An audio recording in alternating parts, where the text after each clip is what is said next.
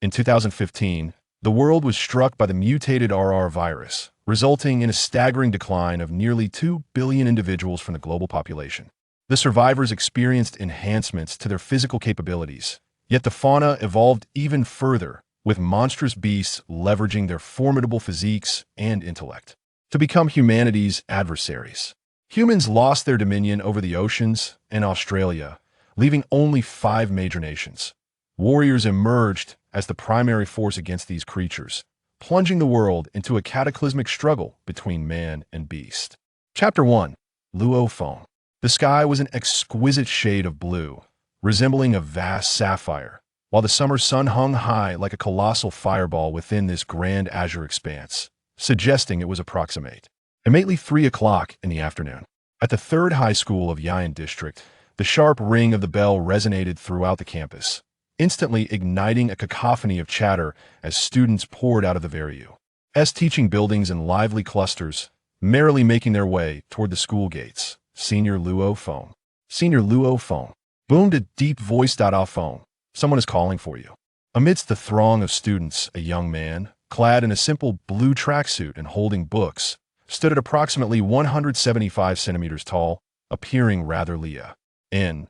He turned with a puzzled expression to see who had called him. It was a boy towering at nearly 190 centimeters, with a physique reminiscent of a mighty bear, Hisa.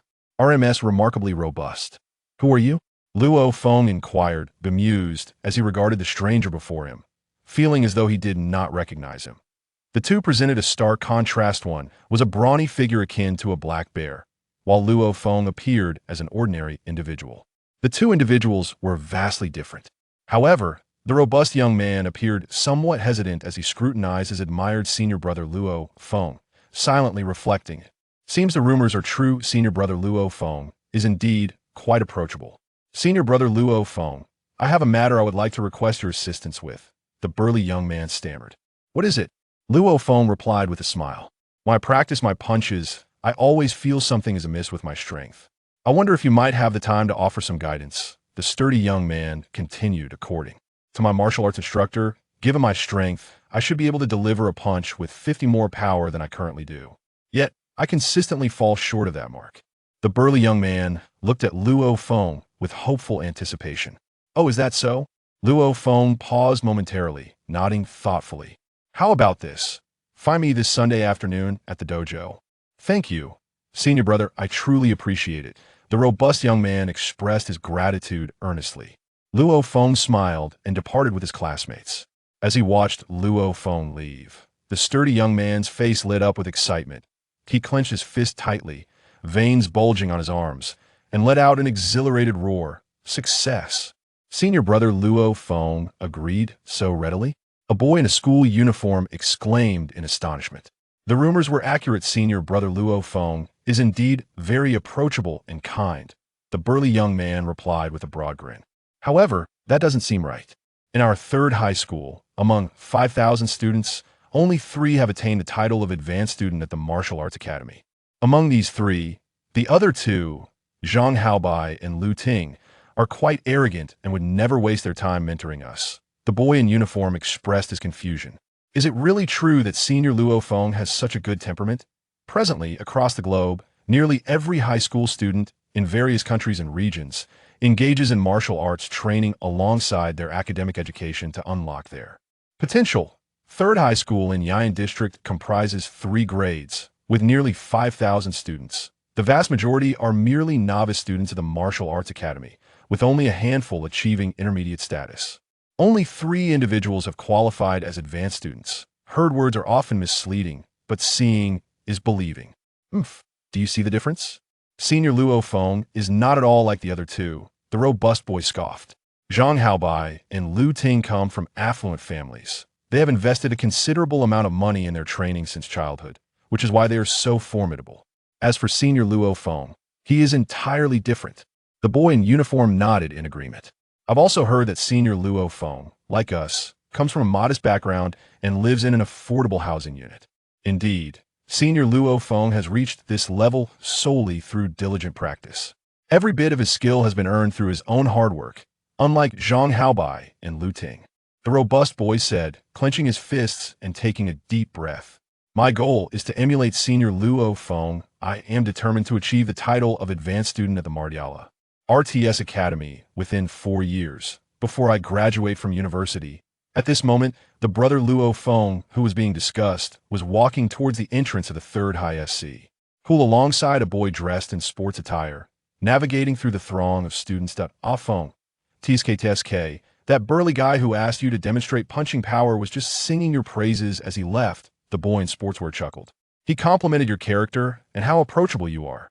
Luo Feng smiled lightly. What's this, Weiwen? Are you feeling a tinge of jealousy? Jealous of you? Weiwen touched his nose and grinned. You must be dreaming. I am merely reflecting on how that burly fellow is oblivious to the true identity of the brother Luo Feng. He admires. I distinctly recall that time on the martial arts arena when he revered brother Luo Feng effortlessly defeated 3 advanced students, leaving them unable to rise. Luo Feng chuckled. That battle was indeed his moment of glory. Weiwen exaggeratedly shook his shoulder and exclaimed, Feng, be gentle. With that one slap, my shoulder feels like it's about to shatter. You're just pretending. Luo Feng rolled his eyes. Weiwen had been his childhood companion, sharing countless memories since their days in short pants. Though not blood brothers, their bond was nearly as strong. From elementary school to middle school and now high school, their friendship had deepened remarkably. Hey, Weiwen suddenly focused ahead. Feng, look, it's the girl you have a crush on. Luo Feng followed his gaze and spotted a girl in the distance, wearing jeans and a light-colored polo shirt, her ponytail swaying as she walked along the roadside. Luo Feng's heart raced slightly. The name flitted through his mind. Su Exent. Harboring a secret infatuation for Su Exent, very few are privy to this sentiment, however. My close friend Wei, one has been aware of it for Qiyu. At some time, merely catching a glimpse of Su Zin's silhouette brings me a sense of fulfillment.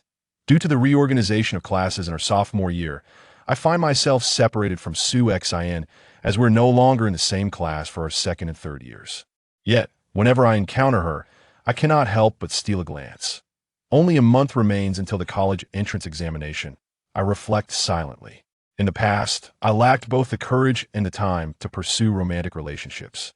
Now, with just a month left, everyone is engrossed in exam preparations, and Su Xin is an exceptionally driven individual. How could she possibly allow herself to be distracted by romance at such a crucial time? Additionally, I cannot afford to lose focus in this final month, otherwise I may regret it for the rest of my life. Perhaps I should simply cherish this unrequited love as a memory. Unrequited love is bittersweet. It has yet to bloom, yet it has already begun to wither. I yearn to keep these feelings tucked away in the depths of my heart. You had the chance to pursue Su Xin, yet you hesitated. Now, with only a month until the exam, you may never see her again, Weiwen remarked, shaking his head. It will be too late for regrets in the future. Weiwen, I replied, shaking my head. Enough of this. I will not allow myself to be distracted by romance until I have earned the title of warrior. My friend, you are truly resolute, Weiwen exclaimed, giving me a thumbs up. The title of warrior.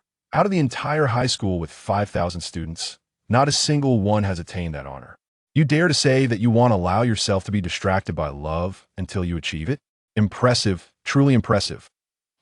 I suddenly caught sight of 5 individuals at the school gate. Zhang Haobai. Among the throng of students at the school gate, 5 individuals stood out conspicuously. The leader, a young man towering at nearly 6 feet tall, donned a pristine white t-shirt and matching trousers, with his well-defined pectoral muscles prominently displayed. Surrounding him were 4 companions, either robustly built or bearing scars on their faces, unmistakably fierce characters. This young man in white was Zhang Haobai, one of the esteemed senior students from the Martial Arts Academy at Yayan District's 3rd High School. Luo Feng. Zhang Haobai cast a glance at Luo Feng, unable to suppress a low grunt of disdain. In the entirety of the high school, if there was one person Zhang Haobai harbored animosity towards, it was undoubtedly Luo Feng.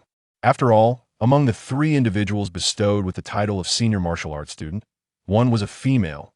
Among the males, only they too held the title of senior martial arts students. Moreover, Zhang Haobai hailed from a wealthy family, whereas Luo Feng came from humble beginnings, residing in subsidized housing in terms of academic performance. Luo Feng consistently outshone Zhang Haobai.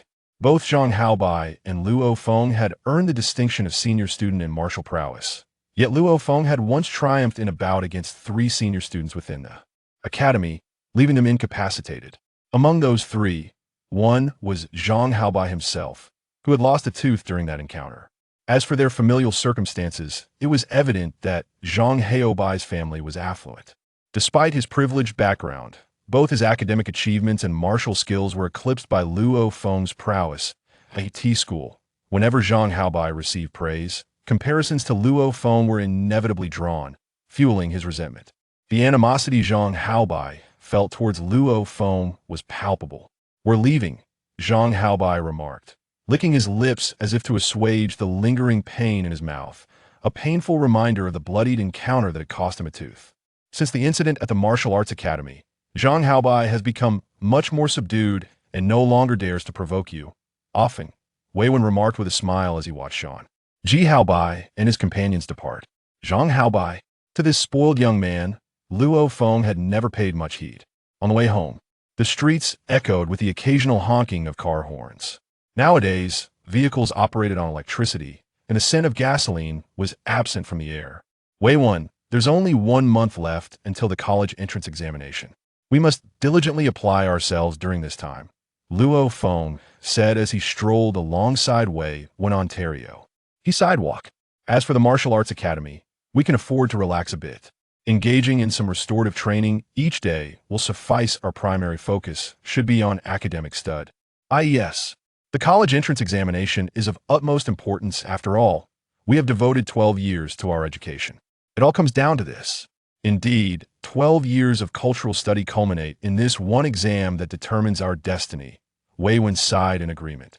The college entrance examination, a solitary bridge crossed by a myriad of contenders. Luo Feng nodded in acknowledgement. His family's financial situation was not particularly favorable. Although he held the title of senior student of the Martial Arts Academy, which would ensure him a position as an elite bodyguard with an annual salary of 200,000 to 300,000, Luo Feng was not content to merely be a bodyguard. At this moment, high above the Yian district, approximately 1,000 meters in the air, a colossal black-crowned golden eagle soared majestically above the urban landscape, its body measuring approximately 20 meters in length, resembling a formidable warplane. Its feathers glimmered with a chilling metallic sheen, while the plumage atop its head was as dark as night, resembling a regal crown. Its razor-sharp talons glimmered in a striking golden hue. With piercing, icy blue eyes, it gazed down upon the human city below, emanating an ominous aura of menace. Boom! The already swift, black-crowned, golden eagle suddenly accelerated, breaking the sound barrier in an instant, reaching a terrifying velocity. Concurrently, a resonant cry erupted from its beak, producing a fearsome sound wave that generated visible shock waves, rapidly spreading outward. At an intersection on Beitian Road in the Yian district, Luo Feng stood alongside Wei Wen, waiting for the traffic light. Suddenly, a piercing cry shattered the air, distinct from the rumble of thunder. While thunder may be loud and deafening, this high-pitched cry was jarring. Luo Feng felt a sharp pain in his eardrums, causing him to wince in discomfort. Numerous pedestrians on the street clutched their ears. It's the call of a bird. Luo Feng instinctively glanced skyward. Luo Feng was taken aback. Amidst the shrill and piercing cacophony, the towering skyscraper across the street reverberated with a deep crack as massive panes of glass began to fracture.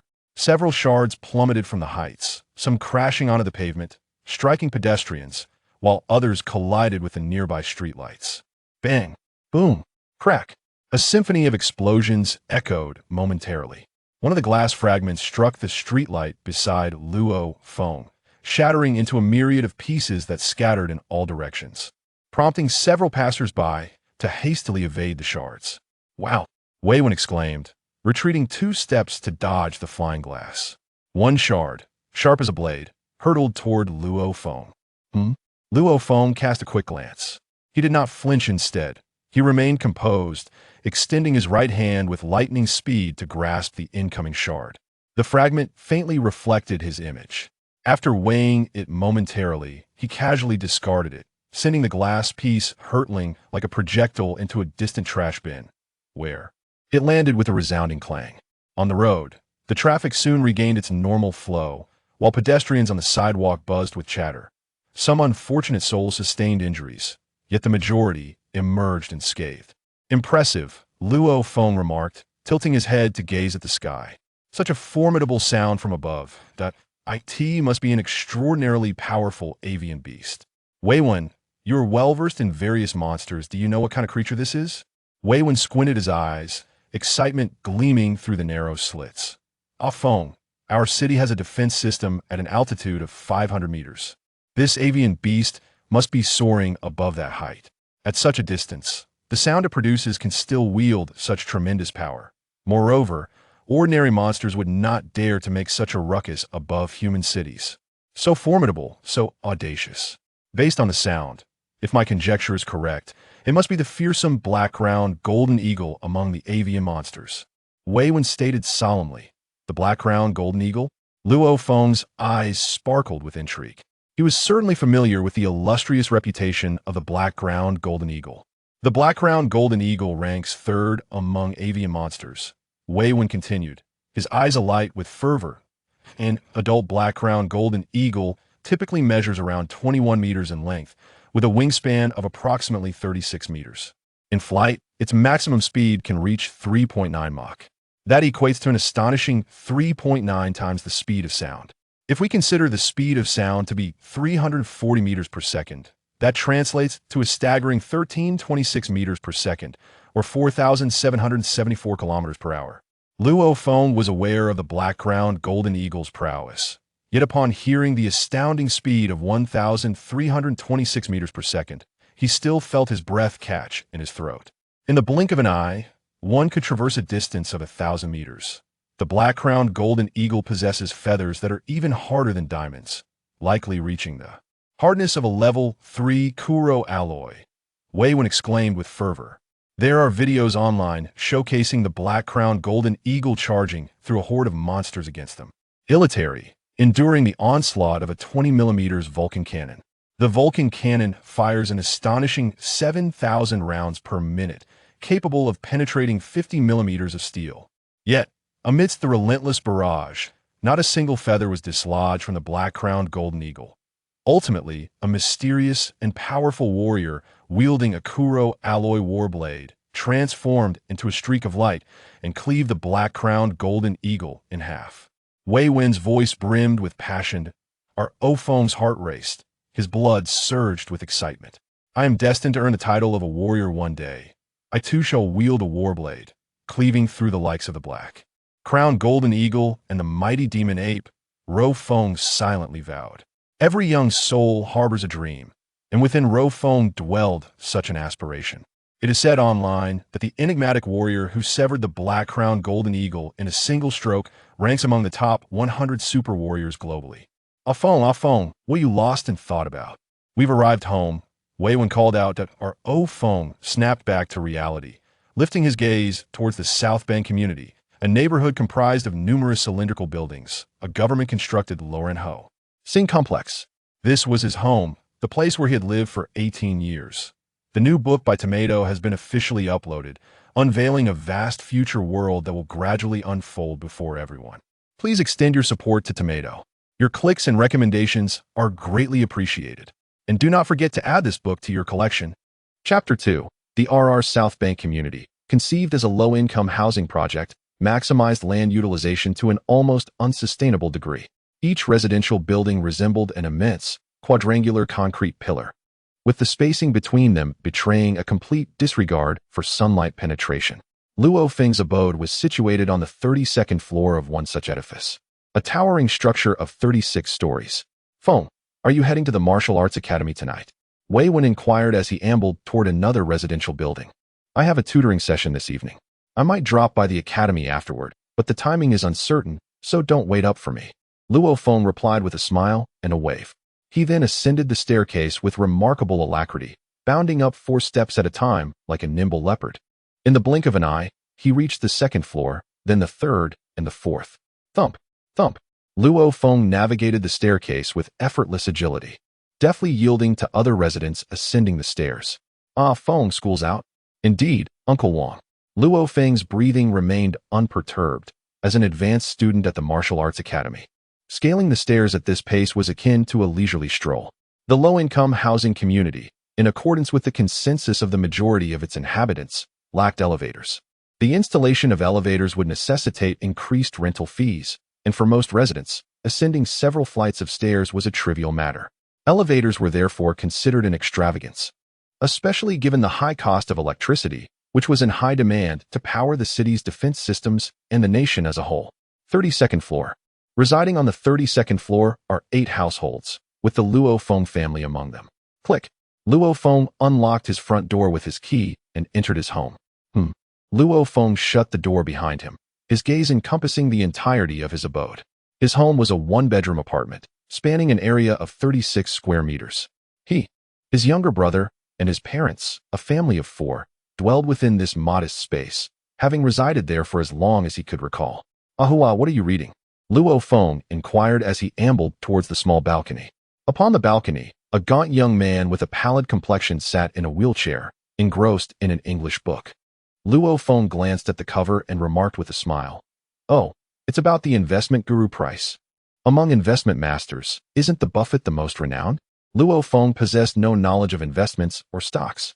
Buffett's approach doesn't quite align with me. Price's theories and philosophies resonate more closely with my own ideas, offering valuable insights. The emaciated youth responded, lifting his gaze to meet Luo Feng's with a faint smile. "Continue with your reading," Luo Feng replied with a smile. Inadvertently, Luo Feng's eyes fell upon his brother's legs, causing a pang of sorrow to pierce his heart. During his childhood, his brother's legs had been crushed by a vehicle, leaving him disabled. For a disabled individual to navigate contemporary society, the challenges are immense. His brother's education was limited to remote online learning due to his physical condition. Prolonged lack of sunlight exposure had rendered his complexion unnaturally pale. Furthermore, his limited social circle had contributed to his introverted nature. Both of my parents earn modest salaries while supporting both me and my younger brother, who bears the additional burden of a disability. Consequently, we are confined to this low-rent accommodation. My brother, due to his condition, has limited interaction with society, making the prospect of finding a partner in the future exceedingly daunting. Who would be willing to marry someone who has lost the use of his legs? I must change the fate of my entire family, Luo Feng silently vowed. Why is it that I harbor feelings for Su Exine, yet have not pursued her or engaged in a romantic relationship? The law permits marriage at the age of 18, which explains why many individuals experience high school romances that culminate in marriage shortly after graduation. Those who do not engage in such relationships during high school are indeed rare. Why have I not? Because I cannot afford to squander time on frivolous pursuits of love. My family is not affluent, nor do I have access to exceptional mentors. I must rely solely on my own efforts. Luo Feng's gaze fell upon the time-worn sofa in the living room, which doubles as a bed. For many years, our family of 4 has lived in this modest one-bedroom apartment. My brother and I occupy the only bedroom. While our parents have spent countless nights on the living room sofa, I am determined to provide my family, especially my parents and brother, with a spacious home, one equipped with an elevator. I long for my parents to experience the comfort of a proper bed and for my brother to no longer struggle with the stairs. The house must feature large floor-to-ceiling windows, allowing sunlight to flood the interior. Thus, he emerged as one of the 3 students among 5,000 at the 3rd high school to attain the title of advanced martial arts student, with the distinction that he is the only one from an ordinary background. The other 2 individuals were scions of affluent families. The water from the faucet flowed continuously, swiftly filling the electric kettle. With a soft click, Luo Feng plugged in the kettle and settled onto the sofa with a history book, diligently memorizing key points from its pages. Suddenly, a beep. The kettle had boiled, prompting Luo Feng to set aside his book and pour water into a thermos, also filling a large plastic cup with hot water to place on the table. In the year 2026, the Battle of Hengzhou unfolded at Hengzhou Lake. Yes, it was indeed 2026. Luo Feng recalled various historical events, excelling particularly in mathematics among the diverse subjects of his education. However, his greatest interest lay in history. Each time he reflected on the events of the 21st century, he was filled with awe. Ahua, Luo Feng approached his younger brother. "Brother, what is it?" asked his brother. Luo Hua, putting down his book. This book contains a total of 139 key points, all of which I have marked. You may quiz me, Luo Feng offered, handing over the history book. Upon hearing this, Luo Hua couldn't help but smile as he accepted it. All right, it's a rare opportunity to test you, brother. Listen carefully. I will pose a question. If you answer incorrectly, it could be quite embarrassing. Go ahead, Luo Feng chuckled, making himself comfortable on the sofa. Who, with singular valor, vanquished the tiger-headed monster by the banks of the Yangtze River, rescuing hundreds of thousands of citizens and successfully relocating them to the Jiangnan base? What was their origin? How old were they at the time of death? And what was the precise state of this occurrence? Luo Hua meticulously flipped through the pages before posing his question. He then pressed further. What was the exact date? In the year 2018, month and day? I believe it's June 18th, Luo Feng stated with a hint of uncertainty. Ah, Luo Feng exclaimed, slapping his forehead and shaking his head with a wry smile. I often mix up the 16th and 18th. Ask again. All right, listen carefully. Second question. His younger brother, Luo Hua, appeared quite animated. In the year 2023 AD, the brothers engaged in a rapid-fire exchange of questions and answers, the time elapsing swiftly. The final question? All right, ask away. Luo Feng focused intently. This question is quite fundamental. Recount the major events of the Great Nirvana period, Luo Hua requested. As epidemic prevention measures were implemented, the contagion was brought under control. However, in January of 2015 AD, the R virus mutated into its most virulent strain, known as the RR virus. Prior iterations of the R virus were transmitted via bodily fluids, with some variants capable of spreading through water, albeit with a short survival time. Yet, this RR virus could be transmitted through bodily fluids, water currents, and, most alarmingly, through the air. Its survival time in the atmosphere reached an astounding 3 hours. Chapter 3. Jiangnan City. Upon its emergence, the RR virus rapidly disseminated across the globe, infecting all life forms that required respiration, be they human, avian, or beast.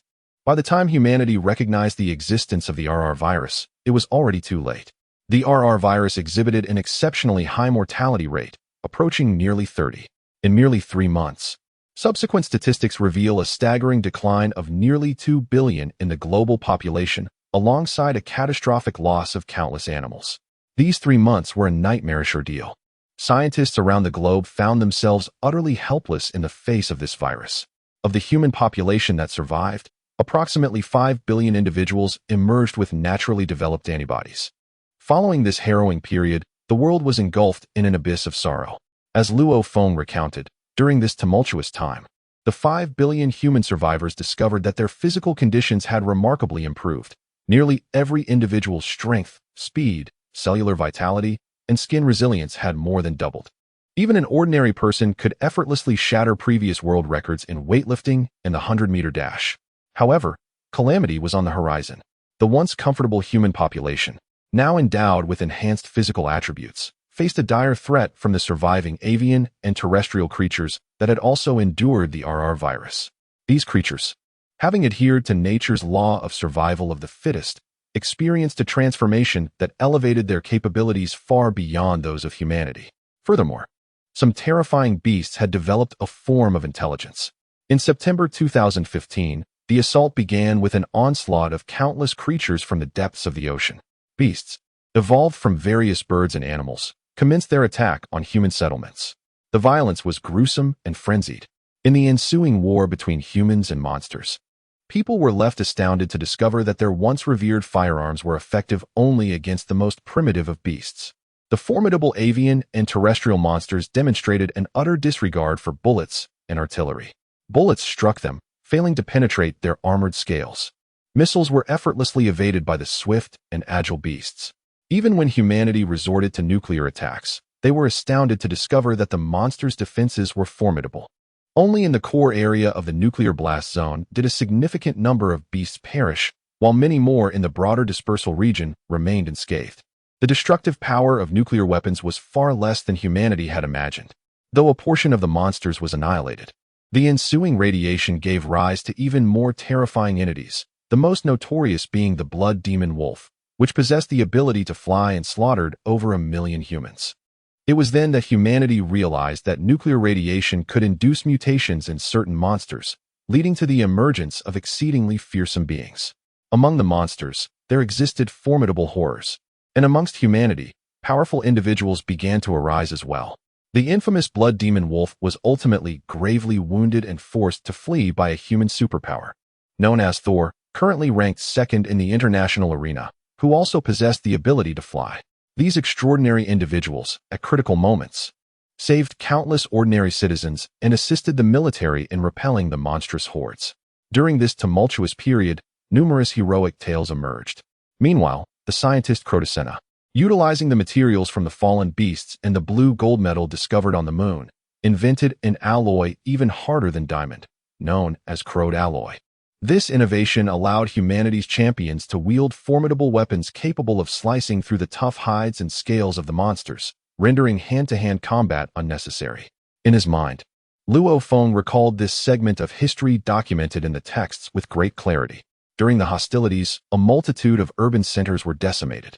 Our great nation of China urgently constructed 6 major strongholds, relocating a significant portion of the populace to these bastions. In terms of formidable individuals, China, along with India, renowned for its ancient yoga traditions, boasted the highest number of superhuman elites.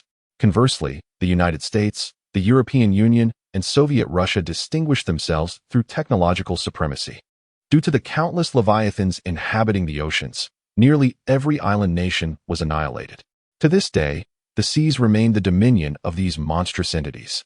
In this war between monsters and humankind, only 5 nations, China, India, the United States, the European Union, and Soviet Russia, managed to safeguard their sovereignty. Other countries were long since fragmented. At this crucial juncture, these 5 major powers formed the nucleus of the global alliance. The allied forces of the global alliance aided in the establishment of numerous human outposts across the globe. The conflict between monsters and humans commenced in September 2015, with the successful development of ultra-high-frequency laser cannons in March 2021, which led to the elimination of over a dozen S-class monsters and 2 SS-class behemoths. The large-scale war between monsters and humans finally drew to a close. Luo Feng sighed with emotion. A full 5.5 years of war. The most terrifying war imaginable. In this conflict, the human death toll approached 1 billion. Only the 5 nations preserved their state systems, while the surviving populations of all other countries were integrated into various human bases, cohabitating together. As of now, humanity holds the advantage on land. However, the oceans teem with far too many monsters, and the seas remain their undisputed territory. The 8 years from 2013 to 2021 mark the era of humanity's great rebirth. Luo Feng reclined on the sofa, speaking slowly. The clock on the wall chimed 5 times, indicating it was already 5 in the afternoon. During the Great Nirvana period, Luo Hua sighed. Brother, to be honest, I find it hard to imagine that before the Great Nirvana, there were over 200 countries and regions worldwide. What was the population then? Merely 7 billion. Some of those small nations were exceedingly tiny. One formidable beast could have easily obliterated them. Luo Feng nodded in agreement. Thus, in the present day, the world comprises 5 major powers and 23 cities. Across the globe, there exist 5 great nations: Huaxia, India, the United States, the European Union, and Russia, alongside 23 human bases formed across South America, Africa, and various other regions, which we refer to as cities. Huaxia alone boasts 6 human bases, corresponding to the 6 prominent cities of today. My home is situated in the Yangzhou city, one of the 8 satellite cities of Jiangnan City, specifically in the Yian district. The population of Jiangnan City approaches 200 million, while Yangzhou City alone houses over 10 million inhabitants. The human base of Jiangnan City primarily arose from the substantial migration of people from the former Jiangsu and Zhejiang provinces, with a portion also originating from Anhui. How distant those days seem. Younger brother Luo Hua glanced at the wall clock, noting that it was now the year 2056. More than 30 years since the Great Nirvana had passed. In today's society, engaging in martial arts training has become an essential pursuit for nearly everyone. Humanity has indeed progressed significantly compared to over 30 years ago. Luo Feng nodded again. Indeed, in these 3 decades, the number of formidable individuals among humanity has increased considerably, and technological advancements have also made notable strides. However, even among the monstrous creatures, formidable entities have emerged. Creak. The door swung open, and a middle-aged couple entered. The middle-aged man's clothes were drenched in sweat, and stained with paint, making him appear quite weary. The middle-aged woman, of modest height, carried a vegetable basket containing an assortment of greens and meats. Dad, Mom, Luo Feng promptly rose to greet them. These were his parents, his father, Luo Honghua, and his mother, Gong Xinlan. Xiao Feng, you're studying. Don't mind me, Luo Honghua said with a smile. Considering his son's upcoming college entrance examination and the paramount importance of his studies. Go quickly and wash up, you're covered in sweat, Gong Xinlan said with a chuckle. Haha. Luo Honghua responded, grabbing a change of clothes and heading to the cramped bathroom that had served the family for years. Gong Xinlan glanced at her two sons and said with a smile, Xiao Feng, Xiao Hua, today Mom will make braised pork for you. That's my favorite. Luo Hua, his younger brother, immediately exclaimed. Luo Feng couldn't help but smile as he watched his mother tie on her apron to prepare dinner. He knew that she always bought groceries after work in the evening to take advantage of the lower prices. Though the produce and meat were not as fresh as in the morning. Luo Feng then turned his gaze toward the bathroom, silently vowing, I will obtain the warrior title as soon as possible. When I do, Mom won't have to buy groceries in the afternoon, and Dad won't have to endure those arduous renovation jobs. Within his heart, Luo Feng perpetually yearned for his parents to repose and serenely bask in the sunlight, savoring delectable cuisine. Xiao Feng, Luo Honghua, Luo Feng's father, having just bathed, approached him. There's something I wish to discuss with you. What is it? Luo Feng inquired, gazing at his father. Luo Honghua smiled gently. It's like this. Xiao Feng, I've refrained from asking about your plans after high school. Would you share them with me? Luo Honghua seldom broached such topics with his son, not wishing to burden him, for he knew of his son's diligence and excellence. Upon hearing this, Gong Xinlan, the mother, slowed her culinary endeavors. The parents were deeply concerned about their son's future prospects. Dad, this is what I'm contemplating, Luo Feng stated directly, given my academic performance. I believe gaining admission to the Jiangnan First Military Academy should pose a significant challenge. Having already attained the title of advanced trainee at the Martial Arts Academy, upon entering Jiangnan First Military Academy, I'll be directly groomed as a military officer. You, Mom and Dad, can directly reside in the military district's family compound. Enlistment in the military is stratified. While the People's Republic of China certainly recruits soldiers, ordinary soldiers do not receive substantial benefits. However, a young individual who is both an advanced trainee at a martial arts academy and capable of gaining admission to the Jiangnan First Military Academy is deemed accomplished in both academics and martial arts. The nation would undoubtedly prioritize their development, directly allocating a residence in the military district's family compound. Housing for officers' families would naturally be 10 or even 100 times superior to this subsidized housing. What if you fail to gain admission to the Jiangnan First Military Academy? Luo Honghua said, Xiao Feng, do not burden yourself with excessive pressure. In Jiangnan City, there are only 2 key military academies. Even if you do not perform well in the college entrance examination and cannot gain admission to the First Military Academy, attending the second one is certainly within your reach. Luo Feng is well aware of his academic standing. He typically scores around 50 points above the undergraduate admission threshold, and for the second military academy, merely meeting the undergraduate line suffices. Nowadays, the college entrance examination does not categorize into first, second, or third tiers. It simply distinguishes between undergraduate and vocational colleges, with a single score line. Those above the undergraduate line are considered undergraduates, while those below are deemed vocational students. At the second military academy, those recognized as advanced trainees in martial arts will also receive officer training, and the benefits will not differ significantly. Luo Feng smiled and remarked, only 2 out of 10 can secure a place in undergraduate programs. However, among high school students, it takes over 1,000 to find one who earns the title of advanced martial arts trainee. Well, as long as you are confident, that's sufficient. But Xiaofeng, do not impose too much pressure on yourself. Your mother and I only wish for a stable life. Luo Honghua nodded slightly. You, my child, indeed place too much pressure on yourself. It's nothing, Luo Feng chuckled. I feel no pressure. Being young means one should possess a bit of vigor. Yet, in his heart, he silently vowed, Mom, Dad, brother, once I finish the college entrance examination, you will soon be able to enjoy a better life. Once I attain the title of warrior, you will no longer need to toil in hardship. Quickly get the bowls and chopsticks. Dinner is ready. Gong Xinlan urged with a smile. All right. Luo Honghua replied cheerfully as he stood to fetch the tableware. The vegetables smelled delightful. Luo Feng lingered by the cooking pot, inhaling the rich aroma of braised pork, while assisting in serving the bowls. His younger brother, Luo Hua, exuberantly exclaimed, tugging at the wheelchair to draw closer to the dining table. The family of four basked in a harmonious atmosphere. Chapter 4. Luo Feng's strength after dinner. Their parents took Luo Hua downstairs for a leisurely stroll, leaving Luo Feng to attend to his tutoring duties. By around 6 in the evening, the sky had nearly succumbed to darkness. This tutoring session was drawing to a close. Luo Feng moved with the agility of a leopard, swiftly navigating through the narrow alleys. Ahead lay a dead end. However, Luo Feng leapt effortlessly, soaring over 2 meters. With his left hand lightly resting on the wall, he exerted a slight force and propelled himself into another alley. The sprint served as a warm-up before his tutoring session. At this moment, Luo Feng maintained a speed of 15 meters per second, equivalent to an impressive 54 kilometers per hour. This velocity was not his utmost limit, yet it sufficed for a proper warm-up. With a deep breath, he reminded himself that the college entrance examination was merely a month away, necessitating a temporary halt to his tutoring. Over the past 6 months, he had earned 20,000 yuan from his tutoring endeavors. It was only last year that he had attained the title of advanced student, a distinction that facilitated his acquisition of a tutoring position, where he instructed a young lad in foundational physical skills.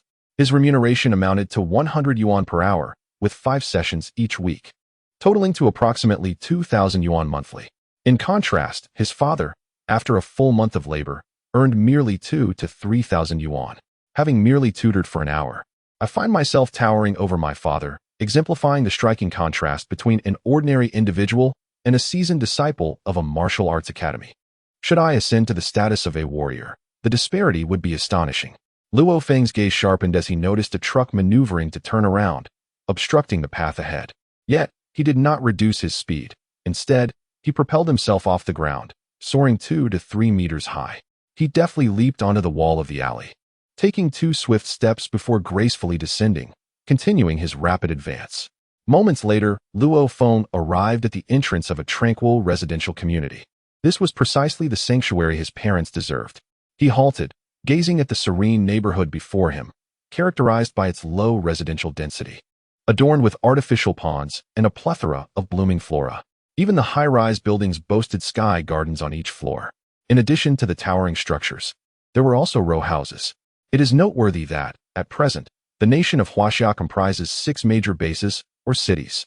Each city hosts a staggering population, with Jiang'an City alone nearing 200 million inhabitants. Consequently, land has become exceedingly scarce. Thus, stacked villas and townhouses are rare and exorbitantly priced. Meanwhile, the more opulent detached villas are subject to substantial luxury taxes. I am headed to Building 18, Apartment 1801, he informed the security guard at the community entrance. Please hold on.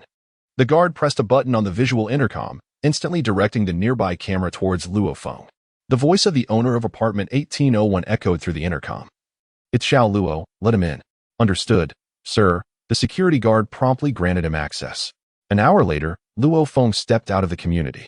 Having concluded his tutoring session, he decided to visit the martial arts school to assess whether his recent training had borne fruit. The Extreme Martial Arts School, the largest of its kind on Earth, was founded by the world's foremost martial artist, Hong. Martial arts schools were scattered across the globe. Upon arriving, Luo Feng scanned his student ID at the entrance and proceeded into the school grounds. The Extreme Martial Arts School loomed like a colossal beast, occupying a space larger than that of a high school. The main entrance was wide enough to accommodate 10 cars side by side. Inside the grounds stood 3 massive silver structures, reminiscent of 3 spacecraft. Senior brother. Greetings, senior brother. Numerous students filled the pathways and lawns within the school, and upon seeing the advanced student ID hanging from Luo Feng's neck, they instantly expressed their respect. The 3 towering buildings housed the teaching facilities for beginner, intermediate, and advanced students, respectively. The first and second floors of the advanced student teaching building contain large lecture halls, each capable of accommodating thousands. In these expansive halls, the instructors delivered their lessons. The total number of students at the Extreme Martial Arts School was approximately 30 to 40,000. One could only enroll at the age of 16, and after turning 30, one was prohibited from continuing their studies to conserve educational resources. Among the advanced students, there were only a few hundred, most of whom were in their 20s. Meanwhile, Luo Feng was a mere 18 years old. Greetings, senior brother. As Luo Feng listened to the respectful calls, he ascended to the third floor of the Advanced Student Training Building, a realm exclusively accessible to advanced students. The expansive martial arts hall on this floor stretched over 100 meters in length and width, currently occupied by a dozen individuals. Madman, you have arrived. Upon entering the large training hall, the advanced students greeted him with enthusiasm. Brother Wang, Brother Yang, Sister Li, Luo Feng called out with a smile. Feeling a warm sense of camaraderie among these elder peers. All of these individuals were over 20 years of age, and Luo Feng was undoubtedly the youngest among them. Naturally, the Advanced Martial Arts Academy in Yayan District boasted more than just these few students, with the total number exceeding 100. However, without instructors present, most individuals were disinclined to attend. Only those from impoverished backgrounds, lacking an alternative training space, would frequent the martial arts hall. In contrast, students from affluent families typically had their own dedicated training rooms. Thus, it was evident that most of these dozen individuals resided in low-rent housing, united by their shared circumstances of poverty, forming a close-knit community. Luo Feng had earned the nickname Madman after his furious victory over 3 affluent students, a feat accomplished in the past. I wonder how much my strength has improved over the past half-month of training. He pondered as he made his way to the corner of the training hall, where the punch power testing machine was located. There were 2 of these machines side by side, essential for assessing the punch power of both intermediate and advanced students, as well as martial artists. Taking a deep breath, he prepared to test his strength. Taking a measured breath, Luo Feng gradually eased himself, achieving a state of complete relaxation. Abruptly, his gaze sharpened as his entire being seemed to surge forth like a languid lion suddenly roused to action. His spine, akin to a taut bowstring, instantaneously tightened. Force generated from his feet traveling through his hips and conveyed via his spine. Luo Feng's right fist, resembling a projectile unleashed, traced an arc before impacting the punching bag of the force-measuring apparatus with a resounding thud. The punching bag quivered intensely, and the digital display of the force-measuring apparatus promptly exhibited the figure 809 kg. Impressive, you madman. Hitting over the 800-kilogram mark, a towering, leanly built man, exceeding 1.9 meters in height, exclaimed with a clapping gesture. A ghastly scar adorned the man's face. Brother Yang, Luo Feng greeted with a smile. Still a ways to go compared to you, Brother Yang. Could you kindly activate the speed testing device? Brother Yang, whose given name was Yang Wu, ranked among the top 3 senior trainees at the Dojo of Limits. He was only slightly deficient in speed. Otherwise, he would have cleared the preliminary martial warrior assessment long ago. To become a martial warrior, senior trainees are required to pass 2 assessments. The first is the Martial Warrior Physical Fitness Assessment, also referred to as the Preliminary Martial Warrior Assessment. Successful completion signifies that one's physical attributes meet the criteria for becoming a martial warrior, at which point one is considered a preliminary martial warrior. The second assessment is the Martial Warrior Combat Assessment. Mere physical prowess does not qualify one to be a martial warrior. Only by triumphing in actual combat encounters with monsters can one earn the title of martial warrior. Testing speed, are we? Very well. With a smile, Yang Wu ambled over to the adjacent track, activating the velocity assessment device. Click. The speed evaluator sprang to life, its lens aglow. Huff, huff. Luo Feng regulated his respiration, positioning himself on the track, which spanned 60 meters. The section nearest the velocity assessment device marked the zone of measurement. Luo Feng exerted himself with sudden vigor. Whoosh. Almost instantaneously, Luo Feng accelerated to his maximum velocity, his legs propelling him forward with potent force, generating a robust impetus. He resembled an arrow unleashed from its bow, swiftly darting along the track, accompanied by a gust of wind. With a swoosh, Luo Feng traversed the velocity assessment area. Subsequently, Luo Feng decelerated naturally, coming to a halt. What's the reading? Luo Feng queried, approaching with a smile. Remarkable, you've improved since last time. Not bad at all, Yang exclaimed, casting an astonished gaze at the figures displayed on the velocity assessment device's screen. Take a look for yourself. Luo Feng advanced to inspect the screen, where the number 23.8 was displayed. Acceptable. Inwardly, Luo Feng wasn't particularly elated. The physical aptitude assessment for martial artists, otherwise known as the pre-martial artist assessment, encompassed 3 evaluations: strength, punching force, velocity, and neural response. In terms of neural response, Luo Feng possessed a natural aptitude, having nearly met the requisite standards for a martial artist. However, concerning strength, punching force, The passing threshold for the pre-martial artist assessment was 900 kilograms. As for velocity, the qualifying benchmark for the pre-martial artist assessment was 25 meters per second, equivalent to completing 100 meters in 4 seconds.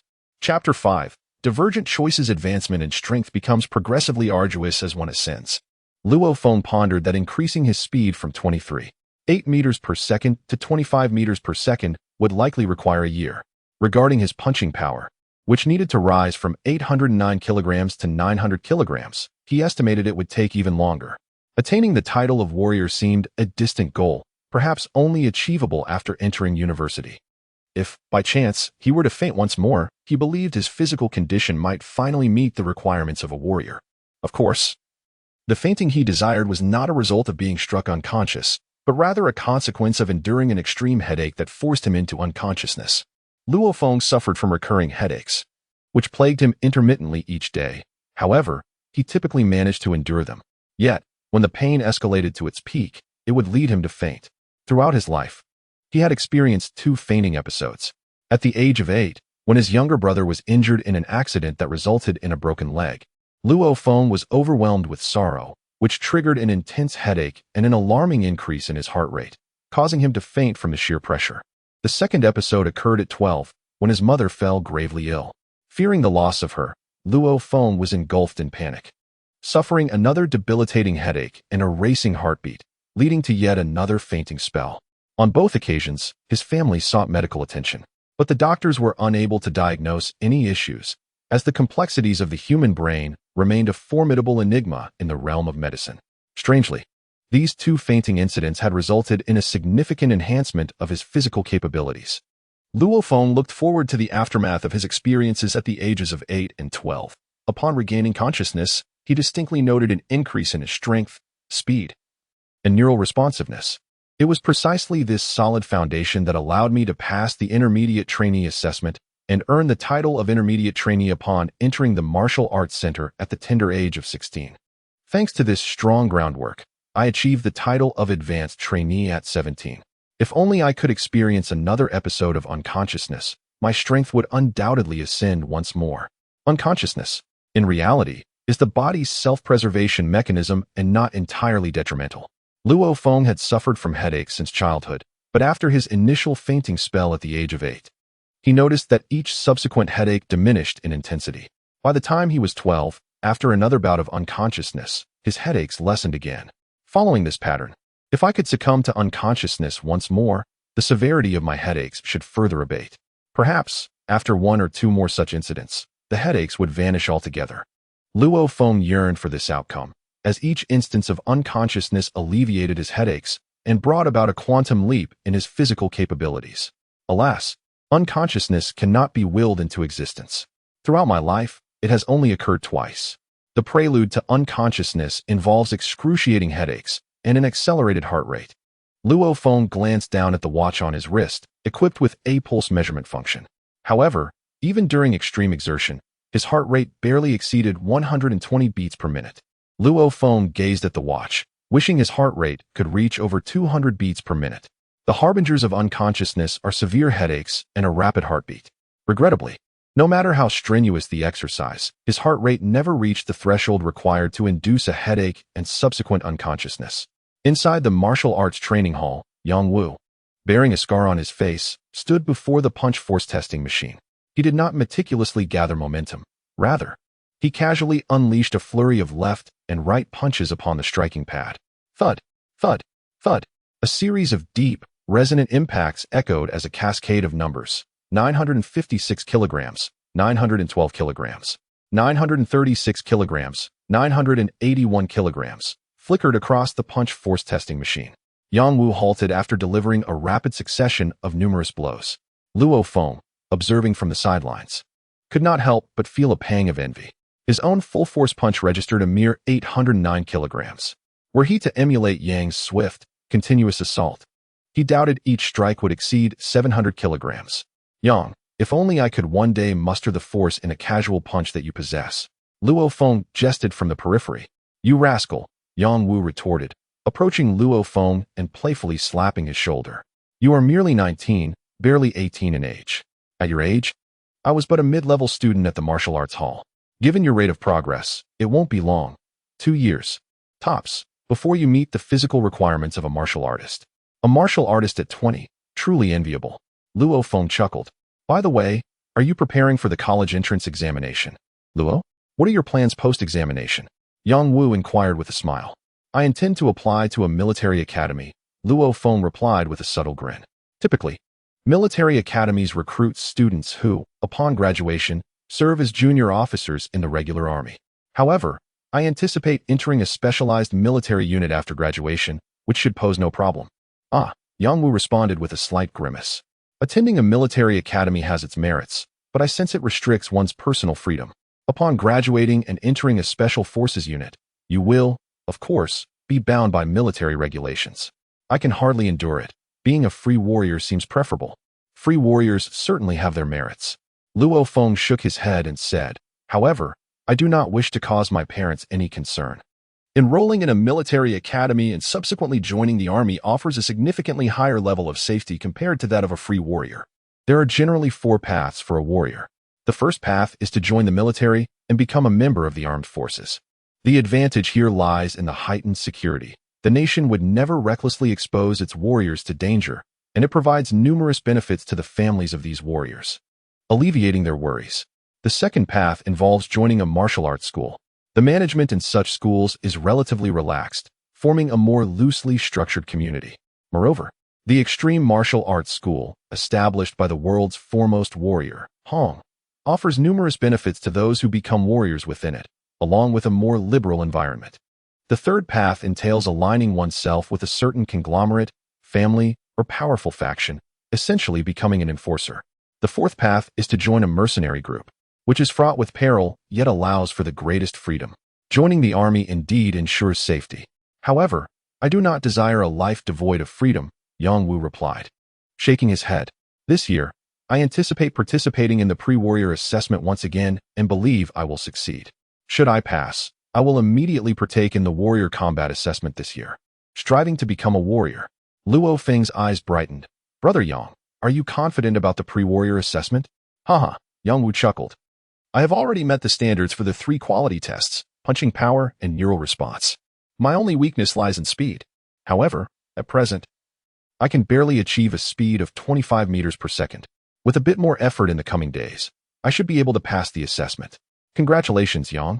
Luo Feng felt genuinely pleased for Yang, who had dedicated many years in pursuit of becoming a martial artist. Yang, now that you have become a martial artist, what do you plan to do? Naturally, I intend to join the Extreme Martial Arts Academy. Yang Wu smiled, noting the academy's lenient structure and its global presence, which offers numerous opportunities for mentorship from seasoned martial artists, greatly benefiting personal development. Moreover, I can rest whenever I wish or venture out to hunt monsters at my leisure. Such freedom is exhilarating. Luo Feng nodded in agreement. You are quite the wild one. Yang Wu regarded Luo Feng, recognizing a certain madness within him. He believed he was well suited for the path of a free martial artist. Joining the academy offers such freedom? Furthermore, the Extreme Martial Arts Academy would provide us with invaluable support. Luo Feng felt a twinge of hesitation. Observing this, Yang Wu smiled and shook his head. My friend, free martial artists frequently face life and death situations, honing their skills in perilous circumstances. While this path is indeed fraught with danger, it is precisely through such encounters that one's strength progresses most rapidly. Just look around. In every corner, the majority of the strongest martial artists are free martial artists. As night fell and the streetlights illuminated the path, Luo Feng walked alone on the sidewalk after leaving the Extreme Martial Arts Academy, reflecting on Yang Wu's words, which had indeed left a significant impact. In truth, there are 2 paths suited for me, Luo Feng mused silently. One is to enter a military academy, graduate smoothly, and subsequently join a special forces unit. The other is to become a martial artist. Joining the Extreme Martial Arts School and becoming a warrior under its banner would grant me the freedom to hunt monsters at will. There are 2 paths before me. The first is entering a military academy, which offers a high level of safety and excellent benefits for my family. Even in the event of my demise in battle, the nation would take care of my loved ones. The second path is to become a free warrior, engaging in life and death combat that accelerates my growth and strength. The hunting of monsters could also yield substantial financial rewards, bringing in wealth swiftly. However, this path is fraught with danger. While it offers rapid improvement and freedom, the peril remains its sole drawback. I find myself in deep contemplation, having pondered this dilemma throughout my senior year. My parents have but 2 sons. My younger brother is already disabled. If I were to pursue the life of a free warrior and meet my end in the brutal struggle, what would become of my parents in their later years? My brother requires care, and with my parents aging, my demise would leave them in a precarious situation. Perhaps I should consider the military academy. If I were to join the special forces in the future, I could learn military martial arts, which, when combined with the extreme martial arts I have studied, would undoubtedly enhance my capabilities further. Moreover, within the military, I could still hone my skills. And should I fall in battle as a warrior, the nation would provide my parents with a monthly pension. Reflecting on my parents' perspective, I ultimately choose to pursue the military academy. However, admission is not a mere matter of desire. I must achieve sufficiently high academic scores, all of which hinges on the upcoming college entrance examination in June. Chapter 6. The college entrance examination in the month preceding the examination. I devoted nearly all my energy to my studies. As the revision progressed and mock examinations were undertaken, Luo Feng's confidence in the National Higher Education Entrance Examination burgeoned. He was virtually assured of gaining admission to Jiangnan First Military Academy. Such were Luo Feng's innermost thoughts. The 7th of June marked the commencement of the National Higher Education Entrance Examination. In the People's Republic of China, the examination spanned 3 days, from June 7th to 9th, mirroring the schedule prior to the Great Nirvana period. Yayan District No. 1 High School. According to the examination venue arrangements, Luo Feng, a student of No. 3 High School, was to sit for the examination at No. 1 High School. My dear, give it your best shot. Rest assured, father. Tian, don't place undue pressure upon yourself.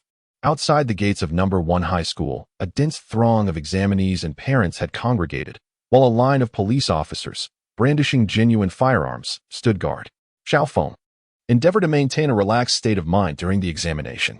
Even if you don't gain entry to the first military academy, our family would be content with the second military academy. Take it easy. Luo Honghua, Luo Feng's father, said with a cheerful countenance. Yes. Luo Feng replied with a smile and a nod. Amidst the blare of car horns, a sleek, ebony Mercedes-Benz S600, exuding an aura of aristocratic refinement, glided towards the entrance of No. 1 High School, escorted by a phalanx of police motorcycles. The surrounding examinees and parents promptly made way, their gazes fixated upon the vehicle. The cutting-edge Mercedes-Benz S600 could accelerate to 100 km per hour in a mere 1.6 seconds, attaining a maximum velocity of 500 km per hour. However, these performance metrics were of secondary importance. As a brand that had endured since the Great Nirvana period, the Mercedes-Benz S600 was most alluring for its rich historical legacy. 3 individuals emerged from a sleek Mercedes-Benz S600, engaging in light-hearted conversation as they approached the school entrance. The bald man on the left was none other than Director Zhang of the Yayan District Police Department. To the right stood Director Liu from the Education Bureau. The figure in the middle was undoubtedly the martial artist responsible for overseeing the safety of the examination venue. Outside the examination hall, a multitude of parents and candidates were engaged in fervent discussion, with the majority of their attention focused on the central figure, their gazes imbued with excitement, admiration, and curiosity. The ongoing struggle between humanity and monstrous entities persisted, with ordinary citizens prohibited from venturing beyond the city limits. In contrast, martial artists were the valiant few capable of confronting these beasts in one-on-one combat. Society held immense gratitude towards these warriors for their significant contributions, fostering a deep sense of reverence among the populace. Martial artists occupied a distinguished place within the human community. They were revered as paragons of strength. Father, Luo Honghua, also regarded the martial artist with respect, as it was customary for the role of safety supervisor during the college entrance examination to be entrusted to such a figure. Luo Feng's gaze fell upon the martial artist, whose presence elicited a palpable sense of unease. His eyes resembled those of a venomous serpent, cold and unyielding, as he maintained a stoic demeanor. In the presence of Director Zhang and Director Liu, this martial artist responded with only the occasional nod, seemingly indifferent to their attempts at conversation. In the not-so-distant future, I too shall earn the title of martial artist, Luo Feng silently vowed. As the gates of Kaka First High School slowly swung open, A wave of sound surged forth. Luo Feng smiled and nodded in acknowledgement. Brother, seated in his wheelchair. Luo Hua, Luo Feng's younger brother, raised his fist in encouragement, a gentle smile gracing his lips. Give it your all, he urged. Luo Feng returned the gesture, mirroring his brother's uplift. Subsequently, Luo Feng turned and mingled with the throng of examinees, each undergoing scrutiny before gaining entry through the school gates. Within the examination hall, candidates placed their examination permits and identification cards on the upper right corner of their desks for the invigilator's inspection as the test papers were distributed. 2056 Jiangnan City College Entrance Examination, Science Paper A was emblazoned clearly at the top of the document. The first session was dedicated to the science examination. Gazing upon the paper before him, Luo Feng's eyes scanned its contents, briefly noting the final, more substantial questions. A sense of familiarity washed over him. The questions did not appear overly challenging. If the questions aren't too difficult, he mused, it will be harder to leverage my strengths in science. I must proceed with caution and diligence, ensuring I don't lose marks on what I know. Without delay, Luo Feng immersed himself in the task at hand. The college entrance examination comprised 3 sessions: a science examination, an arts examination, and a mathematics examination. Each subject was worth 250 points, culminating in a total score of 750. The science examination encompassed physics, chemistry, and biology. The arts examination integrated language and literature, history, politics, and geography. The mathematics examination, of course, focused solely on mathematics. In the wake of the Great Nirvana period, particularly amidst the relentless conflict between humans and monsters, humanity fervently pursued advancements in technology and martial arts. This underscored the paramount importance of mathematics. Anyone aspiring to achieve significant breakthroughs in fields such as computing, biology, or physics required a robust foundation in mathematics. Consequently, mathematics assumed an elevated position within cultural education. Luo Feng, while somewhat lacking in the humanities, possesses a significant advantage in mathematics. On June 7th, the science examination takes place, followed by the humanities examination on June 8th. In the blink of an eye, it is now June 9th. Within the examination hall, the mathematics papers have just been distributed. This is the sole mathematics test. Luo Feng takes a deep breath. The science paper is not particularly difficult, and he believes he has performed adequately. He is confident that his performance in the humanities examination will also be satisfactory. Thus, he anticipates that both his science and humanities scores will fall within the realm of his usual capabilities. As for the mathematics exam, as long as he does not deviate too much from his norm, he is certain he will secure a place in the prestigious Jiangnan Military Academy. He motivates himself with determination and begins to tackle the questions. The atmosphere in the examination hall is one of silence, with many candidates furrowing their brows, clearly struggling with the challenging questions. Each year, the mathematics portion of the Gaokao tends to present considerable difficulty, as it is designed to select future talents in scientific research. Indeed, the questions are quite demanding, even more so than in previous years. However, the greater the challenge, the better. If the questions are straightforward, those with lesser mathematical skills might still achieve a score of 220, while Luo Feng could merely reach 230, leaving him with a marginal advantage. Conversely, if the questions are arduous, he might only score 210, whereas those less adept may score a mere 150, thus enhancing his advantage considerably. Suddenly, a sharp crack resounds through the hall. The invigilator's attention is immediately drawn to a candidate who has audibly snapped his ballpoint pen in frustration. This student, clearly distressed, bites his lip and fixates intently on his paper, evidently overwhelmed by the difficulty of the mathematics problems. After discarding the broken pen, he retrieves another and resumes his efforts on the examination. Judging by the countenances of the examinees, the proctor surmised that this year's mathematics examination was proving to be exceedingly challenging. Indeed, nearly every individual in the examination hall was furrowing their brow in deep contemplation, with many students brought to the verge of tears by their frustration.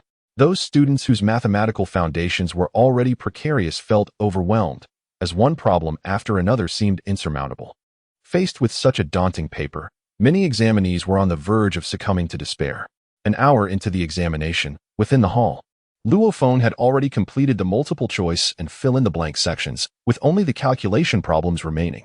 In a mathematics paper, the combined score of the multiple choice and fill-in-the-blank questions typically amounts to 90 points. The calculation problems, however, consist of 5 substantial questions, carrying a total of 160 points. After all, it is through complex calculation problems that a student's mathematical prowess can be more effectively assessed. Indeed, these are quite challenging. I couldn't solve 2 of the fill-in-the-blank questions, Luo Feng mused, taking a deep breath. Now, the calculation problems. These are the key to securing a high score. Successfully solving one more problem could mean a difference of 30 or 40 points. Among the 5 major calculation problems, the first 4 were each worth 30 points, while the final problem was valued at 40 points. Luo Feng encountered an obstacle right at the first calculation problem. He tirelessly computed and deliberated on the scratch paper. By slightly transforming this and reversing the process, wouldn't it convert into the required equation? Luo Feng's eyes lit up, and he swiftly and fluently wrote out the complete solution to the first problem, then meticulously reviewed it. Yes, the first problem is successfully solved. As Luo Feng glanced at the watch adorning his left wrist, a jolt of alarm surged through him. Had he truly spent 20 minutes on the first question? He needed to expedite his pace. Lowering his gaze to the second problem, he initially perceived it as straightforward and promptly began calculations on a scrap of paper. However, something felt amiss. Luo Feng quickly realized that his approach was fundamentally flawed, prompting him to furrow his brow in contemplation. As time slipped away, he delved deeper into the intricacies of the question. Yes, this seemed plausible. Yet, how should he validate the subsequent proof? His mind raced, desperately seeking clarity. Speed was of the essence. He could not afford to squander precious moments on this question. How could he possibly demonstrate it? Anxiety gnawed at him. Meanwhile, the pulse reading on his left wristwatch began to escalate. 120, 125, 130, 140, 150. He was so close. The proof was nearly within reach. And 30 points were tantalizingly close. What was he missing? His impatience mounted. Time management was crucial during examinations, yet the weight of each mathematical problem loomed heavily. Every candidate aspired to excel, and mistakes in significant math questions could prove detrimental. Immersed in the challenges before him, Luo Feng remained oblivious to the rising numbers on his watch. 160, 170, 180.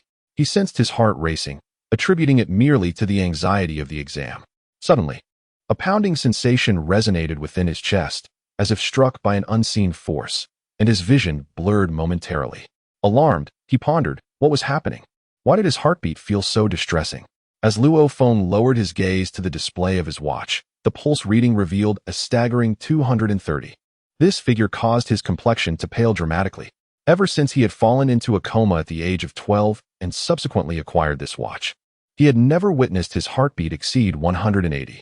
A wave of discomfort washed over him, as it felt as though his heart might leap from his chest.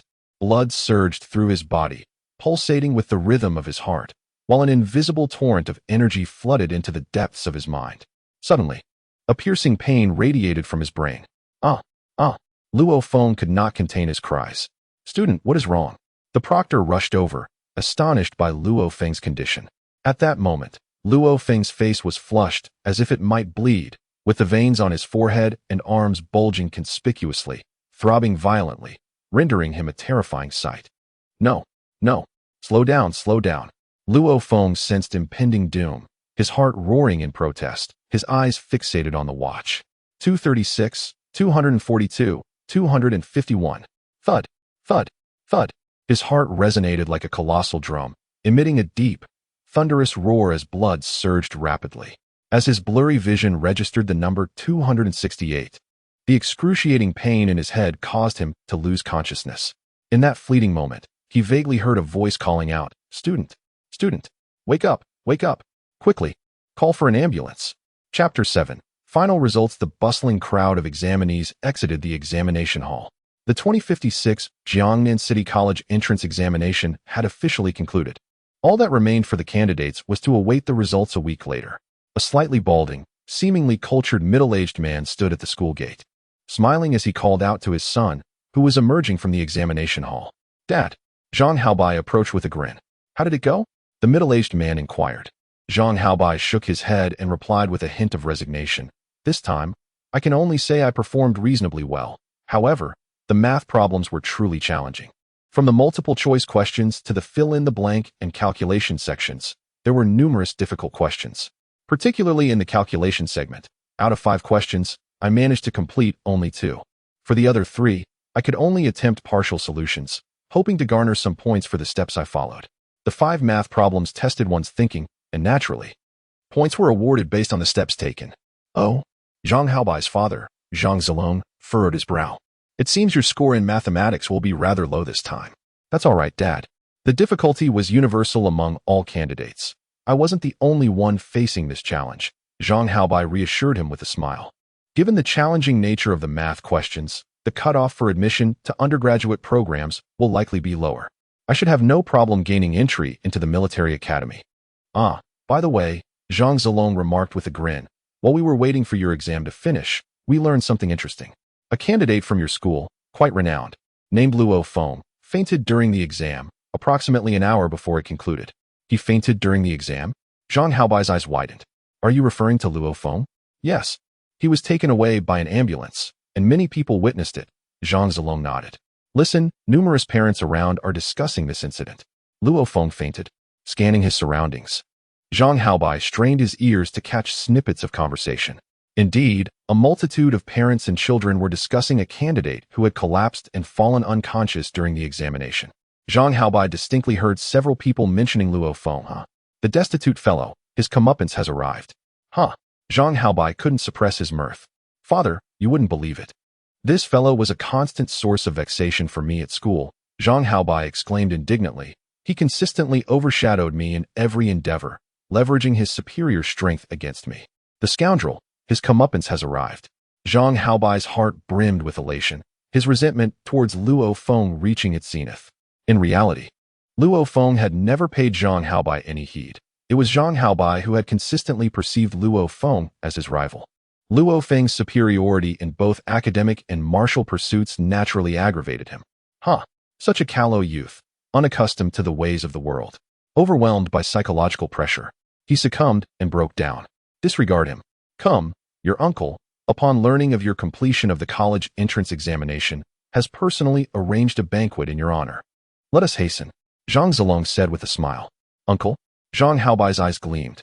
The reason their Zhang family could be considered affluent in the Yian district was due to his uncle, for his uncle was a martial artist. Impossible, absolutely impossible. Wei Wen, having just emerged from the examination hall, grew agitated before his parents. How could Ah Feng possibly faint in the examination hall? He succumbed to tension and lost consciousness? Unlikely. If nothing else, Ah Feng's psychological resilience was lauded by the instructors at the Limit Martial Arts Hall. Wei Wen and Luo Feng were closer than blood brothers. Is there any doubt about it, Wen? We witnessed it ourselves. Luo Feng's father and his wheelchair-bound brother were in such a hurry that they rushed to the hospital together. Mr. Wei said, Hospital? It must be the nearest one. Dad, Mom, I'm going to see Luo Feng first. We'll have lunch later. Without further ado, Wei Wen handed his exam materials to his parents and dashed towards the hospital. Inside the Yian District People's Hospital, Luo Feng was forcing a smile as he accompanied his father and brother out of the hospital lobby. Both Luo Honghua and Luo Hua were concerned that Luo Feng might be too distraught. Luo Feng. Luo Feng. A voice echoed from afar. Luo Feng looked up and saw a figure sprinting towards the hospital entrance. It was his close friend, Wei Wen. Seeing Wei Wen rushing over, his clothes drenched in sweat, Luo Feng was touched. A thought then occurred to him, and he inquired, 1. How difficult were the last 3 calculation problems on the math exam? He hadn't had time to attempt them, and if they were exceptionally challenging, beyond the grasp of most students, there might still be hope for his score. Quite difficult, Wei Wen affirmed. This year's math questions were exceptionally hard. There were 5 calculation problems. Only the 3rd seemed somewhat manageable. The other 4 were very challenging. That's a relief, Luo Feng thought, breathing a sigh of relief. There was still a glimmer of hope for him. On the evening of June 16th, after the Gaokao, at 8 p.m., the exam results could be accessed via phone or online. The cutoff score for undergraduate admissions would also be released simultaneously. June 16th, a little after 7 p.m. In the confines of Luo Feng's home, within the shared room of the Luo brothers, only Luo Feng occupied the space. The door was firmly shut as he sat before his laptop, his hand repeatedly clicking the mouse to refresh the web page. The results of the college entrance examination were slated to be released at 8 in the evening, yet it was common for the announcement to occur slightly earlier. This time, he feared he might not gain admission to the prestigious Jiangnan Military Academy. Nevertheless, he had completed the selection questions, fill in the blank items. and the first two problems of the mathematics exam.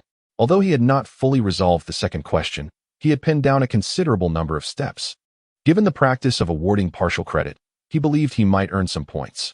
Luo Feng contemplated that if fortune favored him, he could score over 120 in mathematics. He hoped that his performance in both the liberal arts and sciences had been consistent. If luck was on his side, he should meet the threshold for undergraduate admission. Achieving this benchmark would grant him access to the second military academy.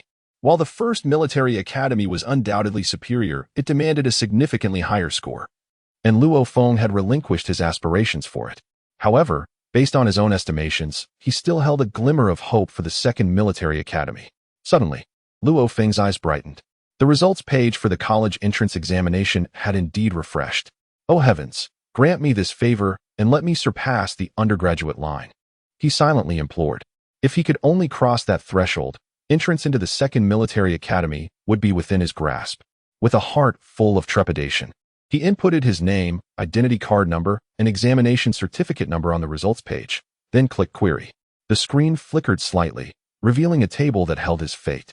Candidate, Luo Feng, gender, male, ID number, 4261232038060833211, examination number, 587864356789076, liberal arts, 216 science, 223 mathematics, 118 total score, 557 undergraduate cutoff, 561 chapter 8, 2 warriors, a score of 557. With the undergraduate cutoff at 561, Luo Feng inhaled deeply. A mere 4 points shy. Just because of this negligible difference, his aspiration of attending a military academy was dashed. 12 years of academic pursuit culminated in this outcome. Yet, the inability to attend a military academy is not the end. Luo Feng's gaze sharpened as he executed a swift, knife-hand strike, the air convulsing in response to the rapid motion, generating a palpable gust of wind. This recent period of unconsciousness has significantly augmented my strength. Conceivably, my current physical attributes have ascended to the level of a martial artist. I might now be capable of passing the pre-martial artist assessment. Even if I fall short, the margin should be minimal. With diligent training for a month or two, I should be able to clear the pre-martial artist assessment. Luo Feng possesses remarkable adaptability. While the underwhelming Gaokao results dealt a significant blow, the enhancement in his physical prowess stemming from the unconsciousness has instilled a newfound confidence within him. After all, the standing of a martial artist far surpasses that of a military academy graduate. Click.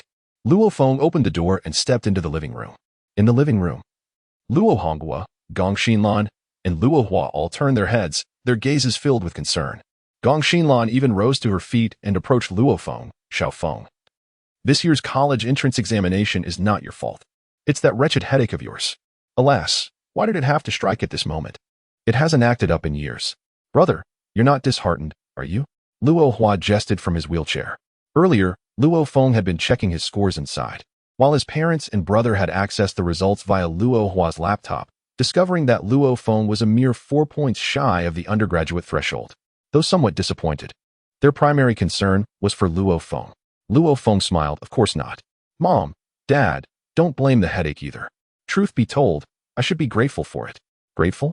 Luo Honghua, Gong Xinlan, and Luo Hua exchanged bewildered glances. The college entrance examination was a pivotal moment in life, and Luo Feng's performance had been marred by this headache. How could he be grateful for it? Mom, Dad, Ahua, Luo Feng said with a faint smile, I fainted twice as a child due to headaches. Each time I awoke, I felt significantly stronger and faster. It's the same this time. I can sense that my physical fitness has improved dramatically, likely enough to pass the quasi-warrior assessment. What? Luo Honghua, Gong Xinlan, and Luo Hua exchanged glances. Brother, is that really true? Luo Hua couldn't help but ask. Of course, it's true. Elated, Luo Feng offered a gentle smile. Upon successfully navigating the prospective martial artist assessment, one gains eligibility to apply for the martial artist combat examination. I harbor profound confidence in my combat prowess and anticipate ascending to the ranks of a martial artist this very year. This revelation reverberated through his family, his father, Luo Honghua, his mother, Gong Xinlan, and his younger brother, Luo Hua, leaving them utterly astounded. A martial artist? What did that signify? It represented the most transcendent echelon within the human collective, emblematic of privilege, substantial wealth, and an exalted status. Moreover, the myriad benefits bestowed upon the family of a martial artist far surpassed those conferred upon even the most elite graduates of military academies. "Is our family about to produce a martial artist?" Luo Hua exclaimed, unable to contain his excitement. "Haha, brother, I idolize you." "Xiao Feng, this is wonderful," Luo Hong was said, clapping Luo Feng on the shoulder with exuberance. "Becoming a martial artist is truly remarkable. Compared to a martial artist, what does a military academy graduate amount to?" In contemporary society, martial artists command universal admiration and reverence. Witnessing the unbridled joy of his parents and brother, Luo Feng chuckled. "Mom, Dad, I haven't undergone the examination yet, so it's premature to revel in triumph." "An 18-year-old martial artist?" Luo Hua howled with exhilaration. "If my brother genuinely becomes a martial artist at the tender age of 18, that would be utterly extraordinary." The following morning, at the break of dawn, Luo Feng departed from his abode, setting course for the Limit Martial Arts Academy. At this early hour, the surroundings were sparsely populated. Upon entering the academy, Luo Feng observed that the lawns and pathways were occupied by merely 100 or so individuals. To understand that the Martial Arts Academy boasts a staggering number of 30 to 40,000 students. It is during the evening classes that the academy is most bustling with activity. As Luo Feng traversed the pathway, he made his way directly to the Advanced Student Teaching Building. A deep, rumbling sound of air pressure echoed nearby. Curiously, he turned his gaze to find a magnificent, entirely white sports car gracefully entering the academy grounds. Upon closer inspection, Luo Feng could not help but gasp in astonishment. Was that an Aston Martin? Or rather, the latest and most expensive model equipped with flight capabilities, the THR-191? His younger brother, an avid car enthusiast, had previously extolled the virtues of the THR-191 while at home. Indeed, it was an Aston Martin, specifically the 191 model, renowned for its aerial functionality. Within the academy courtyard, what had been a sparse gathering of students was swiftly drawn toward the vehicle, which was valued at a staggering 36 million Huaxia coins. At that moment, the sports car came to a halt at the entrance of the Advanced Student Teaching Building. The door swung open, revealing a man with fiery red hair dressed in loose martial arts attire. His hair was evidently dyed, and he casually surveyed his surroundings, his gaze sweeping over the ordinary martial arts students before momentarily resting on Luo Feng. Without uttering a word, he proceeded directly into the teaching building. A martial artist. Luo Feng's eyes lit up. The intensity of the martial artist's gaze had instilled a sense of pressure in him, one that spoke of a steely resolve forged through countless life and death battles. Had he never encountered this martial artist at the academy before? What purpose could he have for being here? Luo Feng ascended to the third floor of the Advanced Academy's training building, entering the spacious martial arts hall. The hall was utterly vacant. Not a soul was present. It was merely a little past 5 in the morning, and even during the peak hours of the evening, the hall rarely accommodated more than 20 individuals, let alone at this early hour. I must ascertain the extent of my current prowess. Luo Feng approached the punching power testing machine, plugging it in and activating the switch. Then he turned on the speed testing apparatus situated at a distance. Standing before the punching power machine, he declared, "Let us begin." Beep, beep, beep. The machine emitted 3 successive sounds. Luo Feng's eyes gleamed with excitement. Such a sound was unusual for the device, indicating that the punching power had surpassed 1,000 kilograms. What? Luo Feng fixated on the display screen of the machine, which read 1089 kg. So much. A surge of elation coursed through him. The physical standards for a martial artist required a punching power of at least 900 kilograms. Previously, his strength had measured at 809 kilograms, yet now it had skyrocketed to 1,089 kilograms, an astonishing increase of 280 kilograms, far exceeding the qualifying threshold. Aha! With exhilaration, Luo Feng unleashed a flurry of rapid punches, his fist striking with lightning speed, the sound of bang, bang resonating throughout the hall.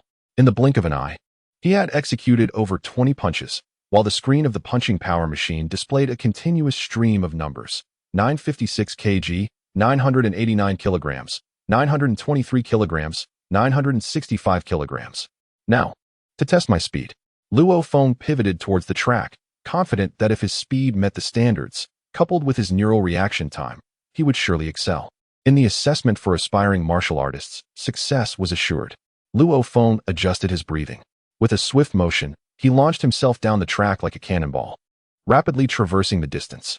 On the fourth floor of the advanced student teaching building, a red-haired man and a middle-aged man with a shaved head were strolling side by side, engaged in light-hearted banter. "Yin Luo, how long has it been since we last met?" The bald man inquired with a smile. "Almost 3 years, if I recall correctly. That once naive young lad has now become quite renowned. I heard you amassed nearly 100 million Earth coins this time." "Huh? My. Seeing you makes me feel old." "Just fortunate, that's all," the red-haired man replied with a chuckle. Suddenly, a faint sound echoed from below. Beep, beep, beep. Both men exchanged surprised glances. The sound emanated from the punch force testing machine, the original model that emitted such a tone upon reaching a force of 1,000 kilograms.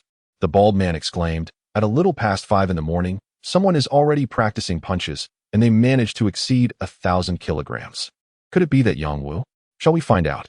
With a swift rush, the two figures, one clad in black and the other in white, transformed into mere phantoms as they raced down the stairs, almost instantaneously arriving at the martial arts training hall on the 3rd floor. Together, the bald man in black and the short-haired man in white gazed into the training hall, where Luo Feng stood poised at the starting line, before launching himself forward. 28.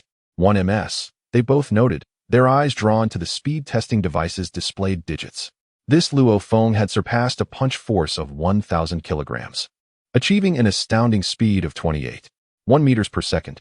The middle-aged man with black hair and a bald head appeared somewhat astonished.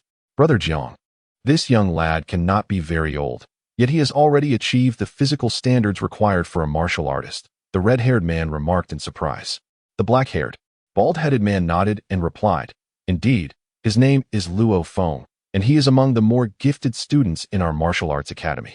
He has just turned 18 this year." 18? So young? The red-haired man's eyes sparkled with intrigue. At that moment, Luo Feng, who had just entered the doorway, was taken aback upon recognizing the two figures. The red-haired man was the martial artist who had arrived in a sports car, while the black-clad, bald-headed man was none other than Jiang Yin, the esteemed head of the Extreme Martial Arts Academy, the most powerful figure there. According to the academy's customs, students referred to him as instructor. "Instructor," Luo Feng greeted respectfully. "Come here," Jiang Yin called with a smile. "I did not expect you to reach the standards of a martial artist so swiftly, Luo Feng. Allow me to introduce you to your senior, Yin Luo." "Yin Luo, I hope it's all right for me to mention his name to you?" "Of course, no problem," Yin Luo replied, observing Luo Feng with approval. "This young lad has achieved the physical standards of a martial artist at such a tender age. Perhaps in the future, our paths may cross." Jiang Yin turned to Luo Feng, smiling as he said, "Luo Feng, being 18 means you must be preparing for this year's college entrance examination, regardless of how you fare. What significance does school hold now? Focus instead on preparing for the martial artist practical assessment. Oh, by the way, on July 1st, you are to visit the Extreme Club in Yangzhou City for the pre-martial artist assessment. With your current abilities, passing should pose no challenge." "College entrance examination?" Yin Luo chuckled, advising against the perceived futility of attending university. He emphasized the importance of dedicating oneself entirely to one's innate talents, particularly in the realm of martial arts. He urged the young man to focus his energies on this path, suggesting that becoming a martial artist and joining the Limitless Martial Hall would be a promising endeavor. These two martial artists, of considerable eminence, held societal elites in disregard. However, they harbored great expectations for Luo Feng, who was on the cusp of joining their ranks at a tender age. Jiang Yin concurred with Yin Luo's sentiment, earnestly addressing Luo Feng. He acknowledged the young man's rapid progress, noting that he was the fastest improving member of the Yian District Limitless Martial Hall.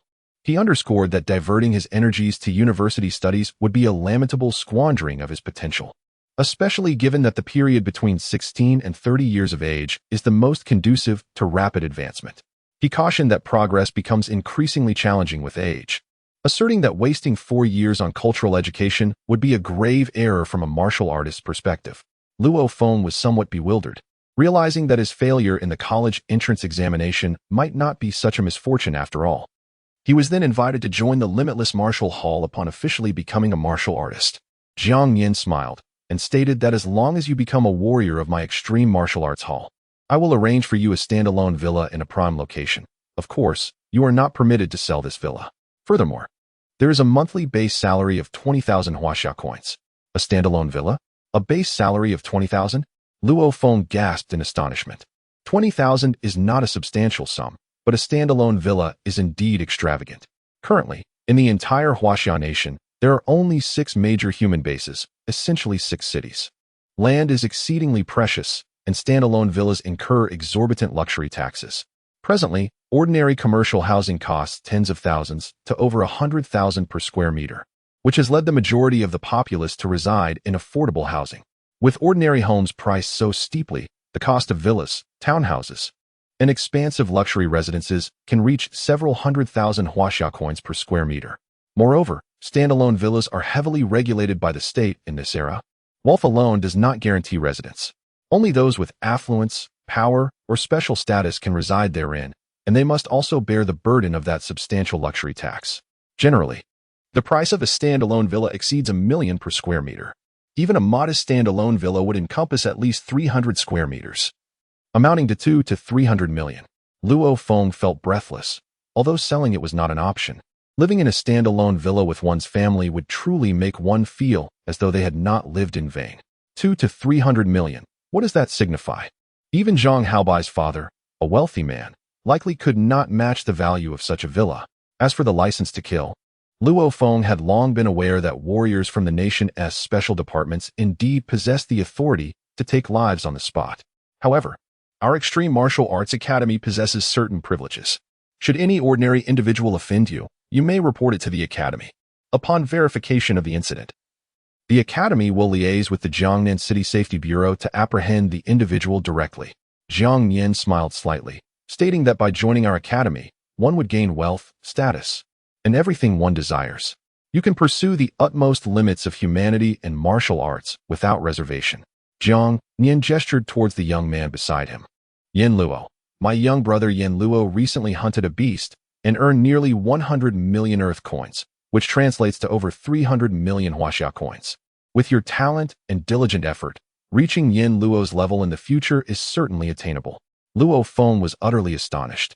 My goodness, how much could one earn from hunting a single beast? What level of beast did he hunt? Luo Feng, strive earnestly. Your talent is indeed commendable. Do not squander it. Jiang Nian encouraged, patting Luo Feng's shoulder. Young man, do not relax your efforts. I firmly believe you have the potential to become a general-level warrior in the future. At that time, wealth, status, and beauty shall all be yours. Yin Luo smiled faintly, adding, I would be more than happy to accompany you on beast hunts then. With laughter, Jiang Nian and Yin Luo, these two formidable warriors, departed. Luo Feng stood in the training hall, his mind a whirlwind of thoughts. Whether it was the instructor Jiang Nian or the enigmatic red-haired youth Yin Luo, he sensed an audacity and a boldness in their banter. Audacity, boldness? A smile gradually emerged on Luo Feng's face. Indeed, a man must venture boldly in this world, carving out his own path. The foremost powerhouse in the world once declared that a soldier who does not aspire to be a general is not a commendable soldier. Similarly, a martial artist who does not yearn to be the paramount figure in the world fundamentally lacks the heart of a true warrior. What is the essence of living a life constrained and timid? One must forge a monumental and earth-shattering legacy. At the age of 18, a period when one's values are solidifying, Luo Feng's ambitions were completely transformed after encountering instructor Jiang Nian and the enigmatic martial artist Yin Luo. He resolved to venture forth and make his mark. Hong, the world's preeminent expert, and Lei Shun, the second mightiest, respectively established the Limit Martial Arts Academy and the Thunder Dojo. Even the 5 great nations treat them as equals. If they could achieve such heights, why couldn't a third person replicate their success? Luo Feng smiled as he strode out of the training hall. A man should pursue his dreams. And youth is the most valuable asset. Youth signifies limitless potential. Everything requires one's own effort and dedication. On the morning of June 28th, under a clear and bright sky, Luo Feng and Wei Wen were en route to Yain District 3rd High School to collect their graduation certificates and college application forms. Often, are you truly confident in passing the prospective warrior assessment? Wei Wen exclaimed with surprise. Yes, on July 1st. I will go to the Limit Martial Arts Academy headquarters in Yangzhou City.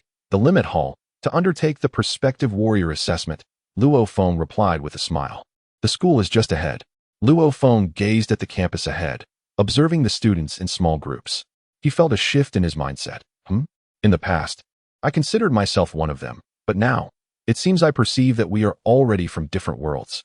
They pursue higher education, work diligently, marry, and raise children, while my path diverges from theirs. Luo Feng and Wei Wen entered the school, each proceeding to their respective classes. As they walked through the corridor of the academic building, they were greeted by some third-year students who enthusiastically called out to Luo Feng. It was said that during his college entrance examination, Luo Feng fainted in the examination hall, a most unfortunate incident indeed. Those who observed Luo Feng from a distance whispered amongst themselves. Despite Luo Feng's physical prowess, akin to that of a martial artist, he could distinctly hear the murmurs of the students nearby. Class 3, 5, this is where Luo Feng belongs. Luo Gu. Several classmates had already arrived and greeted him warmly. Luo Feng smiled and nodded in acknowledgement. Most of these old classmates shared a cordial relationship with him, yet some harbored a sense of discontent. Although they appeared friendly on the surface, whispers in the corners revealed their true sentiments. Luo Feng used to excel academically and was a senior practitioner at the Martial Arts Academy. Who would have thought he would stumble so drastically this time and faint during the exam? Truly unfortunate. Such is fate. Whom can one blame? In the past, Luo Feng was the pride of the class, a paragon of academic excellence and martial prowess. Now, witnessing this once prominent talent experience a significant setback, it is only natural for ordinary students to feel a sense of schadenfreude. Though they maintained a decent rapport with Luo Feng, human nature dictates that seeing someone who once thrived fall into misfortune can elicit a sense of satisfaction. The graduation certificates are being distributed.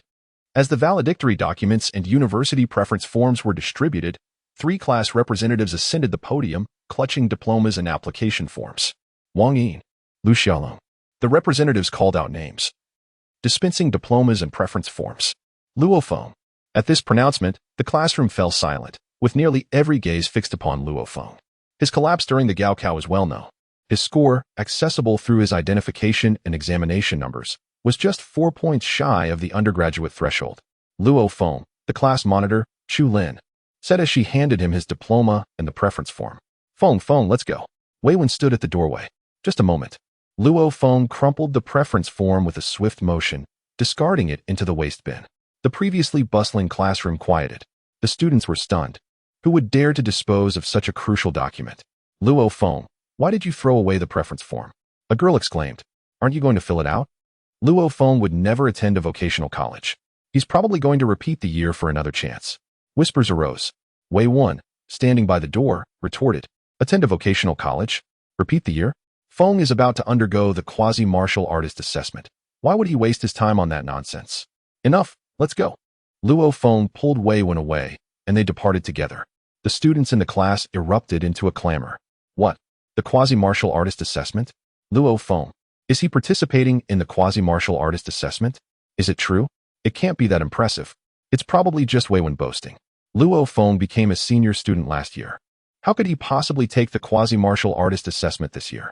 Subconsciously, these students were unwilling to believe that Luo Feng had met the physical requirements of a martial artist. Martial artists were transcendent beings. Chapter 10, Quasi-Martial Artist Assessment. Mother Gong Xinlan glanced at Luo Hongwa with a smile. Hongwa, did you hear that? You must carry your mobile phone with you. Don't let your son not be able to find you. I'll definitely bring my phone. Luo Hongwa chuckled. Okay, I'm going out. Luo Feng winked at his younger brother, Luo Hua, who gave him a thumbs up and grinned. Early in the morning, Luo Feng left the Nan'an residential area and took the number 11 subway line to Zhong'an Road Station, then transferred to Line 1 and arrived in the city center of Yangzhou City. After exiting the subway station, he walked for another 10 minutes before finally reaching the headquarters of the Limit Martial Arts Hall in Yangzhou City, the Limit Hall. He had left home at just after 6 o'clock, and by the time Luo Feng arrived at his destination, it was nearly 8 o'clock in the morning. Is this the legendary Mingyue residential area? Luo Feng stood outside the gate of a secluded residential area called Mingyue Residential Area, and the Limit Hall was located within this residential area. Sir, this is Mingyue Residential Area. Please do not approach. At the entrance of the residential area, there stood a row of 6 soldiers in military uniform with live ammunition. Judging by their uniforms, These people were not from the police system, but from the military system. A soldier vociferated towards Luo Feng. Sir, please step back. Should you encroach upon the yellow-lined area, we are authorized to neutralize you. It aligns with the rumors, Luo Feng mused inwardly. The Bright Moon Residential Complex serves as the primary stronghold of the Limit Martial Arts Dojo in Yangzhou City. It not only houses the dojo but also provides residences for martial artists and their families under the dojo's auspices. Legend has it that only martial artists and their kin reside within, rendering it off-limits even to the police. Luo Feng was filled with awe. Greetings, everyone, Luo Feng announced. Standing at the entrance of the complex. I am Luo Feng, a senior apprentice of the Limit Martial Arts Dojo. I am here to undergo the preliminary martial artist assessment. The Limit Martial Arts Dojo conducts the preliminary martial artist assessment on the 1st of each month. Oh, an elderly gentleman with silver hair emerged from the guardhouse adjacent to the complex, cradling a handheld computer. Young man, you're quite early. It's not yet 8 o'clock, he added. To undertake the preliminary martial artist assessment at such a tender age is indeed promising.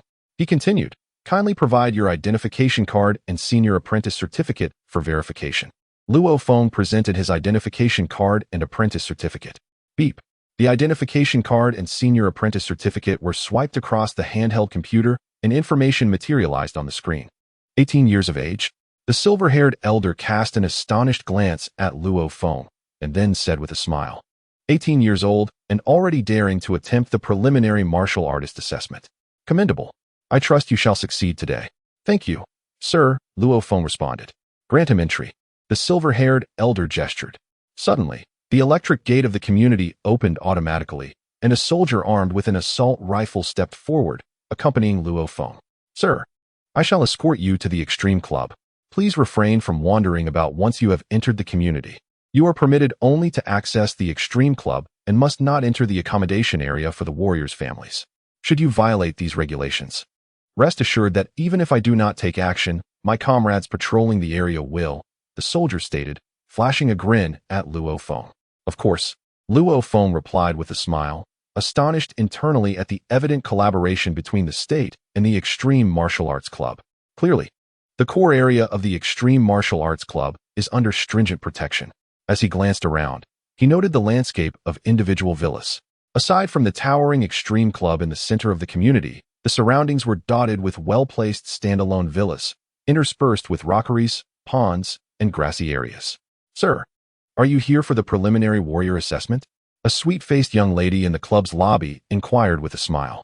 Please take a seat over there. At 10 in the morning, you will join others for the unified preliminary warrior assessment. Nodding, Luo Feng made his way to a small bar located on the side of the lobby, where a server and a bartender were present. Upon scanning the bar, he noticed 3 individuals already seated. 2 were engaged in conversation, while another sat silently on a different sofa. Look at those villas over there. They are the benefits afforded to those who join the Extreme Martial Arts Club. An enthusiastic young man in white attire exclaimed. Once you become a warrior and join the Extreme Club, one can be allocated a building for free and subsequently reside there. Just look at this environment. It is quite delightful. The warrior community, of course, is distinct from ordinary neighborhoods. Behold, newcomers have arrived. The 3 individuals also noticed Luo Feng, who nodded slightly in acknowledgement before settling onto a nearby sofa. As they were all strangers to one another, conversation did not ensue. As time passed, 3 more individuals arrived, whom Luo Feng similarly did not recognize. However, they appeared to be significantly older, likely surpassing 30, and perhaps even approaching 40. Ha, Luo Feng. A resounding voice broke the silence. Startled, Luo Feng turned to see a lean man with a grotesque scar on his face approaching him. Have you come to undergo the preliminary martial artist assessment as well, Brother Yang? Luo Feng stood up to greet him. It's rather embarrassing to admit, but I attempted the test last month. Unfortunately, I only managed to reach 24.9 meters in 1 second. I fell just short of passing. Yang Wu lamented. In truth, Yang Wu had already excelled in terms of punching power and neural reaction speed. His weakness lay in speed.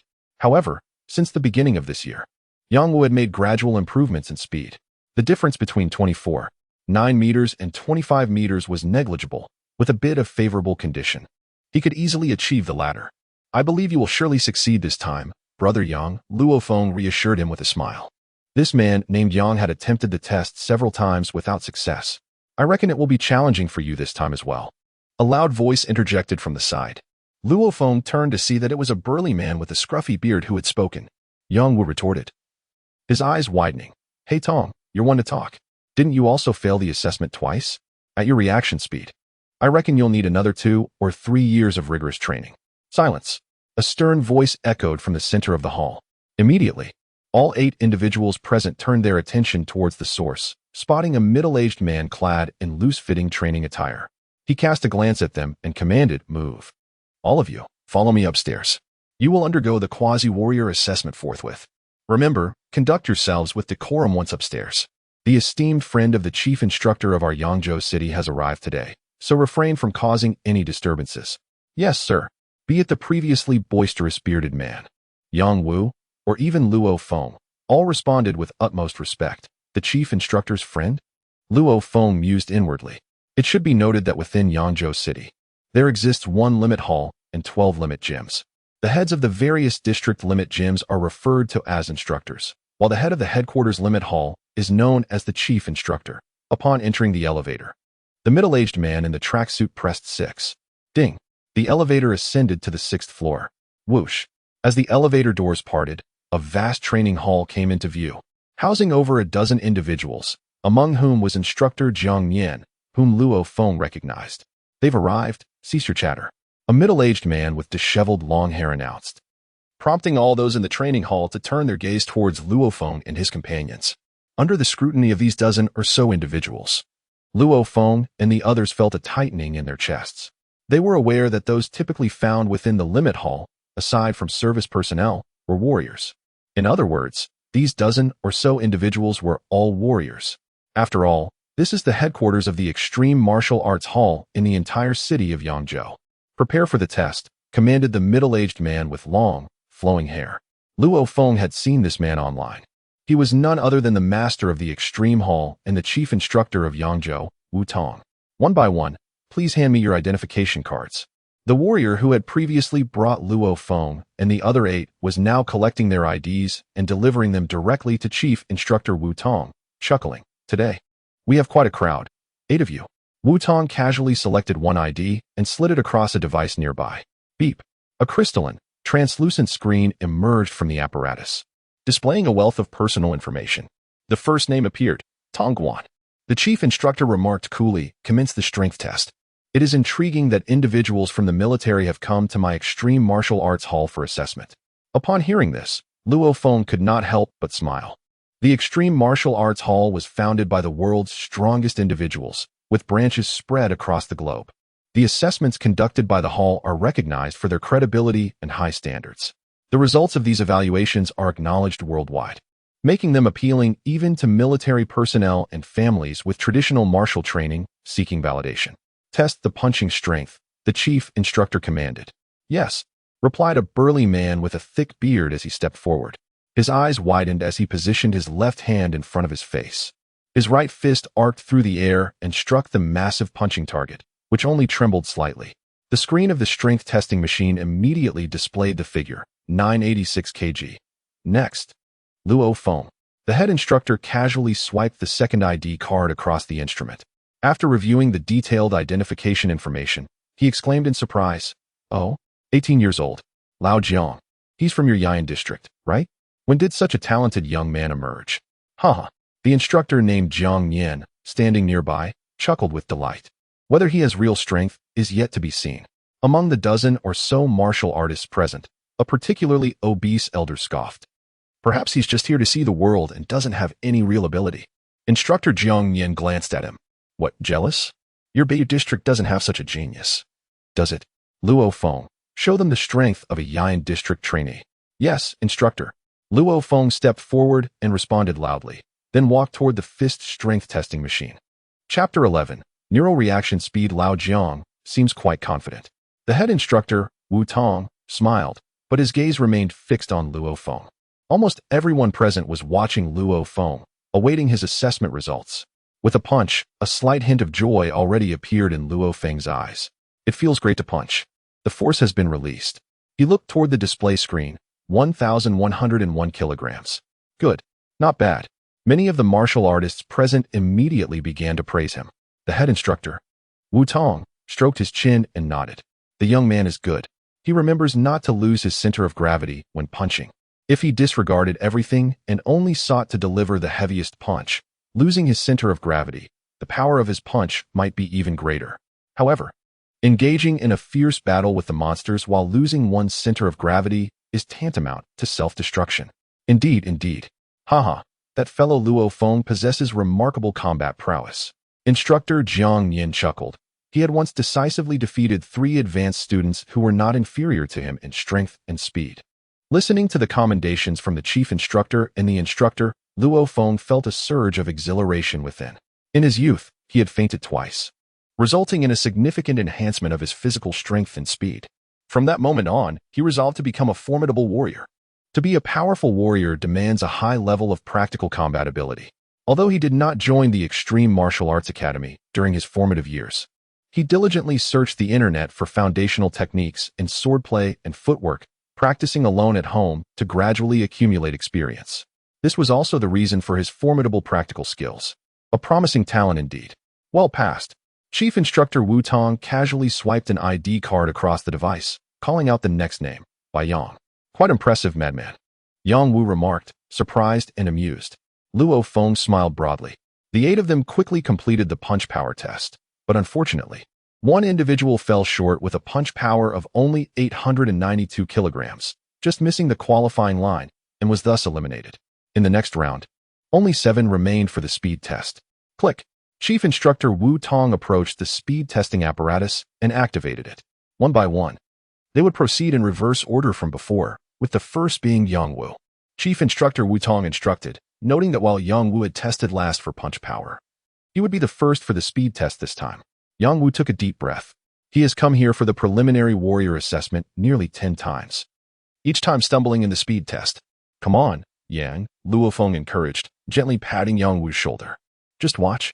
Yang Wu adjusted his breathing and stepped onto the track. Instructor Jiang Yin frowned at the scene. Yang Wu was from the same district, yet he had failed the speed test numerous times. Boom. As Yang Wu launched himself off the ground, a deep thud resonated, his powerful arm swings and vigorous strides propelling him to his utmost speed. His face contorted with intensity. Veins bulging on his forehead, he gritted his teeth and sprinted furiously. As he dashed past the speed testing zone, he let out a suppressed roar, determined to succeed. When Yang Wu finally came to a halt, he internally screamed with frustration. Tentatively, he turned his head and saw Luo Feng giving him a thumbs up. In that instant, it felt as if he had ascended to paradise. Haha, Yang Wu, fortune favors you. Instructor Jiang Yin chuckled heartily. Yang Wu rushed over, glancing at the display screen, which read, 25. 1 ms. Phew, that was close. He chuckled to himself. Had his condition been even slightly below par, he might not have reached 25 meters per second and would have faced yet another failure. Yes, I made it. Chief Instructor Wu Tong also smiled, signaling for the next candidate. One by one, the participants underwent testing. In the previous strength test, Luo Feng was the second to participate. This time, he was second to last. Soon, it was Luo Feng's turn.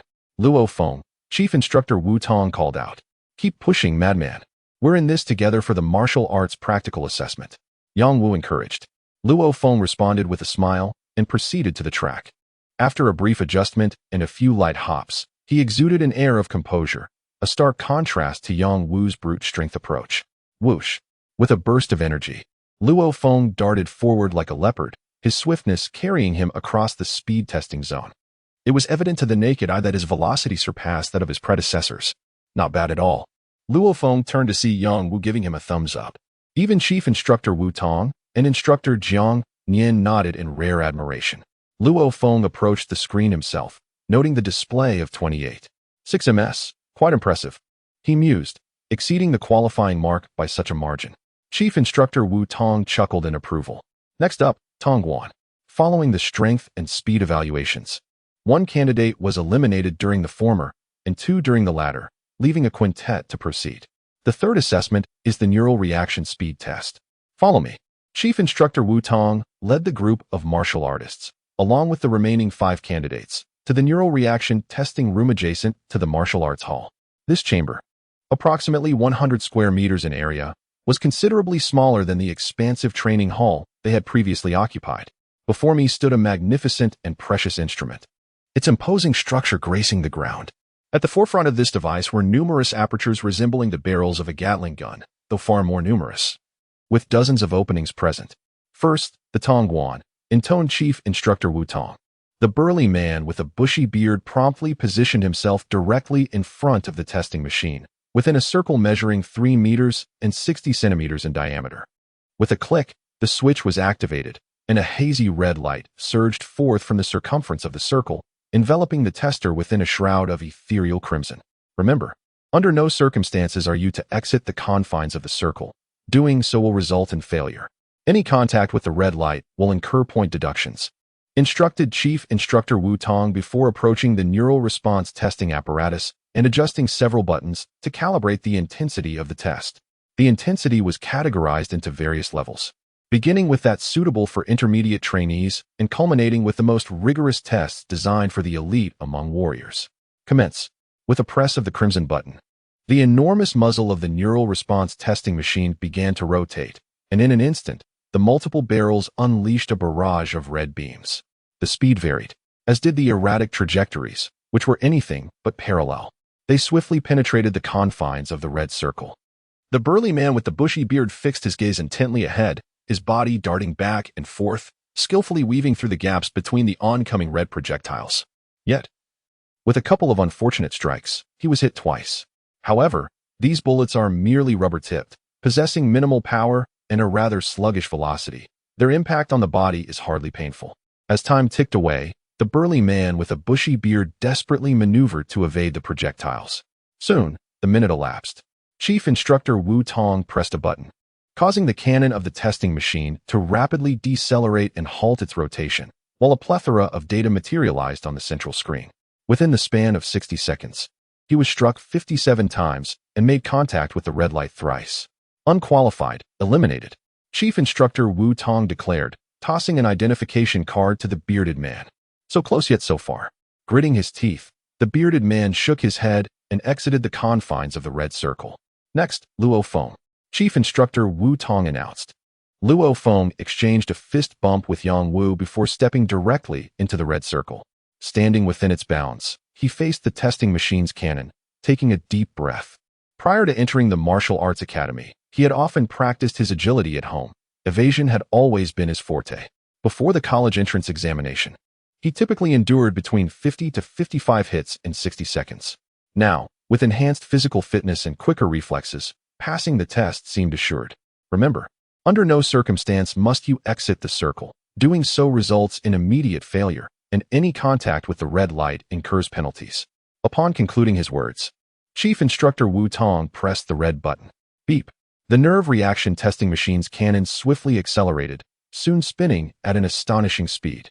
Following this, dozens of gun barrels erupted with a flurry of red light, as rubber bullets were discharged in rapid succession. Staring intently, Luo Feng calculated his position with lightning speed, his movements akin to those of a nimble feline, deftly evading the rubber bullets. Occasionally, when the velocity proved insurmountable, he would endure a direct hit. As Luo Feng skillfully dodged, the observing martial artists engaged in discourse. Remarkable lad, one noted. His reflexes appear exceptionally keen. Indeed, another concurred. His footwork is superb, and his foundation is remarkably solid. Notice how his feet, like the pads of a cat's paws, maintain equilibrium with each shift in stance, allowing for instantaneous changes in direction. Such agility demands either innate talent or a decade of rigorous training to establish such a firm groundwork. The martial artists marveled at his prowess. While physical attributes can be honed through training, techniques such as footwork and swordsmanship are cultivated through experience. Mere strength does not guarantee proficiency in such skills. With a press of a button, the neural response testing machine decelerated to a halt, revealing a series of numerical data on the screen. 28 hits within 60 seconds, with no contact with the red light. Excellent. Instructor Wu Tong beamed. Well done, Luo Feng. Once the official documents are processed and your information is integrated into the National Registry, you will be recognized as a probationary martial artist. Upon successful completion of the assessment, the official certification is typically issued within a week and recorded in the National Registry. Luo Feng clenched his right fist, exclaiming, "Finally, I've done it." I've become a probationary martial artist. Luo Feng, the martial artist combat assessment is scheduled for August 1st. In the morning, we shall gather at the Extreme Training Hall, where under the guidance of our instructor, we will venture with fellow aspirants to hunt monsters outside the human base in the urban district. Once we successfully complete the practical assessment, you will be recognized as a true warrior, smiled instructor Jiang Yan. Chapter 12. 5 Hearts Towards Heaven Indeed. Luo Feng nodded with excitement. By the side of the neural reaction testing machine, Chief Instructor Wu Tong chuckled. All right, next up, by Yang. Luo Feng approached Yang Wu, who wore an expression of surprise and whispered, "Crazy, congratulations. You are now a prospective warrior. Once you pass the practical assessment, you will officially be a warrior." Luo Feng responded quietly, "Brother Yang, I have no doubt you will excel in the neural reaction test. We shall undertake the practical assessment together." Yang Wu felt a surge of anticipation within him. Their attention soon shifted to the candidates undergoing assessment. In quick succession, 2 individuals completed their tests. One succeeded while the other failed. Last one, Yang Wu, called Chief Instructor Wu Tong. Yang Wu took a deep breath. He had awaited this day for far too long, having previously been hindered at the speed test stage. Now, he finally had the opportunity to undertake the neural reaction test at the Extreme Training Hall. "Give it your all," encouraged Luo Feng. "Don't worry," Yang Wu replied confidently as he stepped boldly into the red circle. With a press of the start button by Chief Instructor Wu Tong, the neural reaction testing machine's barrel began to spin rapidly, swiftly reaching an exhilarating speed. Dozens of barrels within the apparatus discharged rubber bullets, enveloping the red circle entirely. Yang Wu moved with celerity, his movements confined to a small area, approximately 1 step in any direction, marked by its succinctness. Luo Feng observed his elder brother's evasive maneuvers, a subtle astonishment creeping into his thoughts. Yang's movements, while seemingly a touch rigid and lacking his own lithe swiftness, appeared to possess an exceptional efficiency. He scarcely availed himself of the entire diameter of the red circle, a mere 3 meters and 60 centimeters, restricting himself to a single step in any direction. Despite the limited range of his movements, Yang Wu's evasion proved remarkably effective. Such a technique would prove invaluable in actual combat, yet it demanded an exceedingly precise control of the engagement. The slightest miscalculation could result in the warrior's body being rent asunder by the monster's claws. Luo Feng appraised the technique, acknowledging its efficiency but also recognizing its inherent peril. Akin to dancing on the edge of a blade, the machine ceased its rotation, marking the passage of a minute. 60 seconds, 52 hits, no contact with the red light. Qualified. The head instructor, Wu Tong, announced. Within the red circle, Yang Wu clenched his fists, his arms taut with straining sinews, his eyes glistening with unshed tears. He had waited an eternity for this moment. At last, his dream was within reach, with only one final step separating him from the coveted title of warrior. Yang Wu, the head instructor, Wu Tong, said with a frown, "Your method of evading attacks falls under the category of intricate evasion. In the life-or-death struggle against monsters, you employ minute bodily movements to allow their attacks to graze past you, leaving you unscathed. Due to the minimal range of motion, one can naturally execute a greater number of evasive maneuvers within the same time frame, demonstrating remarkable efficiency. However, this technique is exceedingly difficult. Even the slightest miscalculation can lead to dire consequences. For instance, had you calculated that the beast's claws were merely 2 centimeters away from your body, any deviation could result in those claws slicing through your flesh, potentially eviscerating you. In the midst of battling a monster, a single mistake could cost you your life. Therefore, I advise you to maintain a greater distance during combat with these creatures, allowing yourself room for maneuver." Chief Instructor Wu Tong solemnly stated that, given your current abilities, it is best to focus on mastering fundamental evasive techniques, as this would yield superior results. Yang Wu was taken aback, then nodded earnestly, affirming, "Yes, Chief Instructor."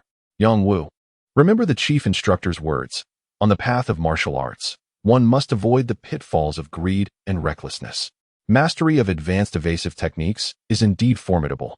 Yet if one lacks the requisite strength to execute such maneuvers, forcing it will only lead to ridicule, akin to the folly of copying others ineptly. Instructor Jiang Yan earnestly cautioned. With a smile, Chief Instructor Wu Tong declared, "Well, in this preliminary assessment for prospective warriors, 3 individuals have successfully passed: Luo Feng, by Yang, and Yang Wu." The eyes of Luo Feng, Yang Wu, and Bai Yang shimmered with restrained joy. had it not been for the presence of numerous seasoned warriors around them. They would have undoubtedly erupted in exuberant cheers.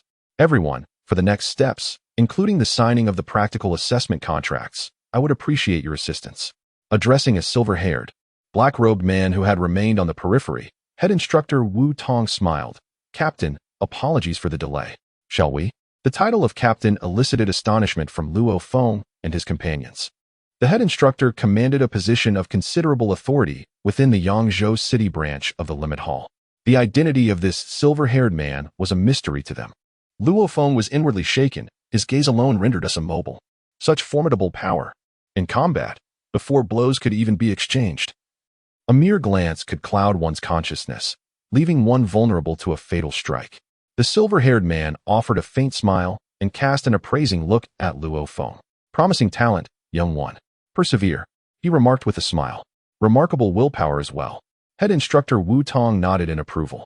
Subsequently, the head instructor and the silver-haired man departed. What happened? Luo Feng wondered. This silver-haired man observed our testing, yet I was completely oblivious to his presence. It was as if he were invisible. Inconceivable. I only recall those mesmerizing eyes, unable to conjure his face. You three, come over here, instructor Jiang Nian beckoned with a smile, leading them into the spacious training hall. Here are 3 copies of the Martial Warrior Combat Assessment Application Agreement. A corpulent elder retrieved 3 contracts from the corner of the Martial Arts Hall. These pertain to the Martial Artist Combat Assessment, stipulating that the Extreme Martial Arts Academy bore no responsibility in the event of a participant's demise at the hands of a monster during the assessment. He assured them that the mortality rate for the Martial Artist Combat Assessment was, in fact, quite low. Luo Feng, Yang Wu, and Bai Yang each received a contract. Perusing its contents, while the mortality rate was low, the rate of sustaining injuries and disabilities was considerable. A bald, burly man intoned gravely that the Martial Artist Combat Assessment involved a life-or-death struggle against monsters. He added that this was merely the most rudimentary form of combat, and the dangers they would face when independently hunting monsters in hazardous zones would far surpass those of the Martial Artist Combat Assessment. Failure to overcome this hurdle would disqualify them from becoming martial artists. Luo Feng, Yang Wu, and Bai Yang exchanged glances. The contract was straightforward, primarily stating that the Extreme Martial Arts Academy would not be held liable for any deaths, injuries, or disabilities incurred during the combat assessment. Without hesitation, the 3 procured pens and affixed their signatures. The method was referred to as the Genetic Primal Energy Cultivation Method. Luo Feng inhaled sharply, intrigued. The power of martial artists stems from their ability to, in some cases, attain supersonic speeds and cleave through steel plates several meters thick with a single strike. Of course, Luo Feng and his peers were far from reaching the strength of these legendary figures. The source of a martial artist's power lies in genetic primal energy. During the Great Nirvana period, humans contracted the RR virus and, in response, developed antibodies, leading to a natural alteration and optimization of their bodily genes. Instructor Jiang Yin smiled, explaining that when genetic optimization reaches a certain threshold, it enables the absorption of minute amounts of cosmic energy, which is then integrated into every cell of the body. Throughout this process, a continuous evolution and enhancement will occur within your genetic makeup, skeletal structure, cellular composition, circulatory system, internal organs, epidermal layers, and so forth. Your bones can attain a hardness surpassing that of diamonds by 10-fold or even 100-fold. And your internal organs can become so robust that you can effortlessly hold your breath underwater for half an hour or even longer.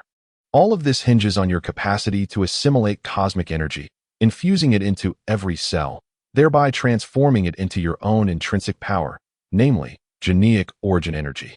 Geneic origin energy serves as the cornerstone for human genetic optimization and evolutionary advancement. Luo Feng comprehended this upon closer inspection. Ordinary individuals are incapable of cultivation due to insufficient genetic optimization. Typically, when one achieves a punching force of 900 kilograms, a speed of 25 meters per second, and a nerve reaction speed aligning with the quasi-martial artist qualification threshold, the degree of genetic optimization roughly meets the qualifying standard. 90% of quasi-martial artists can commence the cultivation of geneic origin energy. During this month, you can initiate attempts at cultivating geneic origin energy. Instructor Jiang Yin smiled faintly, adding, As for the most invaluable guidance techniques, they will only be accessible once you become martial artists and enlist in our limit martial hall or the military, among others. There exists only one method worldwide for cultivating genetic origin energy. However, there are myriad guidance techniques available globally. Practicing different guidance techniques can result in vast disparities in the rate of genetic origin energy cultivation, potentially differing by several dozen times. Guidance techniques constitute the most treasured assets of various factions. Instructor, Bai Yang inquired inquisitively, guidance techniques are rumored to be remarkably mystical. Just how mystical are they? How do they manage to accelerate the rate of genetic origin energy cultivation? At this moment, a middle-aged man with slightly graying hair spoke up in the martial arts hall. Bai Yang, let me explain it this way.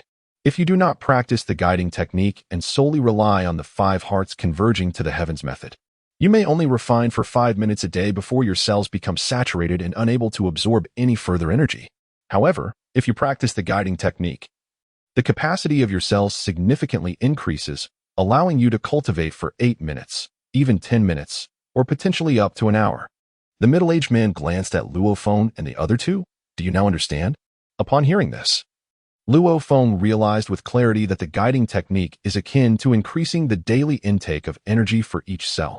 He contemplated that the absorption of cosmic energy by cells, transformed into genetic primal energy, is much like a person consuming food. If a person can only consume 3 bowls of rice, the guiding technique enables them to consume 5 or even 10 bowls a day. Jiang Nian smiled and added, if you do not practice the guiding technique, the energy your cells can absorb is 1 unit.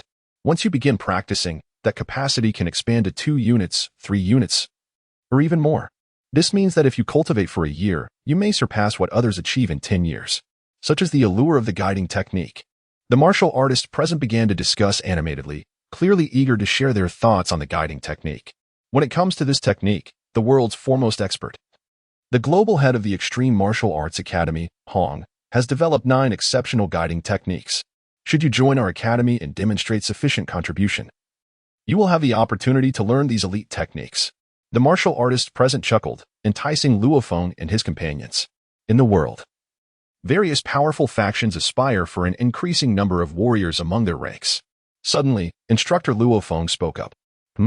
Instructor Jiang Nian turned his gaze towards Luo Feng, smiling. What is it? Instructor, the silver-haired warrior in the black robe who just left with the chief instructor. How did a mere glance from him render us incapable of resistance? What kind of ability is that? Luo Feng, having never heard of such prowess in warriors, was filled with curiosity. Instructor Jiang Nian chuckled softly, prompting a chorus of laughter from the group of warriors nearby. Young man, the one who departed with the chief instructor is a psychic master. They are far rarer than our warriors. The warriors continued to laugh, adding, of course, psychic masters are generally still considered warriors. Yet, they are the most formidable among us. A psychic master? Luo Feng's heart raced with astonishment. In the current digital age, he had previously encountered descriptions online stating that psychic masters are unique and fearsome beings within the warrior community. However, the specifics of their terror remained vague. Indeed, Instructor Jiang Yin affirmed. Luo Feng, along with Yang Wu and Bai Yang, immediately turned to leave the training hall. They were observed by armed guards stationed at the community entrance as they exited. At the entrance of Mingwei community, Luo Feng, Yang Wu, and Bai Yang wore cheerful expressions. I am Bai Yang from the 1st Military Academy of Jiang'an. My hometown is in Yangzhou, and I happen to be here for assessments during the summer break. Bai Yang introduced himself, extending his hand to shake with Luo Feng and Yang Wu. It's a pleasure to meet you both. The 1st Military Academy of Jiang'an? Luo Feng thought to himself, as he had initially aspired to enroll in that very institution. My name is Luo Feng, Luo Feng said with a smile. This is Yang Wu, and we both belong to the Yayan Zone branch of the Limit Martial Arts Dojo. Brother Luo Feng, your future is surely boundless.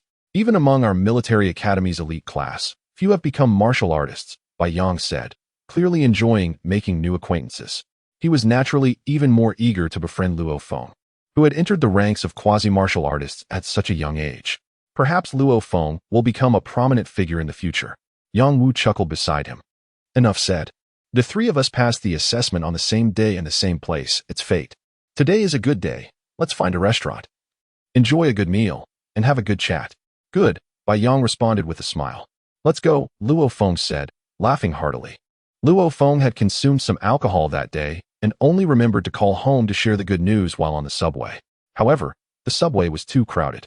He thought, if I were to announce I passed the quasi-martial artist assessment, it would surely attract attention. I'll wait until I get off the subway to make the call. He took subway line 1 to Zhongin Road Station and exited. Transferring to line 11 from Zhongin Road Station required a bit of a walk. I must tell Mom, Dad, and my brother. Luo Feng was still very excited. A quasi-martial artist. Our family has lived in poverty for so many years, and after all my efforts, I've finally achieved something. Standing on the street near Zhongin Road Station, Luo Feng took out his phone. He dialed the number and waited. Hello. His brother's voice came from the phone. Luo Feng said with a smile, it's me. Of course, take a look at who your brother is.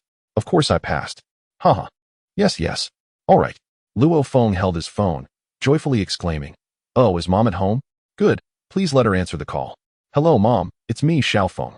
A wave of happiness washed over Luo Feng.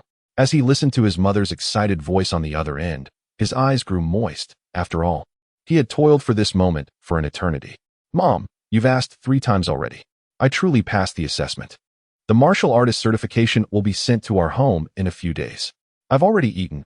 I dined with the other 2 who also passed. Luo Feng chuckled. Oh, calling Dad? Don't worry, Mom. I won't forget. Yes, I understand.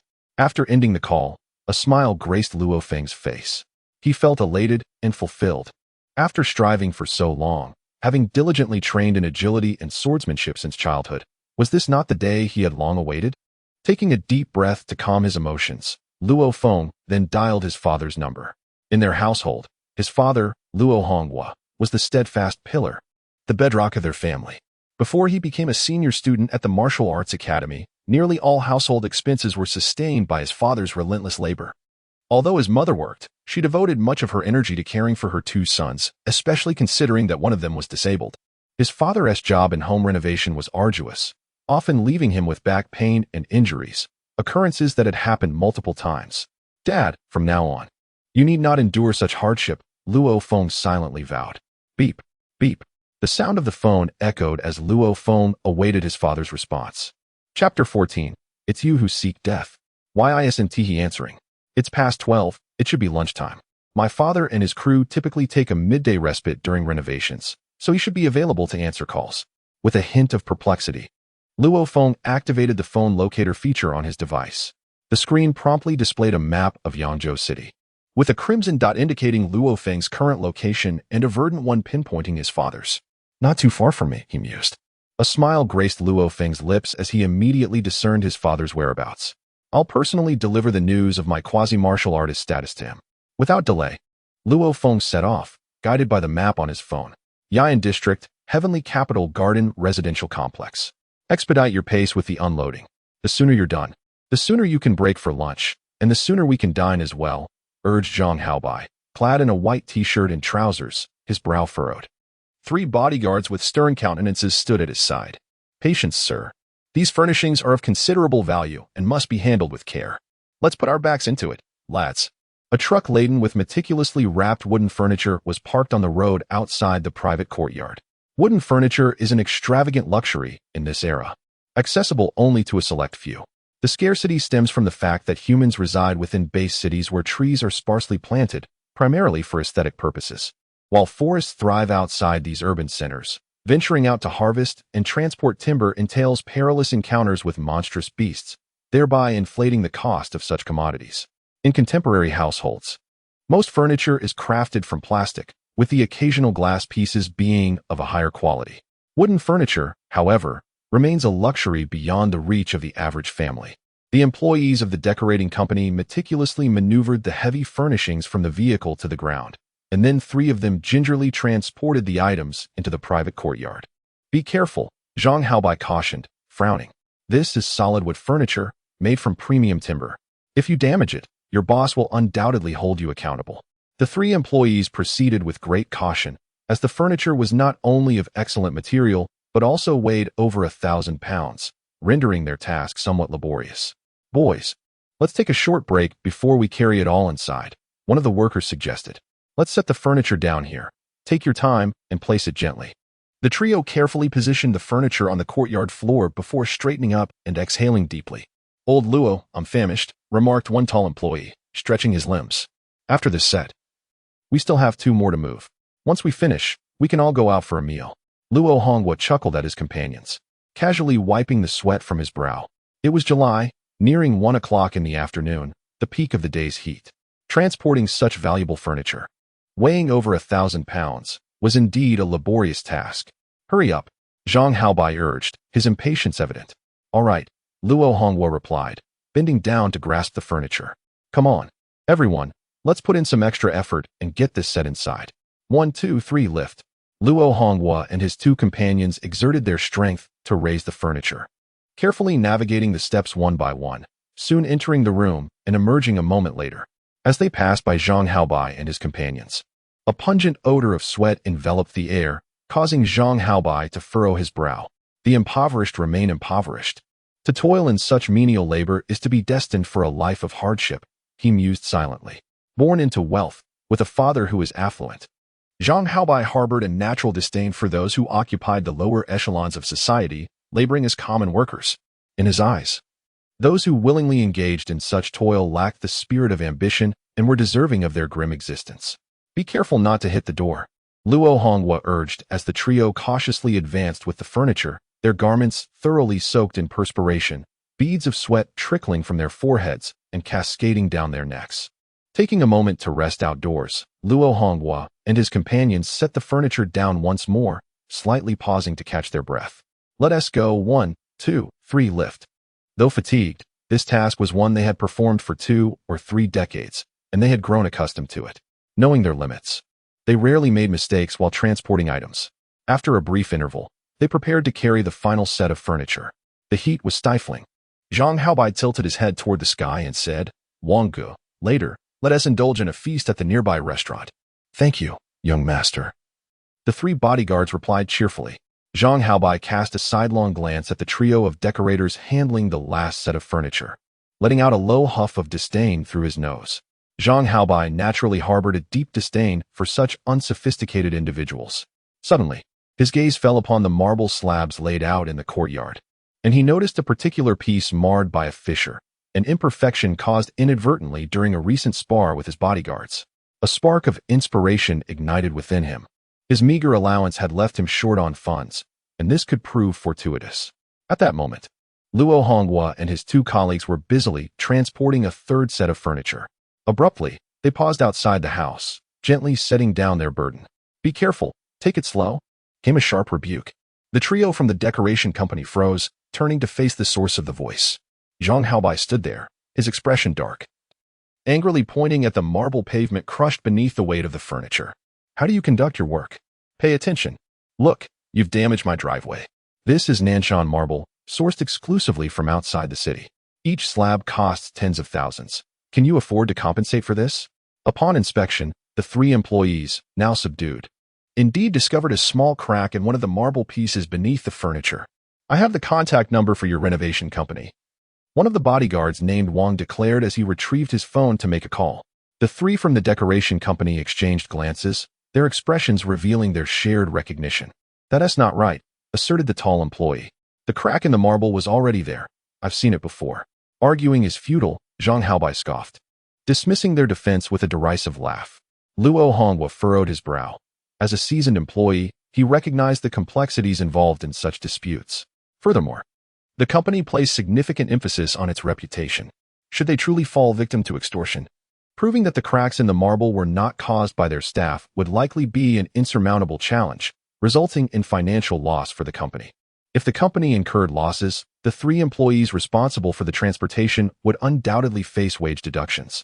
Gentlemen, let us first move the furniture inside, Luo Hongwa suggested, preparing to lift the items. Move it inside? Old Luo. The 2 colleagues rushed to assist Luo Hongwa, who had been inadvertently shoved to the ground. I'm fine, he said, rubbing his shoulder. Why would you push someone? We still don't know if we caused the damage to the marble. Why resort to such actions? The 2 colleagues glared back in anger. These laborers feared neither heaven nor earth, and if provoked, they would not hesitate to engage in a brawl. Even if they were apprehended by the police, with nothing to lose but their lives, they knew the authorities would likely release them. Don't try to bully me. Zhang Haobai swiftly executed 2 kicks to the midsections of the 2 men. Puff, puff. The force sent them tumbling to the ground. Humph. Don't act tough without considering the circumstances, Zhang Haobai sneered. He possessed considerable connections in the Yian district, making it trivial to confront a few ordinary laborers. Old Tian, big monkey, are you all right? Luo Honghua, now anxious, admonished, you young man, how can you behave this way? Detecting the scent of perspiration emanating from Luo Honghua, Zhang Haobai furrowed his brow in displeasure and gestured dismissively. Wang, instruct your men to discipline them. I require silence. Esteemed young master, these men are affiliated with the decorating firm. The bodyguard, known as Wang, proffered his mobile device. Before his sentence could reach its conclusion, a stentorian command echoed from beyond the courtyard's confines. Halt.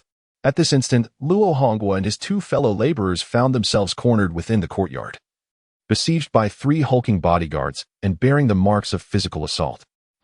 All 3 bodyguards and Zhang Haobai turned their attention towards the source of the interruption. A figure, a mere blur, dashed into the courtyard.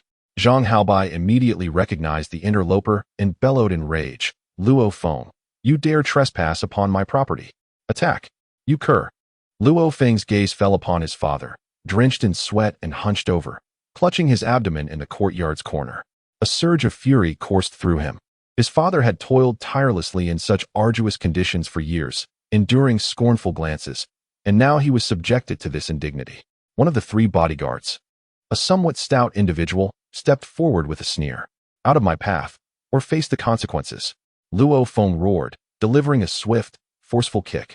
The stout bodyguard attempted to parry with his right arm. Thud. The impact of the kick caused the bodyguard's eyes to widen in disbelief as he was propelled backward through the air for a distance of 4 or 5 meters before collapsing. The other 2 bodyguards recoiled in shock. Luo Feng, you dare assault my men on my property. Zhang Haobai exclaimed, his eyes bulging with fury. You are courting death. It is you who courts death. Luo Feng retorted, his eyes blazing with ferocity, his words laced with venom. Chapter 15. I shall cooperate with your endeavors. Engage him. All of you attack. Fury consumed Zhang Haobai, his face flushed with rage as he shouted and waved his hands in indignation. How dare this Luo Feng cause chaos in his home and assault his bodyguard? Be cautious, for this fellow possesses considerable strength. The short, stout bodyguard, having fallen to the ground, rubbed his abdomen, blood seeping from the corner of his mouth, unable to rise for the moment. You've got quite a vicious streak. Haven to you? The bodyguard surnamed Wang and another bodyguard swiftly surrounded Luo Feng. Having witnessed the force of his earlier kick, they did not dare to underestimate him. Meanwhile, Luo Feng had already dashed to his father, Luo Honghua's side. Yet before he could utter a word, Luo Honghua insisted, I'm fine, Xiao Feng. Watch out behind you. In the blink of an eye, the 2 bodyguards launched a simultaneous attack on Luo Feng from either side, and Zhang Haobai stealthily approached as well, forming an alliance of 3. Humph. Out of the corner of his eye, Luo Feng caught their movements and, with a swift pivot, harnessed the rotational force from his waist to execute a rapid swing of his right arm, his palm poised like a blade. His entire right forearm transformed into a veritable sword, slicing through the air with precision. A gust of wind heralded his strike. Alarmed, the bodyguard surnamed Wang's expression shifted as he immediately raised his arms to block Luo Feng's horizontal cut. The sound of a deep collision resonated as Luo Feng's palm struck heavily against the arms of the bodyguard. In an instant, the bodyguard felt as though his arms were not his own, the pain rendering him momentarily numb, and he staggered back, crying out in agony, I've fractured my right arm. What? Zhang Haobai, who was poised to take action, was taken aback. The 3 bodyguards at his disposal were all advanced students from a martial arts academy. Logically, Luo Feng, being an advanced student himself, should not have been able to so easily fracture the right arm of the Wang surname bodyguard with a mere chop. This was alarming. With the Wang surname bodyguard injured, only the tall, black-clad bodyguard remained. His companions had been swiftly defeated, leaving him both astonished and furious. Gritting his teeth, the black-clad bodyguard let out a low growl and launched a lightning-fast kick, followed by a punch. However, Luo Feng was remarkably agile, evading both attacks with 2 deft movements. Without hesitation, he unleashed a devastating downward chop, his right hand raised high like the fierce blade of Guangong. It was too swift. The black-clad bodyguard, unable to dodge in time, could only brace his arms defensively, gritting his teeth to withstand the blow. As Luo Feng's terrifying chop descended with ferocity, a sense of dread gripped the black-clad bodyguard's heart. Thud! He felt an immediate loss of sensation in his arms. as if they had turned to jelly under the force of Luo Feng's strike. Yet, the momentum of the chop did not wane. It crashed down upon the shoulder of the black-clad bodyguard with a force exceeding 1,000 pounds, compelling him to kneel on the ground. How could this be possible? Zhang Haobai, who had initially intended to launch a sneak attack, found himself frozen in fear. Of the three formidable bodyguards, one lay incapacitated, clutching his abdomen. Another suffered a fractured arm, and the last knelt on the ground, struck down by a single chop. Zhang Haobai? Luo Feng's eyes blazed with fury, exuding an almost predatory glare. What are you doing, Luo Feng? What do you intend to do? Startled, Zhang Haobai recoiled 2 steps, bellowing, "This is my residence. You're trespassing and assaulting my men, yet you dare to act so arrogantly." Rage contorted Luo Feng's features, his fists clenched, every fiber of his being taut like tempered steel. Veins pulsing like earthworms beneath his skin. "You even dared to strike my father, to kick him." "Your father?" Luo Feng retorted. "I don't even know who your father is. Why would I strike or kick him?" Suddenly, Zhang Haobai's gaze darted towards 3 workers in the distance, their clothes soiled and bearing the marks of being kicked. Understanding dawned upon him. The reason Luo Feng had stormed in without inquiry and launched an immediate assault. Zhang Haobai, seeing the murderous intent in Luo Feng's eyes, roared, "Luo Feng, I'm warning you, pal." With lightning swiftness, Luo Feng's foot connected with Zhang Haobai's abdomen, sending him sprawling onto the ground, his face flushed crimson. Warnings are useless. Luo Feng seized Zhang Haobai by the scruff of his neck, hoisting him into the air, his feet dangling helplessly. You. Zhang Haobai sputtered, but the pressure on his throat rendered him breathless and unable to speak. "Release the homeowner immediately." A furious voice echoed from afar as a dozen security guards, fully equipped and wielding batons, charged towards them. The altercation had been captured by the ubiquitous security cameras of the upscale residential area, and the guards, knowing that the residents of these villas were not ordinary people, had rushed to the scene with haste, while simultaneously alerting the authorities. Luo Feng cast a glance at the approaching security guards, a cold smile flitting across his face as he regarded Zhang Haobai. With a casual toss, Zhang Haobai found himself sprawled upon the lawn, his once pristine white attire now marred by green stains from the grass. "Father, are you all right?" Luo Feng inquired. Moving to his father, Luo Hongwei's side. "I'm fine, merely a few superficial injuries," Luo Hongwei replied, observing the 3 bodyguards struggling to rise in pain and the grim expression on Zhang Haobai's face. He spoke in a hushed tone, "Xiao Feng, your strikes seem rather ruthless. You've left them in this condition. The medical expenses could amount to quite a sum, and they may even consider legal action against you." "Indeed, Xiao Feng, your force was excessive," another worker expressed his concern. "It wasn't excessive, it was just," retorted a taller worker. "They never respected us." The security personnel were well aware of the affluent families residing within the community, and the 3 bodyguards from the Zhang family were elite, possessing advanced training from martial arts academies. Yet, witnessing the severity of their injuries rendered the guards hesitant to confront Luo Feng. After all, they were merely employees, unwilling to suffer the same fate as those 3 bodyguards. Suddenly, the sound of a police siren pierced the air, prompting everyone to turn their heads. A police car swiftly came to a halt at the Zhang residence, and 4 officers emerged, hastening towards the scene. "The police have arrived," the security guards promptly made way. "This is bad, the police are here." The trio, including Luo Hongwei's father, were taken aback. Luo Hongwei swiftly drew Luo Feng aside, his voice a hushed urgency. "Xiao Feng, injuring someone can lead to complications with the police. Don't fret, I'll secure a lawyer for you immediately." "Dad, I've passed the preliminary martial artist assessment," Luo Feng murmured.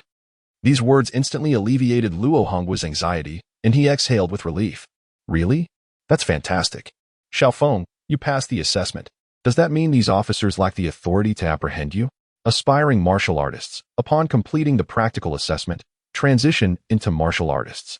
Meeting the physical criteria signifies that aspiring martial artists can cultivate genetic potential. Consequently, national regulations stipulate that cases involving aspiring martial artists and martial artists are exclusively handled by the base city's security agency. In Jiangnan City, the Jiangnan Security Agency assumes responsibility, precluding ordinary police departments from making arrests. However, Dad, my assessment requires official approval, and the aspiring martial artist certificate won't arrive for a few days. It will then be recorded in my citizen identification information, Luo Feng disclosed in a low voice. "So, legally speaking, I'm not yet an aspiring martial artist. That will happen in a few days. Only upon being registered in the Citizen Identification Information will Luo Feng officially become an aspiring martial artist. In the meantime, if any trouble arises, we can simply notify the Ultimate Martial Arts Gym and request their guarantee, proving that I've passed the aspiring martial artist assessment.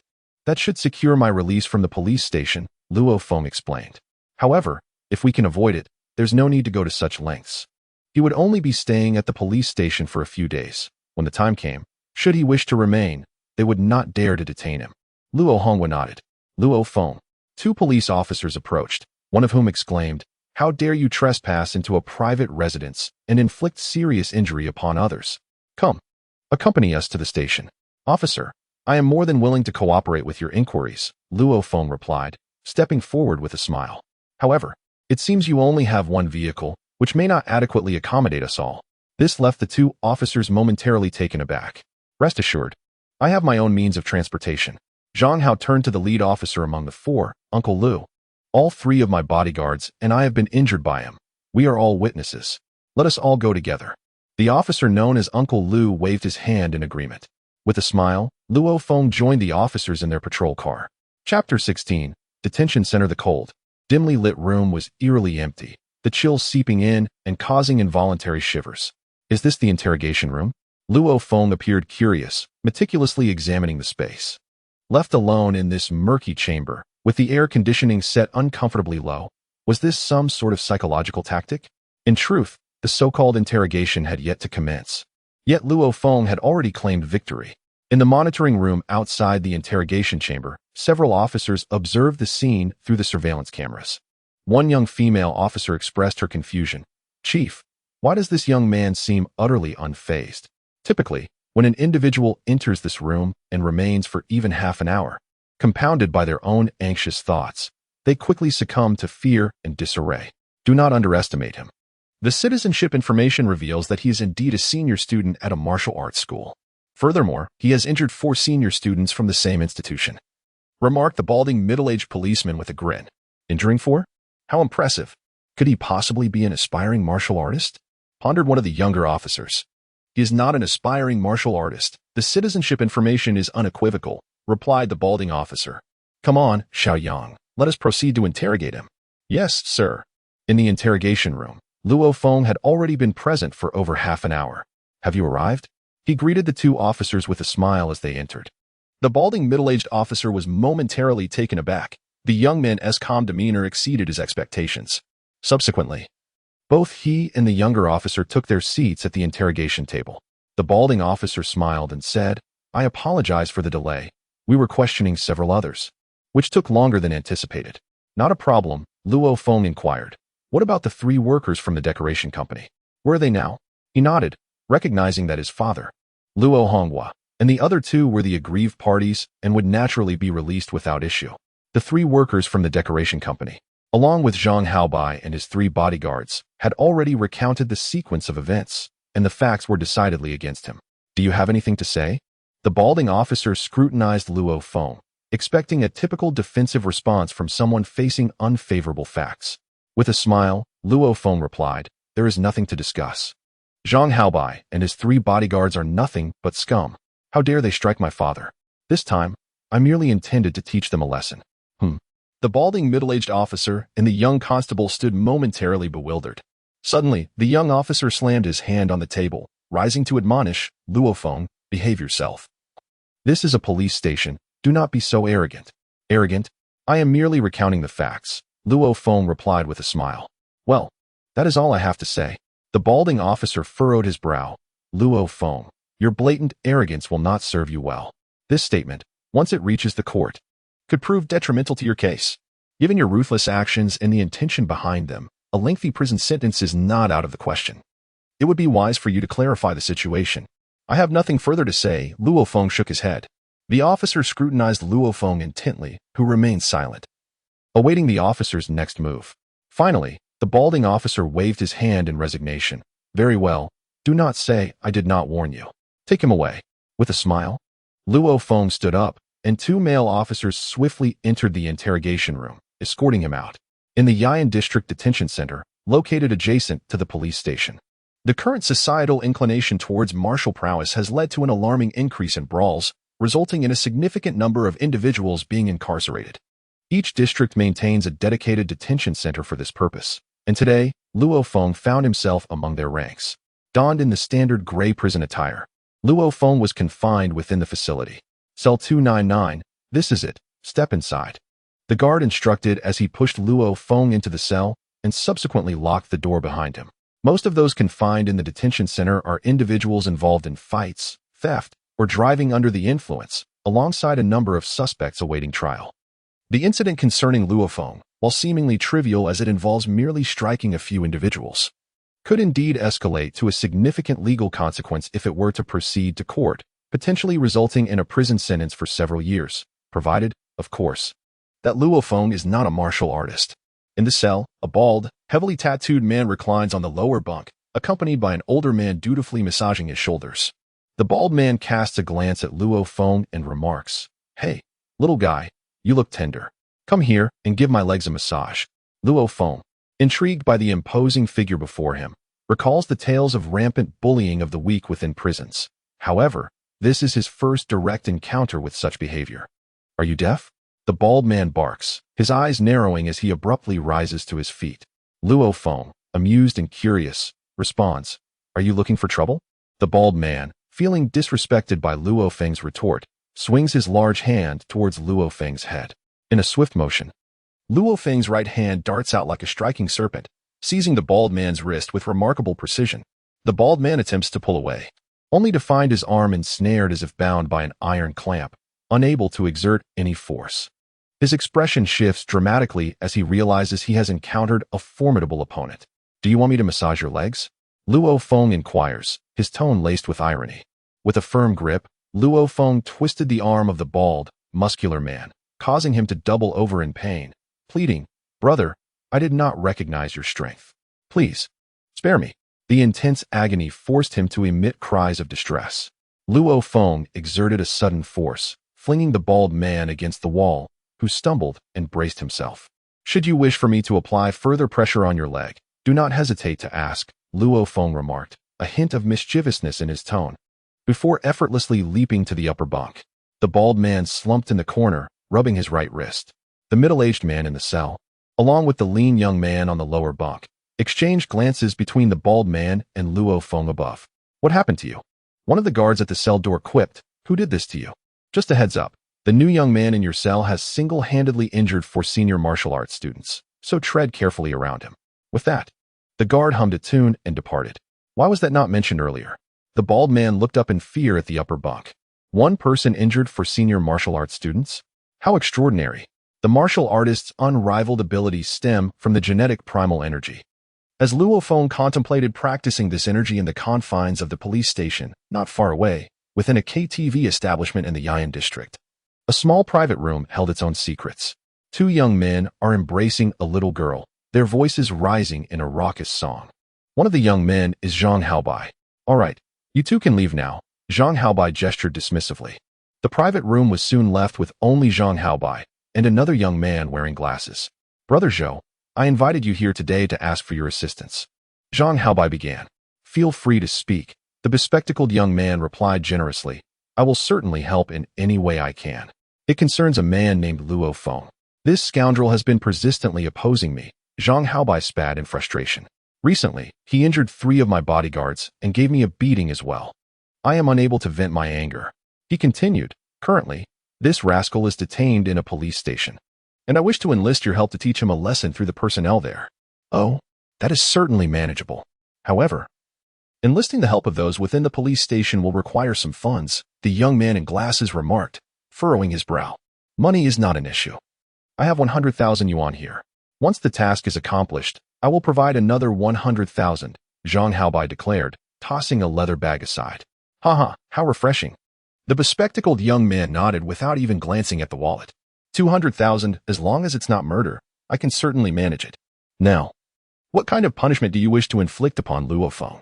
Break one of his legs, the bespectacled youth smiled confidently. Set your mind at ease and await favorable tidings. Chapter 17. A late night in the prison cell in the dead of night. With neither moon nor stars gracing the sky, Luo Feng's prison cell was shrouded in darkness, save for the faint light emanating from the corridor outside. The rhythmic cadence of snores filled the cell, indicating that its occupants were deep in slumber. Abruptly, Luo Feng, who had been resting on the upper bunk to the left, sat up. He crossed his legs, positioning his soles upward, and placed his hands on his thighs with palms facing the sky, maintaining a straight back. To assimilate the subtle energies of the cosmos, one must first perceive them. Once perception is achieved, absorption becomes effortless. Typically, individuals of exceptional talent can perceive these energies on their very first attempt at cultivation. However, those with lesser aptitude may require anywhere from 6 months to a year and a half simply to sense the cosmic energy. Luo Feng regulated his breathing and adopted the 5 hearts facing the sky posture, referring to the soles of the feet, the palms of the hands, and the Baihui acupoint on the crown of the head. Inhale, exhale. Luo Feng's breathing gradually evened out as he strived to quiet his mind. The body must be relaxed, naturally assuming the 5 hearts to heaven posture. The mind must be tranquil, as serene as the surface of a placid lake. Luo Feng possessed remarkable self-control, and he gradually achieved complete stillness. His very heart quieting, silence reigned, and his breathing became almost imperceptible. 1 minute, 2 minutes, 30 minutes, an hour. Relaxation and tranquility were the 2 most emphasized aspects of the 5 hearts to heaven cultivation method. Half an hour later, Luo Feng opened his eyes once more. He truly realized that the initial phase of sensing the genetic primal energy was exceptionally challenging. He decided to make one final attempt. If he failed, he would have to wait until tomorrow night. A glimmer of hope surged within him as he closed his eyes again, striving to calm his mind and attune himself to the cosmic energy. Seconds turned into minutes, 10, 30, 50, and then an hour and 20 minutes passed. Why had he not succeeded yet? In the near meditative tranquility of his mind, Luo Feng found his thoughts slowing down. Gradually, in this state of near meditation with closed eyes, a flicker of desire still lingered in the depths of his heart, a yearning to sense the cosmic energy. Yet, as time slipped away, he found himself on the verge of slumber. After all, even a normal person, when closing their eyes and emptying their thoughts late at night, would likely succumb to sleep after half an hour. Luo Feng had persevered for 3 hours. In this approaching state of sleep, he had nearly forgotten about sensing the cosmic energy. How delightful! In this near-sleep state, Luo Feng vaguely sensed a subtle breath flowing through the soles of his feet, the palms of his hands, and the Baihui point atop his head, entering his body at an exceedingly slow pace. What is this? Still half asleep, he realized. It's cosmic energy. Luo Feng suddenly jolted awake, his eyes widening in astonishment, and in an instant, the previous sensation vanished completely. He had never anticipated that he would, in the moment of near slumber, vaguely sense the cosmic energy. Luo Feng realized that the sensations he had just experienced were indicative of his body instinctively absorbing cosmic energy. However, the speed at which this absorption occurred was painfully slow. With this awareness, he closed his eyes and endeavored to sense again, gradually calming his breath and stilling his mind. His consciousness focused intently on the soles of his feet, the palms of his hands, and the crown of his head, as he strove to perceive the faint traces of energy he had sensed earlier. In a state of semi-awareness, it seemed as though he could detect that elusive energy, yet it also felt just out of reach. Gradually, the sensation became clearer. Yes, there it was. A minuscule, almost imperceptible breath of energy floated gently, only penetrating slightly as it neared the soles of his feet at an excruciatingly slow pace. This was cosmic energy. With his consciousness centered on the 5 hearts, he naturally emitted thoughts of absorbing cosmic energy, and instantly, the rate at which the soles of his feet, the palms of his hands, and the Baihui point at the crown of his head absorbed the energy surged, multiplying nearly 100-fold in an instant. Initially, the cosmic energy resembled a slow drip from a leaky pipe, seeping gradually into Luo Feng's body. But now, the crack in the pipe had widened, transforming into a steady stream flowing continuously into him. A tremor emanated from the very marrow of his bones, causing his body to shudder involuntarily. Once this formless, colorless cosmic energy entered his body, it was ravenously consumed by every cell, long starved and eager for nourishment, as the energy streamed in through 5 channels into the cells. As the cosmic energy penetrates the cells, it is swiftly absorbed by the mitochondria within, simultaneously releasing a peculiar force. This energy is rapidly assimilated throughout the cell, instigating a profound transformation. The very blueprint of DNA undergoes subtle alterations, while the cell initiates a process of division, splitting into two. As time passes, Luo Feng's body undergoes continuous metamorphosis. Every surface, from skin to muscle to bone, and even the innermost cells and their genetic structures, experience slight modifications. This transformation signifies the evolution of life, an optimization of its very essence. According to the teachings of cultivation, since birth, the human body has never consciously absorbed cosmic energy, thus remaining in a state of deprivation. The inaugural absorption of cosmic energy yields the most significant intake and the most rapid enhancement of power. Luo Feng feels an essential change manifesting from within, as the boundless cosmic energy pervading the Earth and the universe is but a mere fraction of what he absorbs. Yet for him, it marks the most astonishing growth he has experienced throughout his life. The density of his bones increases.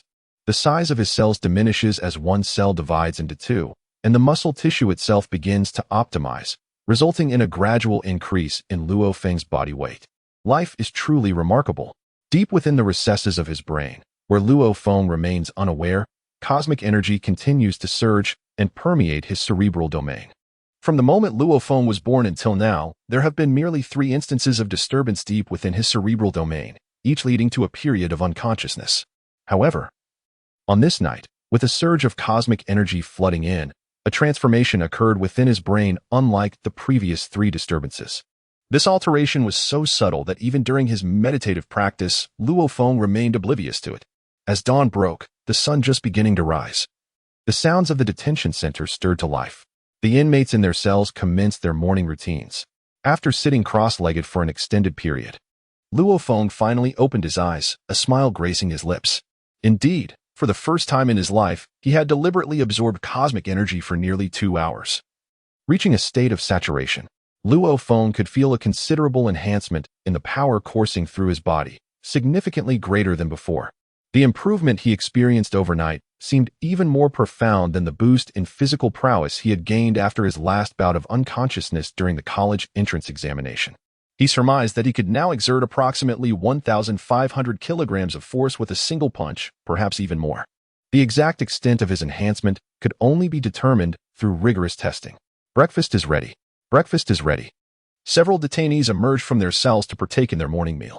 Luo Feng swiftly leapt from his bunk, brushing his teeth and washing his face in preparation for breakfast. At that moment, 3 inmates clad in prison uniforms strolled past his cell, one of them calling out, "Baldy Huang, I heard a formidable individual has arrived in your cell. One who injured 4 advanced students from a martial arts academy." "Brother Lu, he is indeed impressive," replied the burly bald man in Luo Feng's cell. Nodding with a smile, 3 prisoners exchanged glances, and one whispered, "It cannot be mistaken. The cell, the age, the strength, all align. Brother Zhou speaks of him." Chapter 18. The brawl within the detention center. In the 3rd cell from the left along the southern corridor, 4 individuals lay quietly in their beds.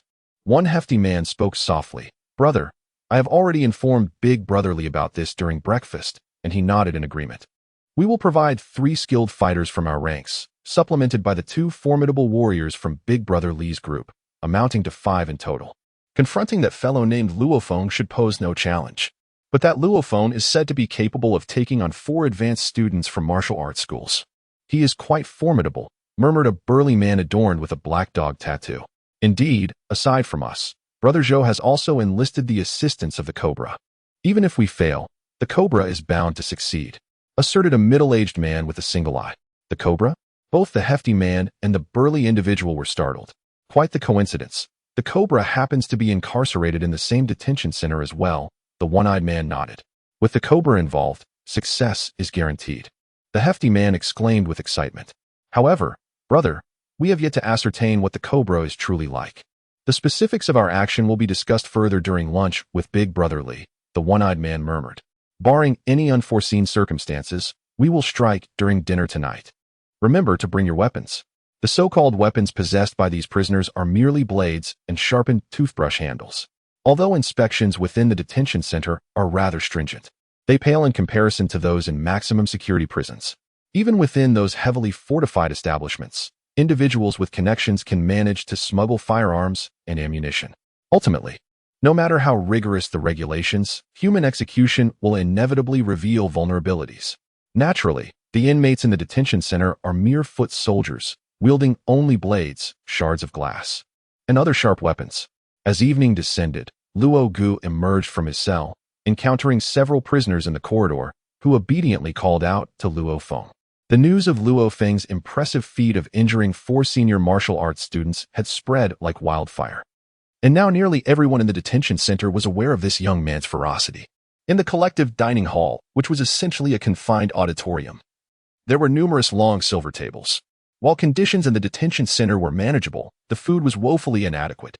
After successfully cultivating the gene primordial energy the previous night, Luo Feng felt exceptionally buoyant throughout the day. Approaching the counter, he received a plastic food container from the supervising staff, which contained a meal resembling gray sludge. Peering into it, he noted it had a somewhat potato-like taste. This was the infamous biological meal. Luo Feng shook his head, while his reputation was on the rise. The so-called biological meal was, in reality, regarded as some of the most substandard food available. One could subsist on such a meal for merely 50 cents a day, highlighting the remarkably low cost of these biological rations. In the Silver Hall, with its metallic dining tables and benches and silver lunchboxes, a multitude of individuals clad in prison garb approached one by one to collect their meals. Luo Feng sat at the long table, bowing his head to consume the biological rations before him. At that moment, a gaunt youth wearing spectacles sat beside him, holding his own lunchbox. After taking a couple of bites, the slender boy could not help but curse. Even pigs and dogs eat better than this. Hurry up, you lost. Give me 2 cigarettes. What nonsense are you talking about? The Silver Hall buzzed with the chatter of over 100 inmates, creating a cacophony of noise. 2 guards stood lazily outside the railing, holding assault rifles, casting casual glances inside as they engaged in light-hearted banter. Meanwhile, a camera in the corner of the hall whirred incessantly, capturing every moment within. Suddenly, a one-eyed burly man settled at a long table approximately 3 meters to the right of Luo Feng, glancing at him with a smirk. You must be Luo Feng, he remarked. Luo Feng returned the gaze. And you are? My surname is Long. The one-eyed man grinned. They call me One-Eyed Dragon. At that moment, a stout figure plopped down opposite him, flanked by 2 towering muscle-bound men who cast cold stares at the middle-aged one-eyed man. The stout figure sneered. Yesterday afternoon, when we were allowed to take air, it was your men who assaulted my brother, right? Now, tell me, how do we resolve this? Get lost, the one-eyed man retorted, rolling his eyes. Lee Fatty, you'd better scram before I lose my temper. Don't blame me for being rude. The squat, portly figure's eyes glinted with a cold light as he sneered. One-eyed dragon, it seems you are unwilling to converse. Nearby, Luo Feng lowered his head and took a few bites, casting a glance in their direction, finding the scene rather amusing. To him, it was evident that 2 powerful leaders within the confines of the cell were clashing. What conversation? You think you can negotiate with me? Get lost. The one-eyed dragon rolled his sole eye and bellowed. Damn it, attack. The squat figure's expression twisted into a snarl as he barked an order. Instantly, 2 towering men flanking him sprang into action. One lifted the silver dining table and swung it like a weapon toward the one-eyed dragon, while the other executed a lightning-fast kick aimed directly at him. How dare you strike my boss? Brothers, charge. The entire Silver Hall erupted into chaos. With a resounding crash, one inmate seized a bench and smashed it against the camera in the corner of the hall, for in any large-scale brawl within the prison, the first order of business was to disable the surveillance cameras. Without irrefutable evidence, the authorities would have no choice but to accept the fabricated accounts of the prisoners regarding the skirmish. Inside the Silver Hall, the one-eyed dragon swung his right arm to deflect the kick from the towering man. However, the force of the blow was tremendous, causing him to stagger backward several steps until he found himself beside Luo Feng. The 2 burly men pressed forward, and the one-eyed dragon's underlings surged toward them, thrusting Luo Feng into the very eye of the storm. He had unexpectedly found himself amidst a violent clash. Forced to his feet, Luo Feng had no desire to involve himself in the unfolding situation. However, as a corpulent figure from the one-eyed strongman's retinue advanced, a sharpened spike, crudely fashioned from a screw, materialized in his hand, aimed menacingly at Luo Feng's back. Simultaneously, the previously unsteady one-eyed dragon brandished a blade affixed to a plastic handle, lunging towards Luo Feng with lethal intent. Sensing a sudden threat, Luo Feng felt a sharp pain in his back, as if a piercing object had penetrated his muscles. Almost instantaneously, his muscles clamped down, and he propelled himself over the adjacent table with the agility of a wildcat. In that instant, the two towering brutes unleashed their legs like battle axes, aiming a devastating blow at Luo Feng. "You court death," Luo Feng roared, his voice laced with fury as he comprehended the situation.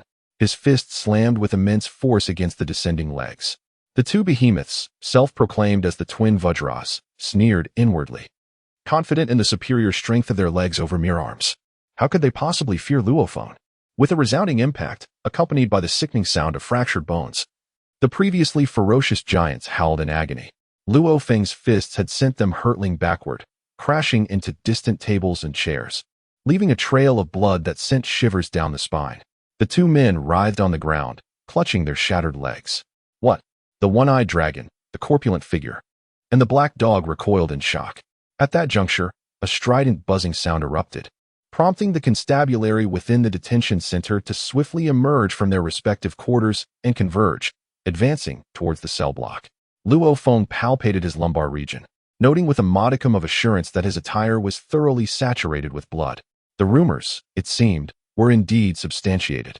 A martial artist capable of cultivating genetic potential could unleash a force of 3,000 to 4,000 pounds with a single strike, rendering the projectiles from conventional small-caliber handguns incapable of penetrating their musculature.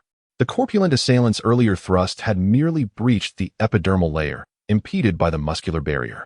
"So, you were feigning," Luo Feng remarked, his gaze sweeping across the one-eyed man and the diminutive, rotund figure, a glint of ferocity flickering within his irises, causing the aforementioned duo to recoil in alarm. "Attack him. He's wounded," the one-eyed man bellowed. "Everyone, attack together," the squat, corpulent man echoed, simultaneously seizing a stool and hurling it forward. With their leader's initiation of hostilities, the underlings, en masse, followed suit, brandishing stools as they surged forward in a chaotic melee. Luo Feng's form dissolved into a phantasmal blur, his legs transforming into veritable projectiles, launching prisoners skyward with each impact, displaying leniency towards the rank-and-file inmates. Luo Feng reserved his more severe actions for the ringleaders, the one-eyed man and his corpulent accomplice, as well as the adipose individual who had stabbed him.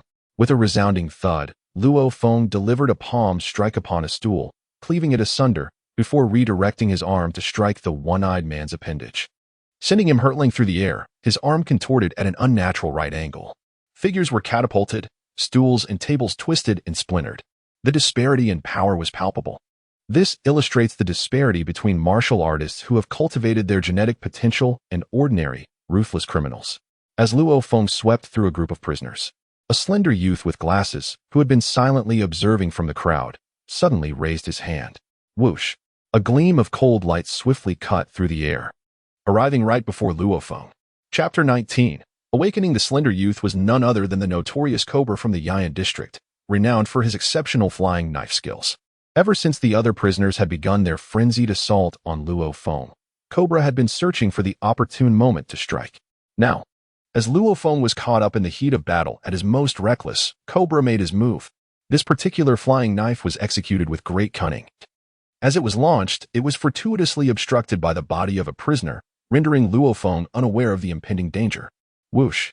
The knife pierced through the groin of a hurled prisoner, and when Luo Feng finally caught sight of the blade, it was a mere 2 meters away. This is bad. There's no time. Luo Feng's reflexes were swift, yet in such a brief moment, he could not evade the trajectory of the knife. Though the blade was not aimed at a vital spot, it was directed towards his right shoulder. This meant that if struck, he would be unable to participate in the martial arts practical assessment on August 1st, having to wait until February 1st of the following year. No, move aside. Clear the way. With the astonishing velocity of the throwing knife and the mere 2-meter separation, Luo Feng's mind was incapable of contemplating the ramifications. In this critical juncture, at this pivotal instant, Luo Feng's entire being was instantly taut, the strength of his muscles and bones erupting to its zenith.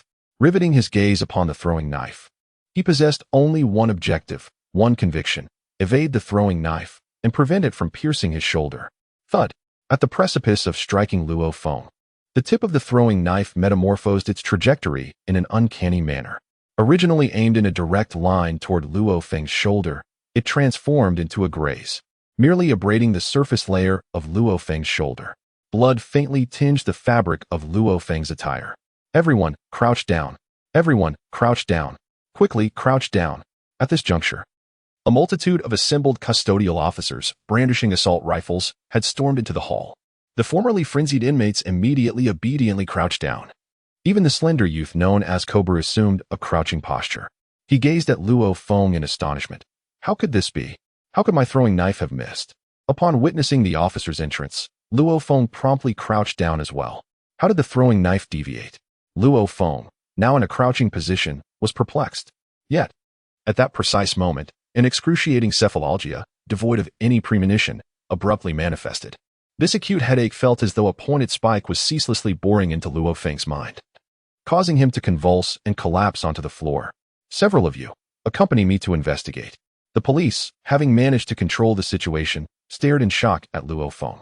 At that moment, Luo Feng's entire body was flushed crimson, beads of sweat continuously oozing from his skin, even forming droplets of blood that rapidly soaked his garments, turning them a deep red. The veins on his body bulged, resembling serpents entwined around him, rendering Luo Feng a figure of unprecedented terror. It was alarming. He had already lost consciousness from the pain. Quickly, take him to the medical room. The officers were equally taken aback by Luo Feng's condition. Even though he had succumbed to unconsciousness, his body remained flushed.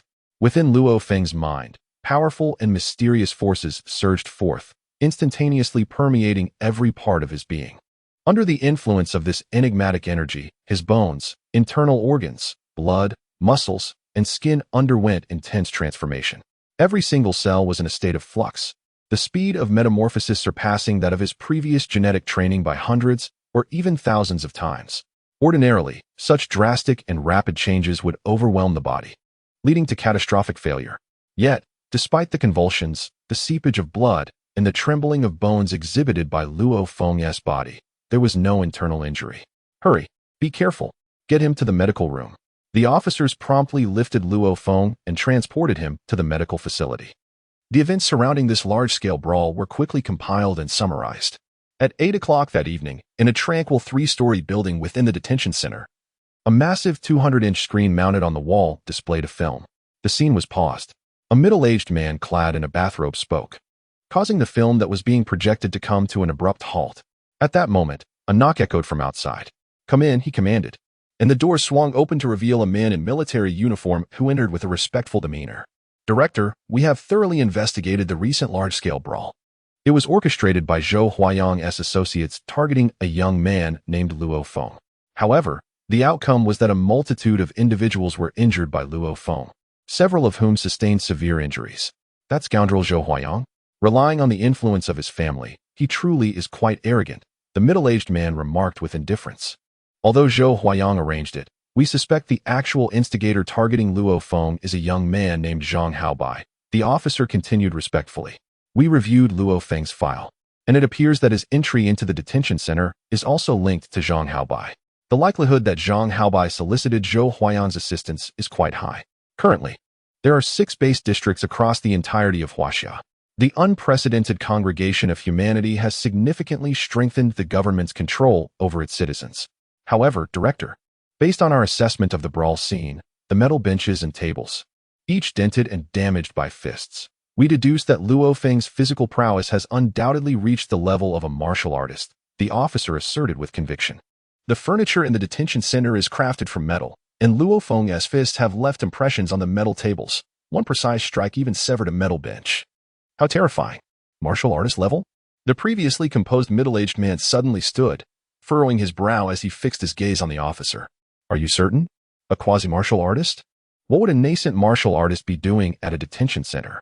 This middle-aged man furrowed his brow, realizing that any commotion could spell trouble. "Martial artists, regardless of their affiliations, hold martial rights in high regard.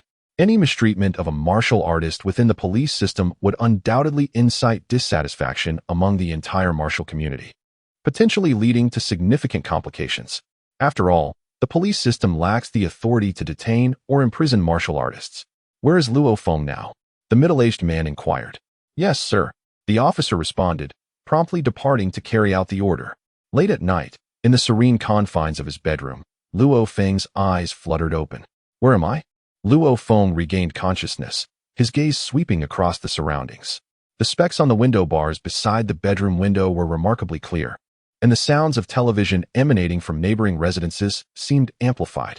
Even the conversations of pedestrians walking along the distant street were audible.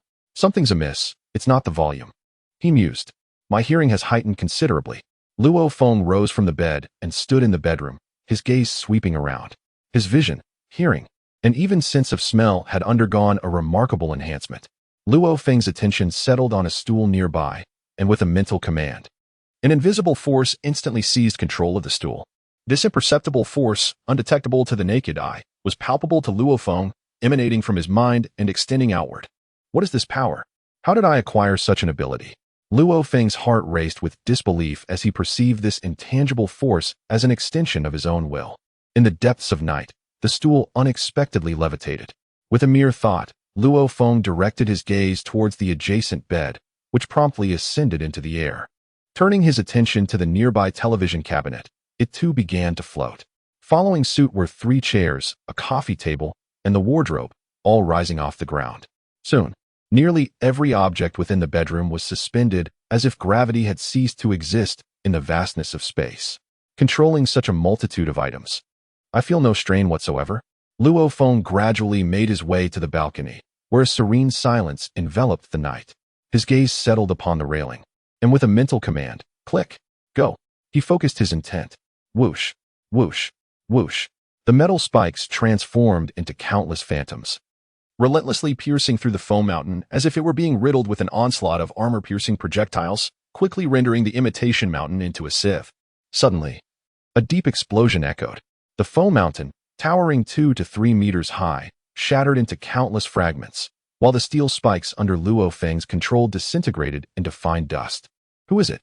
The alarm blared throughout the military recuperation area, and bright floodlights illuminated the scene as numerous guards armed with firearms rushed in. Meanwhile, Luo Feng instinctively recoiled, slipping back into the room and lying on the bed, his heart racing with astonishment. That massive stone, measuring over 1 meter thick, had been pierced in an instant. The power of my control over the steel spikes rivals that of a heavy sniper rifle's armor-piercing rounds. It is merely due to the spikes' lack of sturdiness and sharpness that they ultimately shattered into powder. Such an enigmatic and formidable power has been awakened within this ordinary military sanatorium community. Chapter 20, The Dark Golden Orb, into Volume 1, in the tranquil bedroom. Devoid of illumination, Luo Feng sat upon a small sofa, his heart unable to find serenity. This power is immense, he mused. A conventional police-issue handgun would likely only make a small indentation on that artificial mountain rock. Yet, I, controlling a steel spike, effortlessly pierced through the entire artificial mountain, amplifying the power by dozens, even hundreds, of times. The conflict between humans and monsters has persisted for decades, and the reason for the lack of victory lies in the sheer strength of the monsters. Among the monster population, there are both the strong and the weak. Even the most feeble of monsters can disregard small-caliber handguns. Not to mention monsters, even the weakest human martial artists can generally stop ordinary small-caliber bullets with their muscles alone. The formidable monsters, however, are completely impervious to thermal weapons, with only heavy sniper rifles, large-caliber heavy machine guns, anti-aircraft machine guns, and even autocannons posing a threat. Of course, some apex monsters, such as the black-crowned golden eagle, can withstand a barrage of 20mm Vulcan cannons without a single feather being shattered. That is truly terrifying. I can control objects from a distance. Could this be the spiritual power of a spiritual master? Luo Feng pondered. His knowledge of spiritual masters was limited. However, he did know some basic information. Spiritual masters are typically also formidable martial artists, cultivating genetic energy as well. However, in addition to cultivating genetic energy, spiritual masters also cultivate a second form of energy, spiritual power. This psychic ability is commonly referred to as spiritual power. However, whether it truly is spiritual power requires further investigation to confirm, Luo Feng mused. He had only encountered one mental power master in his entire life. The enigmatic silver-haired figure in black robes whom the chief instructor of the Yangzhou City Limit Hall, Wu Tong, referred to as the captain. While steel thorns possess formidable penetrating power, creatures at the level of the black-crowned golden eagle are entirely impervious to thermal weaponry. Only laser cannons and nuclear weapons pose a threat to them. Luo Feng was acutely aware that, despite his current remarkable strength, Numerous individuals worldwide possessed power 10, 100, or even 1,000 times greater than his own, such as the peerless expert in the online video who slew the black-crowned golden eagle. His movement speed surpassed the speed of sound. A single blade strike could cleave a black-crowned golden eagle in two. A single kick could demolish a 6-story residential building. This epitomizes the most formidable martial artists. Furthermore, the world's foremost expert, Hong, and the world's second-ranked expert, Thunder God, command sufficient influence to engage in dialogue with the 5 major powers on equal footing. Luo Feng inhaled deeply, realizing that the strength of such experts must be astonishing to enable an individual to converse with a nation as an equal. At my current level of control over the steel thorns, I likely couldn't even touch their bodies. Luo Feng silently cautioned himself, acknowledging that while he had grown strong, many others were far more powerful. Although he reminded himself of this, the existence of those peerless experts felt distant. Currently, Luo Feng's abilities were more than sufficient to provide his parents and younger brother with a comfortable life. Work hard. I am still young, and perhaps one day I, too, can ascend to the ranks of the world's elite, Luo Feng anticipated. In the serene confines of his bedroom, Luo Feng awakened to his extraordinary abilities, a wave of excitement rendering him somewhat restless. He mused that sleep seemed elusive on such an exhilarating night, and decided to engage in the cultivation of genetic primal energy instead. Sitting cross-legged upon his bed, he assumed the pose of 5 hearts directed towards the heavens, closed his eyes, and commenced his practice. Having gained prior experience and already possessing genetic primal energy within, he effortlessly attuned himself to the presence of cosmic energy. Streams of cosmic energy flowed through the soles of his feet, the palms of his hands, and the crown of his head, continuously pouring into his being. This evening, the absorption of cosmic energy appeared to be swifter than usual. The energy traversed 5 channels into Luo Feng's body, where every cell fervently devoured the wondrous cosmic essence. Through the transformation by the mitochondria within the cells, the cosmic energy was transmuted into genetic primal energy. Suddenly, Luo Feng sensed a significant influx of cosmic energy into his mind, as his consciousness focused within. A tremor resonated through his very soul. To his astonishment, he discovered that his awareness had transcended to a mystical realm. This enigmatic space was boundless, shrouded in an endless mist that perpetually swirled around him. At the heart of this fog stood a dark golden sphere, rotating languidly like a star, emitting tendrils of mist that incessantly augmented the enigmatic atmosphere. Was this mist the essence of mental power? Luo Feng effortlessly perceived the strength of this mist, recognizing it as his own telekinetic force. Furthermore, he distinctly observed translucent strands of energy seeping from the outer realms of this mysterious domain, swiftly assimilating into the misty power. Luo Feng's consciousness sensed that this transparent energy was indeed the energy of the universe. The mist represented mental power, while the transparent energy embodied the cosmic force, which was absorbed and transformed into mental power. All of my mental energy emanates from my mind. A jolt coursed through Luo Feng's heart. Was this truly my mind? Or perhaps, this was my sea of consciousness? The sea of consciousness is a specific term used by warriors to refer to the mind. What is this dark golden sphere that resides at the center of my sea of consciousness? Luo Feng's awareness observed with curiosity as the dark golden sphere slowly rotated, continuously emitting wisps of mist, mental power. As it released these streams of mental energy, Luo Feng felt an immense comfort within his sea of consciousness. Throughout my life, I have fainted several times. Perhaps it is indeed due to this dark golden sphere. An intuition stirred within Luo Feng. Could this dark golden sphere be responsible for the release of mental energy? In the past, I possessed little to no mental power. It was only during this recent fainting episode that such energy emerged. Luo Feng pondered. It must have been during this fainting spell that the dark golden sphere released a significant amount of mental energy. Not only did this grant me formidable mental prowess, but it also seemingly transformed my physical body. My physical constitution is robust, yet it pales in comparison to the strength of my mental energy. Indeed, previously, when that group of prisoners attacked me, one individual had thrown a flying knife. Just as it was about to pierce my shoulder, it suddenly changed direction. This must have been the influence of my mental power. Luo Feng deduced some truths based on the circumstances at hand. Indeed, the dark golden sphere has indeed released a substantial amount of mental energy during this episode of unconsciousness. However, in reality, on the very first night of Luo Feng's confinement, when he first embarked on the cultivation of genetic primordial energy and began to absorb cosmic energy, It had already triggered a disturbance in his consciousness. Even without the interference of the flying knife, the dark golden sphere would eventually manifest its mental energy over time. The sudden ambush by the flying knife merely expedited Luo Feng's awakening.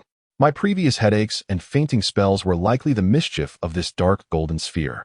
Nevertheless, with the sphere continuously releasing mental energy now, I should not succumb to faintness again, Luo Feng pondered.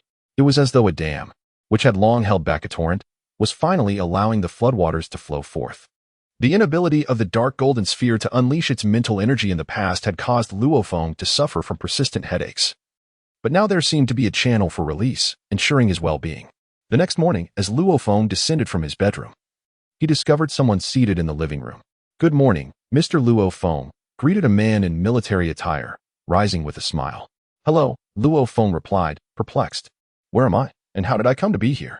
Moreover, I do not believe I have encountered you before." Given that he had fought numerous prisoners the day prior, particularly striking the metal tables and benches, it was not surprising that others could assess his strength. "I would like to inquire who wishes to harm me," Luo Feng said, frowning. The officer hesitated slightly. "There will undoubtedly be trouble with the higher-ups of the detention center," the officer said with a smile. "Mr. Luo Feng, please do not be anxious. The situation is as follows.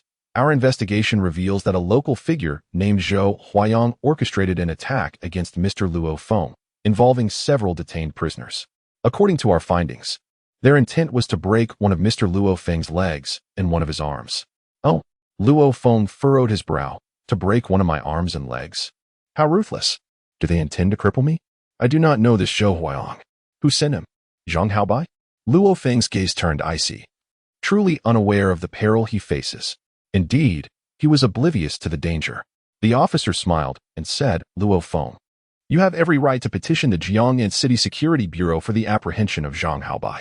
He is complicit in orchestrating harm against a prospective martial artist, which is a grave offense. A sentence of 20 years of imprisonment is quite plausible. Do not blame me for my unsolicited advice. Zhang Haobai's uncle is also a martial artist." The officer continued, "You need not consider his uncle's influence. You can still petition the Security Bureau to apprehend Zhang Haobai. The Bureau is the governing body for martial artists and wields considerable authority. His uncle's status will not sway the Bureau's actions. Choosing to disregard the offense to his uncle while still addressing Zhang Haobai is entirely your decision. Alternatively, you might prefer to pursue a private resolution, seeking compensation from the Zhang family. The choice rests solely with you." The officer smiled. "I have conveyed my message. Here are your belongings, Mr. Luo Feng." Luo Feng nodded. Should he pursue a private settlement, demanding a substantial sum of money, or should he take decisive action against Zhang Haobai? "Hello, Dad," Luo Feng said, picking up his phone and dialing. "I have just exited the detention center and will be home shortly for breakfast. Rest assured, Father, your son is currently formidable. How could anything possibly go amiss?" Luo Feng is on the verge of entering the realm of martial artists, ready to stir the winds of change. On the very morning Luo Feng was released from the detention center, in an antique tea house within the Yain district. A private room housed only Zhou Huayang and Zhang Haobai. The steam rose from the teacups before them, filling the air with an aromatic essence. "Brother Zhou, what prompted you to summon me so early?" Zhang Haobai inquired in a hushed tone. "Is there news regarding that matter? If it's resolved, rest assured, money will pose no obstacle." Zhang Haobai's anticipation grew. Was it true that Luo Feng had suffered a broken leg and arm? Zhou Huayang sat in silence, his expression darkening gradually. "Brother Zhou?" Zhang Haobai sensed the tension in the atmosphere and urged softly, "Please, speak up. Zhang Haobai, you are quite ruthless. Do you wish for death and drag me down with you?" Zhou Huayang remarked with a cold smile directed at Zhang Haobai. Taking a deep breath, he spoke solemnly. "Zhang Haobai, you expect me to hire someone to cripple Luo Feng, do you not?" "Yes, is there a problem?" Zhang Haobai nodded in affirmation. What of it?" Zhou Huayang's voice turned frigid as he scoffed. "The Luo Feng you intend to confront is a prospective martial artist." "Prospective martial artist?" Zhang Haobai was taken aback, rendered momentarily speechless. Silence enveloped the private room. Zhang Haobai sat there, motionless, his face pale and beads of sweat forming on his brow. Zhou Huayang, with a mocking smile, sat beside him, sipping tea steadily, remaining reticent. How could this happen? Zhang Haobai is now devoid of jealousy, replaced only by fear. Coming from a wealthy family, he is well aware of the privileges afforded to prospective warriors. The notion of sending someone to break a warrior's leg and arm is utterly foolish. A warrior could easily report him to the security bureau. Once he steps into the bureau, his life would be irrevocably ruined. No, no, Zhang Haobai's face turned pale. So, now he knows fear. How foolish. Zhou Huayang, in a fit of rage, slammed his cup down on the table and shouted, "Damn it, you fool. If you truly wish for death, don't drag me along with you. A warrior. You expect me to send someone to break a warrior's limb?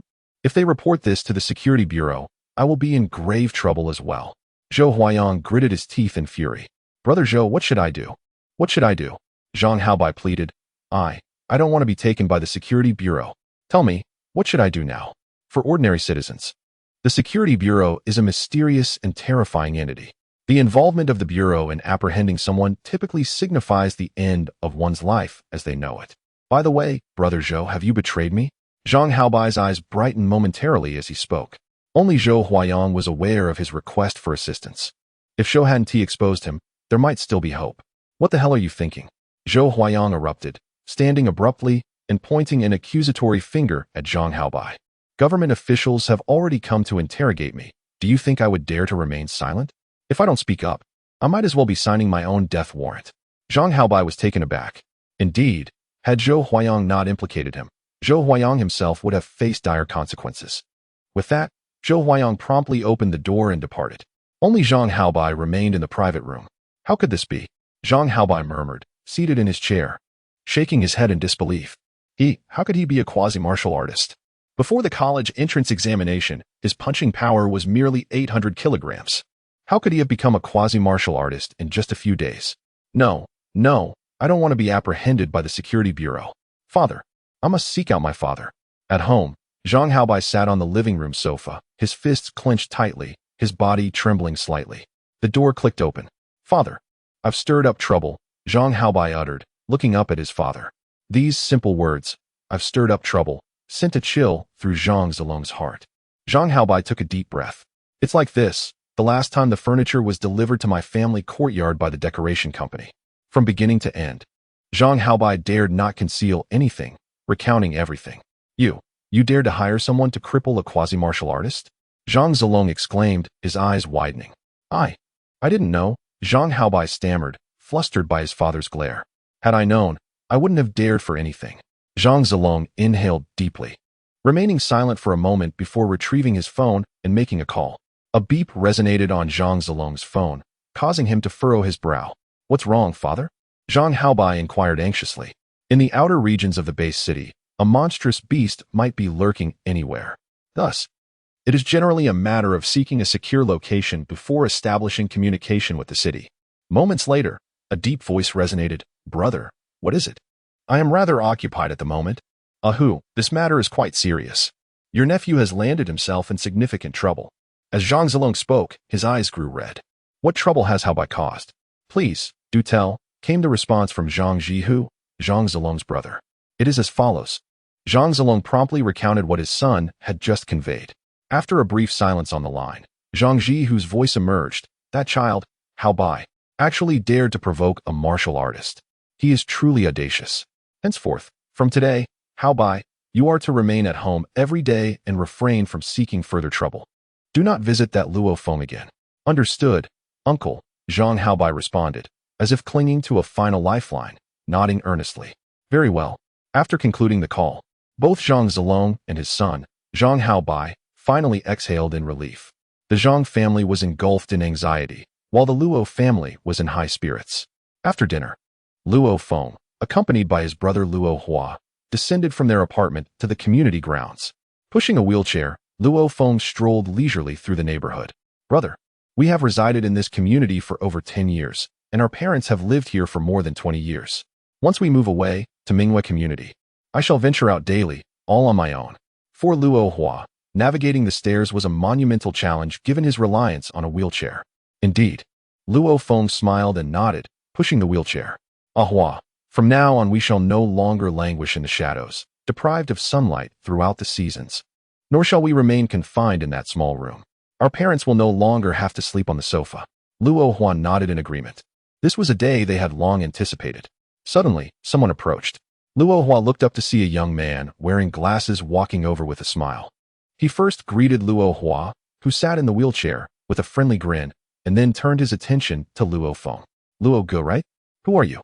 Luo Feng asked, gazing at the young man with curiosity.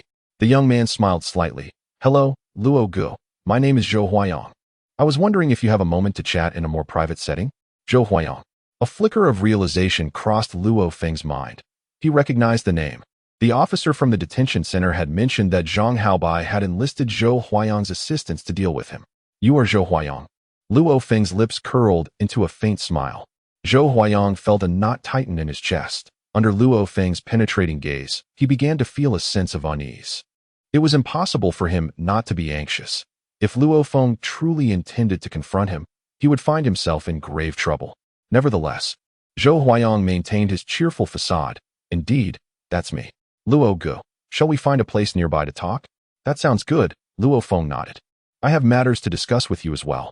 Not far from the Nanning community, there was an establishment named Yangzhou Bathhouse. This venue was considered to be rather upscale, with a minimum expenditure of 1,000 yuan for even a small suite. Although Luo Feng had heard of this place, he had never set foot inside. However, this time he found himself accompanied by his brother and Zhou Huayang. The Yangzhou Bathhouse is an establishment that integrates bathing, foot massages, and leisure activities. All right, you may leave. I will summon you if needed, Zhou Huayang instructed within one of the suites. Understood, sir, the attendant responded, exiting the suite. This suite comprised 3 chambers, a bath chamber specifically for bathing, a lounge for tea and business discussions, and an entertainment room equipped for internet access, television viewing, and karaoke. Ahua, amuse yourself in this room, while Zhou Huayang and I discuss some matters, Luo Feng said with a smile. Go ahead, brother. Luo Hua propelled his wheelchair, positioning himself before the computer with evident excitement. Remarkable, a 46-inch ultra-thin screen with a voice-activated system. Splendid. Luo Feng couldn't help but feel a sense of melancholy. Their family's laptop was of the most basic kind, with a manual operating system, costing a mere few hundred yuan. Nowadays, some extravagant laptops were almost entirely voice-controlled, and the most elite were rumored to possess 3-dimensional virtual holographic projection capabilities. Naturally, devices with 3-dimensional virtual projection were prohibitively expensive. Legendary devices that even affluent families might have to bankrupt themselves to acquire. His younger brother, Luo Hua, sat before the computer, eagerly experimenting with the voice-activated system. Meanwhile, Luo Feng and Zhou Huayang entered the lounge. Click. With the door closed, Luo Feng and Zhou Huayang sat facing each other in the lounge. Brother Luo, please have some tea. Zhou Huayang lifted the teapot, pouring a cup of tea for Luo Feng, while expressing his remorse. Brother Luo, I've come to offer my apologies. I am deeply ashamed regarding this matter. Luo Feng listened in silence, holding his teacup. Individuals like Zhou Huayang are prevalent in society, possessing extensive networks. Their business involves accepting payment to assist others. Zhou Huayang, too, was compensated for his services and held no prior animosity toward Luo Feng. Luo Feng harbored no significant resentment toward Zhou Huayang. His true animosity was directed at Zhang Haobai. Even if Zhang Haobai hadn't sought Zhou Huayang to deal with me, he would have found someone else, Luo Feng mused. Zhou Huayang is merely an intermediary. However, since he has come to me, I might as well settle this privately with him. Seeing Luo Feng's silence, Zhou Huayang continued, when I arranged for people to confront you, Brother Luo, I was completely unaware of your circumstances. Zhang Haobai was the one who informed me, leading me to commit such a foolish act. I implore you to show magnanimity and forgive me. Forgive you? Luo Feng grinned. This is a token of my sincerity, and I hope you will accept it. Zhou Huayang produced an envelope from his pocket, placing it on the table and sliding it toward Luo Feng. This is a registered check from China Merchants Bank, with your name as the payee. Only you can withdraw these funds. You can access this money at any branch of China Merchants Bank. Luo Feng cast a glance and opened the envelope, discovering indeed a check within, with a payment deadline of 10 days, payable to Luo Feng, and accompanied by his identification number. Most enticing, however, was the line declaring the sum of 1 million yuan. 1 million? Luo Feng was slightly taken aback. This was a considerable amount. His family's savings had never exceeded a mere 100,000 over the years, and in the current economic climate, the value of the Huaxia currency was substantial. Even for seasoned business executives, 1 million Huaxia yuan represented a significant figure. I hope Brother Ro can forgive me, and we can put this matter behind us, Zhou Huayang earnestly stated. 1 million was an amount Luo Feng had never encountered before. Such money was too good to pass up. I understand you are merely an intermediary, and I bear no ill will towards you. Very well, I shall accept this money. Luo Feng nodded, prompting Zhou Huayang to breathe a sigh of relief. However, withdrawing the funds from the check would be cumbersome. Instead, I would appreciate it if you could transfer the amount directly to my account via the internet, Luo Feng suggested. Certainly, Zhou Huayang replied promptly. Luo Feng nodded and retrieved a pen from the table, inscribing his bank account number and the name of the bank on a blank sheet. This is my bank account number. And here is the address of the bank where I hold my account. Just then, Luo Feng felt his phone vibrate in his pocket. Upon checking, he found a text message notifying him of a change in his bank balance, confirming an increase of 1 million. Has it arrived? Zhou Huayang inquired with a smile. Indeed, Luo Feng affirmed. Nodding in affirmation, Luo Feng received a genial smile from Zhou Huayang, who remarked, Brother Luo is indeed decisive in his actions. Here in Yangzhou City, should you encounter any insurmountable difficulties, do not hesitate to reach out to me. I shall render assistance to the best of my capabilities. Naturally, Brother Luo will soon ascend to the ranks of a martial artist. However, while it is easy to deal with the King of Hell, it is difficult to deal with the minor devils. It is often more expedient for us to resolve certain troublesome matters. Very well, I shall seek your aid should the occasion arise, Luo Feng responded, rising to his feet. Zhou Huayang promptly mirrored his action, and the two men exchanged a handshake. Then, I shall take my leave, Zhou Huayang said with a smile, adding, I have already settled the bill for this suite. You may enjoy it until tomorrow morning. Subsequently, Zhou Huayang bid farewell to Luo Feng's younger brother, Luo Hua, and departed from the suite. Within the suite, only the brothers Luo Feng and Luo Hua remained. In the suite's entertainment room, Luo Hua inquired with a smile, Brother, what did that man want with you? He seemed quite amiable. He came bearing gifts of currency. Luo Feng replied with a smile. Gifts of currency? Luo Hua exclaimed, taken aback. Luo Feng had refrained from divulging the events that transpired at the detention center to his parents and brother, as he wished to spare his loved ones any undue concern. In his estimation, having embarked upon the path of a martial artist, he would inevitably encounter numerous hardships and pervasive dangers. It was best to shield his parents from such perilous and arduous matters. Ah, yes, Ahua, Luo Feng began, a smile playing on his lips. How fares your endeavors in the stock market? His younger brother, Ahua, having spent much of his time at home, had cultivated an interest in finance, particularly the realm of stocks. Despite his youth, he had already been trading stocks for 3 years. While the first year yielded no profits, the subsequent 2 years had proven quite lucrative, with his investments quadrupling, now totaling over 20,000 yuan. Is it really that much? Luo Feng exclaimed in astonishment. The sum of over 20,000 yuan was not what startled him. Rather, it was the remarkable efficiency with which his younger brother had earned it. Indeed, it had quadrupled. That was an impressive rate of return. Not bad, Luo Hua replied with a smile. When it comes to stock trading, one must master psychology and mathematics.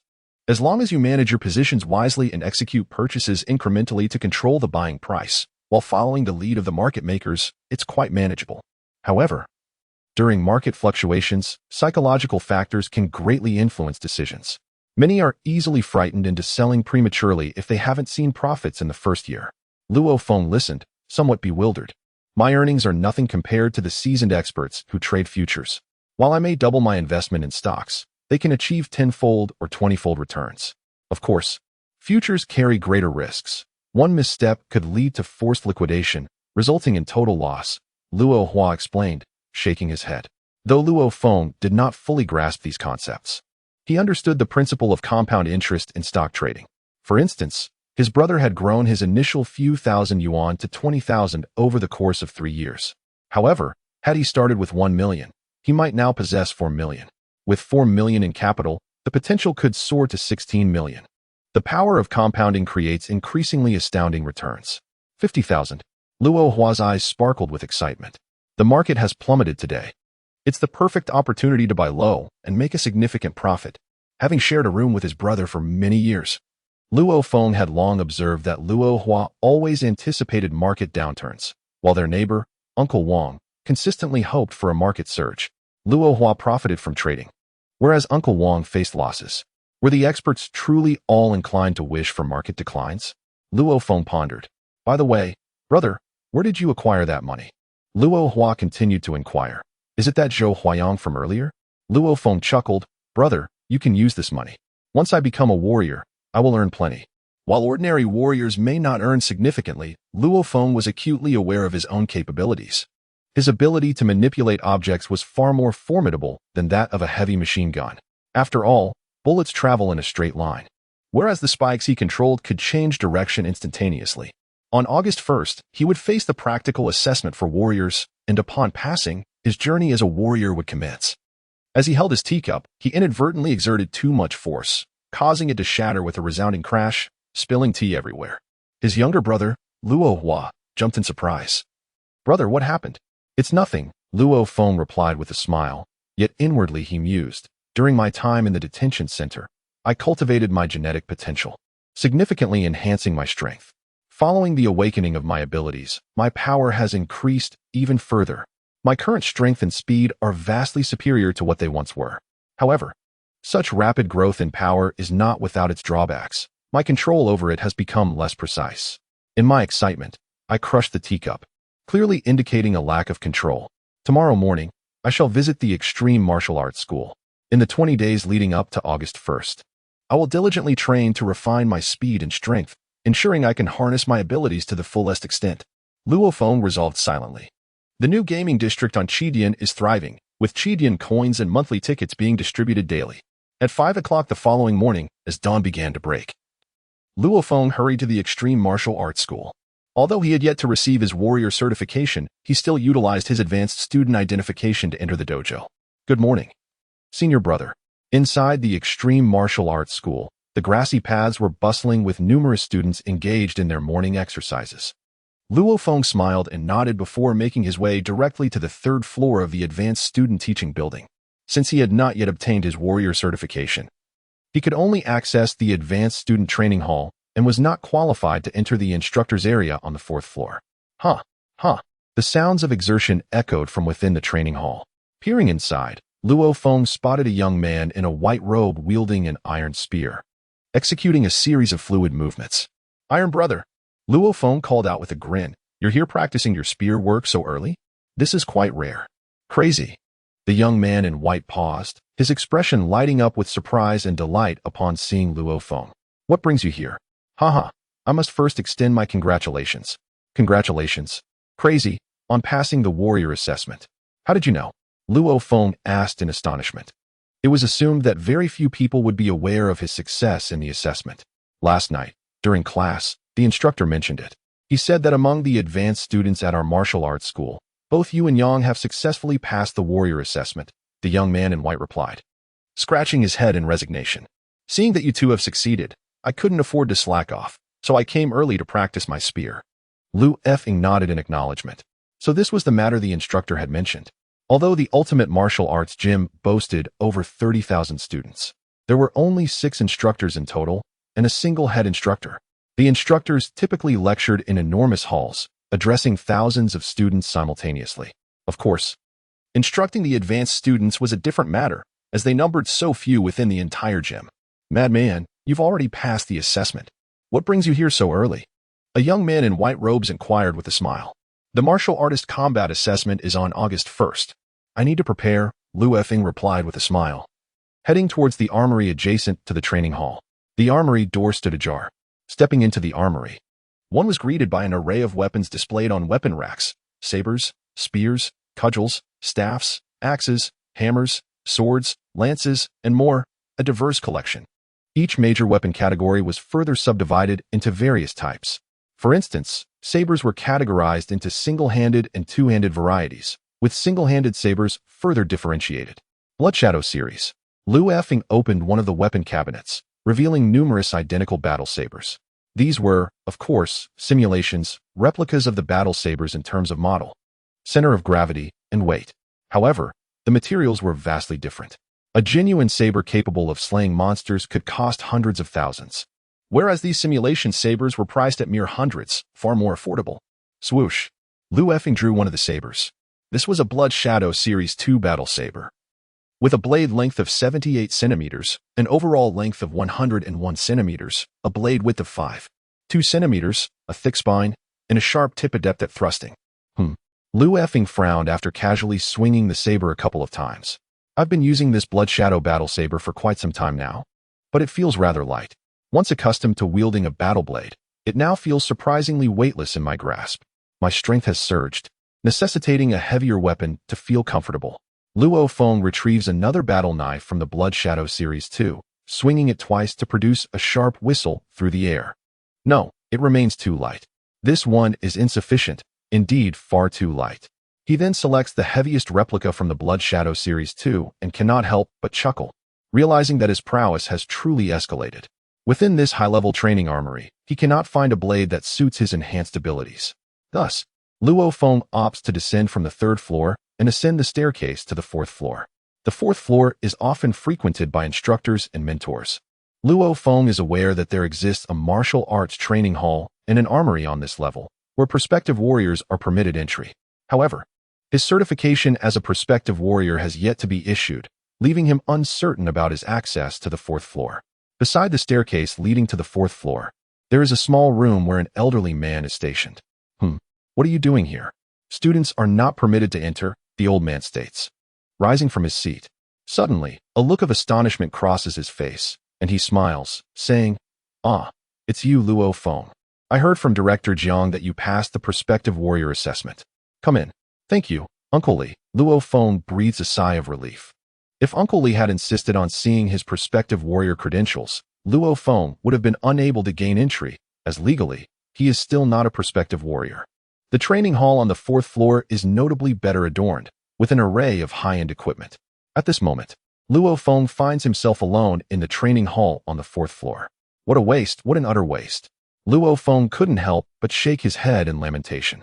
This martial arts school had merely 6 instructors, and aside from teaching, they mostly spent their time training at the Extreme Training Hall. Such a splendid place, left so desolate, with scarcely anyone to utilize it. Luo Feng shook his head and entered the adjacent weapons room. Although the weapons here were replicas, they appeared to be of far superior quality compared to those on the 3rd floor.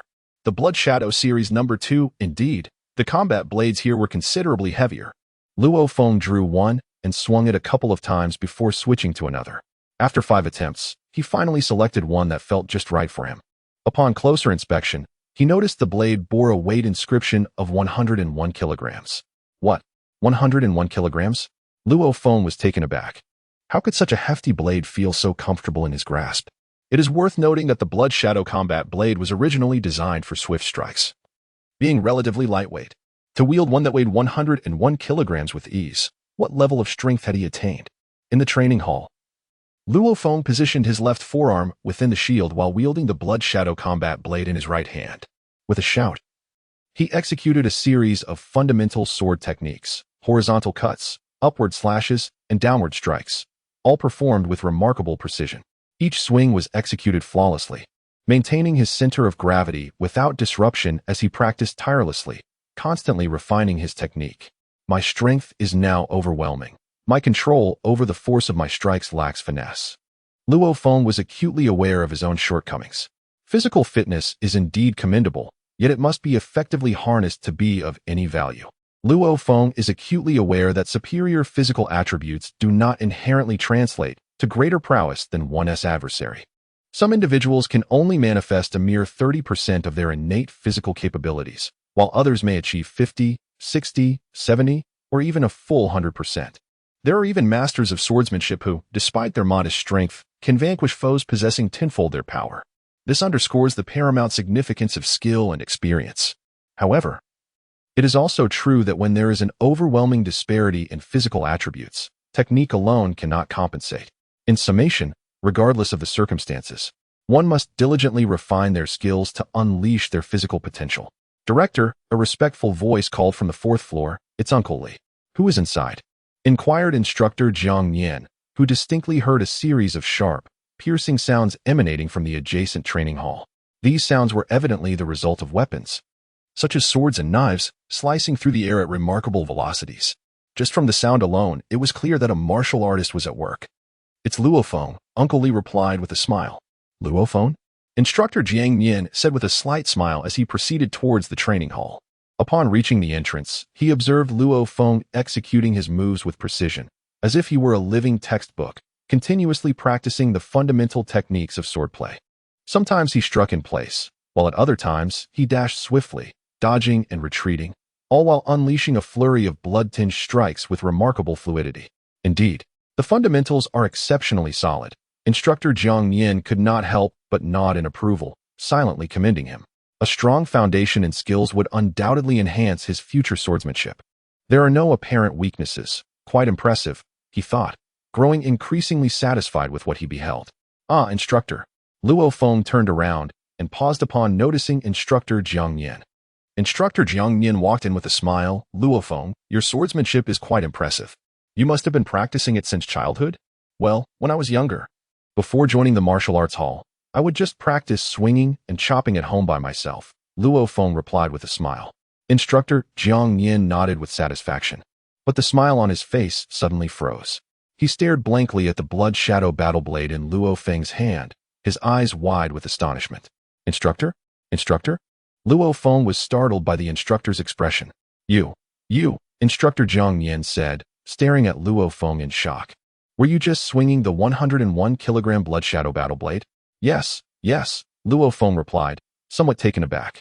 Instructor Jiang Yin shook his head repeatedly. Impossible. How could it be? But then, Instructor Jiang Yin's eyes lit up, as if he were looking at a priceless treasure. He stared at Luo Feng and exclaimed, Luo Feng, go to the punch force testing machine, quickly. Throw a punch and let me see. Let me see how much your punch force has reached. During the last quasi-martial artist assessment, Luo Feng's punch force was only around 1,100 kilograms. Could it be that in just a few days, he was now able to wield the 101-kilogram blood shadow battle blade with such ease and swing it at such an astonishing speed? Had his strength increased several times over in an instant? Instructor Jiang Yin took a deep breath. Since becoming a martial arts hall instructor, Jiang Yin's martial arts hall contribution points had been increasing extremely slowly. The martial artists of the Ultimate Martial Arts Hall placed great importance on contribution points. The quickest way to increase contribution points was to hunt monsters. It had been a considerable time since Jiang Yin last hunted monsters. If his conjecture was accurate, Luo Feng's progress in cultivating genetic potential must significantly surpass that of ordinary martial artists. Jiang Yin mused that Luo Feng might indeed be qualified to warrant attention from the headquarters. Should he succeed in recommending Luo Feng, he would not only accrue contribution points for the dojo, but also gain prestige among his fellow instructors. Jiang Yin was unable to suppress his excitement. Luo Feng, exert your utmost strength and deliver that punch, Jiang Yin exhorted. Yes, instructor, Luo Feng responded. Luo Feng approached the punch force testing machine, took a deep breath, and reflected that his psychokinetic abilities far exceeded his proficiency in fist, foot, and blade techniques. With no intention of concealing his capabilities, Luo Feng merely regulated his breathing before channeling his entire body's power into a single, explosive strike. His spine arched like a great dragon. Boom. His fist impacted the target with the force of a missile, causing the entire apparatus to tremble violently. Beep. What's the reading? Jiang Yin promptly rushed over, his gaze fixed on the display panel of the punch force testing machine. Luo Feng, having delivered his blow, also turned his attention to the screen, uncertain of the exact force he had generated. The display panel of the punch force testing machine showed a clear number, 3109 kg, 3,109 kilograms. Jiang Yin inhaled sharply, turning to regard Luo Feng with an expression of astonishment, as if beholding a phenomenon. Witnessing the numerical value, Luo Feng was taken aback, realizing the substantial augmentation in his punching power. During the previous preliminary martial artist assessment, his strength was approximately 1,100 kilograms. The initial foray into cultivating genetic energy resulted in the most rapid advancement, elevating his strength to an estimated 1,500 to 1,800 kilograms. Subsequently, with the awakening of his abilities and the evolution of his physique, his strength surged to 3,109 kilograms. Since that pivotal awakening, Luo Feng had distinctly perceived a considerable amplification in his physical prowess, yet lacked a definitive quantification. Luo Feng, you've successfully cultivated genetic energy, haven't you? Jiang Yin promptly inquired. Indeed. Subsequent to the preliminary martial artist assessment, I ventured into cultivating genetic energy for the first time and succeeded that very night. Luo Feng affirmed with a nod. Jiang Yin ecstatically clapped his hands together, exclaiming, haha. The Limit Martial Arts Center in Yaya District has finally produced a genuine prodigy. to ascend from 1,100 kilograms to 3,100 kilograms with the initial cultivation of genetic energy. Such remarkable progress is seldom seen. Throughout the entirety of Jiangnan City, perhaps only 1 or 2 individuals per year possess such talent. From birth until the commencement of genetic energy cultivation, humans endure a period spanning over a decade, during which their bodies remain devoid of genetic energy absorption. This prolonged starvation spanning 15 to 20 years renders the initial cultivation exceptionally transformative. Subsequent advancements diminish in magnitude, necessitating protracted and consistent cultivation to gradually augment strength.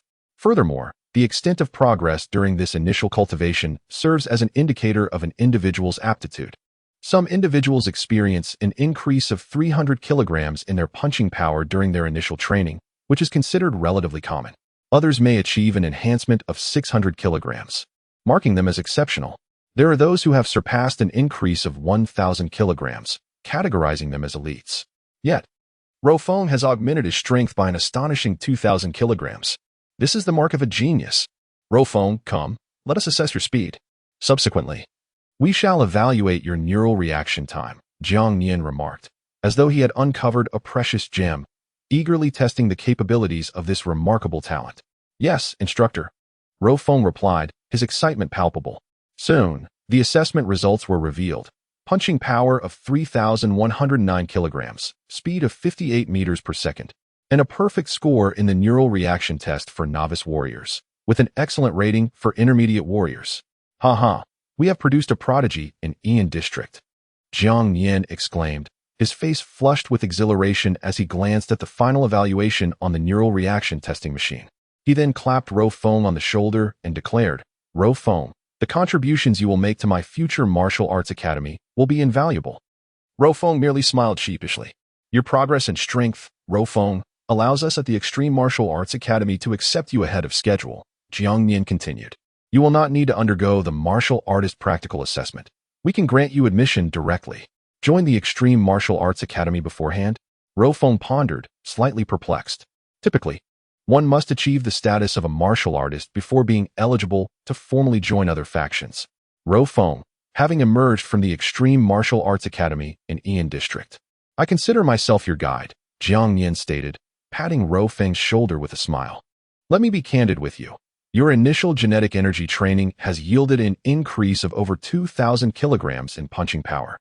And your speed and neural reaction test results are equally remarkable. Your aptitude can be assessed as genius level, or rather, prodigious.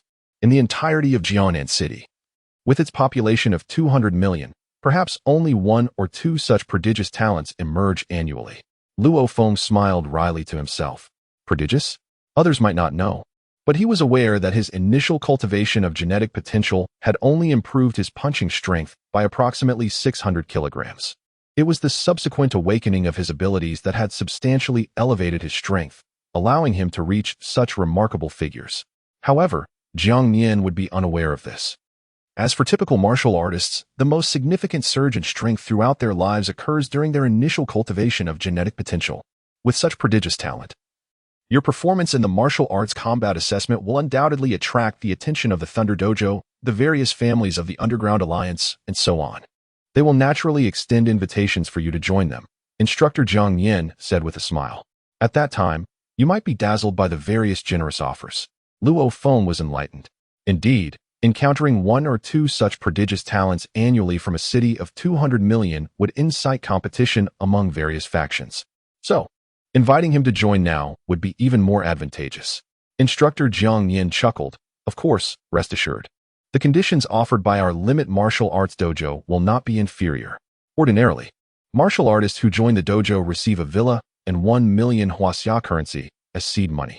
Luo Feng, do not underestimate the importance of money, as the combat attire, weaponry, swordsmanship manuals, and even certain hot weapons, as well as the option to enlist powerful individuals to personally instruct you, all require financial resources. Luo Feng nodded. For a talent like you, in addition to a villa, we offer 20 million in seed money. You are invited to acquire a variety of weaponry and equipment. Simultaneously, at the Extreme Martial Arts Institute, we shall graciously provide you with a set of guiding techniques, a compendium of swordsmanship, and a manual on agility, all of which, if priced below 50 million, will be bestowed upon you at no cost. Should the total exceed 50 million, you will be required to cover the additional expenses. Within Luo Feng's heart, a sense of astonishment took hold. Good heavens! The initial capital for an ordinary martial artist is merely 1 million, whereas he stood to receive nearly 70 million. After all, the guiding techniques, swordsmanship compendium, and agility manual are of paramount importance to any martial artist. While the combined value of these three treasures may not exceed 50 million, acquiring them elsewhere would likely incur expenses approximately double that of the Extreme Martial Arts Institute. Zhang Nian smiled and remarked that martial artists at the Extreme Martial Arts Institute enjoy discounts when purchasing certain manuals. Naturally, the level of the manual purchased corresponds to the requisite contribution points to the institute. Without contribution points, no amount of money will suffice to procure the manuals. However, for your initial purchase, the complimentary offering comes without any contribution point requirements. Luo Feng realized that the terms presented by the Extreme Martial Arts Institute were indeed generous. Zhang Nian continued with a smile, stating that the conditions for exceptionally talented martial artists are uniformly favorable. At the Extreme Martial Arts Institute, when you venture forth to hunt beasts, you will receive support from companions across various regions. Furthermore, our esteemed leader, Hong, the world's foremost martial artist, occasionally mentors select elite individuals. Having lived in this era for many years, Luo Feng understood well the magnitude of the influence wielded by the Extreme Martial Arts Institute. Joining this prestigious institution is undoubtedly a prudent choice. Very well, instructor, Luo Feng nodded in agreement. Haha, Zhang Nian chuckled, of course. I lack the authority to directly induct a martial artist of your caliber into the Extreme Martial Arts Hall. That requires scrutiny from the headquarters. With that, Zhang Nian retrieved a mobile phone from his pocket and softly uttered the word headquarters, prompting the device to dial. Moments later, a figure appeared on the screen. Zhang Nian. What is it? Inquired an elderly man with grizzled hair, a faint smile gracing his lips. Uncle Bai, Zhang Nian exclaimed, brimming with excitement. I have discovered a prodigious martial artist in the Yan district. On his first attempt at cultivating genetic primal energy, he augmented his punching power by an astonishing 2,000 kilograms. His speed reached 58 meters per second, and his neurological response tests scored excellently. Even at the intermediate warrior level, he is undoubtedly a monster-level talent, a true genius. Really? The elderly man with grizzled hair was taken aback, and he pressed further. You mean he increased his punching power by over 2,000 kilograms on his first try? How old is he? The young man is merely 18 years old. Zhang Nian replied promptly. What? Only 18? The elderly man's surprise was palpable as he leapt to his feet, exclaiming, You must bring him to headquarters immediately. I will arrange for an assessment right away. Understood. I shall head to headquarters at once, Zhang Nian said, ending the call. He then turned to Luo Feng with a smile. Luo Feng, come with me to headquarters now. Yes, instructor, Luo Feng responded. Instructor. I will place the Blood Shadow Battle Blade and the hexagonal shield in the armory. As Luo Feng initiated a conversation, Zhang Nian promptly seized his arm, urging, Forget about the armory. Let it remain where it is. Let's not squander any time. With these words, Zhang Nian propelled Luo Feng toward the stairwell, simultaneously instructing, Li, I'm afraid I won't have any time today. Cancel my class for tonight. Yes, director, Li responded with a nod. His words barely audible as Jiang Yin and Luo Feng vanished from his sight. Instructor Jiang Yin, exercising his martial arts prerogative, bypassed the ticketing process and directly escorted Luo Feng onto the train, en route to the central district of Jiangnan City. Jiangnan City is divided into a central district and 8 satellite cities. Trains serve as the mode of transportation between the central district and the 8 satellite cities. Ordinarily, individuals are required to book tickets 3 days in advance, and the fares are exorbitant. The cost of traveling from one base city to another is even more astronomical, rendering it unaffordable for the average person. Consequently, the majority of Jiangnan City's 200 million residents rarely have the opportunity to venture beyond the confines of their base city. Jiangnan Base City, Central District. Luo Feng and Zhang Nian strolled side by side along the sidewalk. Luo Feng, Zhang Nian inquired with a smile, gesturing around.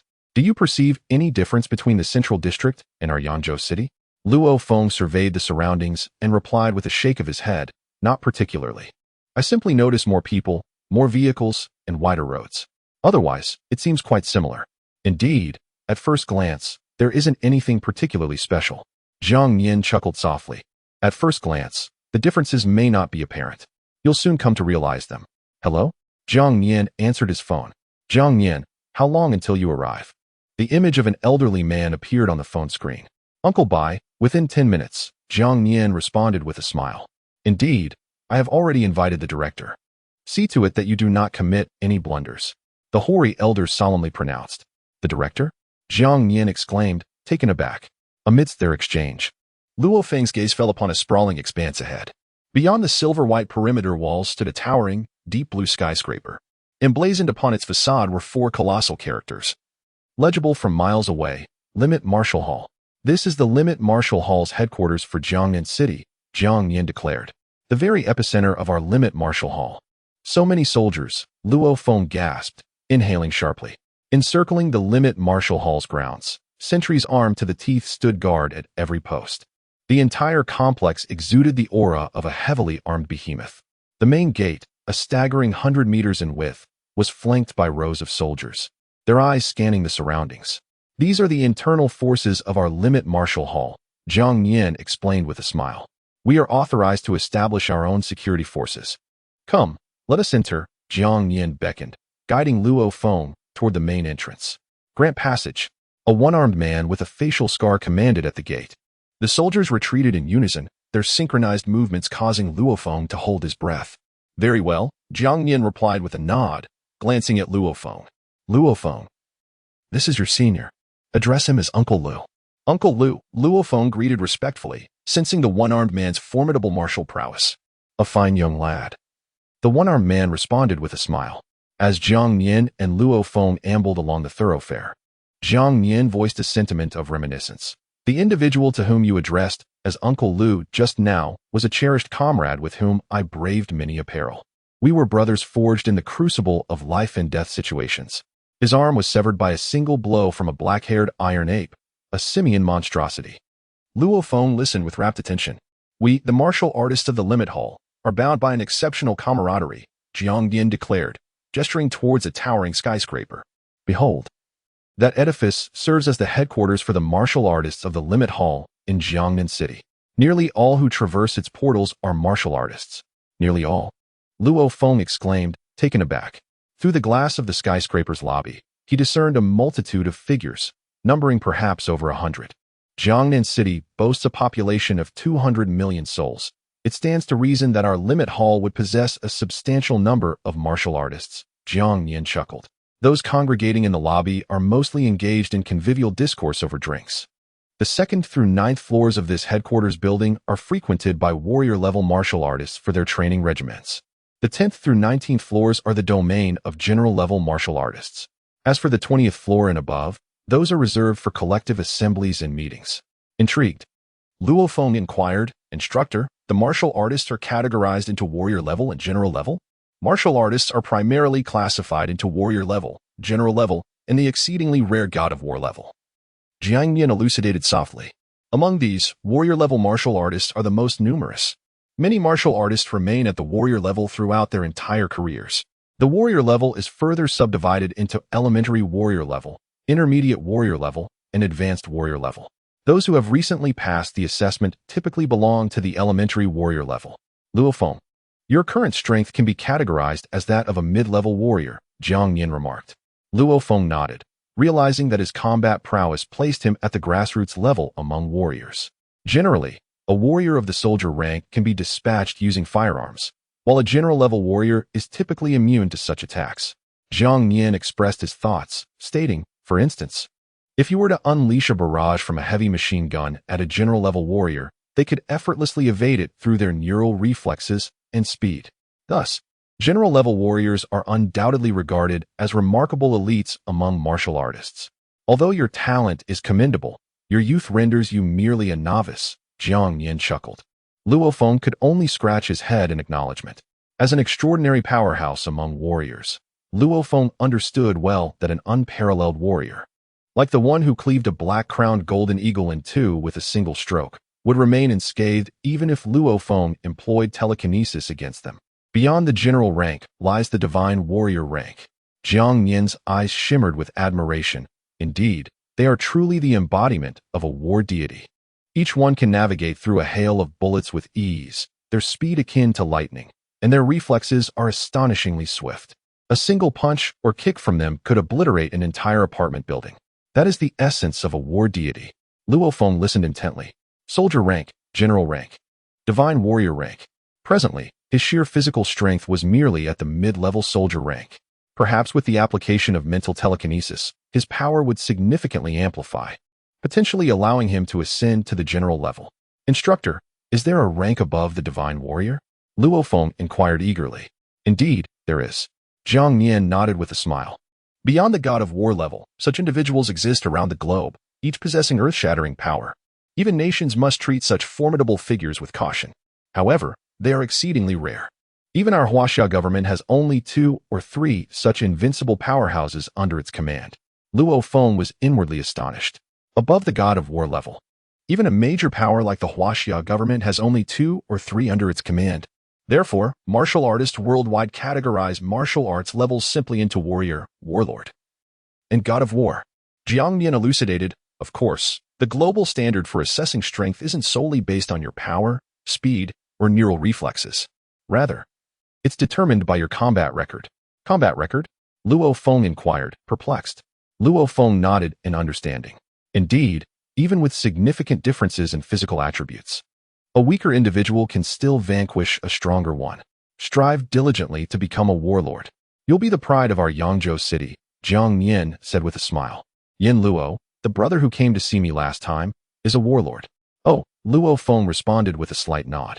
If I were to utilize my mental power, how strong would I truly be? Could I rival a warlord? All of this will likely be determined in the future.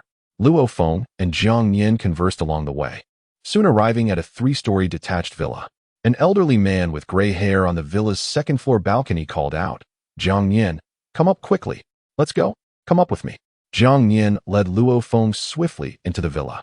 The new gaming district of Qijian is bustling with activity, and the Qijian coins are being distributed generously, with iPad minis given away daily.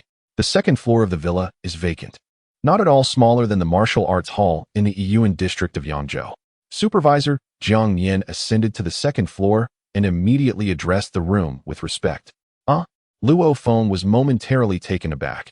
Instructor Jiang Nian had never displayed such deference, whether in the presence of the chief instructor Wu Tong or others. Jiang Nian, is this young man Luo Feng? A gentle voice inquired. Yes, supervisor, Jiang Nian replied respectfully. Luo Feng observed closely. Beside the elderly gentleman with graying hair stood 5 individuals, 4 of whom were clad in white suits. They stood reverently behind a middle-aged man dressed in a black tank suit. This man was slender, with a prominent nose and eyes that exuded a gentle warmth, embodying a certain gracefulness. Jiang Nian subtly gestured to Luo Feng, prompting him to awaken from his reverie. I have met the supervisor, he stated promptly. Indeed, the middle-aged man in the tank suit nodded slightly and spoke. Old Bai, you may begin. Assess this young man's capabilities. Understood, Old Bai responded with equal respect. Luo Feng, observing the interactions, pondered deeply. Instructor Jiang Nian had never shown such respect even to Chief Instructor Wu Tong. Old Bai held considerable status within the extreme headquarters, yet even he displayed reverence towards this supervisor. What, indeed, was the identity of this supervisor? Regardless, it was evident that he occupied a position of significant power and influence. The power testing machine and speed tester were all activated.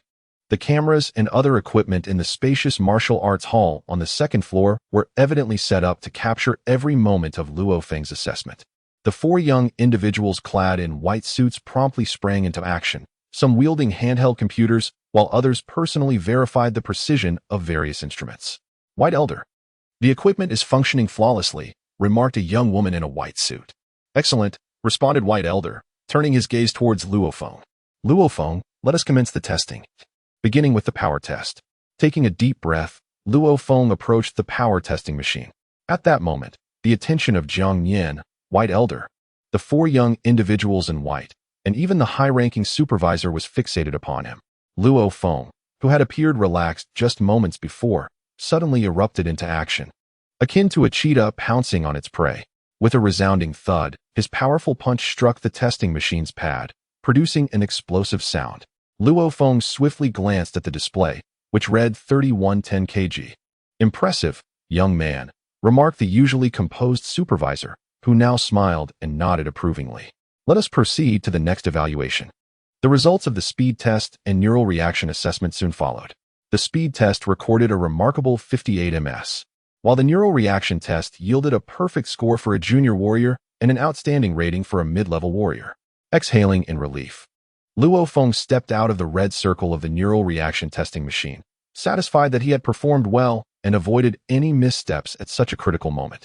Jiang Yan, the instructor beside Luo Feng, also relaxed, understanding that some individuals falter under pressure during crucial moments, hindering their ability to perform at their usual level. Among the 3 physical fitness assessments, neural response is even more indicative than the other 2. The middle-aged man in traditional Chinese attire remarked with a subtle nod. "And he is within the age constraint of 18 years. The middle-aged man in traditional attire turned to Jiang Yan, smiling. "Jiang Yan, you deserve commendation for nurturing such a prodigy in the Ian district."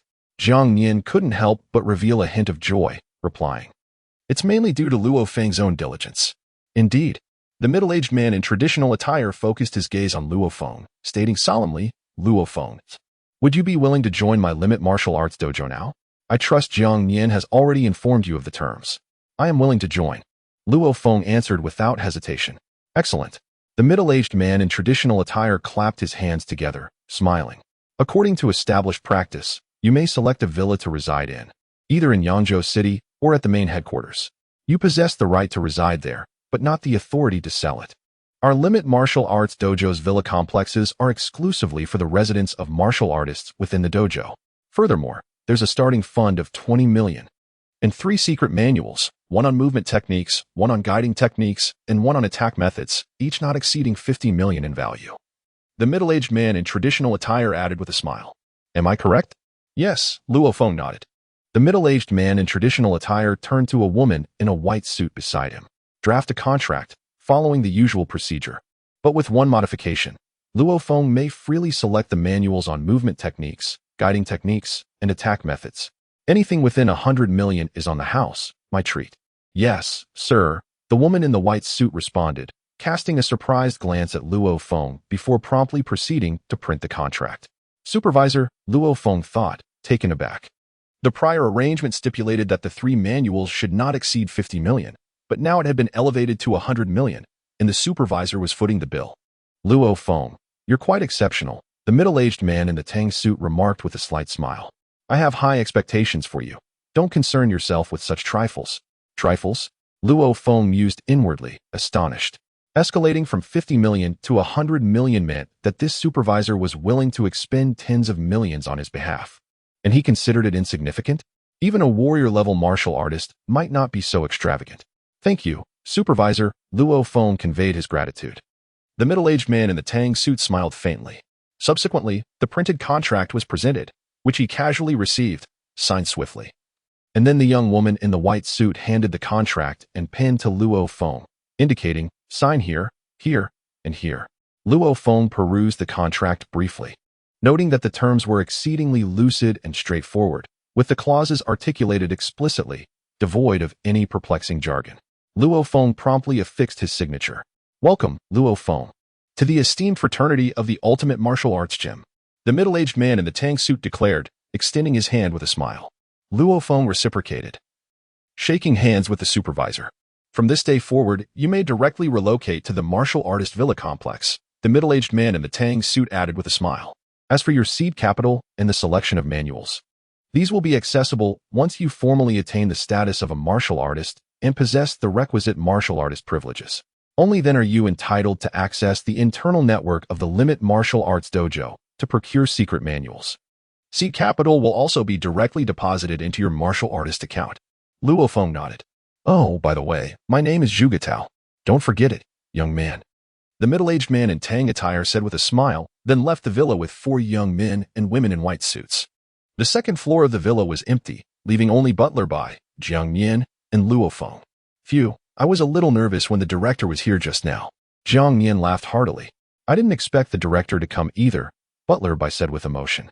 Luo Feng asked doubtfully, "Instructor, Butler Bai, who exactly is this director?"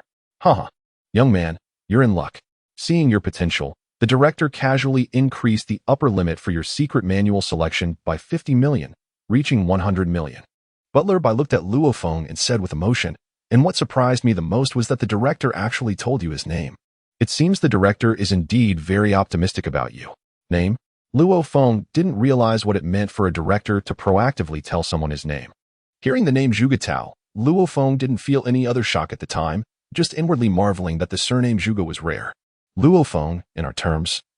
The director is one of the 4 giants of our Jiangnan Limit Martial Arts Dojo. Zhang Nian said with a smile. For giants? Luo Feng was taken aback. Butler glared at Zhang Nian and said in a low voice, these are all private sayings. In the Jiangnan Limit General Hall, the highest position is the president, followed by the 3 directors. The president and the 3 directors are what many martial artists secretly call the 4 giants. Each individual wields paramount authority. To ascend to the position of supervisor, one must first attain the echelon of advanced war general, demonstrate substantial contributions to the martial arts academy, and garner the endorsement of a quorum of war god-level powerhouses. Luo Feng was taken aback. Are there 3 prerequisites to becoming a supervisor? Prowess, contributions, and the backing of a sufficient number of war god-level experts? Luo Feng, to a supervisor, 50 million is indeed a trifling sum, Jiang Nian murmured. In my estimation, the supervisor's high regard for you stems from your youth. You are merely 18 years of age.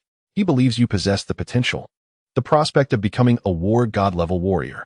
Hence, he invests 50 million today to lend you a hand. Luo Feng nodded.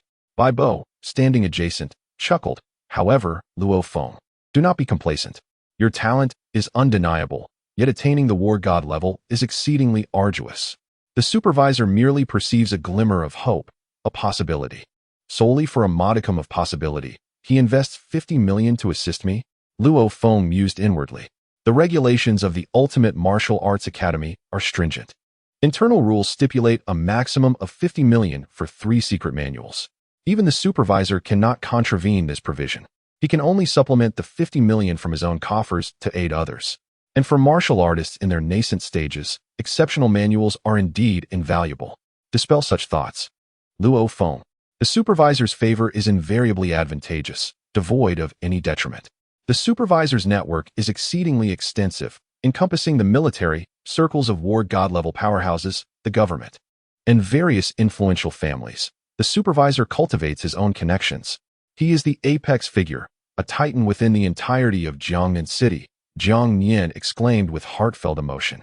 Luo Feng nodded in acknowledgement. Rofeng, when are you planning to move? Will you be relocating to the warrior community in Yangzhou City, or to the main urban area? Zhang Nian inquired. Rofeng hesitated slightly. Most of his parents' friends resided in Yangzhou City, and nearly all of his own acquaintances were also based there. As dusk settled, the streetlights in the South Bank community flickered to life one by one. 3 middle-aged men, drenched in sweat, strolled through the neighborhood, their laughter filling the air. As one approached, the scent of wood and paint became evident.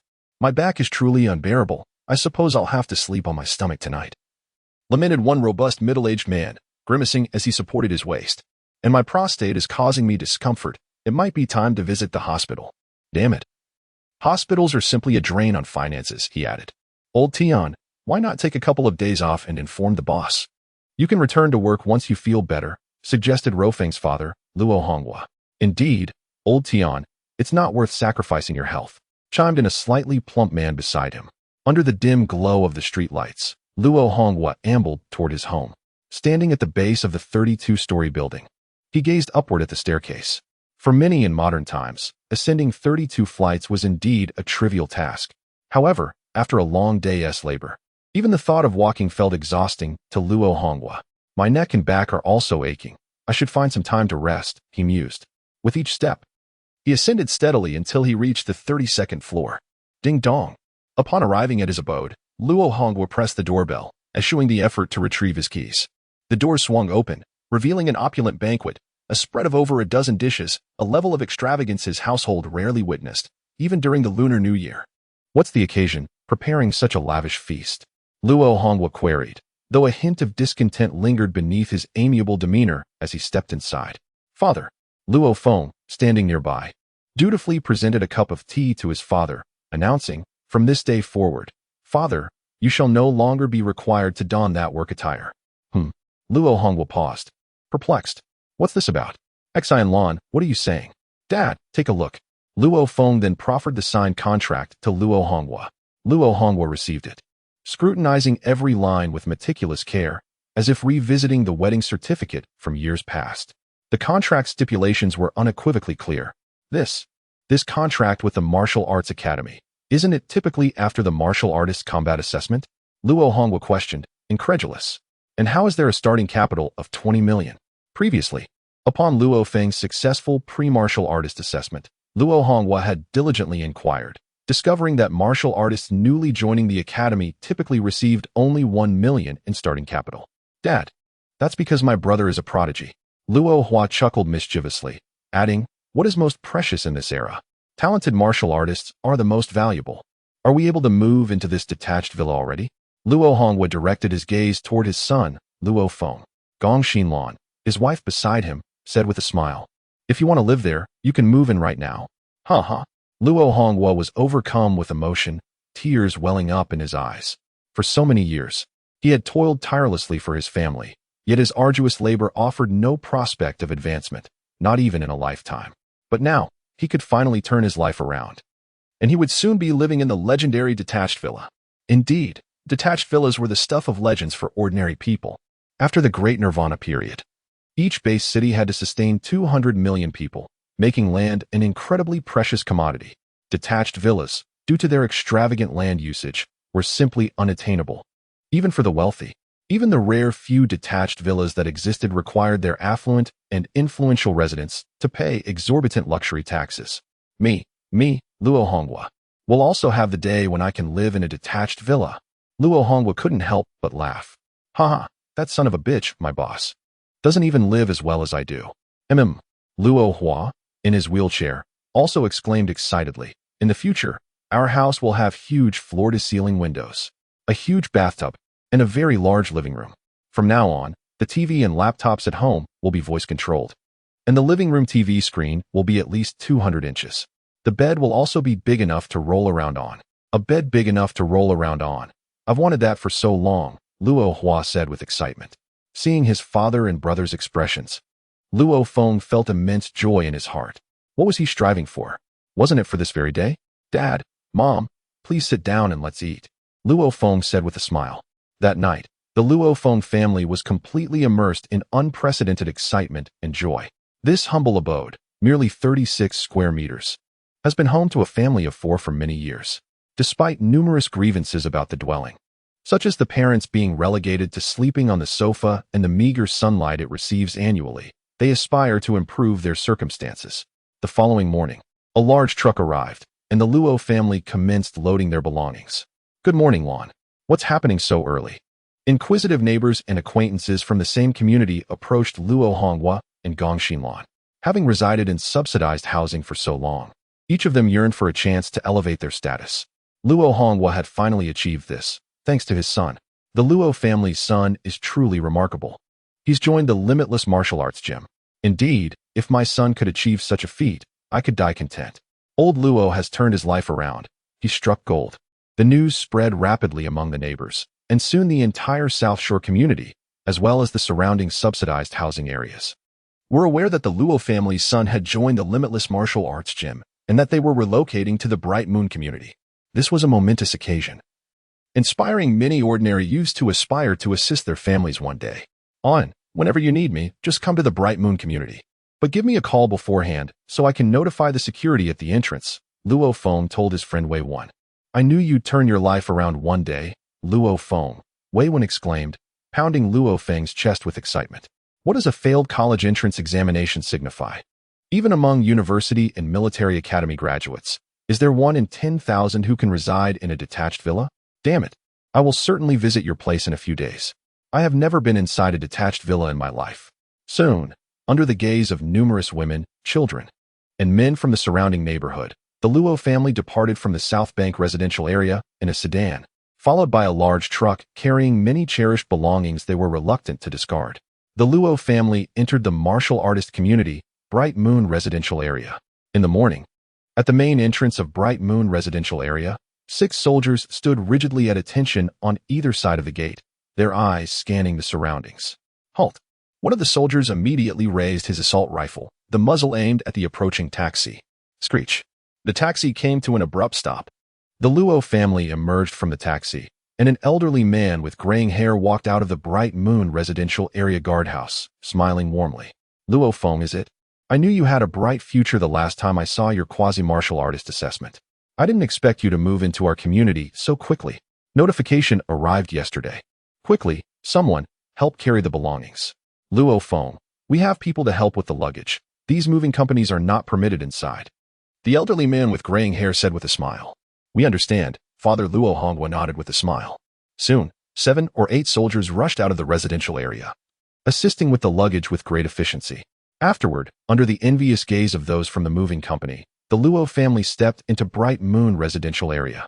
Gazing upon the central edifice of the Limit Hall and surveying the surrounding serene landscape of delicate bridges, artful rock gardens, and secluded villas embraced by flowing streams, Luo Feng realized, from this day forward, this is where my home resides. He turned to regard his parents and his brother in the wheelchair, all of whom were visibly moved by the sight of their new neighborhood. Mr. Luo Feng, your residence is just ahead, a young woman. One of the soldiers assisting with the move said with a warm smile, holding a file. Number 199, it's all yours. The villa, a 3-story structure complete with a basement and an expansive rooftop terrace, boasted a total area of 512 square meters. Considering the basement, courtyard, and the generous terrace, the property encompassed nearly 800 square meters. The Luo Feng family exchanged glances, their eyes then drawn upward to the lavish red and white villa before them. This was to be their haven. 36 square meters?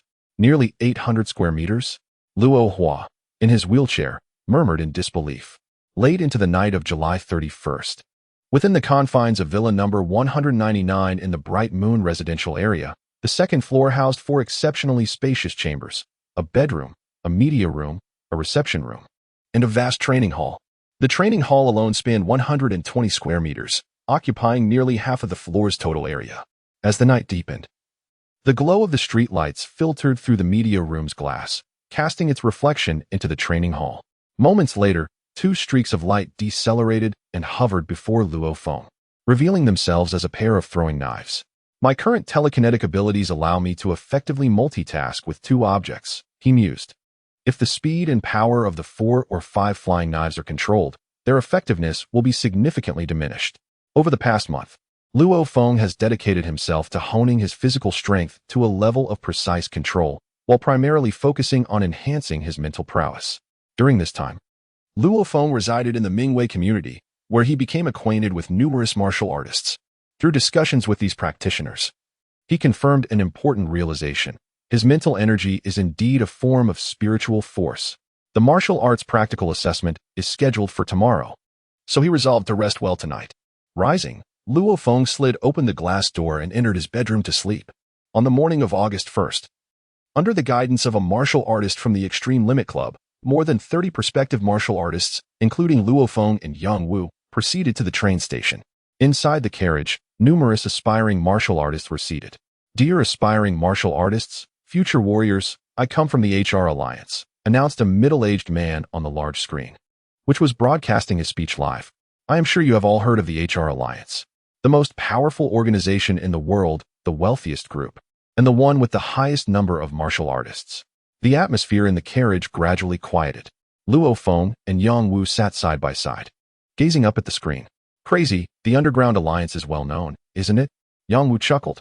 They are the big spenders, the richest group in the world, wealthier than even a national government.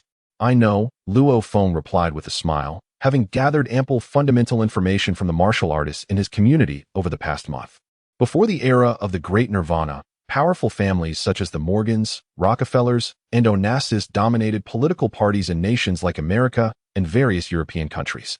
These families wielded control over more than half of the world's immense wealth. However, with the onset of the Great Nirvana and the subsequent monster assaults, many smaller nations perished, while larger powers found themselves preoccupied with their own survival. During this tumultuous period, the governmental forces with military might exhibited unprecedented levels of authority. Concerned about being suppressed by the government's military, several ancient and powerful families worldwide united to form the HR Alliance, also known as the Human Rights Alliance. Although the name suggests benevolence, it primarily serves to fortify the influence of these superfamilies, earning it the moniker Underground Alliance among martial artists. Our alliance stands as the foremost platform for martial artists across the globe, offering lucrative opportunities for undertaking various tasks. With significant sway in numerous regions, joining our alliance ensures that, whether in America, the European Union, or elsewhere, you will experience unparalleled service. Our alliance possesses formidable military and political clout. The middle-aged man on the carriage screen spoke for a full 15 minutes. Now, the screen transitioned to a serious-looking gentleman introducing himself. I am Luo, the Deputy Director of the Security Bureau of Jiangnan Bay City. In my homeland, the military government undoubtedly holds the strongest power. Joining the government and the military, regardless of your location within the realm of Huaxia, you shall receive the utmost support. Ladies and gentlemen, after a brief moment, the screen in the carriage transforms to reveal another individual. I am Wang, the supervisor of the Thunderbolt General Hall in the Jiangnan Bay City. Our Thunderbolt Martial Arts Pavilion, established by the unparalleled Thunder God, the fastest warrior in the world, boasts branches across the globe. Aspiring martial artists, the three individuals previously introduced require no further elaboration. It is well known that I represent the Extreme Martial Arts Pavilion. The screen shifts once more to display yet another figure. My surname is Zhuge. The Extreme Martial Arts Pavilion is the largest martial arts institution in the world, founded by the mightiest warrior of all time. Our pavilion possesses the strongest force in existence. The promotion of these four individuals incited lively discussions among the prospective martial artists within the carriage. Second brother, after becoming a martial artist, which faction do you intend to join? I find the Extreme Martial Arts Pavilion quite appealing. Joining the Underground Alliance offers the greatest financial rewards. Haha. The benefits for martial artists at the Thunderbolt Pavilion are even better than those at the Extreme Pavilion. Joining the Thunderbolt Pavilion is also a commendable choice. The excited chatter of the aspiring martial artists resonated throughout the carriage. Luo Feng and Yang Wu engaged in hushed conversation. Madman, my instructor, and my former senior brother all joined the Extreme Martial Arts Pavilion. Now you are joining it as well. Of course, I'm following suit. Regardless, even if I join the Extreme Martial Arts Pavilion, I can still undertake missions for the Underground Alliance. As for trading goods, that can be done within the Extreme Pavilion or through the Underground Alliance. Luo Feng was well aware of the dynamics among the Extreme Martial Arts Pavilion, Thunderbolt Pavilion, Underground Alliance, and the government military. Within the territorial boundaries of the motherland, the governmental armed forces reign supreme. Subordinate to them is the clandestine consortium, an alliance forged by preeminent global dynasties, whose influence is so pervasive that even national governments hesitate to antagonize them. For this underground syndicate virtually dictates the economic lifeblood of the entire world. The Thunder Dojo and the Limit Dojo hold the last position in terms of strength. Nevertheless, affiliation with either of these dojos signifies autonomy. There's a multitude of individuals. Yang Wu curled his lip dismissively. I couldn't help but overhear others discussing the biannual martial arts combat assessments. Each time, the Jiangnan Bay City witnesses the participation of over 1,000 prospective martial artists. Over 1,000 people? Luo Feng exclaimed, taken aback. Yet, upon reflection, it seems plausible. The entirety of Jiangnan City encompasses a population of 200 million, while Yangzhou City alone accounts for 10 million inhabitants, averaging out to merely a few dozen individuals. Esteemed prospective martial artists, a voice reverberated through the train's speakers. The train is imminently approaching the station. Kindly prepare to disembark. As the train decelerated gradually, eventually coming to a standstill, a vast throng of prospective martial artists proceeded into a sprawling military encampment. The camp occupied an expansive territory, particularly distinguished by the profusion of heavy weaponry encircling its periphery. With numerous gun barrels aimed steadfastly outward, a multitude of soldiers stood guard, brandishing an array of sophisticated armaments. Luo Feng and his cohort of prospective martial artists observed their surroundings with rapt attention. Behold the exterior of the military encampment, Yang Wu exclaimed, pointing excitedly into the distance. Upon closer inspection, Luo Feng discerned emaciated monsters beyond the camp's demarcation line, their bellies sunken with hunger, emitting a chorus of mournful howls. Yet, these creatures dared not encroach upon the military grounds. With a piercing cry, the aspiring warriors simultaneously looked up, only to witness hundreds of avian monsters soaring through the azure sky. The texts had foretold that beyond the confines of the base city, Various beasts could be found in abundance. Indeed, the written words proved to be accurate. Luo Feng's eyes sparkled with fervor. Humanity could only thrive within the base cities or congregate within military camps. To traverse such perilous territories and engage in battle with formidable beasts, only the warriors possessed the capability to do so. Ladies and gentlemen, a resounding voice echoed in the ears of every aspiring warrior. Welcome to the Northern Military District of Jiangnan City. Today, your practical combat assessment as the 1,680th batch of warriors shall take place within our district. I sincerely hope that most of you will pass this assessment, and, more importantly, that each of you will survive this practical examination. The military district buzzed with excitement. Having prepared a lavish luncheon for the aspiring warriors participating in the combat assessment. By afternoon, all 1,680 aspiring warriors stood in a spacious plaza, where the high-ranking officials of the Northern Military District, along with leaders from the Thunder Martial Arts Academy and the Extreme Martial Arts Academy, awaited them at the front. The names of the warriors were called one by one as they approached to receive their combat uniforms and weaponry. Among the officials, 10 military officers were announcing the names of the aspiring warriors. When Luo Feng resonated through the air, he immediately sprinted to the forefront, eager to claim his gear. This is your combat uniform and combat boots. Here is the Blood Shadow Battle Blade Series 2 that you require. We have prepared the heaviest weight of 98 kilograms. Anything heavier is not available. The officer handed Luo Feng a set of items, including a communication watch equipped with positioning and communication functionalities. This is a hexagonal shield, he stated, yet his gaze towards Luo Feng bore a hint of skepticism. It was indeed peculiar for a prospective warrior to demand such a hefty Blood Shadow Battle Blade. Luo Feng smiled faintly, swiftly carrying the nearly 200 kilograms of equipment away. Laughter echoed across the spacious plaza. At that moment, Luo Feng donned alloy combat boots, military trousers, and a combat vest crafted from materials such as Kroll alloy. He also carried the hexagonal shield and the Blood Shadow Battle Blade. Engaging in cheerful conversation with other aspiring warriors nearby, the entire ensemble, once procured, would undoubtedly cost at least 700,000 to 800,000. An exuberant young man with a buzz cut pointed excitedly at his combat attire, declaring that while the trousers and vest were not of the highest caliber for warriors, they were merely loaned to us for a practical assessment. However, they could withstand even the weakest H-class monster's claws, far surpassing any so-called bulletproof vests available in the city. Ordinary bullets would hardly penetrate, and H-class monsters could not tear apart the fabric of this combat uniform. It cannot be torn, a coldly composed girl nearby scoffed. Yet even if the monsters cannot rend the combat attire, the sheer force of their impact could still shatter bones and inflict severe internal injuries. Let's talk. Luo Feng interjected with a frown. Indeed, Brother Luo, we shall heed your words, the buzz-cut youth replied with a grin. The news of Luo Feng being recruited early by the Extreme Martial Arts School quickly spread through the circle of aspiring martial artists, from 1 to 10, and then from 10 to 100. This year, out of the 1,680 individuals, only 3 were recruited early by the Extreme Martial Arts School and the Thunder Martial Arts School. These aspiring martial artists understood that the future of these 3 individuals would undoubtedly be extraordinary. Luo Feng. Luo Feng. A voice called from a distance. It was Wu Tong, the head instructor of the Yangzhou Extreme Martial Arts School. Luo Feng and a few others, including Yang Wu, exchanged smiles and hurried over.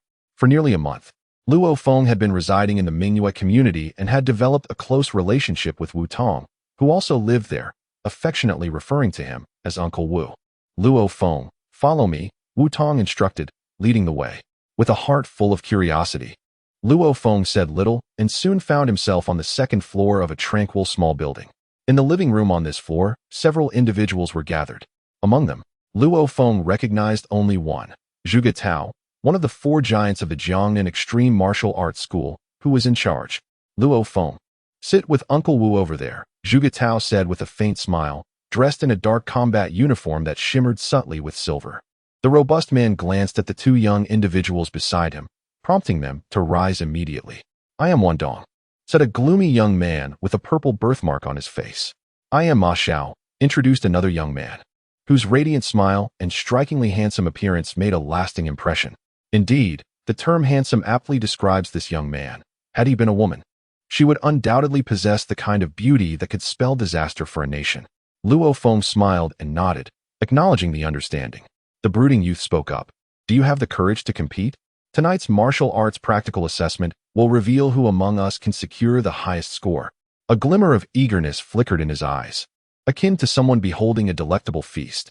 Not interested, Luo Feng replied, shaking his head. The gloomy youth was momentarily taken aback, then let out a cold chuckle, choosing to say no more. Nearby, Zhuge Tao and a burly man from the Thunderbolt Martial Arts Academy erupted in laughter. Zhuge, you little rascal, you possess quite the charm. At least you remain composed, and don't let provocations cloud your judgment. I must admit, I have taken a liking to this young man, the burly man exclaimed. Luo Feng, are you considering joining our Thunderbolt Martial Arts Academy?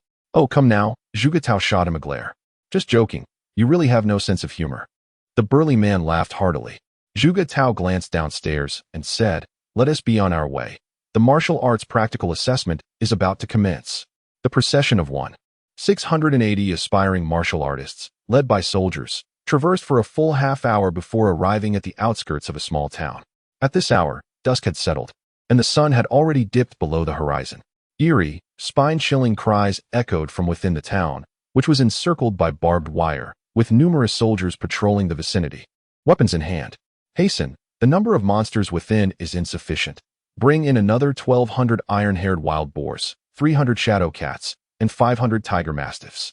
As the command echoed through the town, Luo Feng and his companions did not have to wait long before a fleet of heavy-duty trucks arrived, each reverberating with furious roars. The multitude of martial artists, including Luo Feng, gazed intently at the trucks, which were laden with cages, each containing a ferocious beast. The angry howls sent shivers down the spines of those novice warriors who had never before faced such creatures.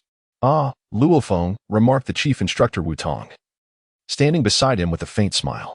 Having good physical attributes and proficient swordsmanship does not guarantee one can slay monsters. For some, the sight of blood and the confrontation with life and death can render them incapable of unleashing even a fraction of their potential. Thus, this practical assessment for martial artists primarily aims to temper one's disposition. You must adapt to the brutal struggle against monsters and refrain from showing mercy. I understand. Luo Feng nodded in acknowledgement. Indeed, these monsters are all classified as the weakest grade H beasts, equivalent to the junior warrior level among martial artists, Wu Tong continued. Their weakness lies in their low intelligence. However, they possess the advantage of being bloodthirsty and frenzied, brimming with aggression and a propensity for slaughter. Consequently, during every combat assessment, it is not uncommon for novice warriors to face injury or even death. Luo Feng nodded, recognizing the grim reality. Engaging in combat with monsters could never guarantee absolute safety. With the arrival of the weakest grade H monsters, the total number of beasts within the town had surged to an astonishing figure. Ladies and gentlemen, a resounding voice penetrated the ears of every aspiring warrior. Luo Feng and all the other candidates raised their heads to behold an officer standing atop a dilapidated 3-story building in the heart of the town, addressing the assembly of warriors. This practical assessment will proceed as per the established protocol. It will commence promptly at 6:30 p.m. tonight and conclude at 6:30 a.m. tomorrow. The more monstrous creatures you slay, the higher your score will be. Each time you vanquish a beast, you must sever its left ear as proof. Remember, inter-candidate conflict is strictly prohibited. All your activities will be under surveillance, and violators will face immediate execution. Among you 680 candidates. Those ranking in the top 60 will attain the status of warrior. The bottom 40 will be deemed failures and must await the next practical assessment.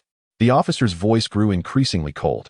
Thus, out of you 680, only 1,008 will succeed, while 672 will face elimination. The candidates below murmured among themselves, astonished by the daunting 40 elimination rate. Let me remind you, the officer continued, typically, slaying 3 creatures suffices to pass the assessment. If you manage only 2, your fate shall hinge on fortune. The officer's voice echoed in every ear, emphasizing that in cases of identical scores, rankings would be determined by the time taken to defeat the beasts and the extent of injuries sustained. Therefore, once you have slain a sufficient number of creatures, it is advisable to exit the town promptly. Bear in mind, if you are gravely injured, you may activate the distress signal on your communication watch. Assistance will arrive immediately, yet that moment will signify the conclusion of your practical assessment. With that, the officer leapt from the building. Vaulting from the apex of the diminutive edifice within the township, he ascended a remarkable 15 meters, subsequently traversing twice through the air to alight beyond the town's periphery. Prospective warriors, commence. Enter the menagerie of monstrosities. The officer gestured, and the assemblage of 680 aspirants surged forth, inundating the confines of the bestial burrow. Seal the gates, the officer commanded. With a resounding clamor, the soul portals slammed shut. Thus, the martial examination commenced in earnest. Within the sequestered township, the 680 neophytes dispersed expeditiously, embarking upon their respective hunts. Yang, are you resolved to navigate this menagerie solo? Luo Feng and Yang Wu stood adjacent to the crumbling edifice of a modest emporium. Yang Wu nodded gravely. This martial examination transcends mere assessment. It serves as an crucible for fortitude. In the future, when we venture into perilous domains independently, the hazards encountered will be tenfold greater. Should I require your assistance even within this menagerie, what shall become of me hereafter? Luo Feng acquiesced. Indeed, Yang, exercise caution. Likewise, seize this opportunity, Luo, Yang Wu cautioned. This township teems with the most feeble of H-grade monsters. Where else shall we find such an abundance of rudimentary adversaries to hone our skills? I comprehend. This is a rare opportunity to hone my skills. Luo Feng nodded with a smile. Very well, let us meet outside the town at dawn tomorrow. After Yang Wu spoke, he cautiously glanced around and swiftly departed with a whoosh. Luo Feng also hurriedly darted into the shadows. As night descended, large searchlights illuminated the edges of the secluded town, casting bright light over many areas, yet numerous spots remained cloaked in darkness. According to the martial artists within the community, the monsters could be classified into 3 ranks: Beast Soldier, Beast General, and Lord, corresponding to the human ranks of Warrior, War General, and War God. Luo Feng stood silently in a dilapidated, dust-laden alley, his left forearm encased in a hexagonal shield, while his right hand gripped the Blood Shadow battle blade. The weakest among them, the primary Beast Soldier rank, equated to H-level monsters, comparable in strength to novice human warriors. Although the town was rife with monsters, they primarily comprised 3 types: the Shadow Cat, a feline creature excelling in speed; the iron-haired wild boar, known for its formidable strength and defense; and the Tiger Mastiff, a canine beast renowned for its extraordinary speed and power. As Luo Feng scanned his surroundings, his gaze fell upon a shadow advancing slowly from the ruins of a collapsed 2-story building in the distance. With his keen eyesight, he discerned that it was a creature standing a staggering 1.5 meters tall, its fur resembling a multitude of sharp spines. The creature's massive jaws revealed 2 formidable tusks, glinting ominously in the light refracted by the searchlights. In contrast, an ordinary domestic pig consumed by humans typically stands only about 60 to 70 centimeters in height. In essence, this formidable beast stood at more than twice the height of an ordinary domestic swine, akin to a compact automobile. A bristly boar, you say? You shall be my inaugural quarry. With these words, Luo Feng emerged from the alleyway, directly into the line of sight of the iron-bristled behemoth. HRR, the boar grunted, its gaze fixed upon the human warrior before it, who brandished a shield and warblade. It emitted a series of peculiar guttural growls. Then, with a thunderous pounding of its stout hooves against the concrete, it stirred up a cloud of dust, accompanied by a gust of fetid wind. It charged headlong towards Luo Feng, like a heavy-duty Hummer hurtling at breakneck speed. Its 2 sharp, elongated tusks, resembling colossal scimitars, were thrust forward. Whoosh! As the boar bore down upon him, Luo Feng executed a swift dodge, sidestepping the creature's path. The rapidly advancing boar was unable to halt its momentum. Thereupon, a glint of icy resolve flashed in Luo Feng's eyes, and his entire being surged with power, channeled directly into his arm. Without a trace of mercy, he delivered a swift, upward slash with his Blood Shadow blade. The blade sliced through the boar's neck from below. Thwack! The boar's head was instantly severed from its body. Soaring into the air, blood gushed forth from the severed neck, and the body, propelled by inertia, continued its headlong rush for another dozen meters before collapsing with a resounding thud. The body convulsed for a brief moment before succumbing to death. Huff, huff. Luo Feng inhaled deeply, the sight of the monster's severed neck spewing blood sending shivers down his spine. To slay a monster for the first time, was indeed a heart-stopping experience.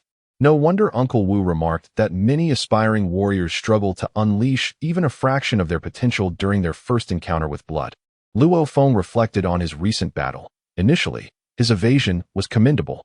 Yet a single upward slash that severed the head of the iron-furred wild boar was an extravagant display of energy. For an ordinary aspiring warrior, such a strike would be utterly unfeasible. The iron-furred wild boar boasts formidable defenses, but this is relative to the average aspirant. Given Luo Feng's current prowess, he could be considered exceptional, even when compared to intermediate fighters. Engaging the iron-furred wild boar was akin to taking advantage of its weakness. According to the Marshall brothers in Mingyue community, confronting monsters requires more than brute force. One must discern their vulnerabilities. Furthermore, witnessing the iron-furred wild boar's neck snap and blood gush forth sent a shiver through him. He must acclimate. In the future, he would frequently find himself battling beasts, teetering on the precipice of life and death. In the throes of critical combat, a wavering mental fortitude could easily lead to demise. Luo Feng understood that maintaining composure is paramount in such crucial moments. In fact, his mindset was already quite commendable, after all. There were many who fared far worse during their inaugural monster hunt. Approaching the severed boar's head, he waved his hand, slicing off the left ear of the iron-furred wild boar and stowing it in his backpack as his first trophy. Onward to the next. With a swift motion, Luo Feng vanished from the street, leaving behind the decapitated carcass of the iron-furred wild boar, its blood staining the dust-laden concrete beneath. As moments ticked by, the secluded town bore witness to a series of brutal confrontations unfolding in every corner. Despite the H-grade monsters possessing strength akin to that of quasi-warriors, humanity holds an advantage: intellect. The most inferior H-grade monsters possess minimal intelligence, driven by mere animalistic instincts. Around 8 o'clock in the evening, on the rooftop of a 6-story residential building, two dark figures clashed with swiftness. Swoosh! A cold light flashed as Luo Feng knelt on the platform, a trace of blood visible on the blade of his blood shadow battle knife. The other dark figure was sent flying, collapsing onto the rooftop, leaving behind a trail of blood. This shadow cat is indeed the swiftest of its kind. For an H-grade monster, its speed is approximately 40 meters per second. Luo Feng mused as he rose and approached the shadow cat's corpse. Its fur was gray, and its body, about half a meter in length, was not particularly large. A gruesome wound marked its abdomen, its internal organs exposed by Luo Feng's earlier strike. This shadow cat poses a significant threat to ordinary quasi-warriors, but against me, alas, it was outmatched. Luo Feng shook his head and severed the shadow cat's left ear. His speed far surpassed that of the shadow cat, a consequence of his intermediate warrior-level strength, placing him among the elite of intermediate warriors. The fifth one, Luo Feng declared, securing his spoils. Generally, hunting 3 monsters virtually guarantees qualification. Having hunted 5, my qualification is assured. From this moment onward, I shall diligently hone my swordsmanship and footwork. My previous monster hunts were solely to amass points. But now that I have sufficient points, I can focus on refining my skills. Currently, I wield a punch force of 1,000 kilograms and a speed of 30 meters per second. The true battle against these formidable creatures commences now. Previously, Luo Feng's encounters were mere bullying. The disparity in their capabilities was immense. However, by suppressing his own power to a comparable level, Luo Feng ensures a more effective training. After all, when venturing into perilous territories in the future, he cannot expect to consistently encounter adversaries significantly weaker than himself. Let the trials begin. Luo Feng, poised on the precipice of a residential building's rooftop, surveyed the surroundings with a deliberate gaze. The first one. His eyes pinpointed a spotted, streamlined tiger mastiff perched atop a dilapidated 3-story villa diagonally below. With a swift surge, Luo Feng dashed forward, leaping across the rooftop's edge, traversing over 10 meters before landing heavily on the villa's crumbling roof, the impact causing a tremor throughout the structure. Executing a roll upon landing to dissipate the force, Luo Feng immediately charged towards the tiger mastiff. Roar! The tiger mastiff reciprocated with an equally ferocious pounce. Meanwhile, a callous youth, his person stained with the ichor of battle, strode arrogantly through the streets, his ghost blade held menacingly. I wonder how many beasts Luo Feng has claimed, he mused internally. This youth was none other than Wan Dong, the prodigious talent whom the Thunder Dojo recruited in advance, and the only one among the 680 prospective martial artists whose strength approached Luo Feng's. Although 3 individuals were scouted early, one was a marksman prodigy whose physical prowess was comparatively unremarkable. Luo Feng and Wan Dong were the true physical equals among the chosen few. Wan Dong's gaze lingered on a particular spot. A shadowy figure was engaged in a fierce struggle with two shadow cats, which emitted piercing cries as they lunged with astonishing speed, their sharp claws relentlessly swiping. The figure, however, nimbly evaded their attacks, skillfully battling the two beasts. Luo Feng, is it truly so difficult to dispatch two shadow cats? You have utterly disappointed me. Wan Dong's voice rang out, laced with derision. In a flash, Luo Feng thrust his blood shadow battle knife twice, and the two shadow cats collapsed to the ground, struggling momentarily before falling still. How swift! Wan Dong gasped, a shiver coursing through him. Recognizing the decisiveness and precision with which Luo Feng struck at the vital points of the shadow cats. I had intended to play with you a while longer to refine my agility, Luo Feng murmured, casting a glance at the lifeless bodies of the shadow cats. However, that individual is rather insufferable. I have no desire to showcase my skills in agility and swordplay before him. He severed the left ears of the two shadow cats and placed them in his backpack, not sparing Wan Dong a single glance before swiftly vanishing from sight. In the isolated town, carnage continued unabated. Some aspiring warriors, injured during their first encounters with monsters, helplessly activated their communication watches to call for aid, only to face failure. Others, having slain monsters, were left pale with fear. Yet, there were also formidable aspiring warriors who, after vanquishing their foes, became exhilarated, consumed by a fervor of excitement. In close proximity to the secluded township, within a sizable edifice, a multitude of surveillance screens projected the events transpiring throughout the town's various sectors. Indeed, observe them. The majority are in their late 20s, representing the zenith of their youth and the epitome of their naivete. The officer lamented with a sigh, Old Wang. In the blink of an eye, we, as brothers, have aged considerably. Once, we were the rising stars of Jiangnan City. Now, you preside as the director of the Thunder Dojo, a veritable luminary in your own right, haha. The burly man, Wang Heng, chuckled heartily, Iron Monkey. Haven't you ascended to the rank of Major General? The officer gazed at the screen in astonishment, his surprise escalating with each passing moment. Old Wang, take a look. The screens displayed recordings from various locations within the town, captured by numerous cameras, causing the imagery to transition intermittently. It switched away. The officer promptly pressed the adjacent landline, issuing instructions, lock onto that prospective martial artist captured by camera 21, secure his image. Yes, sir, came a resolute voice from the telephone. Wang Heng, the robust man, regarded his esteemed comrade with perplexity. Iron Monkey, what exactly did you witness? Old Wang, your enlightenment is imminent. The officer offered a cryptic smile. Swiftly, the screen reverted to the previously recorded footage, revealing 5 shadowy figures relentlessly assaulting a prospective martial artist. These phantoms were, in fact, 5 grade 8 shadow cats. The besieged martial artist, brandishing a hexagonal shield and a blood shadow blade, appeared remarkably youthful, none other than Luo Feng. Oh, Wang Heng's eyes gleamed with interest. What do you make of it? This young man is truly remarkable, the officer exclaimed, astonished that he has transformed this martial arts practical assessment into a free opportunity to hone his agility. Observe his extraordinary finesse. It's at the subtle level. Indeed, it is at the subtle level. The burly man's eyes sparkled with intensity as he fixed his gaze upon Luo Feng, who was deftly evading the onslaught of 5 shadow cat beasts. Each of Luo Feng's movements was minimal yet exquisitely executed, effortlessly sidestepping every attack from the shadowy felines. An air of leisurely grace that thoroughly captivated these two formidable figures. Achieving such agility at the subtle level is a feat that many combat generals cannot even attain.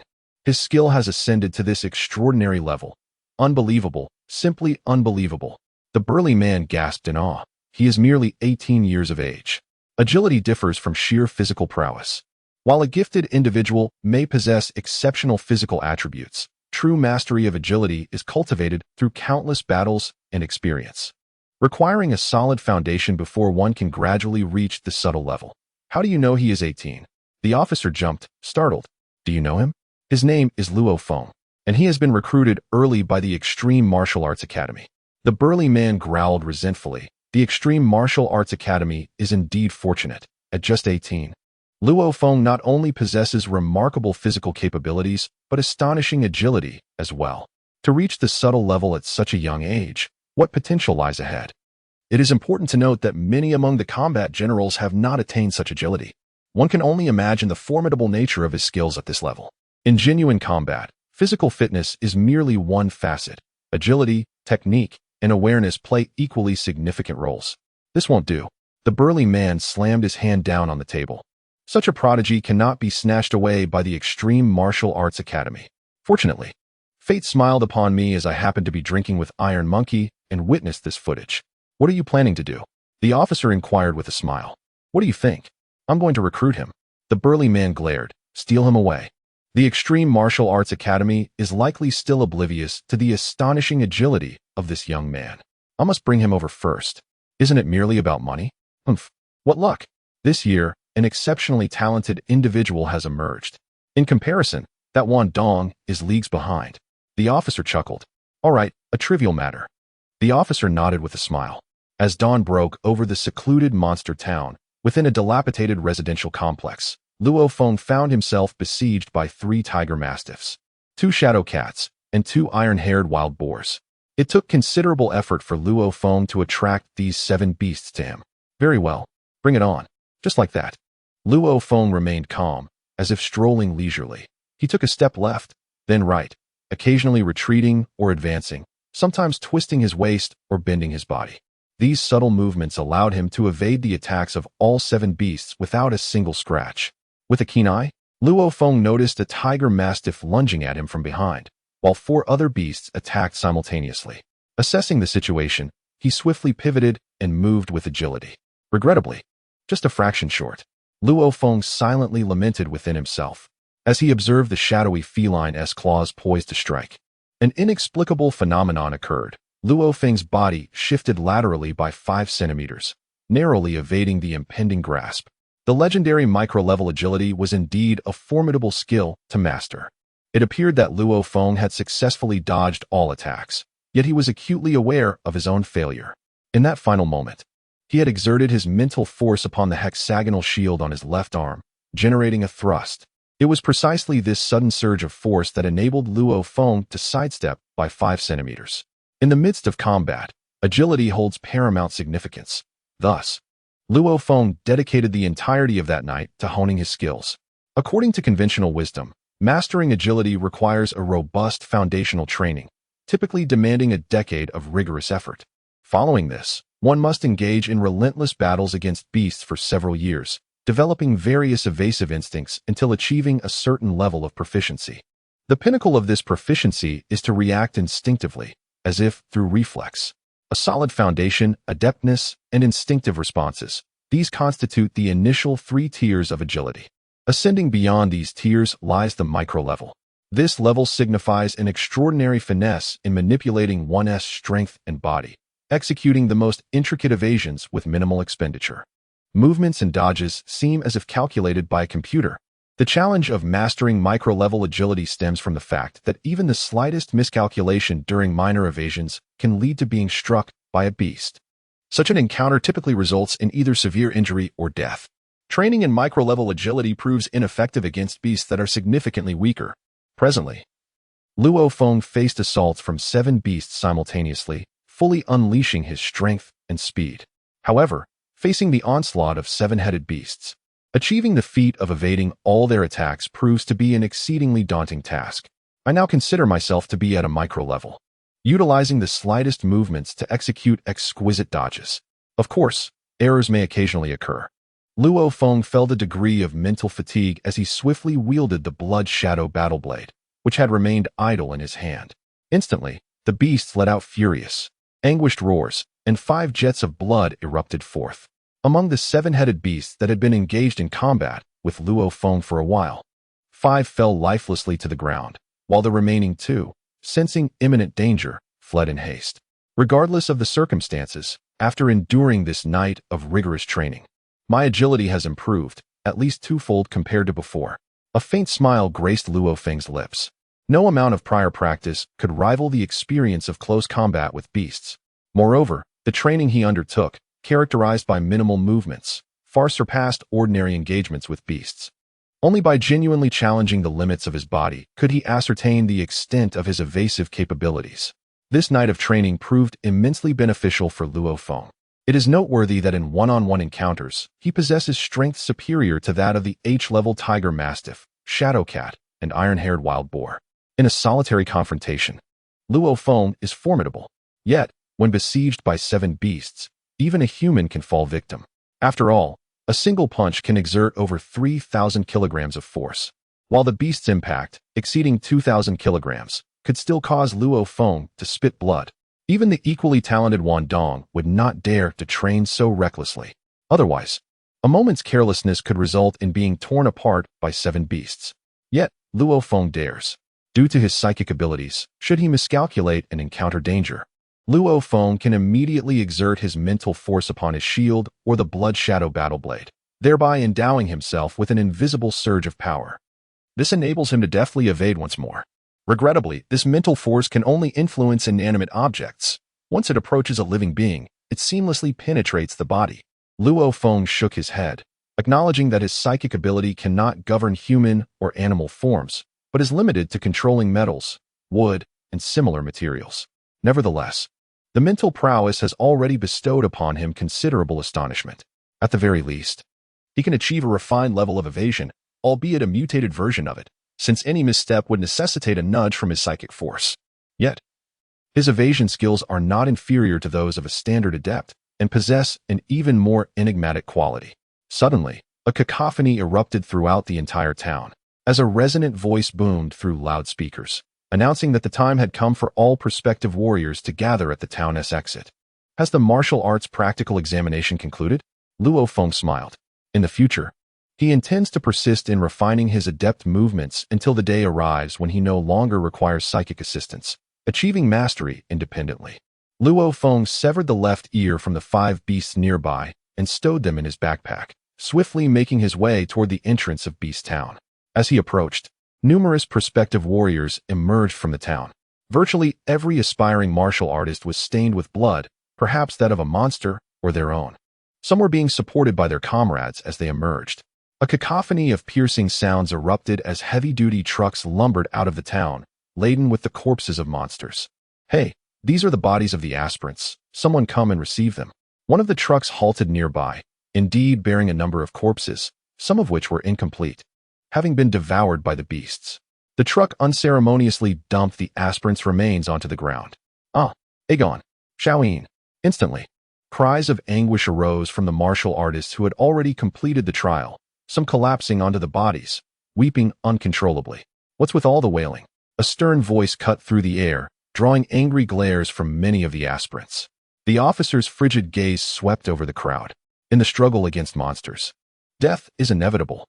By choosing the path of a martial artist, you have accepted the possibility of demise. Human society grants privileges to martial artists, but why? Not for your personal enjoyment, but because you slay countless monsters, benefiting humanity. Therefore, these privileges are bestowed upon you. Your status, your power. Everything must be earned through relentless effort. This trial was designed with the weakest monsters and avoids group activities. If you cannot even pass this trial, how do you expect to survive in the wilderness? The officer's discourse hushed all aspiring martial artists into silence, as they were well versed in the subject of monstrous entities. Among these creatures, the most formidable were those engaging in collective behavior, such as the lion mastiffs among canine monsters. These beasts habitually roamed in packs of dozens, deterring even intermediate warrior-level martial artists from provoking them. 2 monsters, left ear. Next, left arm wounded. Luo Feng. 3 monsters, left ear. Not bad. Next. Adjacent to the town's entrance, each emerging martial artist was required to submit the left ears of the monsters they had slain as proof of their hunting prowess. Look, it's Luo Feng. The very same Luo Feng who was recruited early by the Limit Martial Arts Association. I wonder how many monsters he has hunted. Exceptional physical fitness does not necessarily translate to exceptional monster-slaying ability. In an instant, a multitude of martial artists who had already emerged focused their gazes upon Luo Feng, who had just appeared from the entrance.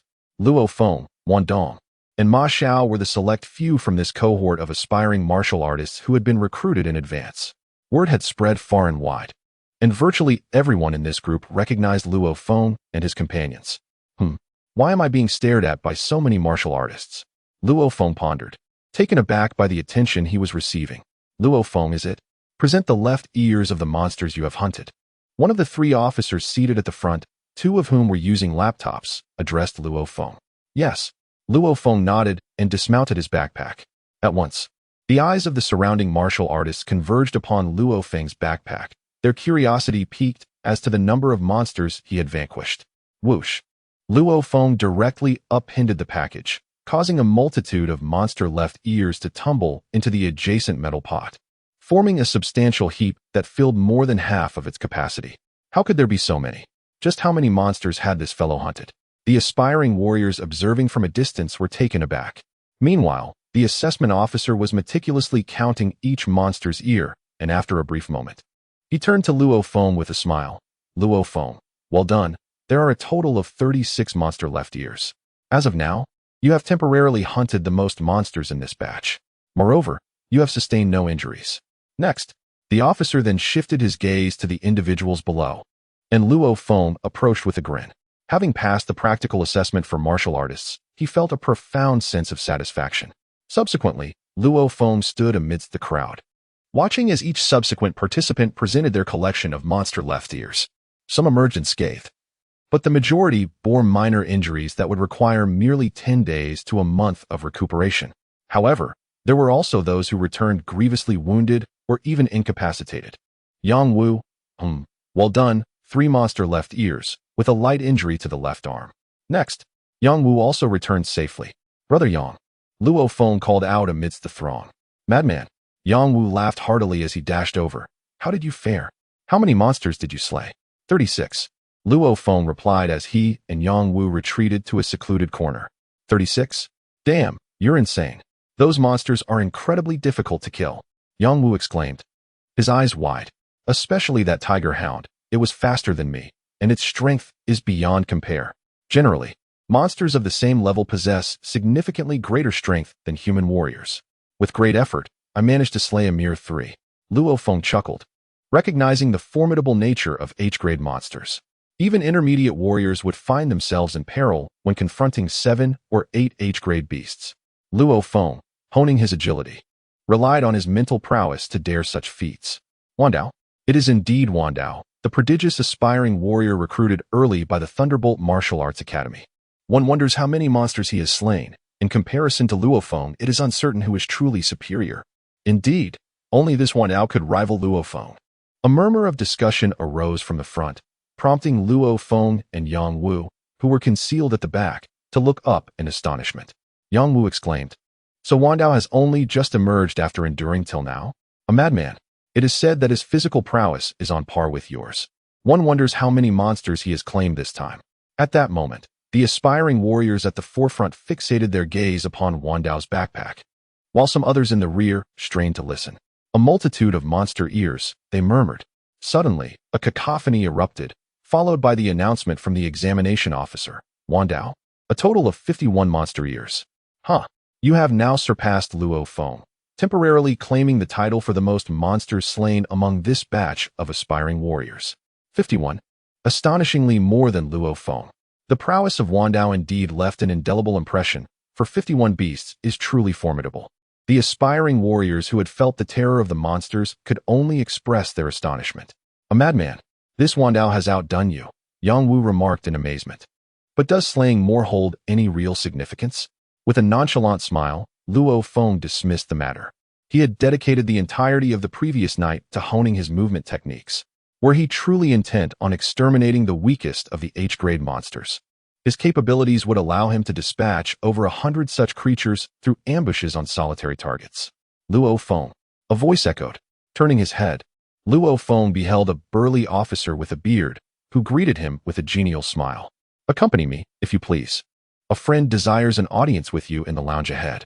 Oh, Luo Feng was intrigued. An audience with him? Without hesitation, Luo Feng followed the officer. Before entering the lounge, he divested himself of his blood-stained combat attire, cleansed himself, and donned a fresh set of clothes. Within the lounge, a robust man sat with his eyes closed. Abruptly, he opened them, his gaze piercing Luo Feng like bolts of lightning. It's him? Luo Feng was taken aback. He recognized the man as the one who had conversed with Supervisor Zhuge previously, one of the 4 titans of the Thunder Dojo in the Jiangnan base city. I am Wang Hong, the supervisor of the Thunder Dojo headquarters, the robust man said with a genial smile. Luo Feng, have a seat. Luo Feng was inwardly astonished at the prospect of sitting opposite this supervisor. He was acutely aware of the supervisor's lofty status, which rivaled that of a war god-level expert. These individuals wielded astonishing power, and in the Jiangnan base city, the man before him was virtually omnipotent. Why hesitate to sit? Do you fear I shall devour you? The robust man chuckled heartily. With a smile, Luo Feng sat before the imposing figure of the burly man and inquired, Mr. Wang, may I ask what brings you to me? It's quite simple, the robust man replied with a grin. I have investigated your family background. You hail from an ordinary household. Your father is merely a common decorator, and your mother works as a sales assistant in a supermarket. Despite lacking advantageous circumstances, you have remarkably reached this point at the tender age of 18. That is indeed commendable. Luo Feng offered a complex smile. He had indeed labored tirelessly for this moment. I hold you in high regard, and I truly believe you possess immense potential. I formally extend an invitation for you to join my Thunderbolt martial arts school.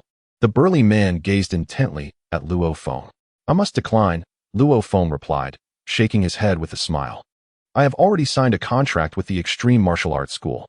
The burly man, undeterred, shook his head dismissively. A contract? If it is merely a contract, it can be breached. A penalty fee is all that is required. According to martial artist regulations, the maximum penalty cannot exceed 300 million. I believe your worth far surpasses that amount. The Thunderbolt Martial Arts School will cover this penalty for you. Furthermore, upon your joining, I will arrange for you to receive a prestigious training contract at our global headquarters. Each year, fewer than 10 martial artists worldwide are granted such an esteemed training contract. Each one is an unequivocal prodigy. This year alone, our Thunderbolt Martial Arts School has issued only 3 such contracts. One to a 20-year-old advanced warrior from an EU nation, and another to a genius from South America, a master of mental energy. The third individual is a 16-year-old intermediate warrior from the capital of our great Huaxian nation, the Jinghua base city. You are the fourth. Luo Feng could not help but be astonished. Each of these figures exhibited extraordinary capabilities. It was evident that despite Wan Dong and Ma Xiao being recruited ahead of time, they still lacked the qualifications to receive this special training contract. How could he be deemed worthy? In truth, Luo Feng's physical prowess alone did not merit such an agreement. However, when combined with his profound understanding of the subtle art of movement, he became eligible for the esteemed contract. After all, achieving such mastery at the age of 18 was nothing short of astonishing. Join my Thunder Martial Arts Academy, and I shall bestow upon you this contract, granting you the opportunity to train at our global headquarters, where you may even receive guidance from the legendary Thunder God himself, the burly man proclaimed with a smile. Luo Feng, we extend a sincere invitation for you to join our academy. Votes of recommendation. Votes of recommendation. Tomatoes love votes of recommendation. Wang Heng's proposition had reached its zenith, and he gazed at Luo Feng with eager anticipation. Thank you, but I must respectfully decline, Luo Feng replied, slightly bowing. I have already committed to the Extreme Martial Arts Academy and have no intention of switching allegiances. My sincerest apologies. Wang Heng was taken aback. You refuse? Would you not reconsider? The burly man said, his brow furrowing in disbelief. That will not be necessary, Luo Feng stated as he rose, bowing slightly. Mr. Wang, if there is nothing further, I shall take my leave. Luo Feng understood that having already declined the offer, remaining in each other's company would only serve to heighten the awkwardness. Wang Heng scrutinized Luo Feng, observing the young man's unwavering resolve in the face of temptation. A sense of admiration welled up within Wang Heng, who waved his hand and said with a smile, Very well, I won't press you further. Should you ever reconsider, the doors of the Thunder Dojo will always be open to you. Thank you, Mr. Wang, Luo Feng replied with a smile, promptly taking his leave. As soon as Luo Feng departed, Wang Heng's countenance darkened. He called out, Summon Wan Dong. Yes, sir, a subordinate responded, immediately going to notify Wan Dong. Wang Heng stroked his chin, his eyes narrowing slightly. To think that the Limitless Dojo has once again poached a talent from us. Ever since Phantom God of War was gravely wounded and went into seclusion, our Thunder Dojo has been at a disadvantage compared to the Limitless Dojo in Jiangnan City. Wang Heng sighed, growing anxious. Globally, the Limitless Dojo and the Thunder Dojo were the two preeminent martial arts institutions, founded by the world's foremost and second-ranked powerhouses, respectively. Consequently, beneath a veneer of cordiality, The upper echelons of the two organizations were locked in a fierce, clandestine rivalry, each vying to surpass the other. In several cities worldwide, the Thunder Dojo held sway over the Limitless Dojo. However, in Jiangnan City, the Limitless Dojo possessed the upper hand. Director Wan Dong, a youth with a sinister air, entered the room. His demeanor exuded confidence, undoubtedly fueled by his superior performance in the martial arts combat assessment, where he had hunted more monsters than Luo Feng, securing the top spot. Ah, Wan Dong. Wang Heng displayed a faint smile, declaring, "You are the most outstanding new warrior among our Thunderbolt Martial Arts Academy's current cohort. However, your current strength still pales in comparison to Luo Feng's." The supervisor, Wan Dong, felt a surge of urgency. Am I to be compared to Luo Feng? Do you doubt my capabilities? Wang Heng furrowed his brow in response. Wan Dong shook his head, cognizant that this supervisor was once a high-ranking battle general, endowed with the unique privileges that accompanied his position. In terms of status, he was not inferior to a deity-level warrior. Such a person would not resort to deception. I assure you, your physical prowess is not lesser than his, but in practical combat, even three of you would struggle against a single Luo Feng, Wang Heng stated gravely. However, the current gap between you two is significant, but that does not imply you will always be inferior to him. What you must do now is to work diligently and surpass him. I have encountered numerous prodigies, yet many have faded into obscurity. Warriors tread the fine line between life and death. Your talent merely indicates an earlier start. You have just embarked on the path of a warrior. Your journey has only begun. Do not grow complacent. Luo Feng is merely the first opponent you must surpass. In the future, you will need to surpass many more. Wang Heng encouraged him. I hope to witness the birth of a new battle deity one day. Wan Dong felt a surge of passion igniting within him. Yes, Luo Feng was merely the first adversary. He would ultimately surpass many others until he ascended to the status of a battle deity. Very well. You should rest well after your night of bloodshed. Wang Heng smiled. Yes, supervisor, Wan Dong replied respectfully as he withdrew. The more strong warriors he cultivated, the more formidable his faction would become. His position is increasingly solidified. Wan Dong might very well surprise me in the future. Wang Heng chuckled at himself. But I do not expect too much from him. It would suffice if he could match Luo Feng. Ah, an 18-year-old at the micro level, with commendable physical attributes. What a promising talent. Wang Heng shook his head and sipped his tea, choosing not to dwell further. Regardless of Wan Dong's potential, he remains merely a promising talent. In the Jiangnan-based city's northern military district, Luo Feng and Yang Wu, now dressed in their own attire, strolled along, engaging in light-hearted banter. Crazy, that Wan Dong just now had an unusual glint in his eye when he looked at you. He even mentioned wanting to compete with you to see who becomes a battle general first, Yang Wu remarked, puzzled. Little did he know that after Wang Heng's words, Wan Dong had already perceived Luo Feng as his foremost rival. I've passed the practical assessment. I should inform my family, Luo Feng said with a smile as he pulled out his phone. Brother Yang, why don't you notify your family as well? Sure, Yang Wu replied cheerfully. Both Luo Feng and Yang Wu proceeded to call their families. In one of the 8 major satellite cities of Jiangnan-based city, in the Minghui community of Yangzhou, Honghua said, your son Luo Feng will surely pass this practical assessment. He and his wife, Gong Xinlan, pushed their younger son Luo Hua's wheelchair while conversing with an elderly gentleman with white hair. Is this practical assessment dangerous? Gong Xinlan inquired, unable to contain her concern. My son said it's not dangerous, but we read online that it can be perilous. Well, there is a slight risk, the old man nodded.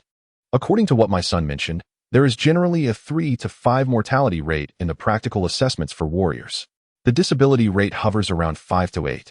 This implies that during a typical martial artist's practical assessment, over 100 prospective martial artists may be incapacitated. Luo Honghua and Gong Xinlan exchanged a glance, their hearts filled with trepidation. Your Xiaofeng will be just fine.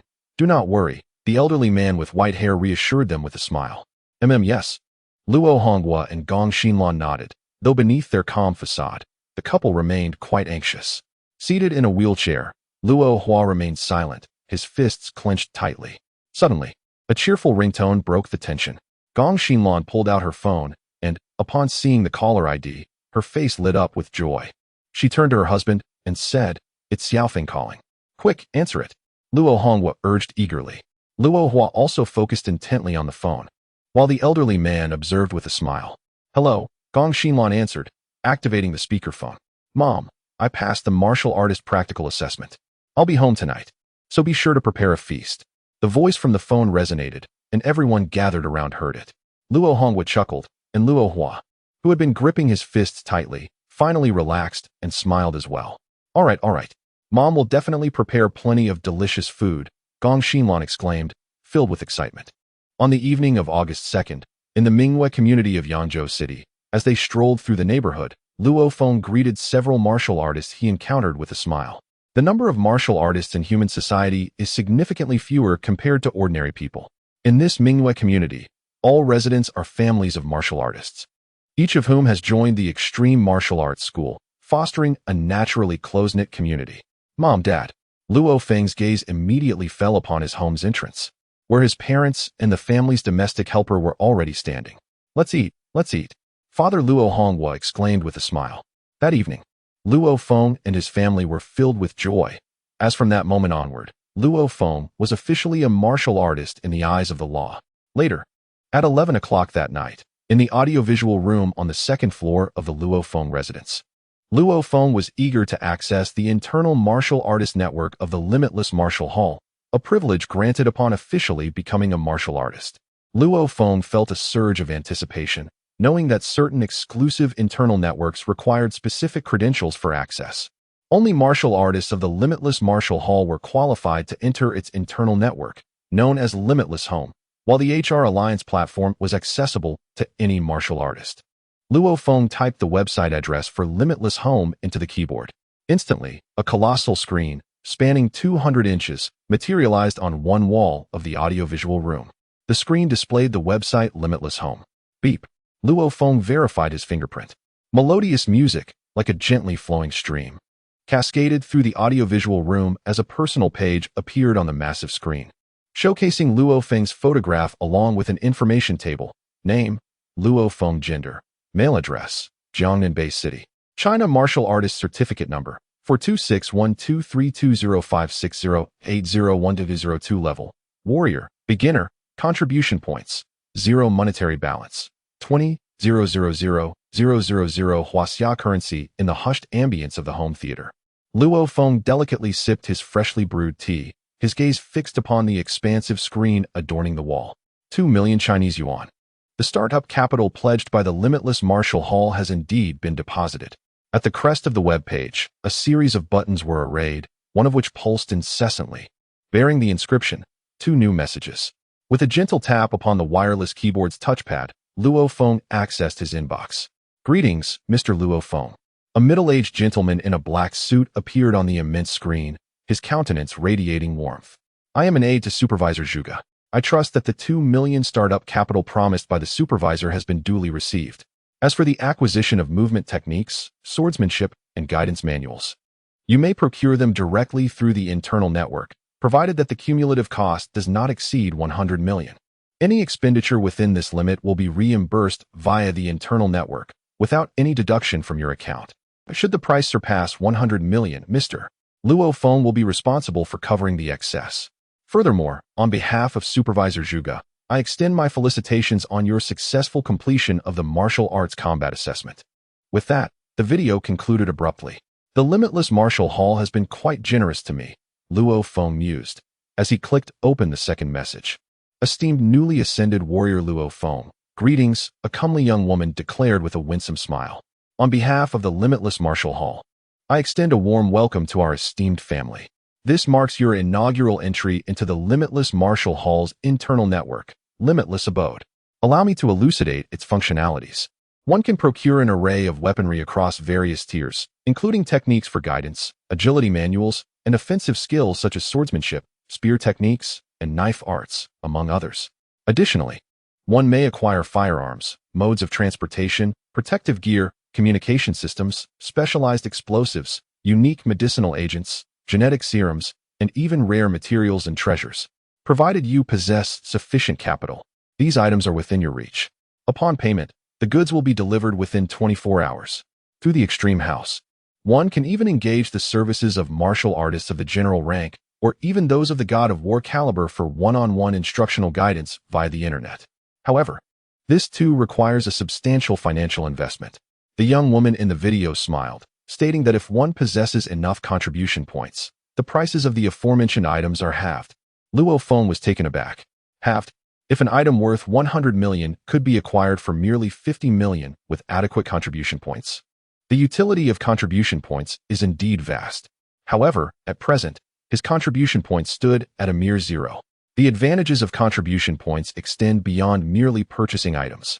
For instance, reaching a certain level of contribution points allows one to summon specialized squads from the Extreme Martial Arts Hall. The young woman continued with a smile, emphasizing that a higher contribution point total signifies a greater status within the Extreme Martial Arts Hall, thereby bestowing more power and enhanced benefits. There are primarily two methods to earn contribution points. The first involves hunting monsters and obtaining vital materials from their bodies, which can then be sold to the Extreme Martial Arts Hall, yielding both monetary rewards and contribution points. The second option is to donate to the Extreme Martial Arts Academy. The more funds you contribute, the greater your accrued contribution points. Currently, the ratio stands at 1 contribution point for every 10,000 Huaxia coins donated. The donation system begins at a minimum of 10 million Huaxia coins, with a maximum donation limit of 100 billion. This implies that through the donation system, the ceiling for contribution points you can obtain is 10 million. Luo Feng gasped in astonishment. What the hell? There is a limit on donations? A maximum of 100 billion? Beyond that, the Extreme Martial Arts Academy wouldn't accept it? 100 billion Huaxia coins is approximately the current asset of the wealthiest individual in Huaxia, slightly exceeding 100 billion. The world's richest individual, according to Forbes, possesses assets amounting to around 120 billion US dollars, equivalent to approximately 420 billion Huaxia coins. Of course, those listed by Forbes are merely the visible figures. Some super families possess assets that surpass those of the wealthiest individuals. However, that is the accumulation of an entire family.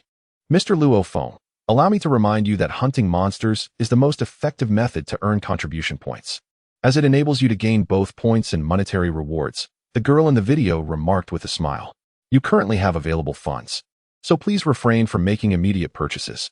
You can access the information section of the Martial Artist Forum to thoroughly review fundamental knowledge relevant to martial artists. This will greatly assist you in selecting techniques and purchasing weaponry. Finally, I wish you, Mr. Luo Feng, great success on your journey to the pinnacle of martial arts within our Extreme Martial Arts Academy family. With that, the girl in the video bowed, and the video concluded. Luo Feng listened with rapturous amazement. The internal network of the Limit Martial Hall, Limit Home, was indeed remarkably useful. What most captivated Luo Feng was the ability to directly engage warrior level and even war god level powerhouses for one-on-one instruction via the network through monetary compensation. Although he possessed 20 million Chinese currency, Luo Feng did not rush to acquire weapons or other items. Instead, he first familiarized himself with the internal website, Limit Home. The Limit Home website had numerous functions, divided into many sections, including accepting and posting missions, individual chat and meeting features, a cultivation section, and a donation system. However, the two most alluring sections were the Martial Arts Forum and the online marketplace. The online marketplace was all-encompassing, with a diverse array of guiding techniques, movement manuals, swordsmanship manuals, thermal weapons, cold weapons, gene potions, and so on. In short, the online marketplace was a place to spend money. Martial Arts Forum. Psychic. Luo Feng ceaselessly flipped through the pages, seeking information about psychics. Finally, this is it. Luo Feng spotted a post titled A Brief Description of Psychics. Brothers, seeing that everyone knows so little about psychics, let me give a simple introduction. Upon seeing this opening line, Luo Feng smiled. Clearly, the database of this so-called martial arts forum was a compilation of posts written by numerous martial artists, rather than formal information. These psychics can be said to be the most feared group of people in the martial artist circle. Firstly, becoming a psychic master is not merely a matter of cultivation. Each psychic master is a rare individual, awakened through their own unique gifts. The descriptions in the post are rather colloquial before their awakening. They might have been ordinary martial artists. Yet, upon awakening, they become formidable. In what manner do they exhibit such prowess? Primarily, psychic masters are categorized into two distinct types. The first type possesses the ability to manipulate objects, controlling sharp projectiles, flying daggers, and the like for ranged attacks. The telekinetic control of a psychic master surpasses even that of heavy sniper rifle bullets. While the trajectory of a sniper's bullet follows a nearly linear path, the weapons commanded by a psychic master are erratic in their movement. Moreover, their lethality varies significantly. For instance, the damage inflicted by a heavy machine gun or a high-caliber sniper rifle is limited. Even the most advanced sniper rifles find it challenging to slay elementary beast generals. However, the power of a psychic master's controlled projectiles, such as spikes and daggers, increases in tandem with the amplification of their mental prowess. There are indeed many psychic masters capable of defeating Lord-level monsters. In addition to those who manipulate objects, the second type of psychic master engages in direct mental assaults. This method is rather enigmatic, as it targets the very souls of monsters. Upon a successful strike, the monster's body remains unscathed, yet it perishes instantaneously. Nevertheless, executing a soul attack proves to be quite challenging, and it is said that very few psychic masters possess knowledge of such techniques. Beyond the realms of telekinetic manipulation and soul attack, it is rumored that other factions of psychic masters exist, though I am not well versed in those. Luo Feng meticulously scrutinized each word, unwilling to overlook even a single one. What incited my envy the most was the rapid advancement of the mental practitioner's abilities. Mental practitioners are inherently endowed with formidable mental prowess. However, during their childhood, their bodies are unable to withstand such immense mental energy, causing it to remain dormant within the sea of consciousness. As their physical attributes strengthen and reach a certain threshold, their mental energy will manifest. The stronger the body, the greater the capacity to endure mental energy. Warriors are classified into 9 distinct tiers: warrior level, beginner, intermediate, advanced, battle master level, beginner, intermediate, advanced, and battle god level, beginner, intermediate, advanced. Typically, there exists a 2-tier disparity between physical attributes and mental energy. For instance, if one's physical prowess is at the beginner warrior level, their mental energy generally aligns with the advanced warrior level. If one possesses the physical capabilities of an intermediate warrior, their mental energy would correspond to that of a beginner battle master. Mental practitioners experience a rapid enhancement phase in their abilities. This is due to their innate, potent mental energy, which has long remained dormant within their consciousness. As their physical strength increases, more of this latent mental energy is revealed. The stronger the body, the more robust the mental energy, until ultimately, all dormant mental energy is fully unearthed.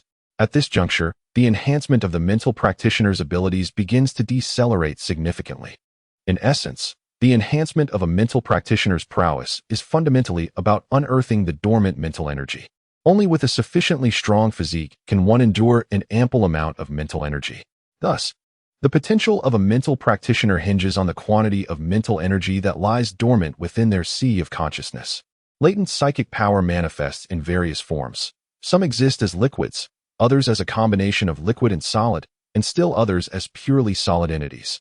Legend has it that when latent psychic power congeals into a solid form within the sea of consciousness, it signifies an immense reservoir of mental strength, representing the group with the highest potential among psychic practitioners.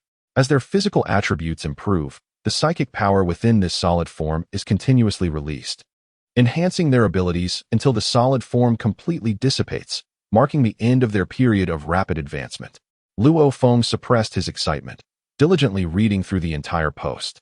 Subsequently, he consulted the database and located 2 additional descriptions of psychic practitioners, which corroborated the initial account. Luo Feng nodded in affirmation, realizing that the dark golden sphere within his sea of consciousness must be a solid agglomeration of immense psychic power. I am truly fortunate to have survived the awakening, he mused. According to the 3 posts he had perused, the awakening of a psychic practitioner involves a sudden surge of intense psychic power within the sea of consciousness. Failure to awaken can result in intellectual impairment, a vegetative state, or even death by hemorrhage. Luo Feng suddenly understood. No wonder I experience persistent headaches and occasional fainting spells throughout my childhood. It seems that my physical frailty, coupled with my potent psychic power, overwhelmed my body, causing the headaches. As my physical constitution improved, the headaches gradually subsided and have now completely vanished. Since the awakening of Luo Feng, his chronic headache has vanished entirely. The dark golden orb is, astonishingly, a solid manifestation of mental energy. One cannot help but wonder how much mental power it truly contains. As Luo Feng perused numerous threads on the warrior forum, he encountered various topics such as 50 questions about warriors hunting beasts, knowledge for surviving in the wild, how to avoid provoking beast generals, and 28 methods for escaping danger. These diverse discussions enlightened him significantly, revealing the arduous nature of a warrior's life. Indeed, while warriors hold a prestigious status in human society, such standing is earned through relentless effort. The insights shared in these posts are profoundly sensible. The three paramount techniques, body techniques, offensive methods, and guidance techniques, are essential for any warrior. The guidance technique directly influences a warrior's strength, while body techniques and offensive methods determine practical combat capabilities. After digesting the information, Luo Feng wholeheartedly agreed that these three techniques are of utmost importance. If one possesses wealth, it should be invested in these areas. It is no wonder that the Extreme Martial Arts School offers free access to these three invaluable techniques. Luo Feng understood that the school undoubtedly desires to bolster the strength of its members. He decided to explore the online marketplace. With a few taps on the wireless keyboard touchscreen, he accessed the online shopping page. Instantly, a vast array of detailed product categories appeared on the giant screen in the media room. After selecting techniques and offensive types, and clicking 3 times, a series of physical photographs of various techniques emerged on the screen, accompanied by their names and prices. Among them was Annihilation, categorized as a gun technique, with an appraised rating of ultimate excellence. Price, 100 billion huaxia coins. Full price, 50 billion huaxia coins. Half price, requirement, 4-star contribution points. 9-fold Thunderblade. Category, blade technique. Evaluation, ultimate. Price, 100 billion huaxia coins. Full price, 50 billion huaxia coins. Half price, requirement, 4-star contribution points. Phantom blade technique. Category, blade technique. Evaluation, SS level. Price, 10 billion huaxia coins. Full price, 5 billion huaxia coins. Half price, requirement, 3-star contribution points. Fog sword. Category, sword technique. Evaluation, S level. Price, 3 billion huaxia coins. Full price, 5 billion huaxia coins. Half price, requirement, 3-star contribution points. As Luo Feng gazed at the extensive array of martial manuals, his eyes sparkled with excitement. Could it be that the world's strongest warrior, Hong, has his gun technique World Obliteration for sale? And this 9-fold Thunderblade belongs to the world's second strongest, Thunder God? Luo Feng was instantly captivated by the topmost item, rated as ultimate in the realm of blade techniques. However, the subsequent price left him in astonishment.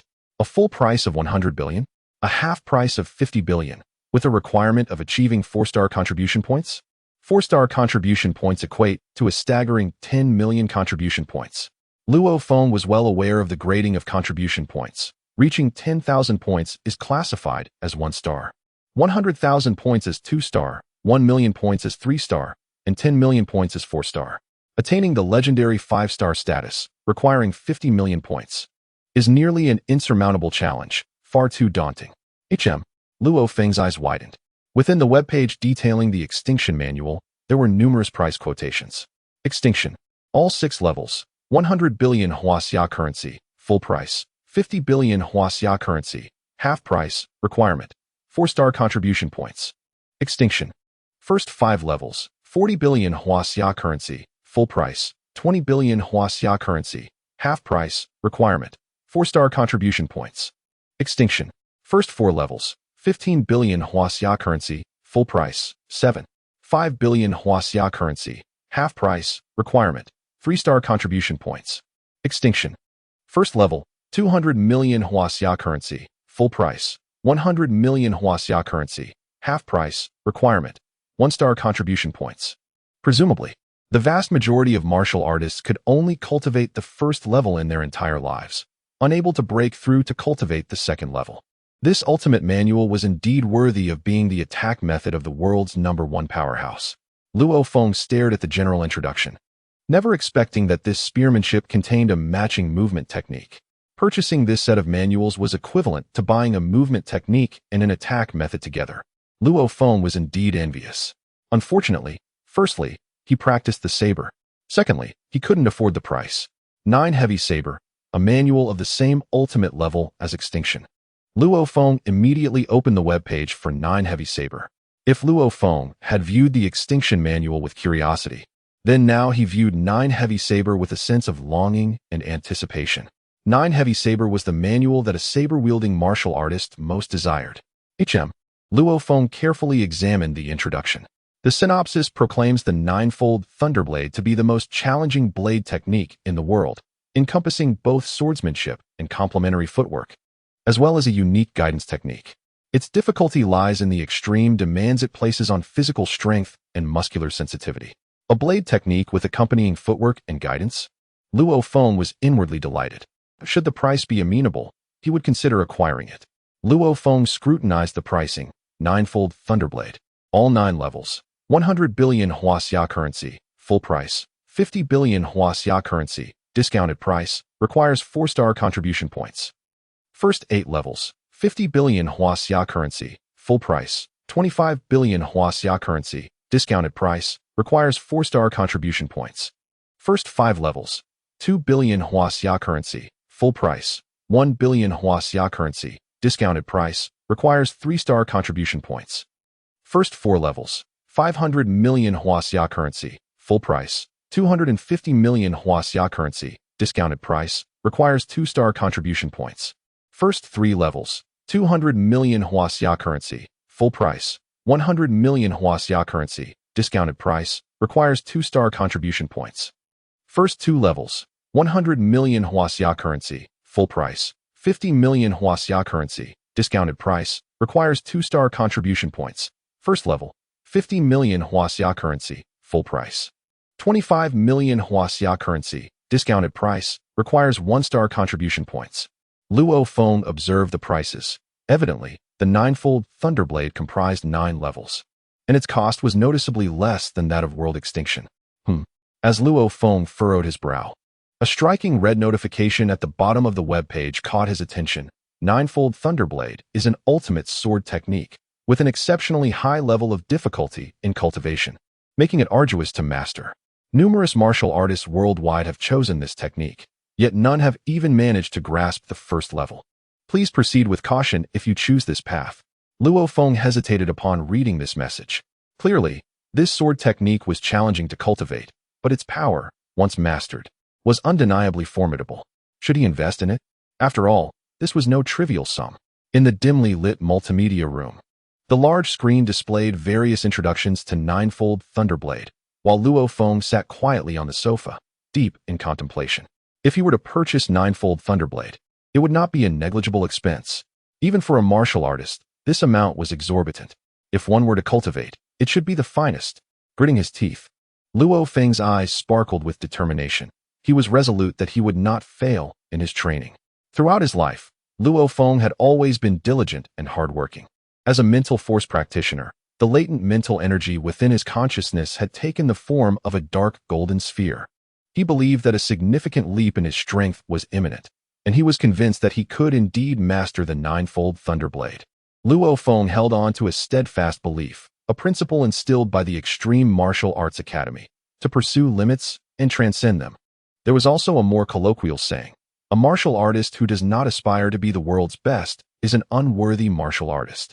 With unwavering conviction, he declared, "Ninefold Thunderblade shall be mine." Taking a deep breath, Luo Feng gently tapped the touchscreen. Please confirm. Do you wish to purchase the first 3 levels of Ninefold Thunderblade for a payment of 100 million Huaxia coins? Upon the grand screen, a notification materialized, indicating that it was Luo Feng's inaugural purchase. In accordance with his accord with the esteemed Limit Martial Hall, his initial acquisition of offensive techniques, movement skills, and saber arts manuals would be exempt from contribution point requisites, thereby entitling him to the most advantageous pricing. Confirm.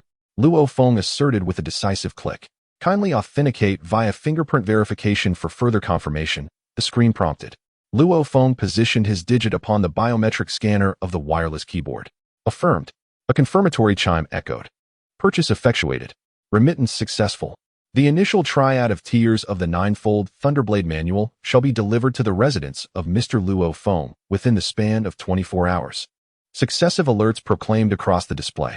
Providentially, in accordance with my covenant with the Limit Martial Hall, this maiden acquisition circumvents the constraints of contribution points. thereby enabling me to procure it at the most economical rate, Luo Feng mused, his pulse quickening with palpable excitement. The magnitude of the sum, a staggering 100 million Chinese yuan, was indeed cause for exhilaration. To acquire the terraced villa of Zhang Haobai's lineage would be a facile endeavor with such an amount. Furthermore, given Luo Feng's modest upbringing, the expenditure of such a considerable sum was bound to evoke profound emotions.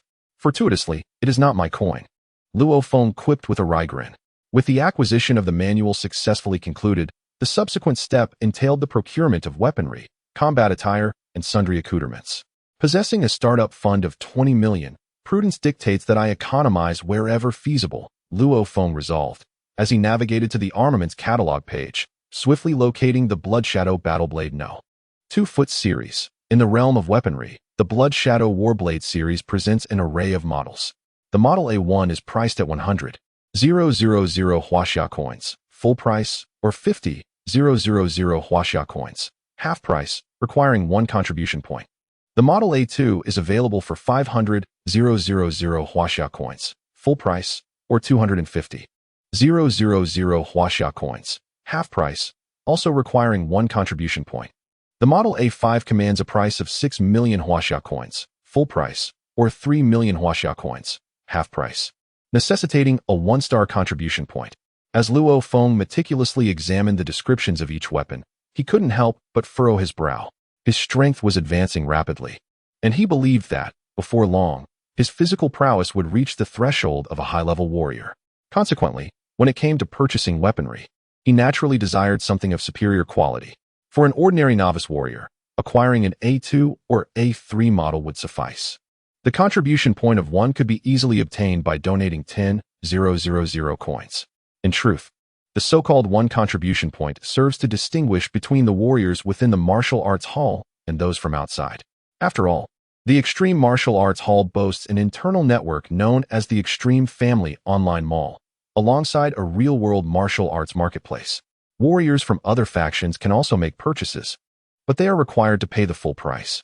Given the rapid pace of his strength enhancement, Luo Feng felt that he should at least acquire the A5 or A6 model of the Blood Shadow Warblade. Shaking his head, he lamented that this particular model demanded a 1-star contribution point. A 1-star contribution translates to a staggering 10,000 contribution points. Initially, when he purchased martial arts manuals, he could bypass the contribution point requirement and acquire them at the best price. Such privileges, however, were only granted upon the first purchase of a manual. However, the preferential pricing is no longer applicable to the acquisition of armaments and combat attire. The Blood Shadow Battleblade, Model A6, is priced at 20 million, while the A5 variant is 6 million. Luo Feng demurred, acknowledging that the A5 model is adept at engaging the majority of intermediate beast generals without succumbing to damage. The A6 model, conversely, is capable of withstanding the assaults of most advanced beast generals. Given the rate of his escalating prowess, lower-tier armaments are manifestly unsuitable. To purchase at full price would be exorbitant. Luo Feng shook his head and diverted his attention to shields. Upon perusing the shield selection, Luo Feng observed that their prices were considerably more palatable than those of the battle blades. The B5 model, capable of withstanding attacks from intermediate beast generals, is listed at 3 million Huaxia currency at full price, with a half-price option of 1.5 million Huaxia currency, contingent upon a 1-star contribution point requirement. Regarding backpacks, those employed in wilderness survival and monster combat are specialized equipment. The paramount considerations are the pack's inherent quality and its unobtrusive integration with the martial artist's movements during combat. Backpacks are the most economical, necessitating a mere 1 contribution point. A superior model can be procured for a mere 100,000. Luo Feng smiled faintly. Combat communication watches, equipped with satellite positioning, timekeeping, telephony, and a plethora of other functions, are reasonably priced at 100,000. While the intrinsic value of these functions is negligible, a commonplace mobile phone encompasses telephony, timekeeping, and satellite positioning for a few hundred. The communication watch commands a premium due to its superior materials. In the throes of monster combat, the watch may be subjected to the full brunt of a monster's assault. The watch must be robust enough to withstand an assault from a monster. How could its price possibly be low? He had already examined weapons such as battle blades, shields, watches, and backpacks. The only remaining item was a complete combat suit, including battle boots. Luo Feng had heard that a combat suit is typically the most expensive equipment for a warrior. This is because a combat suit not only needs to provide excellent defense, but also must be comfortable to wear, allowing the warrior to move swiftly and evade attacks. When Luo Feng clicked to view the price, he was taken aback. How exorbitant! The combat suit capable of withstanding mid-level beast generals, the D5 series, along with arm guards and battle boots, had a full price of 18 million Huaxia coins, and even at half price, it was still 9 million. The full price for the D6 series soared to 80 million Huaxia coins. He was already aware that combat suits were costly, yet he did not anticipate that the D5 series combat suit would cost 3 times more than a weapon of the same tier. To calculate, with the standardized full suite of the D5 series combat suit at 18 million, the Blood Shadow Battle Blade at 6 million, and the shield at 3 million, the total came to 27 million. If he possessed a single star contribution point, he would only need 5 million. As for the combat watch and backpack, compared to the combat suit, they were merely trifles. He still needed to purchase flying knives, which could be controlled remotely through mental focus. At the very least, he needed 6 or even 10. Luo Feng opened the flying knife page again. Being small and light, the flying knives were significantly cheaper than the Blood Shadow Battle Blade. The full price for the D5 series flying knife was merely 50,000 Huaxia coins, while the full price for the D6 series flying knife was only 300,000 Huaxia coins. The 7 series flying knife is astonishingly priced at 3 million Huaxia coins, with a half-price option of 1.5 million, requiring 2-star contribution points, representing a 10-fold increase. If one possesses sufficient strength, the 7 series flying knife can indeed inflict damage on elementary Lord-level monsters. The disparity between Beast General and Lord-level creatures is significant. The pricing of this weapon is unexpectedly high. My mental power is formidable and grows rapidly. Initially, I intended to purchase the 7 series flying knife, but at 3 million for a single piece, and the half-price option demanding 2-star contribution points, acquiring 5 or 6 would cost over 10 million. How could I possibly afford that? This amount is utterly insufficient. Luo Feng had thought that a startup capital of 20 million was ample, but he now realizes that the costs of equipment for warriors are exorbitant. Unbeknownst to him, the prices of such equipment are not unreasonable. It is essential to understand that Lord-level monsters can withstand even missile strikes. The capability of a flying knife to pierce through such creatures speaks volumes about the high-quality materials required for its manufacture. Thus, a price of 3 million Huaxia coins for a flying knife falls within a rational range. Indeed, warriors tend to spend significantly on weapons and other equipment. Yet the potential for substantial earnings from hunting formidable monsters in the future is equally great. Unfortunately, Luo Feng has yet to embark on his journey to profitability. The following morning, around 10 o'clock, a stranger arrived at the private garden of Luo Feng's home in Mingwei community. Mr. Luo Feng, this is the secret manual you purchased. You can unlock it using your fingerprint. Luo Feng accepted the sealed alloy box handed to him and traced his finger across the top, with a beep. The fingerprint verification was successful. An electronic sound resonated, and an alloy box swiftly opened, revealing a book approximately 1 centimeter thick, accompanied by 2 CDs, Ninefold Thunderblade. Upon seeing the 4 characters inscribed on the book, Luo Feng was approached by the delivery man, who smiled and said, "Mr. Luo Feng, please take a look and confirm. After that, kindly sign here." However, there was a hint of envy in the man's gaze as he looked at Luo Feng. The Ninefold Thunderblade. It is beyond the reach of most martial artists. Mr. Luo Feng, I trust you are aware of the prohibitions that accompany the purchase of such a manual? The delivery man continued with a smile. As per the regulations, I shall reiterate, the copyright of the manual belongs to its creator, the Thunder God. The purchaser is granted only the right to study it, with no authority to disseminate, transcribe, sell, or teach its contents. Should anyone violate these terms, they will face relentless pursuit from the Extreme Martial Arts Institute, the Thunder Martial Arts Institute, the Underground Alliance, and the government forces. Luo Feng nodded, fully aware of this rule. After confirming the receipt, the delivery man departed. For this single manual, along with the 2 CDs, the cost is a staggering 100 million Huaxia coins. Luo Feng contemplated as he stood in his garden, reflecting on the profit generated from creating manuals. For instance, the Thunder God. The more people who purchased his Ninefold Thunderblade, the greater his earnings. A moment of calculation made it easy to fathom the immense wealth amassed by the Thunder God. However, for the Thunder God, who founded the Thunder Martial Arts Institute, money held little significance. Just as Luo Feng was about to enter his home with the manual in hand, a voice called out to him. Turning around, he saw the head instructor of the Extreme Martial Arts Institute, Wu Tong. Uncle Wu, Luo Feng greeted with a smile. I just saw a delivery person from headquarters. Did you make a purchase? Wu Tong inquired with a smile. Yes, Luo Feng nodded. The ninefold Thunderblade? Wu Tong exclaimed in astonishment upon catching sight of the 4 characters on the cover of the manual in Luo Feng's hand. You actually dared to buy this? The acquisition of manuals is strictly controlled by major powers around the world. After all, it's not my money being spent. Luo Feng chuckled, then sighed helplessly. However, I've realized that money truly is insufficient at the moment. The costs of purchasing battle blades and combat suits are quite substantial. By the way, Luo Feng, I came over primarily to inform you of something. The chief instructor, Wu Tong, remarked, recently, there was a young man named Zhang Haobai who offended you, right? Luo Feng paused, surprised. Zhang Haobai? He had not yet found the opportunity to confront him. Yes, he once sought to have my hands and feet broken. Luo Feng replied with a nod. It is thus. Zhang Haobai's uncle, Zhang Zihu, is a martial artist from the Thunder Martial Arts Hall. He has asked the chief instructor of the Thunder Martial Arts Hall in Yangzhou City to intercede on his behalf, intending to settle this matter privately with you.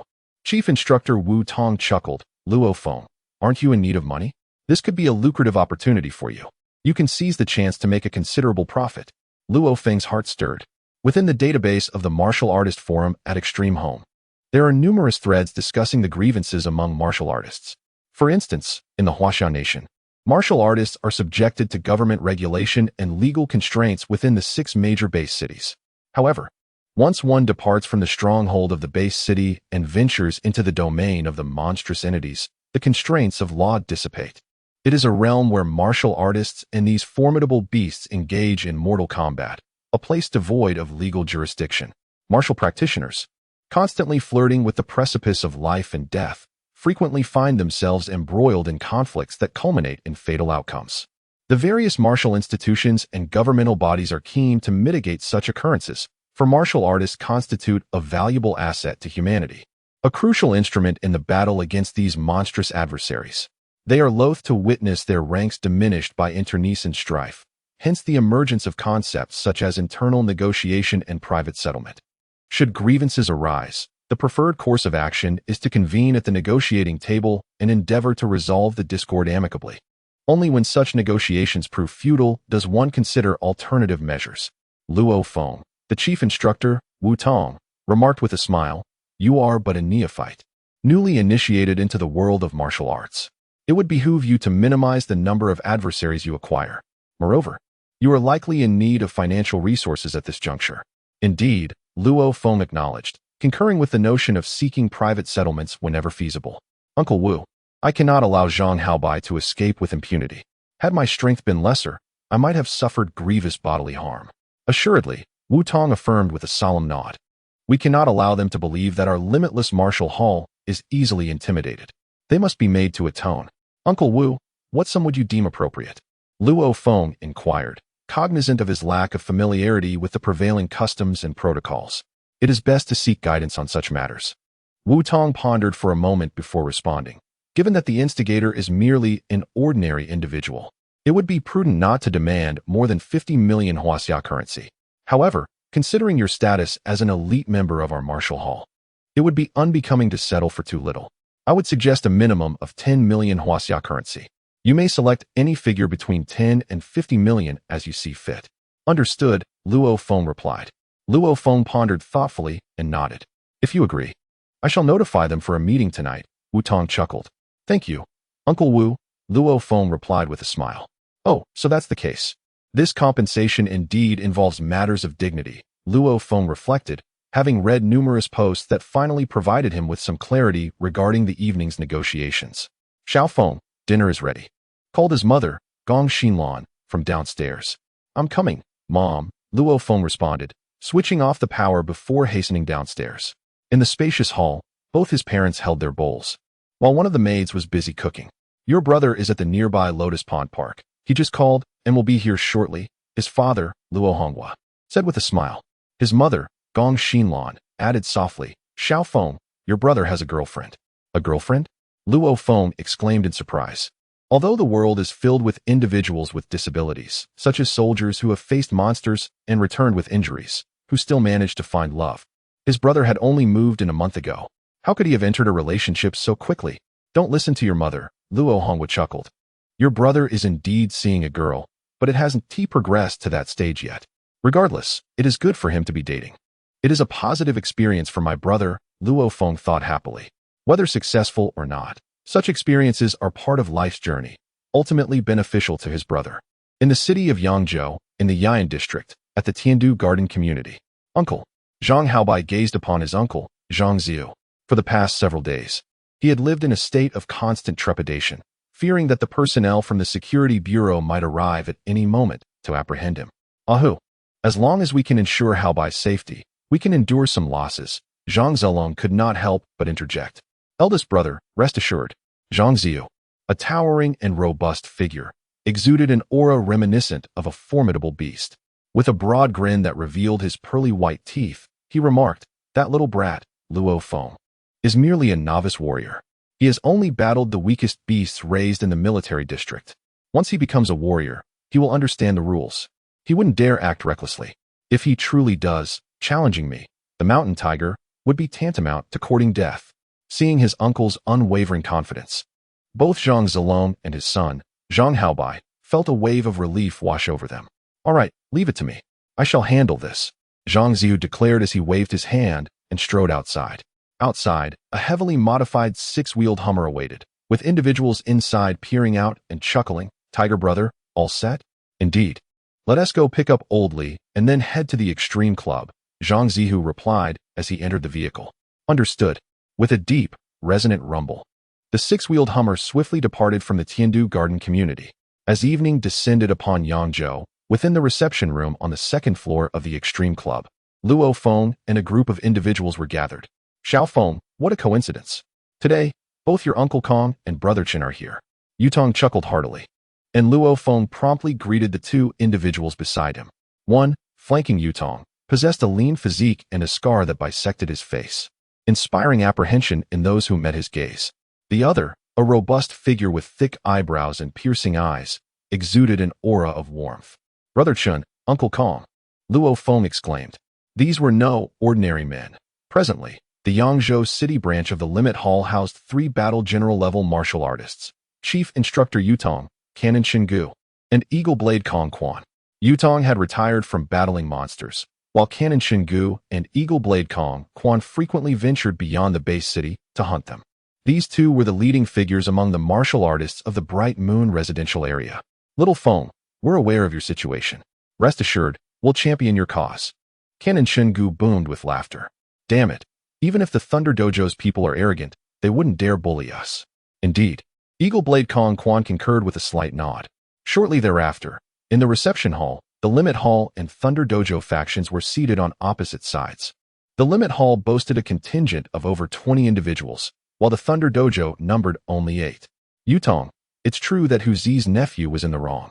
A burly man with a thick beard said with a smile. However, his nephew is just a child. How old is he? What does he know? Moreover, he's an ordinary person, not a martial artist. There's no need to quibble over such matters. Oldly, spare us the useless chatter. Wu Tong shook his head and smiled. For the matter was as clear as day. Your presence here unmistakably indicates an intention for private resolution, does it not? Kaishan Hu, speak your mind.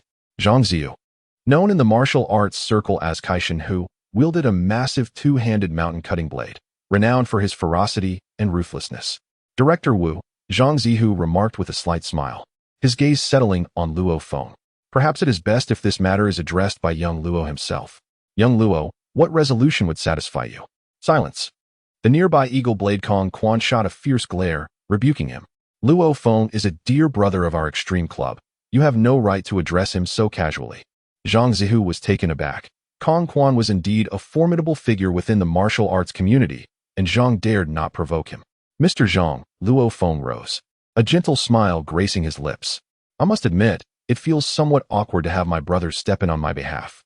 However, in my view, While Zhang Haobai's attempt to break my legs is a trivial matter, the audacity to strike my father is tantamount to courting death. Luo Feng's eyes widened as he declared this. Zhang Zihu flinched, and the martial artist from the Extreme Club erupted in laughter. After all, Kaishan Hu Zhang Zihu was a seasoned warrior, currently at the advanced fighter level, just a step away from becoming a battle general. The audacity of Luo Feng to glare defiantly at him was a testament to the young man's courage, eliciting admiration from his peers. Luo Feng, what are your intentions? Speak. Zhang Zihu's displeasure was evident, his countenance darkening. Luo Feng merely smiled, unfazed by Zhang Zihu's ire. He genuinely held no regard.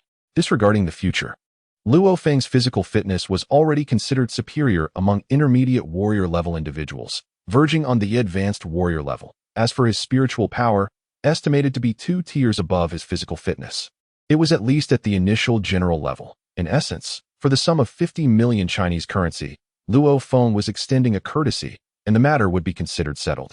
Luo Feng offered a faint smile. You are indeed making exorbitant demands. 50 million. Zhang Zihu exclaimed, his eyes widening. This price is rather steep, remarked Hall Master Li of the Thunder Dojo, furrowing his brow. Luo Feng simply smiled, remaining silent. The price is not unreasonable, countered Wu Tong, the Hall Master of the Limit Hall, with a subtle smile. Luo Feng, I will also offer you a price. 5 million. I will give you 5 million. And we'll consider this matter concluded, as a gesture of respect. Otherwise, it would be an affront to Zhang Zihu. Zhang Zihu fixed his gaze intently on Luo Feng. 5 million. The individuals from the Limit Hall also frowned. Considering the presence of Canon Shingu and Eagle Blade Kong Quan, even to show them respect, the price should not be so low. A paltry sum is a sign of disrespect. Otherwise, it would be an affront to you, Luo Feng retorted, glaring back. Zhang Zihu, allow me to state unequivocally, 50 million, not a cent less. Should it fall short, prepare to visit your nephew at the security agency. Zhang Zihu, enraged, burst into laughter, never anticipating that Luo Feng, a mere newcomer, would dare to disrespect him in such a manner. 50 million, not a cent less? Zhang Zihu's eyes flashed with a fierce glint, as if he were about to devour someone whole. However, Luo Feng remained unfazed. He had previously observed numerous posts on Extreme House and understood that during negotiations, it is crucial that neither party concedes. A concession signifies inferiority. Moreover, Luo Feng was inherently in the right. Typically, when 2 individuals of equal standing make a mistake, the one at fault ought to offer an apology. Yet, upon Zhang Zihu's arrival, he exhibited an ostentatious demeanor, clearly attempting to intimidate Luo Feng, a newcomer. Unfortunately for him, Luo Feng was not susceptible to such tactics. Now, heed my words, began Wu Tong, the director of the Extreme Club. Luo Feng, along with Kaishan Hu, I suggest you both take a step back. 30 million Huaxia dollars is the amount we propose. Zhang Zihu, this sum is not excessive for you. If you part with this money, we can consider this matter resolved. Luo Feng, do you concur? Luo Feng nodded in agreement, stating, let us proceed as Uncle Wu suggests. And you, Kaishan Hu? Wu Tong inquired, turning his gaze towards Zhang Zihu. In the conference room, all eyes were fixed upon Zhang Zihu. Infuriated, he sprang to his feet, laughing in anger. You expect me to bow to this little brat? Dream on. Old Li, brothers, we are leaving. I would rather contribute 1 billion to the nation than settle privately for 30 million. Zhang Zihu cast a scornful glance at Luo Feng, sneering, kid. Being a martial artist is no easy feat. Once you leave the base city, you will understand the true terror of monsters and how perilous situations can arise unexpectedly. The beasts in the military district are merely domesticated. Their wildness is significantly diminished. I hope you do not meet your demise too soon, or else. How can we play together in the future? Indeed, allow me to remind you that I am not far from attaining the rank of battle general. How long do you think it will take you to reach that level? Moreover, can you endure for such an extended period? Luo Feng smiled faintly, expressing gratitude for Mr. Zhang Zihu's concern, but suggested he focus instead on preparing 1 billion for the nation to secure his nephew's future. Zhang Zihu's expression darkened, and he commanded his group to leave. 1 billion, indeed. The artilleryman Chun Gu made a feigned cry from a distance. Zhang Zihu and his entourage said little more and departed. As the group exited, the members of the Extreme Martial Arts Hall erupted into a lively discussion. Zhang Zihu's temperament, as rumored, was indeed as foul as described. Despite his nephew's missteps, he refused to concede. Wu Tong chuckled and shook his head, preferring to pay $1 billion rather than settle for $30 million. The martial arts hall possesses contribution points, just as the nation does. Those who have rendered service to the country are awarded contribution points based on the extent of their contributions. Achieving 10,000 points equates to a 1-star rank, while 100,000 points signifies a 2-star rank, mirroring the martial arts hall's data. In the past, Dong Nanbiao, who single-handedly vanquished the tiger head monster at the banks of the Yangtze River, sacrificing himself to rescue hundreds of thousands of citizens, was posthumously honored with the title of 4-star hero. One can contribute to the martial arts hall to acquire contribution points, just as one can donate to the nation for the same purpose. 10,000 Huaxia coins yield 1 contribution point, and 1 billion Huaxia coins equate to 10,000 contribution points, thus achieving a 1-star rank. Shizhang Zihu refused to negotiate with Luo Feng. The only recourse left would be to donate 1 billion to the nation on behalf of his nephew, elevating his national contribution points to a 1-star rank. As a 1-star citizen, Zhang Haobai enjoys certain privileges. It is inconceivable that he would face a lengthy prison sentence due to a minor conflict with Luo Feng. Even if he were to donate 100 million to the nation to secure his nephew's status as a 1-star citizen, the reality remains that a 1-star citizen can confront martial artists. Even if he were not imprisoned, he would still endure 3 to 5 months of confinement and hardship. Canon Chun Gu shook his head. If someone refuses to yield, who can be blamed? Wealth affords a certain indifference. The martial artists of the Extreme Martial Arts Academy laughed heartily. Luo Feng, Director Wu Tong said, as per Supervisor Zhuge's instructions, I shall arrange for you to join a team of battle-level martial artists. This way, you will have greater opportunities for training outside the urban base, with enhanced safety assurances. I have also negotiated for you to join the Firehammer Squad. Firehammer Squad? Luo Feng nodded slightly. It was evident that Supervisor Zhuge held him in high regard, allowing him to join a team of battle-level martial artists right from the start. The teams that venture beyond the urban base into the wilderness to hunt monsters vary in strength. Typically, a squad will include at least 1 battle-level martial artist, thereby qualifying as a battle-level squad. Luo Feng. Canon Shen Gu patted Luo Feng on the shoulder and laughed heartily. I am the vice-captain of the Firehammer Squad. From now on, as long as you stick with me, I'll have your back. However, Luo Feng, I must be candid. Our Firehammer Squad will provide you with opportunities for training to acclimate you to combat against those monsters. But you must also put in earnest effort. You cannot solely rely on the assistance of other squad members. If, after your first mission, you are unable to adapt, we will regrettably have to remove you from the squad. Brother Chun, I understand. Luo Feng nodded, a smile gracing his lips. Mercenary squads operate on the precipice of life and death. An encumbrance within the team could indeed prove detrimental. I am relieved that you comprehend this. Have you acquired your armaments yet? Chen Gu inquired. Not yet. I intend to procure superior weaponry, Luo Feng replied.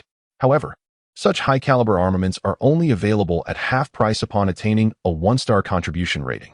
Luo Feng shook his head, a hint of resignation in his tone. Indeed, interjected Curator Wu Tong, nodding in agreement. Ordinarily, enlisting assistance to purchase conventional weaponry is permissible. However, the acquisition of secret manuals is strictly prohibited. Luo Feng concurred. He was cognizant of this regulation. For instance, his acquisition of the 9-fold Thunderblade technique would be duly recorded in the collaborative database maintained by the Limit Hall of Martial Arts, the Underground Alliance, and the Thunder Hall of Martial Arts. Consequently, Luo Feng's utilization of the first 3 levels of the 9-fold Thunderblade would be deemed acceptable. However, should Yang Wu, who has not purchased the technique, exhibit proficiency in the 9-fold Thunderblade, he would be apprehended for unauthorized duplication and dissemination of the secret manual, thereby infringing upon Thunder God's proprietary rights. Without prior purchase, one is not authorized to cultivate the technique. Should one enlist another to purchase it on their behalf, the database would only reflect the purchaser's information, thereby precluding the individual from practicing the technique openly. However, weaponry is exempt from such copyright restrictions. Understood, Luo Feng affirmed, promptly seeking pen and paper to make a note. The unified equipment of the 5th series is available at a half price of 9 million, while the Blood Shadow Battle Blade Series No. 2 is priced at 3 million. The shield from the 5th series costs 1.5 million, and the 6th series Flying Daggers, totaling 10 in number, are priced at 1.5 million. The total cost amounts to 15 million. along with additional items such as a backpack and a communication watch. Luo Feng's equipment is now complete. In the martial arts practice hall on the second floor of Luo Feng's home, the morning sunlight streams through the windows, illuminating the entire space. Dressed in loose training attire and seated barefoot in a meditative position, Luo Feng occupies the vast hall of over 100 square meters, which appears empty except for him and a manual entitled Ninefold Thunderblade placed before him. It is said that the Ninefold Thunderblade is exceedingly difficult to master, leaving Luo Feng uncertain about its true challenges. As he opens the manual and begins to read, he is reminded that today he must attend to matters outside, and it is likely he will not be able to access the internet until late in the evening. The second update of the day is expected around 11 o'clock. Upon turning to the first page of the Ninefold Thunderblade, the most prominent character leaps out, fast. This single word strikes Luo Feng like a blade of light, causing his heart to tremble.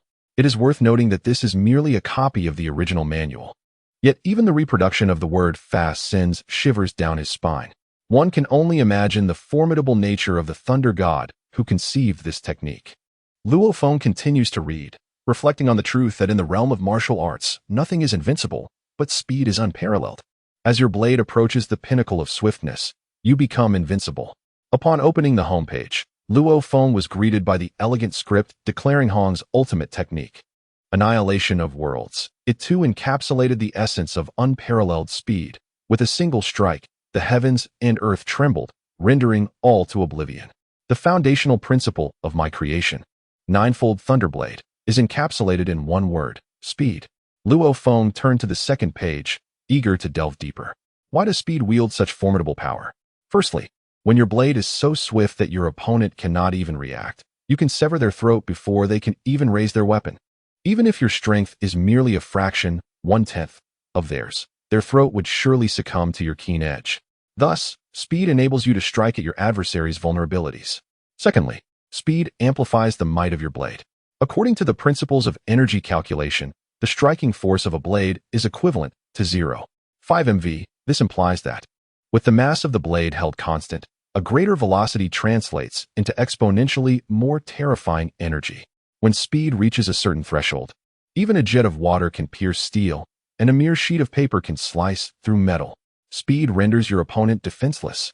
Speed makes your blade indomitable. Whether viewed from the perspective of exploiting weaknesses or from the standpoint of absolute strength, enhancing the swiftness of your blade is the optimal approach. Luo Feng nodded in understanding.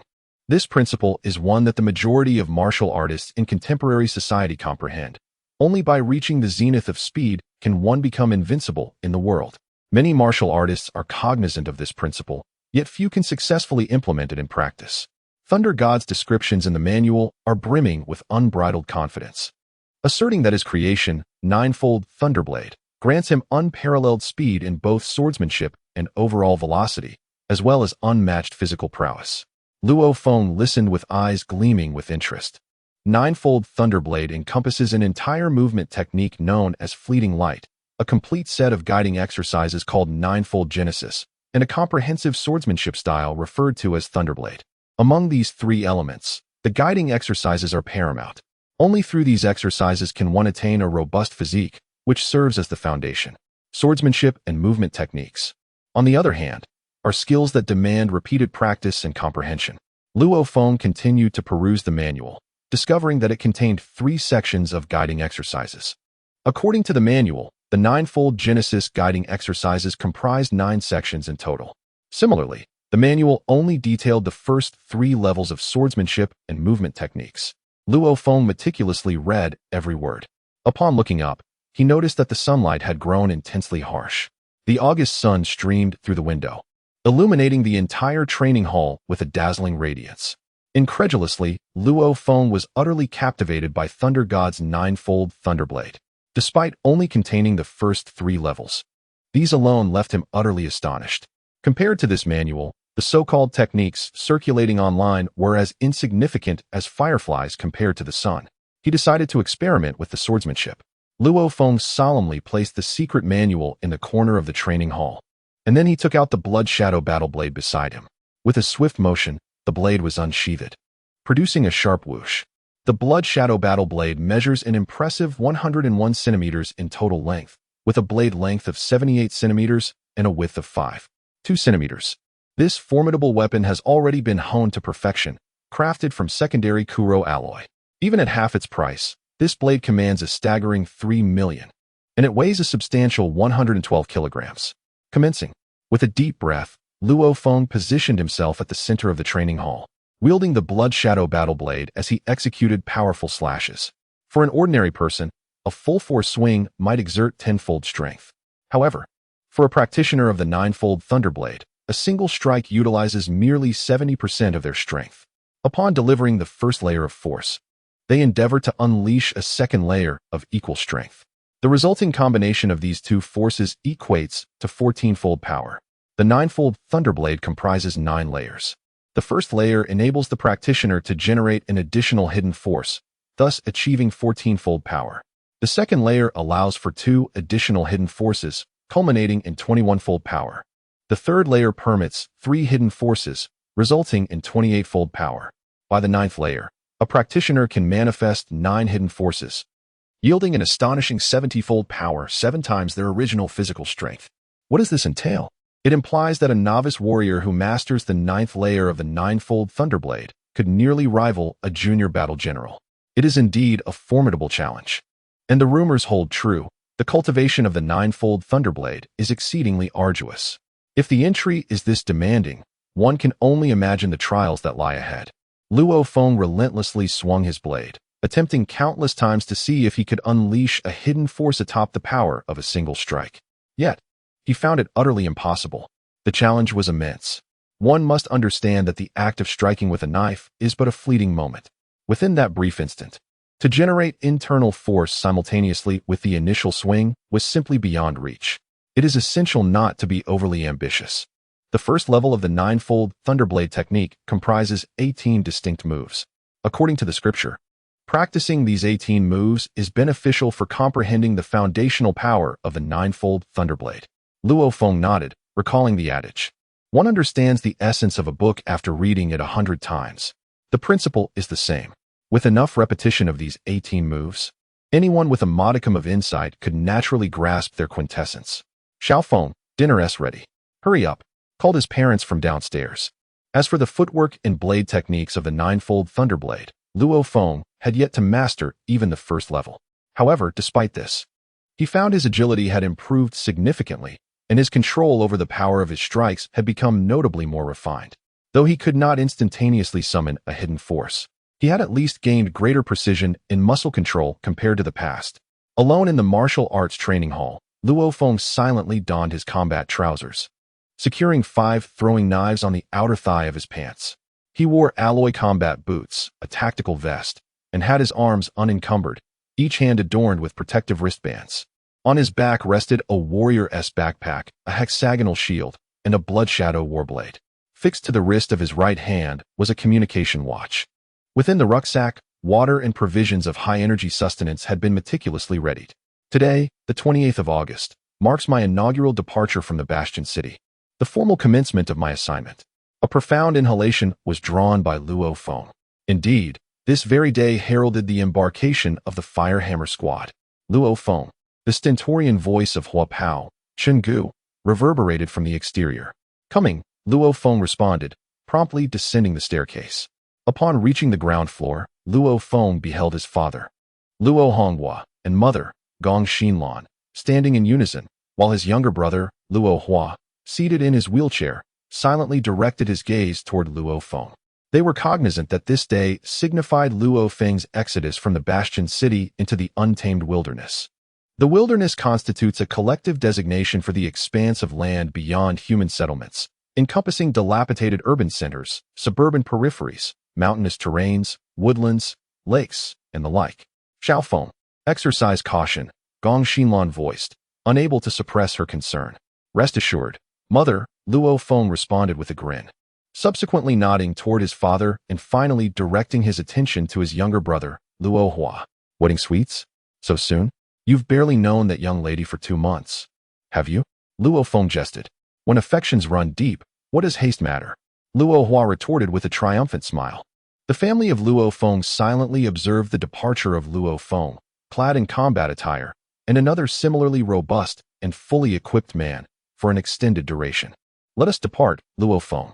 The three of us shall now proceed to the HR Alliance Mall to rendezvous with the captain and the others. Before jointly setting forth into the wilderness, Chen Gu stated. Yes, Brother Chun. Luo Feng, Chen Gu, and another man bearing an iron spear boarded the exclusive vehicle of the Limit Hall, swiftly commencing their journey. I am deeply apologetic for the belated hour this day has brought. Thus, Luo Feng formally embarks on his expedition into the wilderness. Jiangnan City, one of the 6 metropolises of the China, is exceptionally affluent. Within its central district stands a towering skyscraper of 88 stories, emblazoned with the radiant letters HR. The building is encompassed by a resplendent plaza and the city's grandest fountain. A contingent of over 1,000 soldiers, armed to the teeth, vigilantly patrol the perimeter, prohibiting unauthorized access. Passers-by regard the skyscraper with curiosity and envy, knowing that most residents of Jiangnan will never set foot inside. A chime pierces the air, prompting the soldiers to clear a path for a military SUV bearing the HR insignia. The vehicle halts at the entrance of the skyscraper's grand lobby. 3 heavily armed martial practitioners emerge, bearing iron spears, warblade shields, and massive iron chests. Esteemed sirs, please enter, the doorman greets with a respectful bow. The trio strides into the skyscraper. Let us adjourn to the bar yonder while we await the captain's arrival, Luo Feng, Chen Gu suggests with a smile. I have yet to meet the captain. I wonder what he is like. With a smile, Luo Feng meticulously observed the HR Alliance Mall, a clandestine coalition formed by the world's most illustrious families and conglomerates. This establishment served as their headquarters in the Jiangnan city, and the entire edifice exuded opulence. The floor of the grand hall was polished to a mirror-like sheen, and even the simplest decorative items were of extraordinary quality. The attendants in the hall, handsome gentlemen and graceful ladies, each bore a warm smile that was as refreshing as a spring breeze. Luo Feng, Chen Gu, and another team member, Zhang Ku, were seated on a plush sofa. Good sirs, may I offer you something to drink? The attendant inquired with a slight bow and a smile. Iron Goddess tea. Pu'er tea with a hint of jasmine. Chen Gu and Zhang Ku, both seasoned warriors, declared without hesitation, surprising Luo Feng, who recalled their frequent indulgence in alcohol at the Extreme Club. With a robust build reminiscent of a gibbon, Zhang Ku chuckled, Luo Feng. One must be vigilant in the wilderness zone. Drinking is not permissible. Realizing the truth in Zhang Ku's words, Luo Feng responded, Indeed, one must remain cautious in the wilderness. How could one drink now? I shall have a cup of pu'er as well. Luo Feng smiled. The first floor is designated for reception and relaxation, Chen Gu explained, while the upper floors house the marketplace. Here in the underground Alliance Mall, the prices for goods are generally lower than those in the extreme home online marketplace, though they are still higher than our internal half-price rates. Luo Feng nodded in understanding. The half-price was a privilege reserved for the members of the Extreme Martial Arts School. The Underground Alliance Mall offers a significant advantage, allowing us to sell certain materials harvested from the monsters we hunt at a premium price. Chen Gu explained that while selling these materials to the martial arts dojo yields a lower price, it does provide us with contribution points. In contrast, selling to the Underground Alliance Mall offers a higher price, but without any contribution points. The choice, of course, is ours to make. Luo Feng smiled, having already gleaned this information from various threads on the martial artist forum. Selling to the dojo grants both contribution points and money, whereas selling to the Underground Alliance offers solely monetary compensation, albeit at a higher rate. Brother Wang, you've been awake for most of the night. You should rest. Leave this to me. A clear and gentle voice interrupted, causing Luo Feng, who was holding a teacup, to turn abruptly, as if jolted. Behind the bar, a young woman dressed in a white shirt and black suit pants was exchanging shifts with another manager. The bar employed 12 waitstaff and 1 manager, operating 24 hours a day with 8-hour shifts in 3 rotations. Su Xin.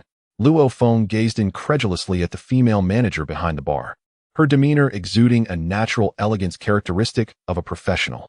To be a manager in the welcoming hall of the Underground Alliance's bar is certainly a privilege reserved for the exceptional. This was a venue specifically catering to martial artists. How could Su Xin, the plain high school girl from before, have transformed so completely in terms of aura? Chen Gu Zhang Gu. I'll be over there for a moment.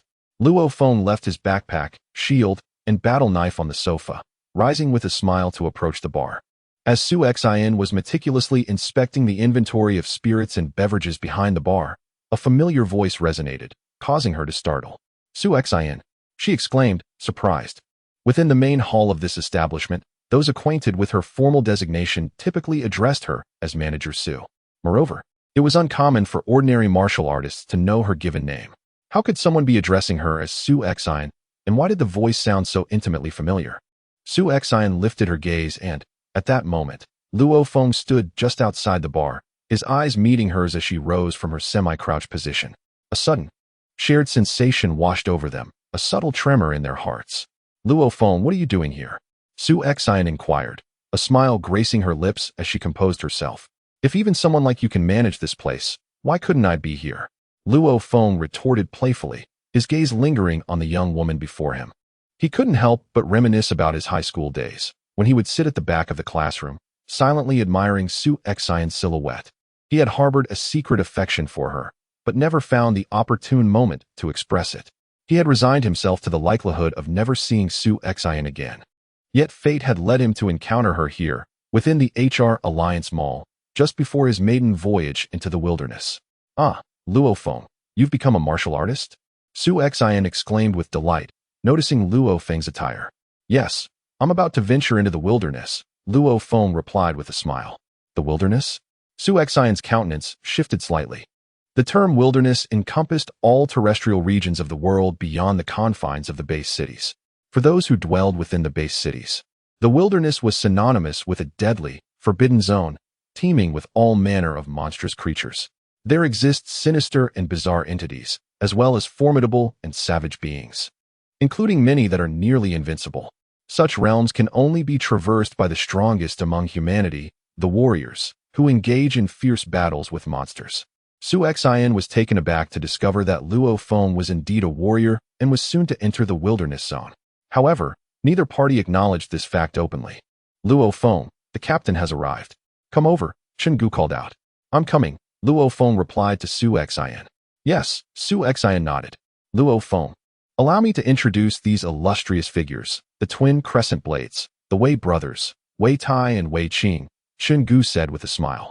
The Wei brothers inclined their heads toward Luo Feng, shedding their shields and curved blades before taking a seat. Iron brother, Qing brother, Luo Feng greeted them with a smile. Members of the Firehammer squad were all considerably older than Luo Feng, each at least a decade his senior, rendering him the youngest among the six. This individual is our Firehammer squad's captain, Twin Windhammer, Gao Feng, Gu introduced. Luo Feng scrutinized the captain, Gao Feng, who stood just over 6 feet tall, but was extraordinarily robust, resembling a figure forged of steel. As Gao Feng grinned, the muscles of his face seemed to coalesce like rock. Luo Feng, since you also wield a blade, once we enter the wilderness zone, make sure to learn from Wei Tai and Wei Qing. You possess notable talent, and I believe you will swiftly integrate into our squad. Yes, Luo Feng nodded. Regardless, his primary objective at this moment was to avoid being a burden to this elite squad of war generals. Let us take a brief respite. We shall set forth shortly, Gao Feng declared. Understood, Captain, the team responded. 5 individuals, including Luo Feng, nodded in agreement. Merely 20 minutes later, having finished their tea, Gao Feng and the others rose. Let us depart for the wilderness zone. Luo Feng promptly shouldered his blood shadow battle blade and shield. Luo Feng, a voice called out. Turning to see Su Xion, he noticed her chest gently rising and falling. For reasons unknown, the thought of Luo Feng entering the perilous wilderness zone made her heart race. Perhaps she had developed a special sentiment for this boy she secretly admired during high school. Luo Feng gazed at Su Xion. In a few days, I will begin my university studies. However, during the daytime on weekends, I will come here to work as a manager, she exclaimed. You must visit me then. Upon uttering these words, a blush crept across her cheeks. All right, I shall certainly come, Luo Feng replied with a faint smile. Wow, that was quick. You've already charmed her. Impressive, Gu remarked, playfully patting Luo Feng's shoulder and laughing heartily. Such is the advantage of youth. Beautiful women are drawn to you, Gao Feng added, also chuckling. Having decided to welcome Luo Feng into the Firehammer squad, they naturally regarded him as a brother. Luo Feng merely smiled in response. Let us go. Get in the vehicle. The 6 members of the Firehammer squad boarded the HR Alliance's dedicated transport, heading directly to the train station to depart for the wilderness zone. End of Chapter 2. The third chapter is about to commence, marking the true beginning of Luo Feng's harrowing journey through life and death. Fully equipped martial artists disembarked from the train in succession, numbering over 20 individuals, who naturally organized themselves into 4 distinct squads.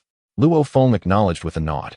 The martial artist supply base, nestled within the military district, comprised a series of secluded villas, offering an exceptionally serene environment. Fire Hammer Squad, your accommodations are at E6. Please make yourselves comfortable, an officer from the supply base said, handing Captain Gao Feng a key. He clapped Gao Feng on the shoulder with a smile. Old Gao, how long do you plan to hunt this time? If you come across anything valuable, feel free to sell it to my underground alliance. I assure you, I'll offer a premium price. Within the supply base, many service personnel were clad in military attire. However, the staff at the Martial Artists Supply Base hailed from the Limit Martial Arts Association, the Thunder Martial Arts Association, the Government Army, and the Underground Alliance. They not only provided services, but also procured valuable monster materials from the martial artists. Haha, sounds good, Gao Feng chuckled. Quickly arrange for our equipment and lunch. The supply base was of modest size. E6, over there. The Fire Hammer Squad swiftly located the 3-story villa designated E6.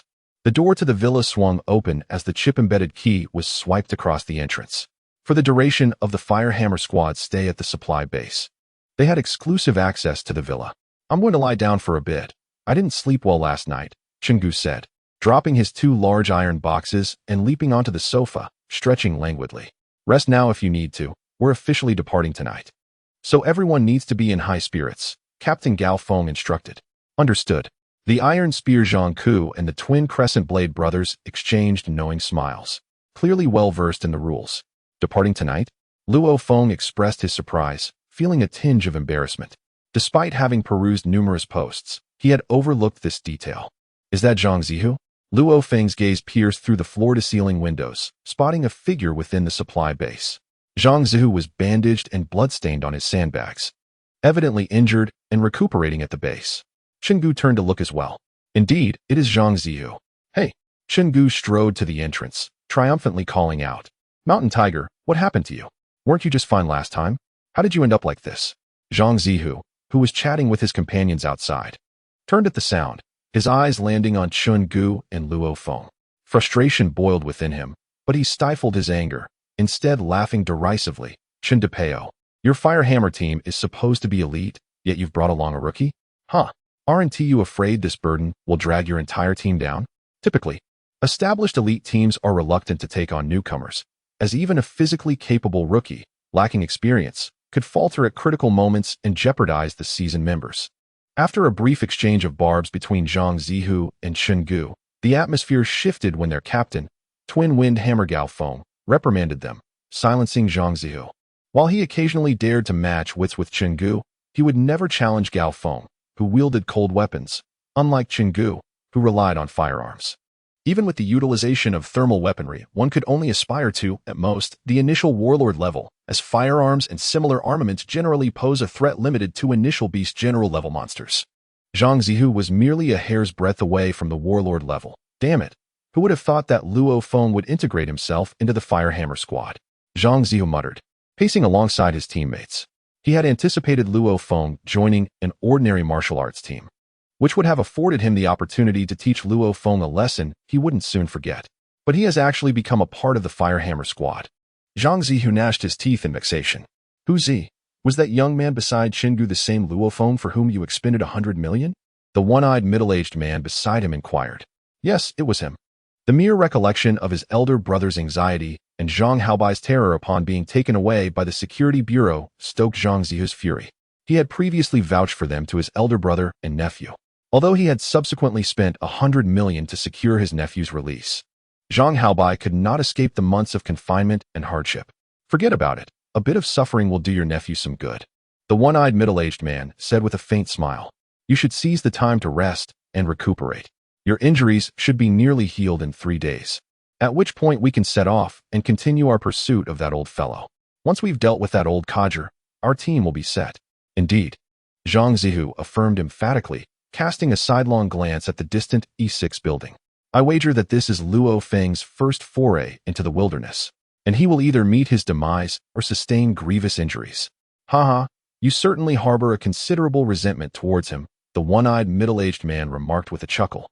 But sustaining injuries is almost inevitable when venturing into the wilderness for the first time.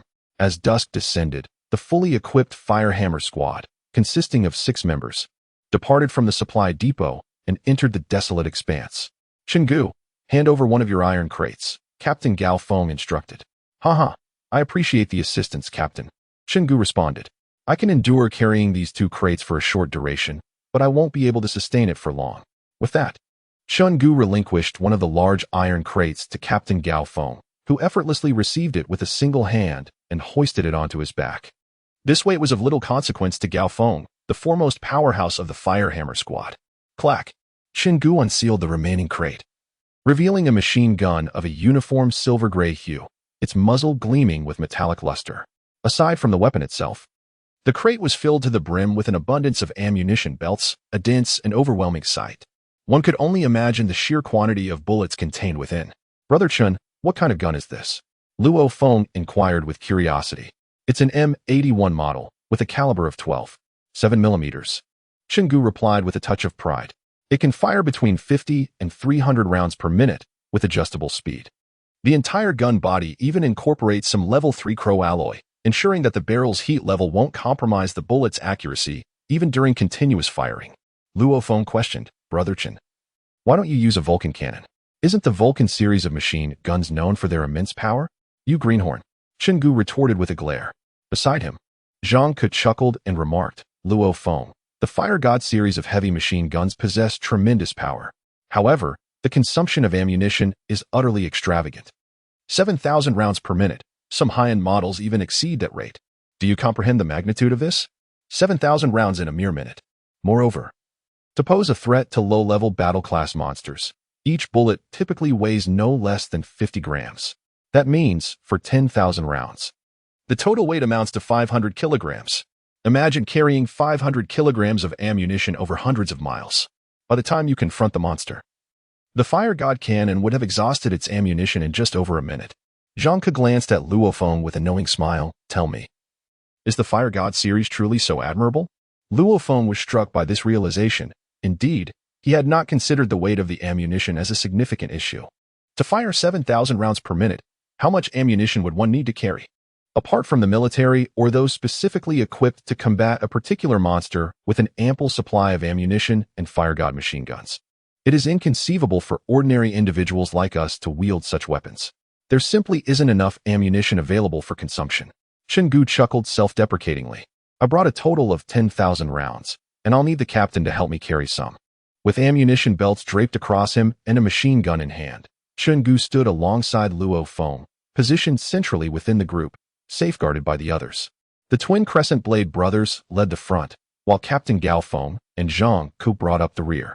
If we proceed along this highway, we should reach our destination, County Level City Number 0201, in approximately 3 days, Captain Gao Feng declared, while Luo Feng could not help but gaze at the highway before him.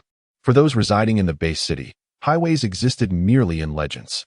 The road beneath his feet was already in a state of disrepair, marred by numerous cracks. As far as the eye could see, the elongated highway was littered with dilapidated or shattered cars, trucks, and various other vehicles, with some broken tires strewn about. Occasionally, darkened stains of blood could still be seen on the ground. Let us proceed. The crimson rays of the setting sun bathed the long, silent, decayed highway. As the Firehammer squad of 6 continued their journey along this forsaken path, from the fields flanking the highway and the ruined villages, the echoes of monstrous roars resounded, and even Luo Feng could catch glimpses of several creatures. While the other 5 members of the Firehammer squad remained relaxed, Luo Feng dared not let his guard down. There was no room for complacency in the presence of lurking beasts. Luo Feng, ahead lies a unicorn wild boar, positioned between G and F ranks. It's your responsibility. Captain Gao Feng's voice rang out. This marks your first battle in the wilderness. The 3rd chapter, Ninefold Thunderblade, commences. Luo Feng, this is your inaugural combat. Do not underestimate it. The ferocity and cunning of these beasts far surpass those bred within the confines of the military district. Chengu solemnly reminded, while Luo Feng smiled. sensing his concern. Currently, within the Firehammer squad, the individuals he felt closest to were undoubtedly Chun Gu and Zhang Ku, who resided in the same Mingwei community. As for the captain, Gao Feng, and the Wei brothers, they were mere strangers to him. As a newcomer, earning their acknowledgement would not be a simple feat. Keep pushing forward, Luo Feng. Your current speed and neural reflexes have just reached the threshold of advanced warrior physical fitness. Your strength is also nearing that level. So dealing with this unicorn wild boar should pose no problem, Zhang Ku encouraged, a rare display of support. The other three, including Captain Gao Feng and the Wei brothers, observed Luo Feng intently.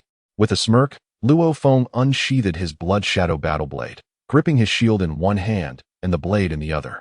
Captain, Chun Gu, watch me as I procure the unicorn horn from this wild boar, he declared, swiftly advancing forward. As they watched him approach, Chun Gu could not help but voice his concern. Captain, is it too much to expect Luo Feng to face an F-grade unicorn wild boar in his first battle? He argued, while the Firehammer squad needs to assess Luo Feng, we must proceed step by step. It would be wiser to start with a G-grade monster. Indeed, we should not rush, Zhang Ku concurred. The captain's arrangement is sound, Wei Tai, the eldest of the Wei brothers, said in a deep voice. Luo Feng's physical capabilities are not inferior to that of the beast. Although the challenge is considerable, enduring some hardship should allow him to prevail. This marked his inaugural venture into the wilderness. Zhang Ku expressed his discontent. What happened during the first foray? I hope he does not become a burden to us. Otherwise, how could we dare to hunt formidable warlord-level beasts with a newcomer in tow? Wei Qing, standing nearby, furrowed his brow. At this moment, the 5 veteran members of the Firehammer squad, Chun Gu, Zhang Ku, clearly sided with Luo Feng, while the Wei brothers regarded Luo Feng with skepticism. Enough of the chatter. Gao Feng interjected. Chun Gu and the others fell silent. Let us observe the battle between Luo Feng and the unicorn wild boar before passing judgment. Gao Feng stated with an impassive expression. Luo Feng moved with the agility of a leopard, swiftly darting behind an overturned car on the highway, gazing intently at the unicorn wild boar not far ahead. Its coat was a deep black, resembling a multitude of black steel spikes, and its dark gray horn appeared as a gleaming blade. In the evening light, the horn reflected a chilling glint. If the iron-haired wild boar during the martial arts practical assessment had resembled a heavy-duty Hummer, wild and ferocious, the unicorn wild boar exuded a sense of both agility and fierceness. This is my first battle. It must be executed with flair.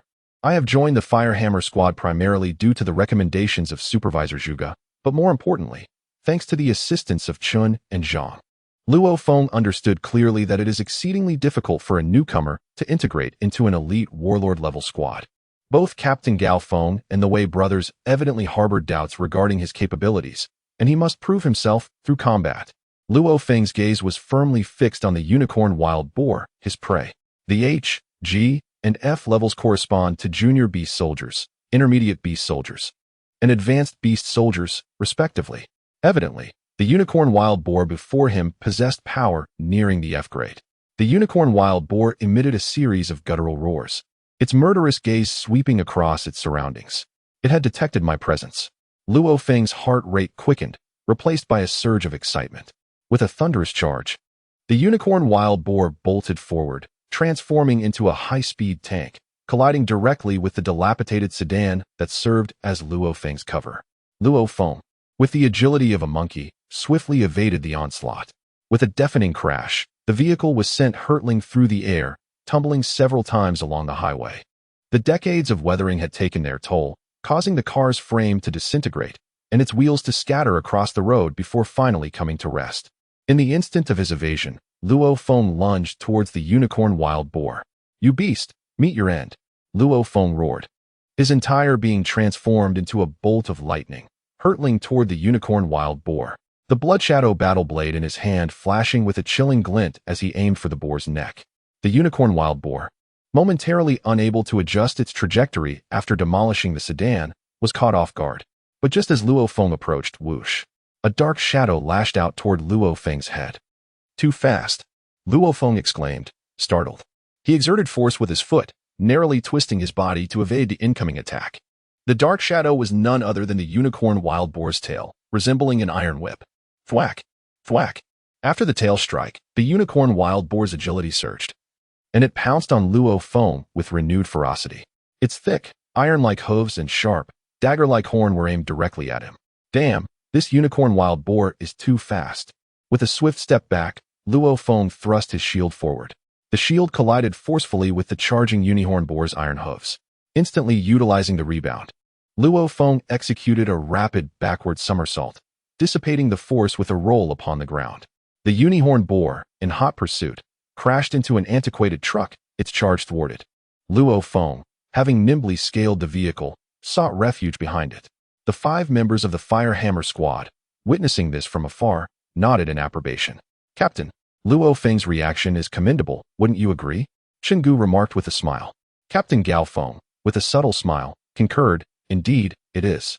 I had anticipated a more arduous initiation for him against the unicorn boar. However, his improvisational skills are exceptional, and his fundamentals are remarkably sound. His utilization of the shield to mitigate the force was executed with finesse. The unicorn boar's initial assault left Luo Feng unscathed. Indeed, the Wei brothers, their countenances typically impassive, displayed a slight relaxation in their icy demeanor. Wei Tai, Wei Qing, Luo Feng is proving quite capable, wouldn't you say? Zhang Ku inquired, a smile gracing his lips. The battle is far from concluded. Pronouncements remain premature, Wei Tai retorted stoically. The Fire Hammer squad maintained their vigil, observing the unfolding confrontation between Luo Feng and the unicorn boar. Luo Feng, his focus laser-sharp, mused inwardly. This unicorn boar is devious. It feigned weakness initially, only to unleash a surprise tail attack, followed by a relentless barrage of iron hooves and a razor-sharp horn. The culminating, frenzied charge was the apex of its assault. Fortunately, my recent training in the ninefold Thunderblade has refined my control over my body's power. Were it not for the past month spent honing the ninefold Thunderblade technique, Luo Feng would have been compelled to employ his psychic abilities to avert injury from the tusked boar's assault. With a ferocious bellow, the tusked boar eschewed a futile collision with the truck, instead vaulting over it and swiftly advancing towards Luo Feng. Beast, your end has come, Luo Feng exclaimed. With a swift kick, Luo Feng propelled a discarded tire towards the tusked boar, launching it like a projectile from a catapult. Undeterred, the boar merely lowered its head, its formidable tusk cleaving the tire in twain before it tumbled to the ground. Simultaneously, Luo Feng charged towards the boar. The tusked boar, having breached the tire, immediately pivoted, its razor-sharp tusk aimed at Luo Feng. Perish. In that instant, Luo Feng executed a lithe, butterfly-like pirouette, deftly evading the boar's piercing tusk. As he spun, Luo Feng's blood shadow blade, augmented by the rotational force, flashed forth. The blade traced an accelerating arc thwack. With lightning speed, the spinning blade struck the tusked boar's neck. Luo Feng distinctly felt the resilience of the boar's hide and the toughness of its fur. Verily, the hide that ordinary bullets could not penetrate. Crimson blood welled forth. Yet Luo Feng's strike only penetrated approximately 5 centimeters, halting its progress. The tusked boar roared in agony, violently lunging at Luo Feng. The wounded beast was now even more frenzied. What? Such remarkable agility. The faces of the Wei brothers were etched with astonishment. How could one so adeptly evade the piercing horn of the unicorn wild boar? Wei Tai, the eldest of the Wei brothers, marveled in disbelief. Moreover, he had the audacity to spin before the horn of the beast, unafraid of its lethal thrust. It was simply exquisite. Was it merely luck? Or did he possess genuine prowess? That single rotation, seemingly effortless, revealed Luo Feng's astonishing finesse. Excellent. Splendid. Chenggu and Zhang Ke could not help but exclaim. This young man demonstrates considerable strength. Gao Feng smiled, noting that in such perilous circumstances, his boldness and success were indicative of extraordinary skill. His timing was impeccable. However, the most formidable aspect of the beast was its formidable vitality. Slaying this unicorn wild boar would not be an easy feat. The 5 members of the Fire Hammer squad, including the Wei brothers, wore faint smiles as they continued to observe the frenzied clash between Luo Feng and the madly charging unicorn wild boar from a distance. Thud, thud. The putrid blood cascaded down the thick hide of the unicorn wild boar, splattering onto the dust-laden highway. Its eyes gleamed with a wild light as it emitted deep, guttural roars, charging at Luo Feng with lightning speed. Hooves, horn, and tail, these 3 relentless assaults kept coming. While its neck bore wounds, its agility in turning had noticeably diminished. Luo Feng skillfully maneuvered to evade. During the martial artist's practical assessment, he faced the simultaneous onslaught of 7 H-grade monsters to refine his agility. Although the intensity of the assault from the 7 H-grade beasts was slightly less than that of a single F-grade unicorn wild boar, the difference was negligible. With a swift movement, Luo Feng advanced rather than retreating, elegantly sidestepping as the boar's sharp horn grazed his body by a mere 3 centimeters. Yet, that 3 centimeters felt like an insurmountable chasm, rendering the boar incapable of inflicting even the slightest harm upon him. With a decisive strike, Luo Feng wielded his Blood Shadow Warblade, delivering a rapid vertical slash from above.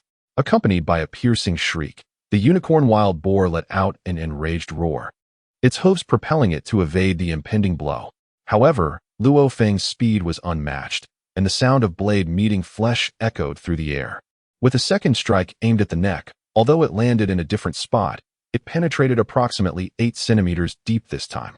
The previous injury had weakened the muscle's ability to fully resist, making its neck more vulnerable in this encounter. As he executed the strike, Luo Feng deftly retreated, effortlessly dodging the boar's frenzied counterattack. Once again, he closed the distance. The wild boar emitted a furious, wild roar. For the final time, Luo Feng skillfully maneuvered 3 steps, creating a fleeting illusion as he evaded the boar's assault.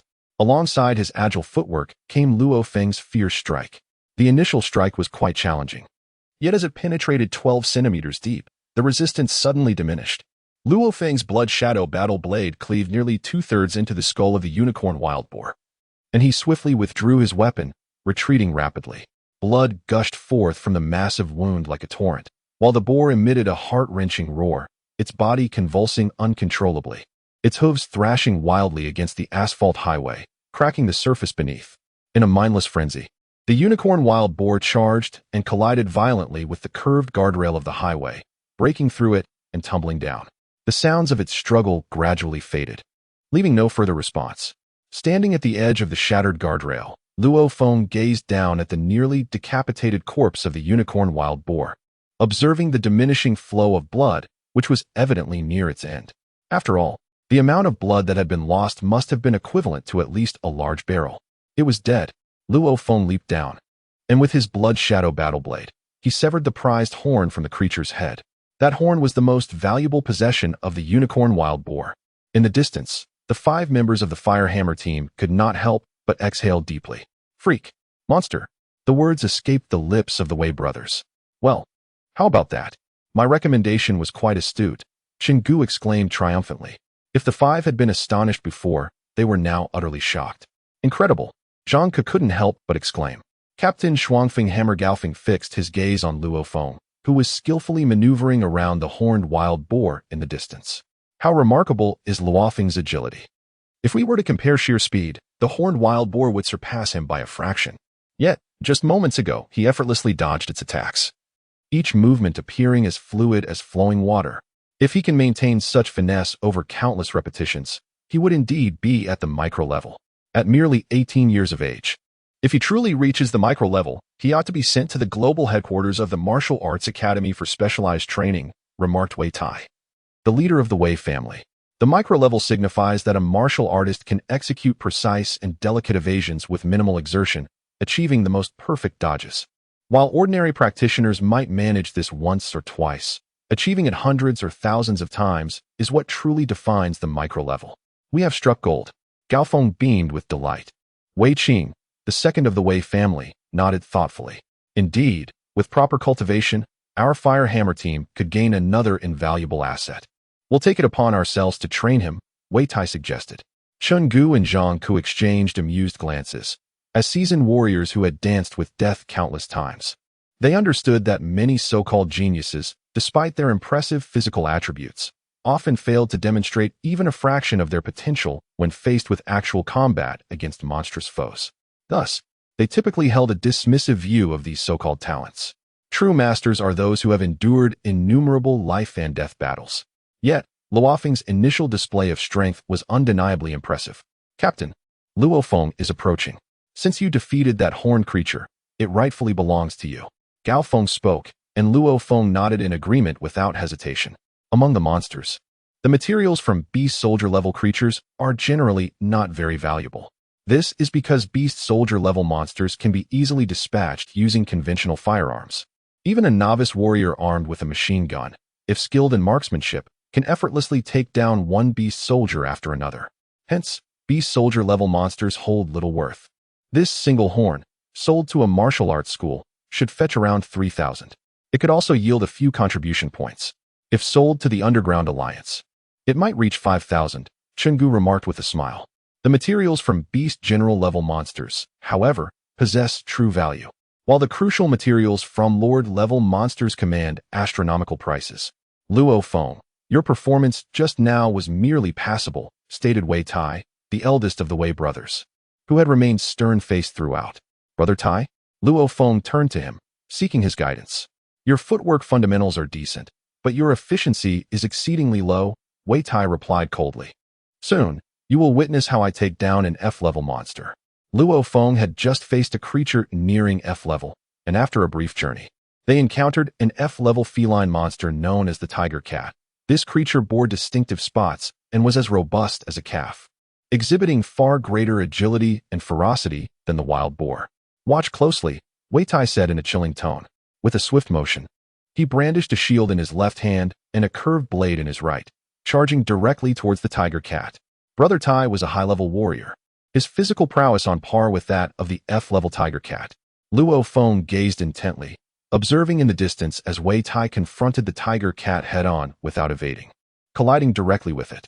To be precise, at the moment the tiger cat lunged with a fierce roar, Wei Tai sidestepped, his shield meeting the beast at an angle. This oblique impact destabilized the tiger cat's center of gravity, causing it to tilt to one side. With a swift motion, a glint of cold light grazed the shield and sliced through the exposed throat of the tiger cat, which was compromised due to its imbalance. Blood erupted like a torrent, and Wei Tai quickly retreated, his gaze icy as he watched the tiger cat writhe in agony before it gradually succumbed to weakness and ceased to breathe. Did you see that? My agility does not surpass yours, nor does the strength I wield exceed yours. Yet, with a single strike, I vanquished it. Wei Tai turned his attention to Luo Feng, who remained in a state of shock. The recent battle had indeed been a matter of life and death decided in an instant.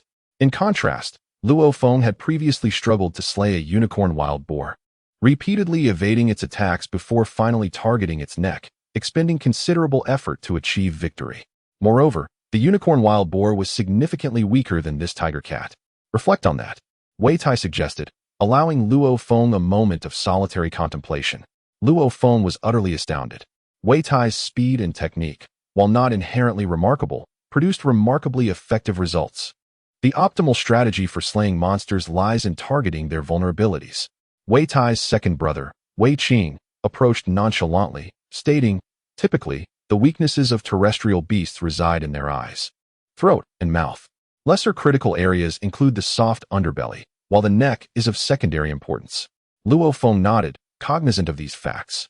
However, he realized the difficulty in targeting the eyes of such swift-moving creatures. Moreover, the lowered heads of creatures like the single-horned boar and the tiger cat made piercing their throats a formidable task. Attacking the abdomen also presented challenges, while striking the neck and back was the simplest approach. Targeting vulnerabilities was difficult, as the monsters were not foolish and would guard their weak points. Yet, one can forge opportunities where none exist, Wei Qing stated impassively. For instance, my brother, through a sudden, angled collision, managed to unbalance the tiger cat, momentarily exposing its vulnerable neck. Subsequently, a swift strike from beneath the shield pierced its neck, resulting in its immediate demise. His final strike was also delivered from beneath the shield, leaving the monster with no time to react. Luo Feng nodded in understanding. Remember, harness your strengths, Wei Qing instructed. Strive for maximum efficiency and conciseness. Your agility is commendable, but there's no need to flaunt it constantly. The ultimate goal of every action in slaying monsters is to do so with utmost efficiency. Understood, Luo Feng replied. Wei Qing offered a rare smile. Let's move out, Captain Gao Feng announced, waving his hand. The Firehammer squad was clearly grooming Luo Feng as a future mainstay, with Wei Qing and Wei Tai taking turns engaging monsters, occasionally allowing Luo Feng to face them alone. Through instruction and example, They imparted practical combat experience to Luo Feng, who demonstrated remarkable progress. Even the advanced warrior Gao Feng intervened on several occasions to mentor Luo Feng. Luo Feng gradually comprehended that slaying monstrous beasts required maximizing the efficacy of each attack. His initial encounter with the unicorn wild boar had merely showcased his agility, which ultimately proved futile. Now, Luo Feng's strikes became increasingly fierce, direct, and efficient. 3 days later, on a dilapidated ring road, the Fire Hammer team, consisting of 6 members, advanced forward. Luo Feng, you go for the 2 F-grade lion mastiffs ahead, commanded the captain. Gao Feng. Understood, Captain, Luo Feng replied with a grin, running towards the lion mastiffs at a measured pace. The 2 lion mastiffs roared ferociously as they charged at him, their bloodthirsty eyes brimming with madness, indifferent to the human before them. As they closed the distance, a smile crept across Luo Feng's face. Suddenly, his speed surged. The fur of the lion mastiffs bristled in response. In an instant, Luo Feng closed the gap, executing a peculiar 4-step maneuver known as Liuguang from the 9-fold Thunderblade technique, enticing the lion mastiffs to pounce with their claws. With a deft twist of his body, he skillfully evaded the lion mastiff's lethal claws. In the fleeting moment they passed each other, the Bloodshadow battle blade struck with cunning precision. With a piercing thrust, it found its mark in the beast's throat. Luo Feng propelled himself forward, then turned to face the other lion mastiff. Witnessing its companion's blood gushing from its neck, the remaining lion mastiff emitted a low growl and swiftly retreated. The members of the Fire Hammer team, Gao Feng, Chen Gu, and the others, exchanged knowing smiles. Although Luo Feng's experience still paled in comparison to that of the Wei brothers, his prowess was unmistakably growing. However, due to his superior agility, Luo Feng's lethality is by no means inferior to that of the eldest or second son of the Wei family. Luo Feng, let us hasten our pace into the county town. Chen Gu chuckled. The lion mastiffs are social creatures, and the one that fled will soon return with a pack of those monstrous beasts.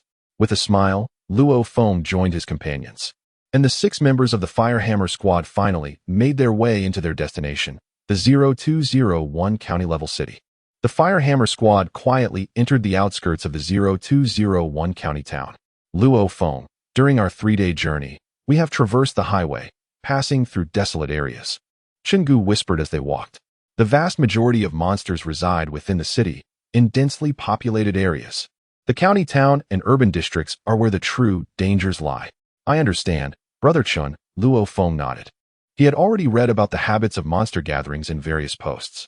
In the prolonged war between monsters and humanity, the monsters realized that if they inhabited open, desolate regions without cover, human armies and martial artists could easily lock onto them from a distance and launch attacks using heavy sniper rifles or even missiles. However, within urban areas, where buildings are abundant, monsters can conceal themselves amidst the dense structures, making it exceedingly difficult for snipers to find a vantage point unless they venture into the city. Moreover, once human forces engage in urban combat with the monsters, the latter gain a significant advantage. The labyrinthine expanse of densely packed structures serves as a veritable haven for monstrous entities.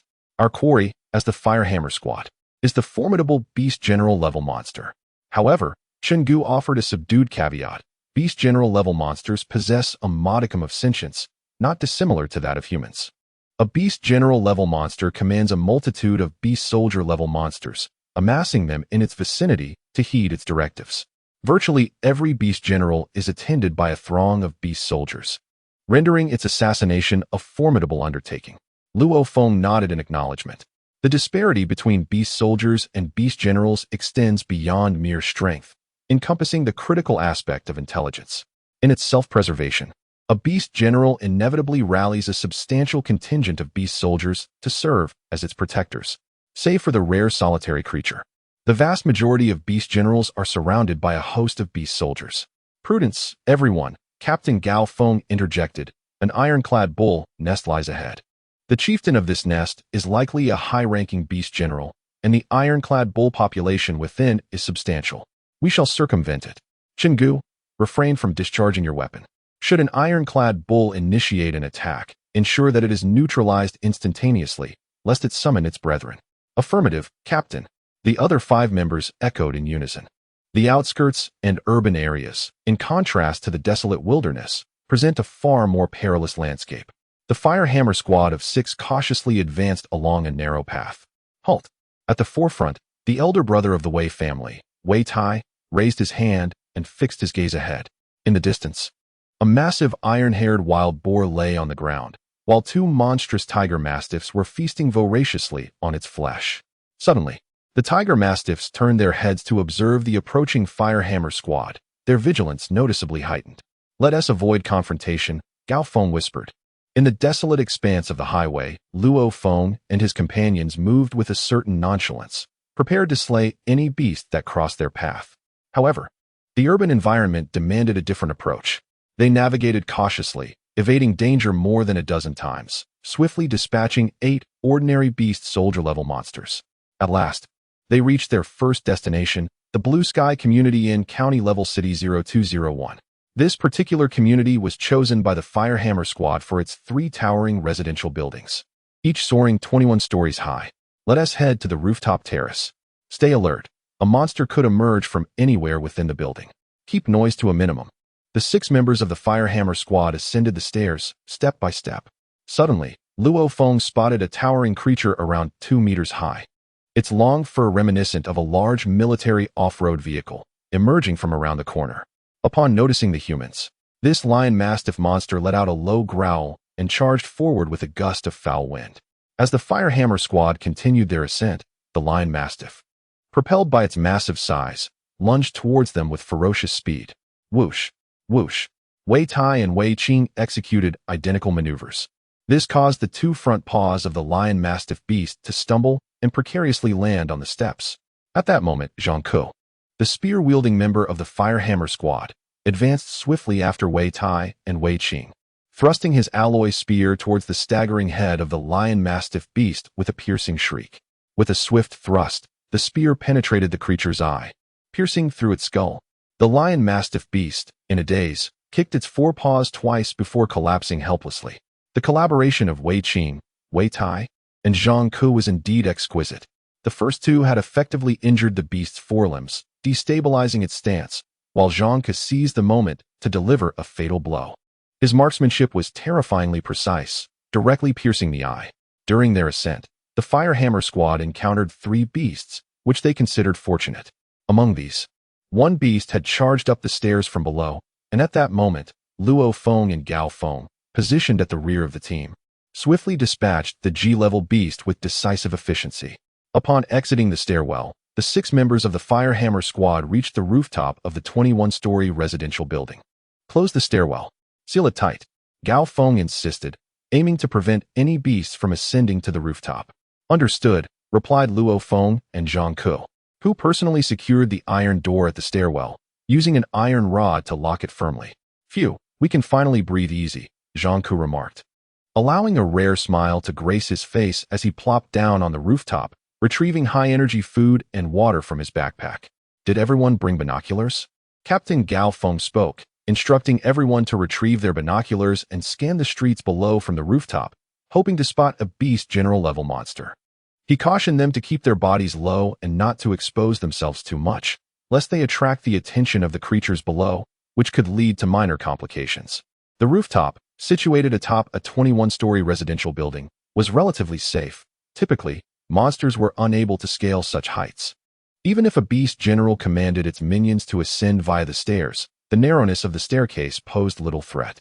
The Firehammer squad had ample time to escape and began the search for any beast general-level monsters. "Brothers, let us hunt for monsters." Luo Feng also retrieved his binoculars and other auxiliary tools from his backpack, including steel wires. Everyone had brought such equipment, as it was not overly burdensome. Perched at the edge of the rooftop, Luo Feng surveyed the streets below, where countless monsters roamed. The density of monsters in urban areas was indeed tenfold or even 100-fold compared to the desolate outskirts. In one particular street, he could see at least hundreds of monsters advancing. Even a battle general-level warrior would find it exceedingly difficult to survive an onslaught from such a multitude of ordinary monsters. "Captain, it appears they are all beast soldier-level monsters. I haven't spotted any beast generals from my vantage point either." The 5 team members, including the captain, were all using their binoculars to observe the surroundings from different angles. The height offered a significant advantage, allowing them to see far and wide, revealing numerous monsters. Suddenly, with a metallic clink, a metal box was opened by Chun-gu, the only member of the Firehammer squad who had not used binoculars. Within the iron box, alongside a substantial quantity of ammunition, lay a rectangular wooden case. Upon opening the case, an assortment of firearm components was revealed, which Chun-gu swiftly began to assemble. In a short while, a nearly 2-meter-long, entirely silver-gray heavy sniper rifle took shape, complete with all the optical equipment and sights meticulously installed. Chun-gu proceeded to load 10 special bullets into the magazine. "Captain, locate the beast general-level monster and inform me," Chun-gu spoke. "Very well. You should rest a while to regain your strength. We will handle the search for the beast general-level monster," Luo Feng replied, nodding. He then instructed the others, "Everyone, stay vigilant and miss nothing." This method of hunting beast general-level monsters within the city, from a high vantage point, proved to be the most efficient approach. It allowed for a far-reaching view, significantly accelerating the search compared to scouring the streets, and enhanced safety remarkably. Luo Feng, Zhang Ku, the Wei brothers, and Gao Feng, 5 individuals in total, meticulously scanned every inch below with binoculars, while Chun-gu, cradling the heavy sniper rifle, squinted and began to doze off. Meanwhile, approximately 30 miles away from County Town 0201, on a dilapidated highway, an elite 6-member warrior team advanced rapidly towards the same destination. This is precisely the renowned Tiger Tooth Squad of Jiangnan City. The squad comprises 6 members, among whom 2 wield firearms while 4 employ melee weapons. Of the 4 who favor cold steel, 2 are martial generals, and the other 2 are advanced warriors. The 2 members utilizing firearms are also martial generals. In truth, achieving the rank of martial general with firearms is relatively straightforward, provided one possesses sufficient talent, experience, and time, as it relies heavily on the power of bullets. "Have you located that old fellow yet, Laohan?" inquired Zhang Zihu in a hushed tone. He is one of the 6 members of the Tiger Tooth Squad and holds the rank of advanced warrior. In terms of strength, the Tiger Tooth Squad is exceptionally formidable. Even their weakest 2 members are advanced warriors, merely a hair's breadth from the martial general rank. Based on the signal from the tracking flare I left on the old fellow, he should be approximately 40 miles away from us. I believe he is within the vicinity of County 0201. A man holding a device resembling a compass remarked as he examined his instrument. "We have finally pinpointed his location. If we manage to hunt down this old fellow, my brothers and I will strike it rich." The members of the Tiger Tooth Squad chuckled at the prospect. Previously, during their hunt for monsters, they fortuitously encountered a predator among wolf-like beasts. It is noteworthy that, in the current distribution of monster species, a significant number stem from domesticated animals such as pigs, dogs, cats, cattle, sheep, and snakes, which were most prevalent in human society before the Great Cataclysm. Monsters resulting from the mutations of creatures such as foxes, monkeys, scorpions, wolves, tigers, and leopards are exceedingly rare. Wolves, tigers, and leopards, being inherently formidable, manifest terrifying mutations. Naturally, some common monster clans, due to their substantial numbers, can also give rise to exceptionally fearsome entities. For instance, among the feline monsters exists a legendary being known as the 9-lived cat demon. The 9-lived cat demon is the most formidable among its kind, possessing 9 tails, and its power surpasses even that of the Lord level. It ranks among the most terrifying monsters across the globe. Wolves, being prolific in their breeding abilities, often encounter martial artists over the years. The hunters represent a particularly fearsome, mutated clan among wolf monsters, also referred to as the Silver Moon Wolf clan. Each Silver Moon Wolf is predominantly solitary, notorious for hunting other monsters and human martial artists, characterized by their cunning, treachery, and ferocity, which has earned them the name Hunters. The weakest Silver Moon Wolf discovered to date is of the mid-beast general level, and each can command an exorbitant price. The hunter we are pursuing is likely of the high beast general level, possibly even nearing Lord level. Fortunately, this hunter had sustained significant injuries before engaging us, allowing us to inflict further damage. The captain of the Tiger Tooth Squad, a lean man with dark skin and a short stature, spoke in a low, somber tone. "Now that we have all tended to our wounds and restored our strength, we must seize this opportunity to eliminate this weakened hunter once and for all." "Yes, Captain," replied the 6 members of the Tiger Tooth Squad, all brimming with fighting spirit. To dispatch a hunter-level beast would equate to the fruits of 1 or 2 years' arduous labor. Upon the rooftop of a 21-story residential building within the Azure Skies residential complex, the Firehammer Squad, consisting of 5 members, meticulously scanned the surroundings with binoculars. Luo Feng, with a pair of binoculars in his left hand, delicately sipped from a water bottle held in his right, then secured the lid and stowed it away in his rucksack before resuming his observation. "Captain, are we to simply remain here idly?" Luo Feng inquired. "What do you comprehend?" Gao Feng responded with a smile, setting down his binoculars. "In this vicinity, this 21-story building is among the tallest. From the rooftop, with the aid of binoculars, we can survey a radius of 4 to 5 li. How extensive is this county-level city in its entirety? Certainly, our observational efficiency is somewhat diminished by the obstruction of buildings. Yet it remains exceedingly high. We can rest and simultaneously search for beasts, rendering it the optimal approach." Luo Feng nodded in agreement. "Captain, observe this direction," Zhang Ku exclaimed abruptly, gesturing towards a specific area below. Swiftly, the other 4 members surged forward, each peering intently through their binoculars. Luo Feng, following Zhang Ku's indication, immediately discerned through his binoculars that in the northwestern sector, several streets were sparsely populated with single-horned boars and iron-maned boars, numbering in the hundreds. Moreover, the count of porcine beasts within sight was still escalating. As Luo Feng's eyes brightened, he beheld a peculiar crimson creature advancing along one of the streets, resembling a monstrous tank, flanked by a throng of swine-like beasts. Could it be the bloodthirsty tank? Luo Feng gasped in astonishment. Among the swine-like creatures, the bloodthirsty tank was ranked as the second most formidable entity. Aptly named, the bloodthirsty tank was indeed a type of swine beast. Its body adorned with an abundance of armor-like scales, boasting astonishing defensive capabilities. At first glance, it appeared akin to an armored tank, and in terms of both defense and impact, it was no less formidable than an actual tank. It was indeed the bloodthirsty tank. A significant prize. "Captain, judging by the color of its scales, it seems to be of the junior beast general tier, nearing the intermediate beast general level," the members of the Firehammer Squad began to discuss. "Indeed, the price of a bloodthirsty tank is rather steep." Captain Luo Feng smiled, recognizing that although it was merely a junior beast general, its value could rival that of certain intermediate beast general creatures. This was a substantial catch. Everyone's spirits were lifted. Old Chen Gu. The voices of the team members finally roused Chen Gu from his reverie. With a smile, he stood up and inquired, "Have you fellows discovered a beast general level creature?" "Come and see." Gao Feng chuckled. Chen Gu swiftly approached, grasping a pair of binoculars for a closer look, exclaiming in astonishment, "By heavens! It's the second-ranking bloodthirsty tank among the swine beasts. Its defensive power is astonishing. The armor-piercing rounds I carry might not even breach its scales. It seems I will have to employ my prized possession." "Hurry, bullets are worth a fortune," Gao Feng urged. Chen Gu reacted swiftly, darting to the iron crate to retrieve 3 blood-red cartridges, swiftly replacing the bullets in his sniper rifle. With a soft thud, he crouched at the edge of the rooftop, positioning the sleek, silver-gray heavy sniper rifle, its barrel glinting under the sun's rays. He extended his palm to gauge the direction, meticulously conducting calculations and making adjustments to the optical sight. The 5 members of the Firehammer Squad remained silent, their breaths held in anticipation. Suddenly, a deep, resonant sound erupted.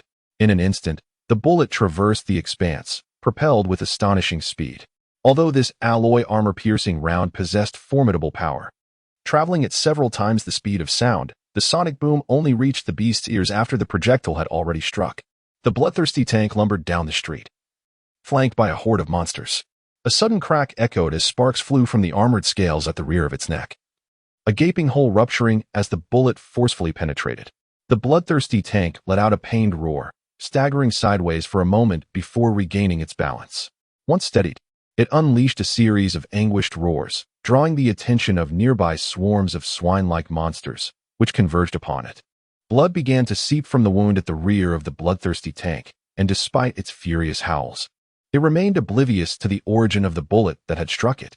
On the rooftop, Chen Gu raised his head slightly, diverting his gaze from the scope, and confidently remarked, "Fortune favors us. I struck a vital point. This bloodthirsty tank possesses remarkable vitality and has not succumbed immediately, but it will certainly fall within 5 minutes.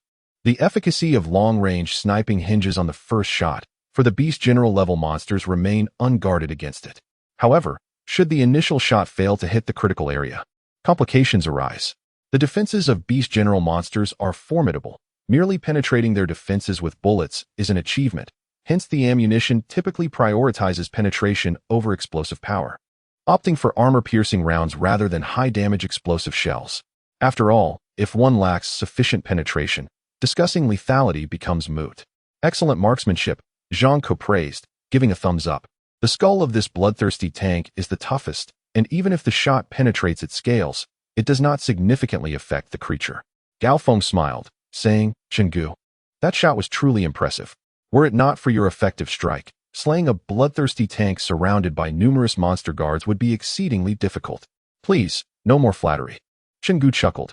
"Right now, you should focus on securing the body of the bloodthirsty tank. It is surrounded by hundreds of monsters, and if we delay, another martial artist team might seize the opportunity. Do not speak of misfortune. There are likely only 2 or 3 martial artist teams in this county." Gao Feng replied with a grin. "All right, everyone, gather your things and let us proceed to retrieve the body. Zhang Ke, please carry Chenggu's iron box." Gao Feng commanded. "Understood, Captain." Zhang Ke approached Chenggu, who was in the midst of disassembling a heavy sniper rifle and stowing it away in a wooden box, along with a metal case filled with a multitude of ammunition that he handed over to Zhang Ke. Subsequently, Chenggu opened another metal case and retrieved a formidable machine gun, with numerous ammunition belts entwined around his body, one end of which was directly connected to the weapon. Luo Feng, witnessing this, couldn't help but marvel. The efficacy of advanced firearms against beast soldier-level monsters was indeed significant. For instance, a single shot had previously felled a bloodthirsty tank. However, that shot also relied on an element of luck, as striking a vital point capable of delivering a fatal blow required precision against the hardest of skulls. The sheer size of the bloodthirsty tank meant that even a direct hit would have minimal impact. Thus, the locations where a single shot could bring down such a creature were exceedingly rare, such as the eyes, beneath the skull, or behind the ears. Achieving such accuracy necessitated not only skill but also fortune. Should the bloodthirsty tank maintain its vigilance and alter its trajectory, a crucial shot would be rendered ineffective. "Let us proceed downstairs," commanded Gao Feng, prompting Luo Feng and the other 4 to swiftly descend the staircase and vacate the blue sky community. "Old Chen, you're impressive," Gao Feng remarked, giving a thumbs up. Chenggu chuckled in response. However, Wei Tai interjected, "Captain, there are approximately hundreds of monsters congregating around the carcass of the bloodthirsty tank.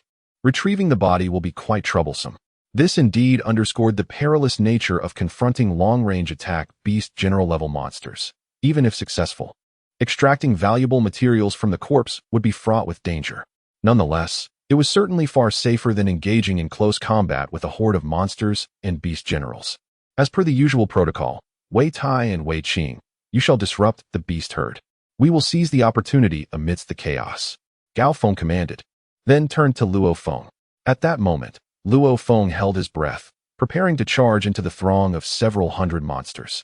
This was undoubtedly the most perilous undertaking he had encountered since joining the Firehammer squad. However, according to some posts he had seen, such scenarios were merely the simpler challenges faced by martial artist teams, with far more dangerous situations occurring tenfold, even 100-fold. "Luo Feng, stay close to Chenggu. Your task is to safeguard him and prevent any monster from launching an attack," Gao Feng stated solemnly. "Rest assured, Captain, I will not allow a single beast to approach Brother Chen," Luo Feng replied with a nod. "Very well, let us proceed." With a commanding shout from Gao Feng, 2 black streaks shot forth from the hands of Wei Tai and Wei Qing, resembling bolts of lightning as they soared over 100 meters, landing in the distant horde of monsters. These 2 black streaks were, in fact, oval-shaped black spheres adorned with red time signals. The monsters that noticed these devices instinctively took heed and evaded them. Beep, beep. Suddenly, the 2 timed explosives detonated with a thunderous roar. Their immense explosive force and the shrapnel sent 2 nearby beasts tumbling, leaving them bloodied.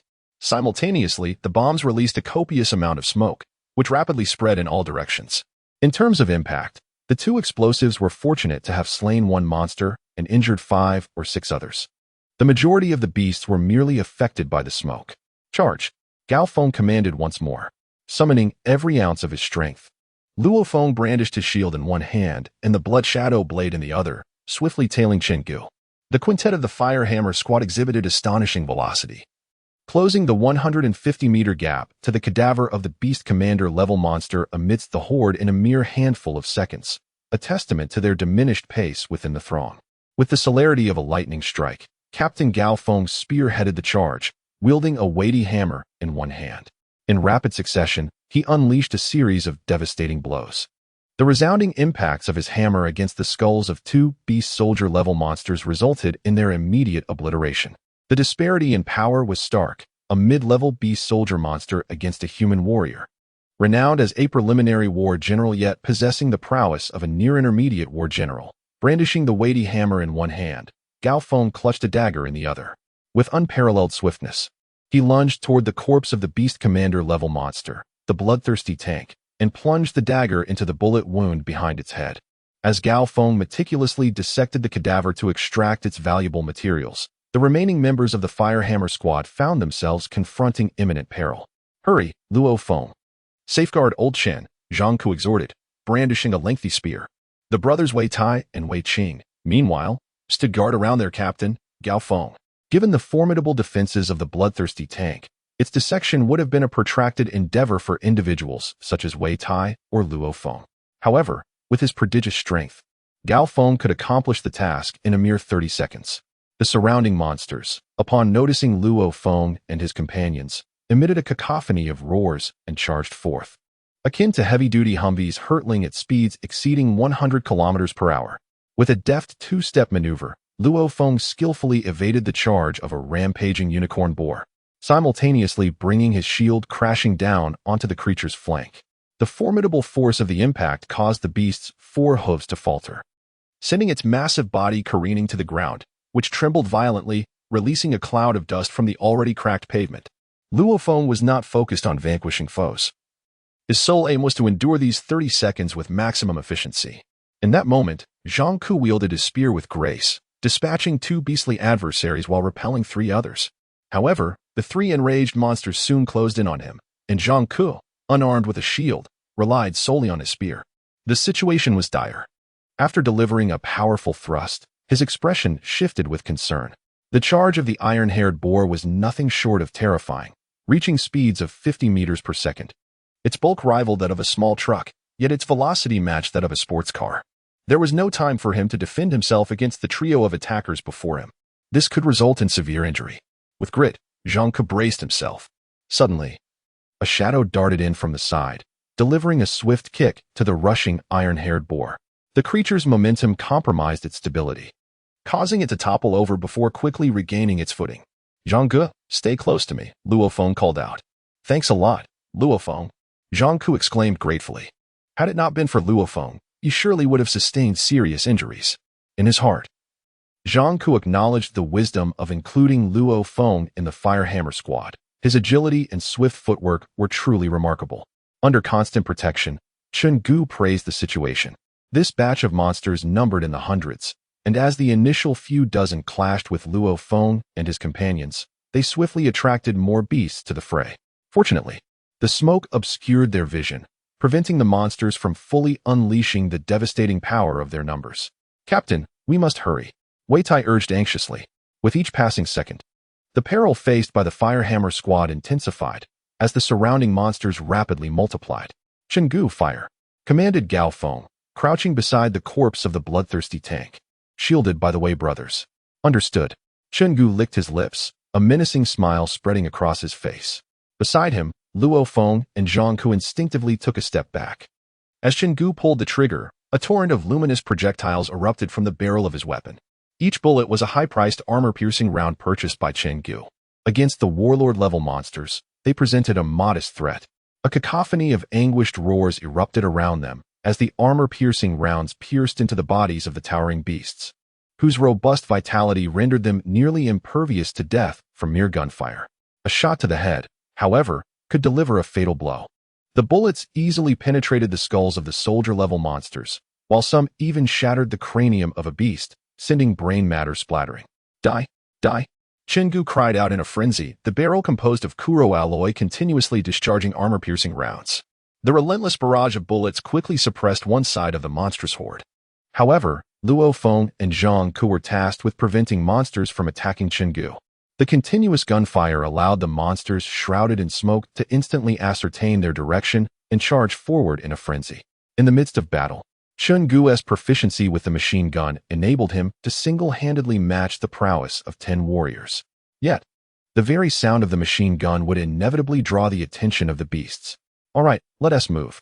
Gao Feng, triumphant from successfully gathering materials, let out a low growl, prompting a sigh of relief from Luo Feng and the others.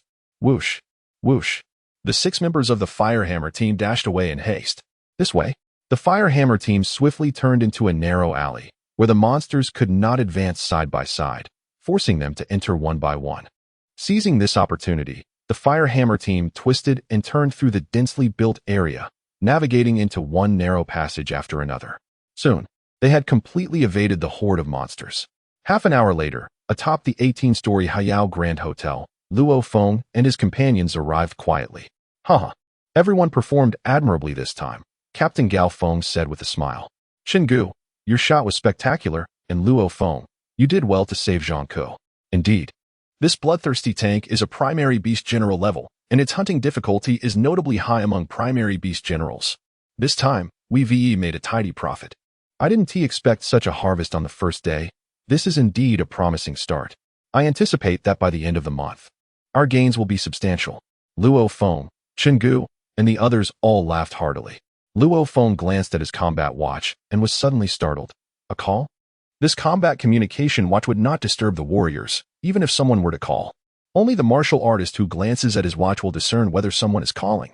The communication watch promptly dialed Luo Feng's home. Hello, brother. The voice emanating from the communication watch elicited a smile from Luo Feng. Luo Hua, aren't you deeply engrossed with your young lady? What occasion prompts your call to me? Amidst the rooftop setting, Chengdu, Zhang Ku, and others cast their gazes over, erupting in laughter. Even with a wife, one cannot forsake his elder brother. The younger sibling chuckled from the communication watch. By the way, brother, I'm calling to share an event. Xiaonan has officially accepted my proposal to be my girlfriend. Am I not impressive? His brother's voice was brimming with elation. It has been a considerable time since his brother exuded such happiness. The allure of love is indeed potent. Luo Feng mused inwardly that his brother had endured substantial psychological pressure due to his disability over the years. Luo Feng was elated for his brother, who seemed so joyous in this new relationship, and he promptly responded with a smile. Continue to strive and endeavor to obtain your marriage certificate soon. Brother, this cannot be rushed. It must proceed step by step. Luo Hua responded playfully. Indeed, where are mom and dad? Luo Feng inquired. Luo Feng nodded in acknowledgement. His mother could now, at last, dedicate her mornings to grocery shopping, while his father could finally unwind from labor and accompany his mother on her market excursions. Well, brother, exercise caution while you are outside the base city, Luo Hua expressed with concern. Rest assured. With the communication concluded, Luo Feng wore a beaming smile. Well, since Luo Feng has finished the call, everyone gather around, Gao Feng said. Immediately, Luo Feng and the other 4 approached. Today, we have just entered the county town, and our results are quite remarkable. As per our usual practice, the distribution of spoils will be based on each individual's contribution during the battle. Indeed, Chengdu Zhang Ku and the Wei brothers nodded solemnly in agreement. Luo Feng was well aware that those who joined the government forces enjoyed the highest level of safety, while adventurers like himself, who roamed the wilderness, faced a significantly higher mortality rate. They had just engaged in a fierce skirmish, consuming considerable energy. They had also traveled through the night, and it was time for everyone to rest. We shall resume our activities at 4 this afternoon, Gao Feng declared. Understood. Roar, let us rest. The 6 members of the Firehammer team settled on the rooftop, either leaning against something or lying down to recuperate.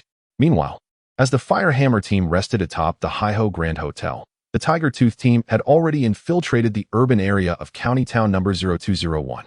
The 6 members proceeded cautiously through a dilapidated alley, with crumbling walls and remnants of monstrous carcasses scattered about.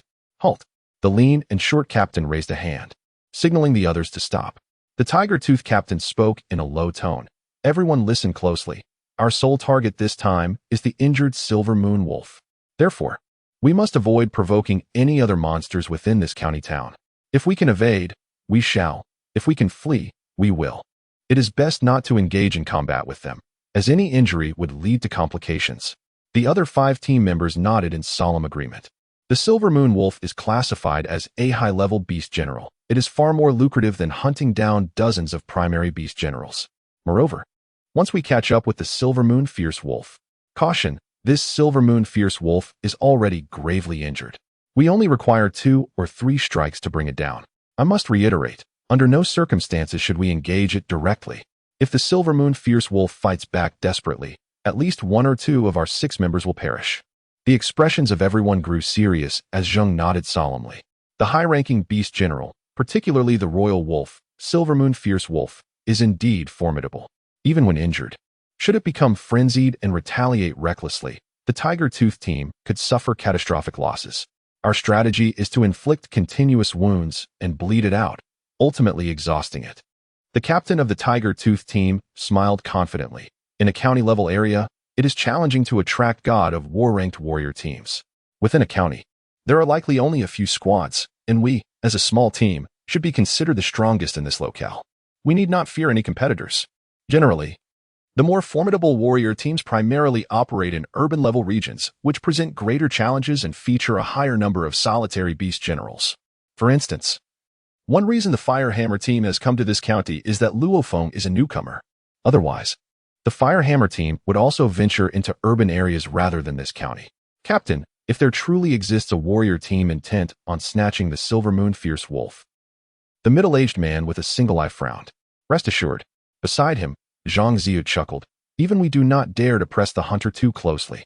Furthermore, the majority of the warrior teams in this county are of the warrior rank. Having even a single warrior rank member would be remarkable. Do they truly intend to seize the Silver Moon Fierce Wolf? I fear I may be torn to shreds by the Silver Moon Fierce Wolf.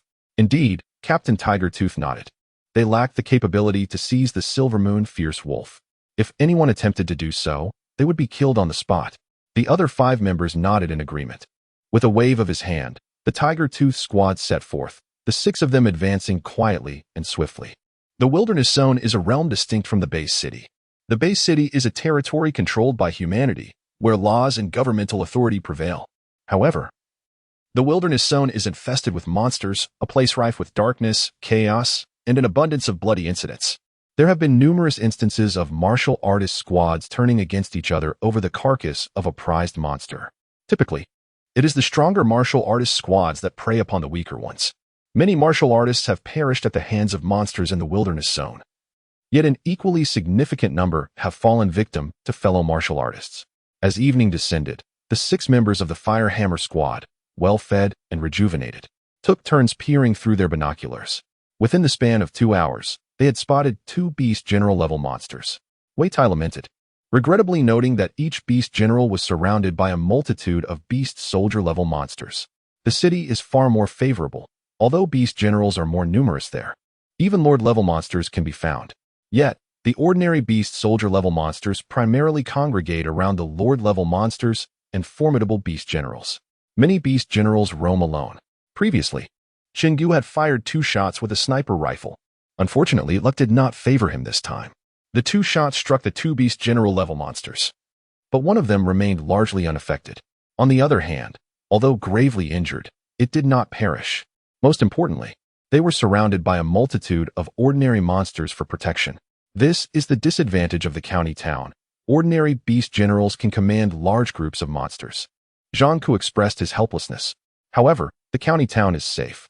Gao Feng smiled, stating that there were only 1 or 2 high-level beast generals in the entire county town. Moreover, they were surrounded by a vast number of ordinary monsters, making it unlikely that we would encounter them. As for the horde of ordinary monsters, with the strength of our team, we could easily charge through them. We need not fear a sudden assault from multiple beast generals. In the urban area, the number of beast generals is significant, making it easy to be besieged by several at once. Luo Feng, peering through his binoculars, examined the scene below. Is that a beast general? He observed over a dozen monsters appearing at the edge of the street, each adorned with spots that, at first glance, resembled tigers. They belonged to the cat-like species known as the tiger cat clan. These sizable tiger cats exhibited impressive physiques, with one even possessing 2 tails. Twin tails? A beast general? Luo Feng exclaimed with delight. Within the tiger cat clan, a twin-tailed specimen signifies a primary beast general, while a three-tailed one indicates a mid-level beast general. A five-tailed creature represents a primary lord level, and a seven-tailed beast surpasses the lord level, standing at the pinnacle of the tiger cat clan. Among feline creatures, any with 9 tails are known as the nine-lived cat demon, the nine-lived cat king, ranking among the most formidable beings on Earth. Captain, look, a beast general tiger cat. Luo Feng called out. Tiger cat? Instantly, the other 5 members rushed over, binoculars in hand, to observe closely. Indeed, a tiger cat. Its solitary nature is truly legendary. The beast general level tiger cat is attended by only 16 ordinary soldier level monsters. Haha, Gao Feng chuckled. Brothers, prepare to make your move. Only 16 ordinary monsters? I could dispatch them all myself. Chenggu grinned, the entire team appearing quite at ease. Let's go? With Gao Feng's command, Luo Feng and the others swiftly departed from the rooftop, refraining from preemptive gunfire to avoid startling the tiger cat. A beast general level monster with merely a dozen subordinates is a rare sight in a small county. Luo Feng shadowed the 5 veteran members of the Firehammer squad, quietly scaling the wall into a residential courtyard adjacent to the street. The dilapidated wall had collapsed in numerous places, the cement path overgrown with weeds, and the corners adorned with moss. Our prey is just ahead, Wei Tai whispered, peering through a gap in the collapsed wall at the street outside. Our luck is favorable. The twin-tailed tiger cat is leisurely leading its subordinates in search of prey. Luo Feng also peered through the wall, observing the beast general level tiger cat and its retinue approximately 50 meters away. Brothers, remember this, Gao Feng murmured. First, your task is to eliminate the ordinary tiger cats. As for the beast general level tiger cat, maintain your distance to avoid being caught in the crossfire. I alone can handle it. A mere elementary beast general level tiger cat is no match for me. Second, Chenggu, refrain from firing your machine gun unless an unforeseen circumstance arises. Once you fire, we must immediately flee the battleground. Understood. Luo Feng and the other 4 nodded with solemnity. Gunshots are highly likely to attract the attention of monstrous beasts. If one were on a high-rise rooftop, the distance would prevent the monsters from pinpointing the location of the gunfire based on sound alone. However, in ground combat, opening fire can easily expose one's position. It would swiftly draw a multitude of surrounding monsters, and the longer it persisted, the more would be attracted. During the previous scramble for the bloodthirsty tank carcass, Chenggu's single gunshot prompted an immediate retreat. Very well, we must make this a swift resolution.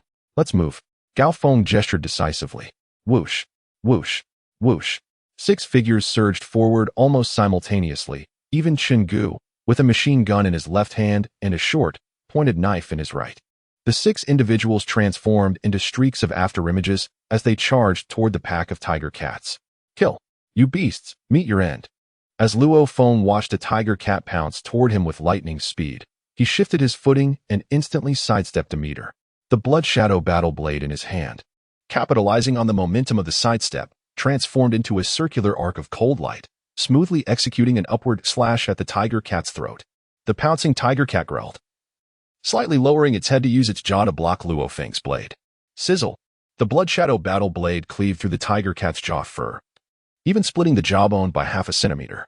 This tiger cat's reaction is truly swift, far quicker than that of a lion mastiff monster.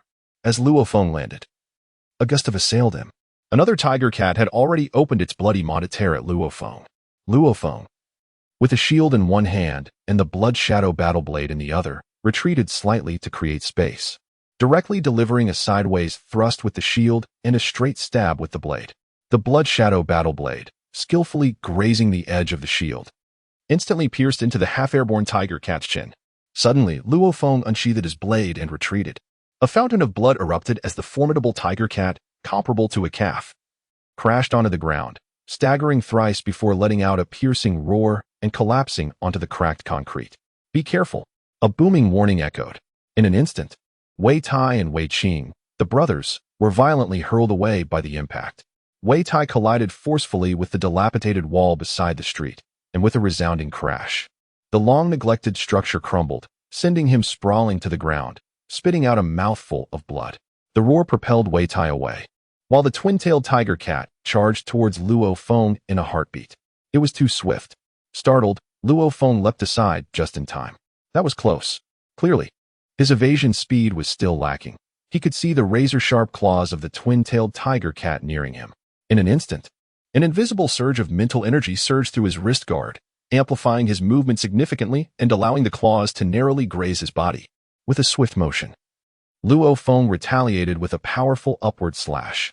The blade struck one of the tiger cat's forelimbs, and the sharp edge of his blood shadow blade sliced through the fur with a hissing sound, failing to penetrate even the outer layer of skin. The beastly creature, at the monster general level, possessed astonishing speed and formidable defenses. Luo Feng was astounded.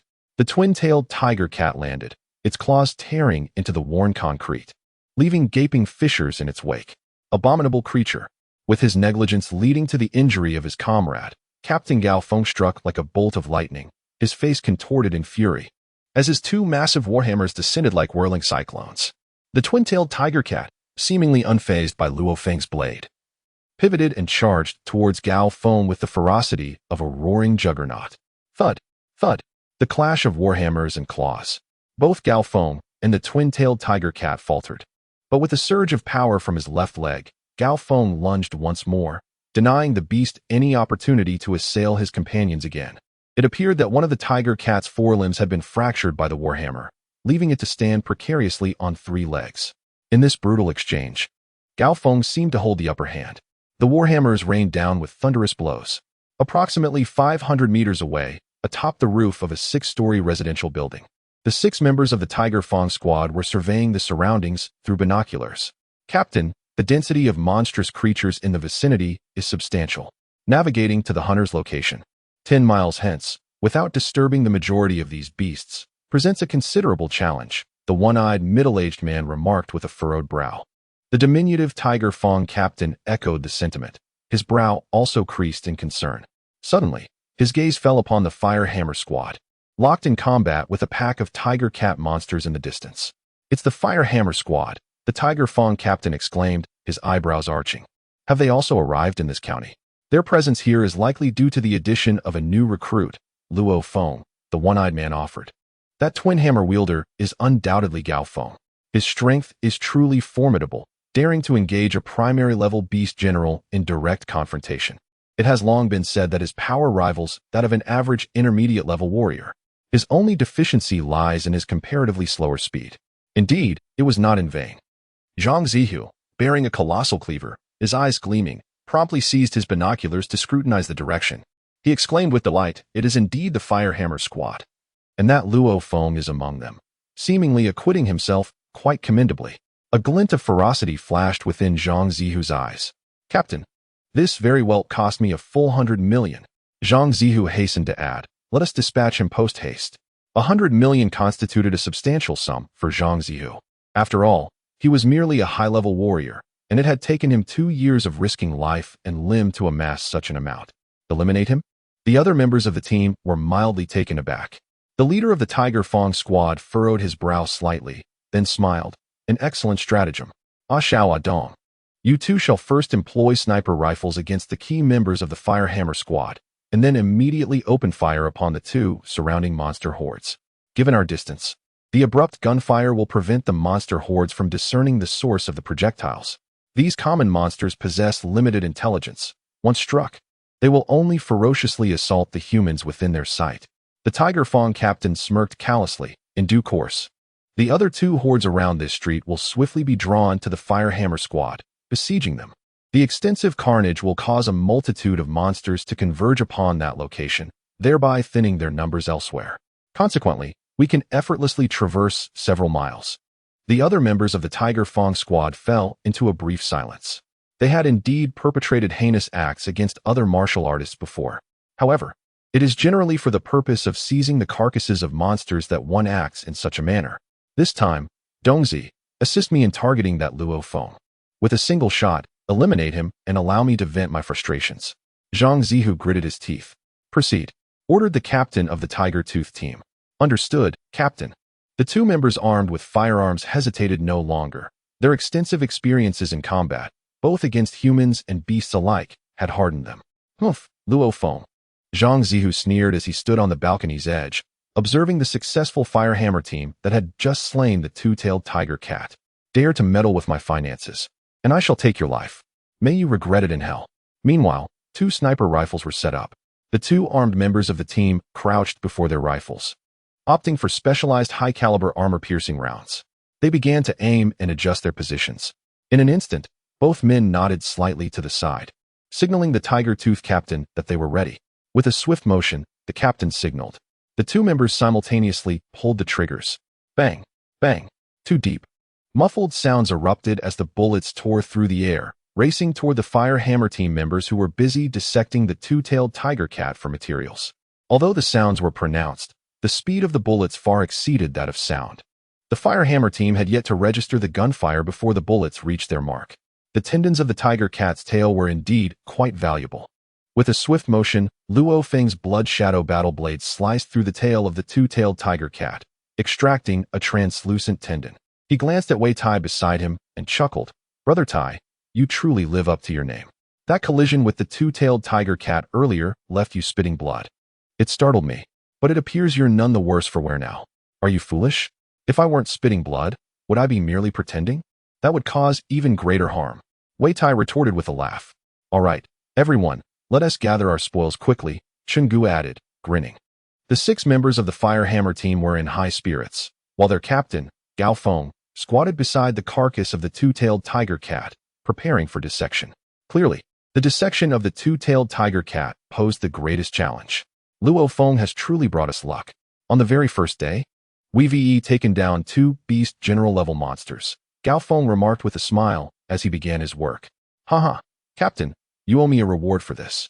I was the one who insisted on bringing Luo Feng into our ranks, Chungu responded playfully. The group was filled with laughter when suddenly, Luo Feng's demeanor shifted dramatically, his eyes widening in alarm as if a fire had ignited at his tail. With the reflexes honed from the neural response test, he instinctively recognized the blurry shadow in front of him causing a disturbance in the air. It was a bullet. Its speed exceeded that of the rubber bullets from the test by more than tenfold. There was no time for him to shout a warning. An overwhelming rush of adrenaline surged through Luo Feng's body, causing his heart to race at an astonishing pace, and every hair on his body stood on end. His nerves tightened to an unprecedented degree. The spiritual force, deeply rooted within the abyss of consciousness, spontaneously surged forth, enveloping his entire being. Faced with the imminent peril of life and death, the instinct for survival propelled Luo Feng to achieve an extraordinary pinnacle of physical and mental prowess in an instant. With a whoosh, the armor-piercing round tore through the air, aimed directly at Luo Feng's head. Reacting almost instinctively, Luo Feng wielded the blood shadow battle blade. Initially intended for severing the tail of a tiger cat, slashing it with a force that erupted from the very core of his being. Remarkably, after unleashing this tremendous power from his waist and hips, he found himself with enough residual strength to launch a second strike almost instantaneously. In the face of this life-threatening crisis, as both his spirit and body reached their zenith, Luo Feng's body naturally unleashed a second wave of force. The first layer of the 9-fold Thunderblade. Astonishingly, it succeeded in that moment. The velocity of the blood shadow battle blade surged dramatically, accelerating as Luo Feng's mental energy instinctively enhanced its speed further. Simultaneously, his mental force deftly diminished the speed of the incoming armor-piercing bullet, reducing its velocity from an astonishing 4 times the speed of sound to a mere 1. With a clang, Luo Feng's blood shadow battle blade met the bullet head-on, causing the tip of the round to crumple and the entire projectile to disperse. However, another armor-piercing bullet was hurtling towards the head of the squad leader, Luo Feng. According to the plan devised by the Tiger Tooth squad, Zhang Zihu had ordered the elimination of Luo Feng, while the most formidable member of the Firehammer squad was Luo Feng. Thus, these 2 bullets were specifically designated for Luo Feng and Luo Feng, respectively. Unbeknownst to Luo Feng, who sat with his back to the trajectory of the bullet beside the carcass of the double-tailed tiger cat, the perilous bullet approached without him noticing. With a sudden surge of force, Luo Feng's dagger sliced through the hide of the twin-tailed tiger cat, the abrupt exertion causing him to momentarily falter. The bullet, originally aimed at his head, veered off course. Just as he was about to marvel at the resilience of the creature's pelt, a high-velocity armor-piercing round whizzed past his ear, the intense rotational airstream causing his skin to instantly rupture and bleed. The projectile slammed into Zhang Ke's shoulder, the force sufficient to shatter the scales of a low-level beast general. The impact pulverized Zhang Ke's shoulder, and with a resounding crack, His right arm was violently severed, a torrent of blood erupting forth. "Ack!" Zhang Ke cried out in agony. "Sniper fire!" Gao Feng exclaimed, his gaze fixed on the blood spurting from Zhang Ke's severed limb, some of it splattering onto his face. His eyes burning with rage, he roared, "Ambush! Which bastard is responsible for this?" Wei Tai and Wei Qing echoed his outrage, their voices booming. Simultaneously, the members of the Fire Hammer Squad scattered, none daring to remain stationary under the sniper's sights. Captain Gao Feng had only narrowly avoided a fatal blow because his body had shifted when he exerted force to cut through the cat's hide. Bang! Bang! Bang! Bang! For more shots rang out in quick succession. Over there, Gao Feng, Luo Feng, and the others, eyes bloodshot, fixed their gazes on the direction of the gunfire. In the distance, atop a rooftop, fleeting shadows vanished from sight. "It's the Tiger Feng squad," Gao Feng spat out, his voice laced with venom. "Tiger Feng." From that distance, and with the instantaneous departure of the Tiger Feng squad, it was impossible for Luo Feng to discern clearly without extraordinary visual acuity. A martial artist's auditory and visual senses are enhanced in proportion to their physical prowess. Among the 6 members of the Fire Hammer squad, only Captain Gao Feng, whose physical attributes approached those of an intermediate-level warrior, was able to make out the details.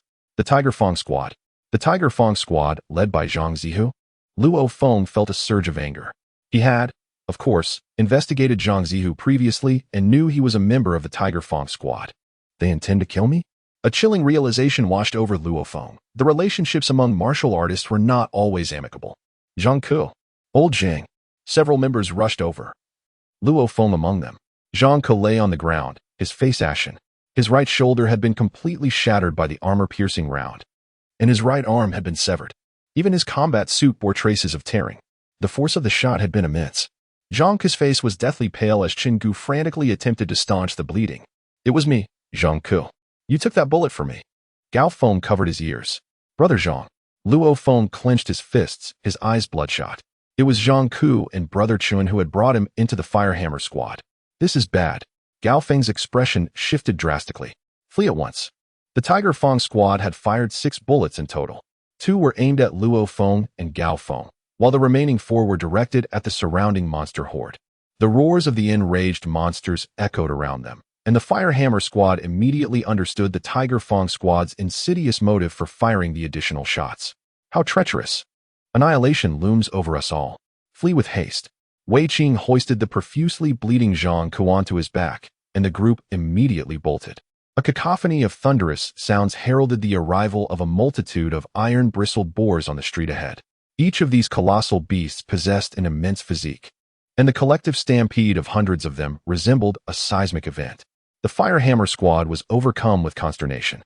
As they were about to alter their course, an even more violent tremor emanated from behind them. An even more staggering number of beasts surged forth, comprised not only of herds of unicorn boars, but also a significant number of lion mastiff canines. The combined forces of the approaching menaces exceeded 1,000. Dire straits were upon them. The Fire Hammer squad's countenances reflected their grave predicament. "Scale the wall," Gao Feng commanded.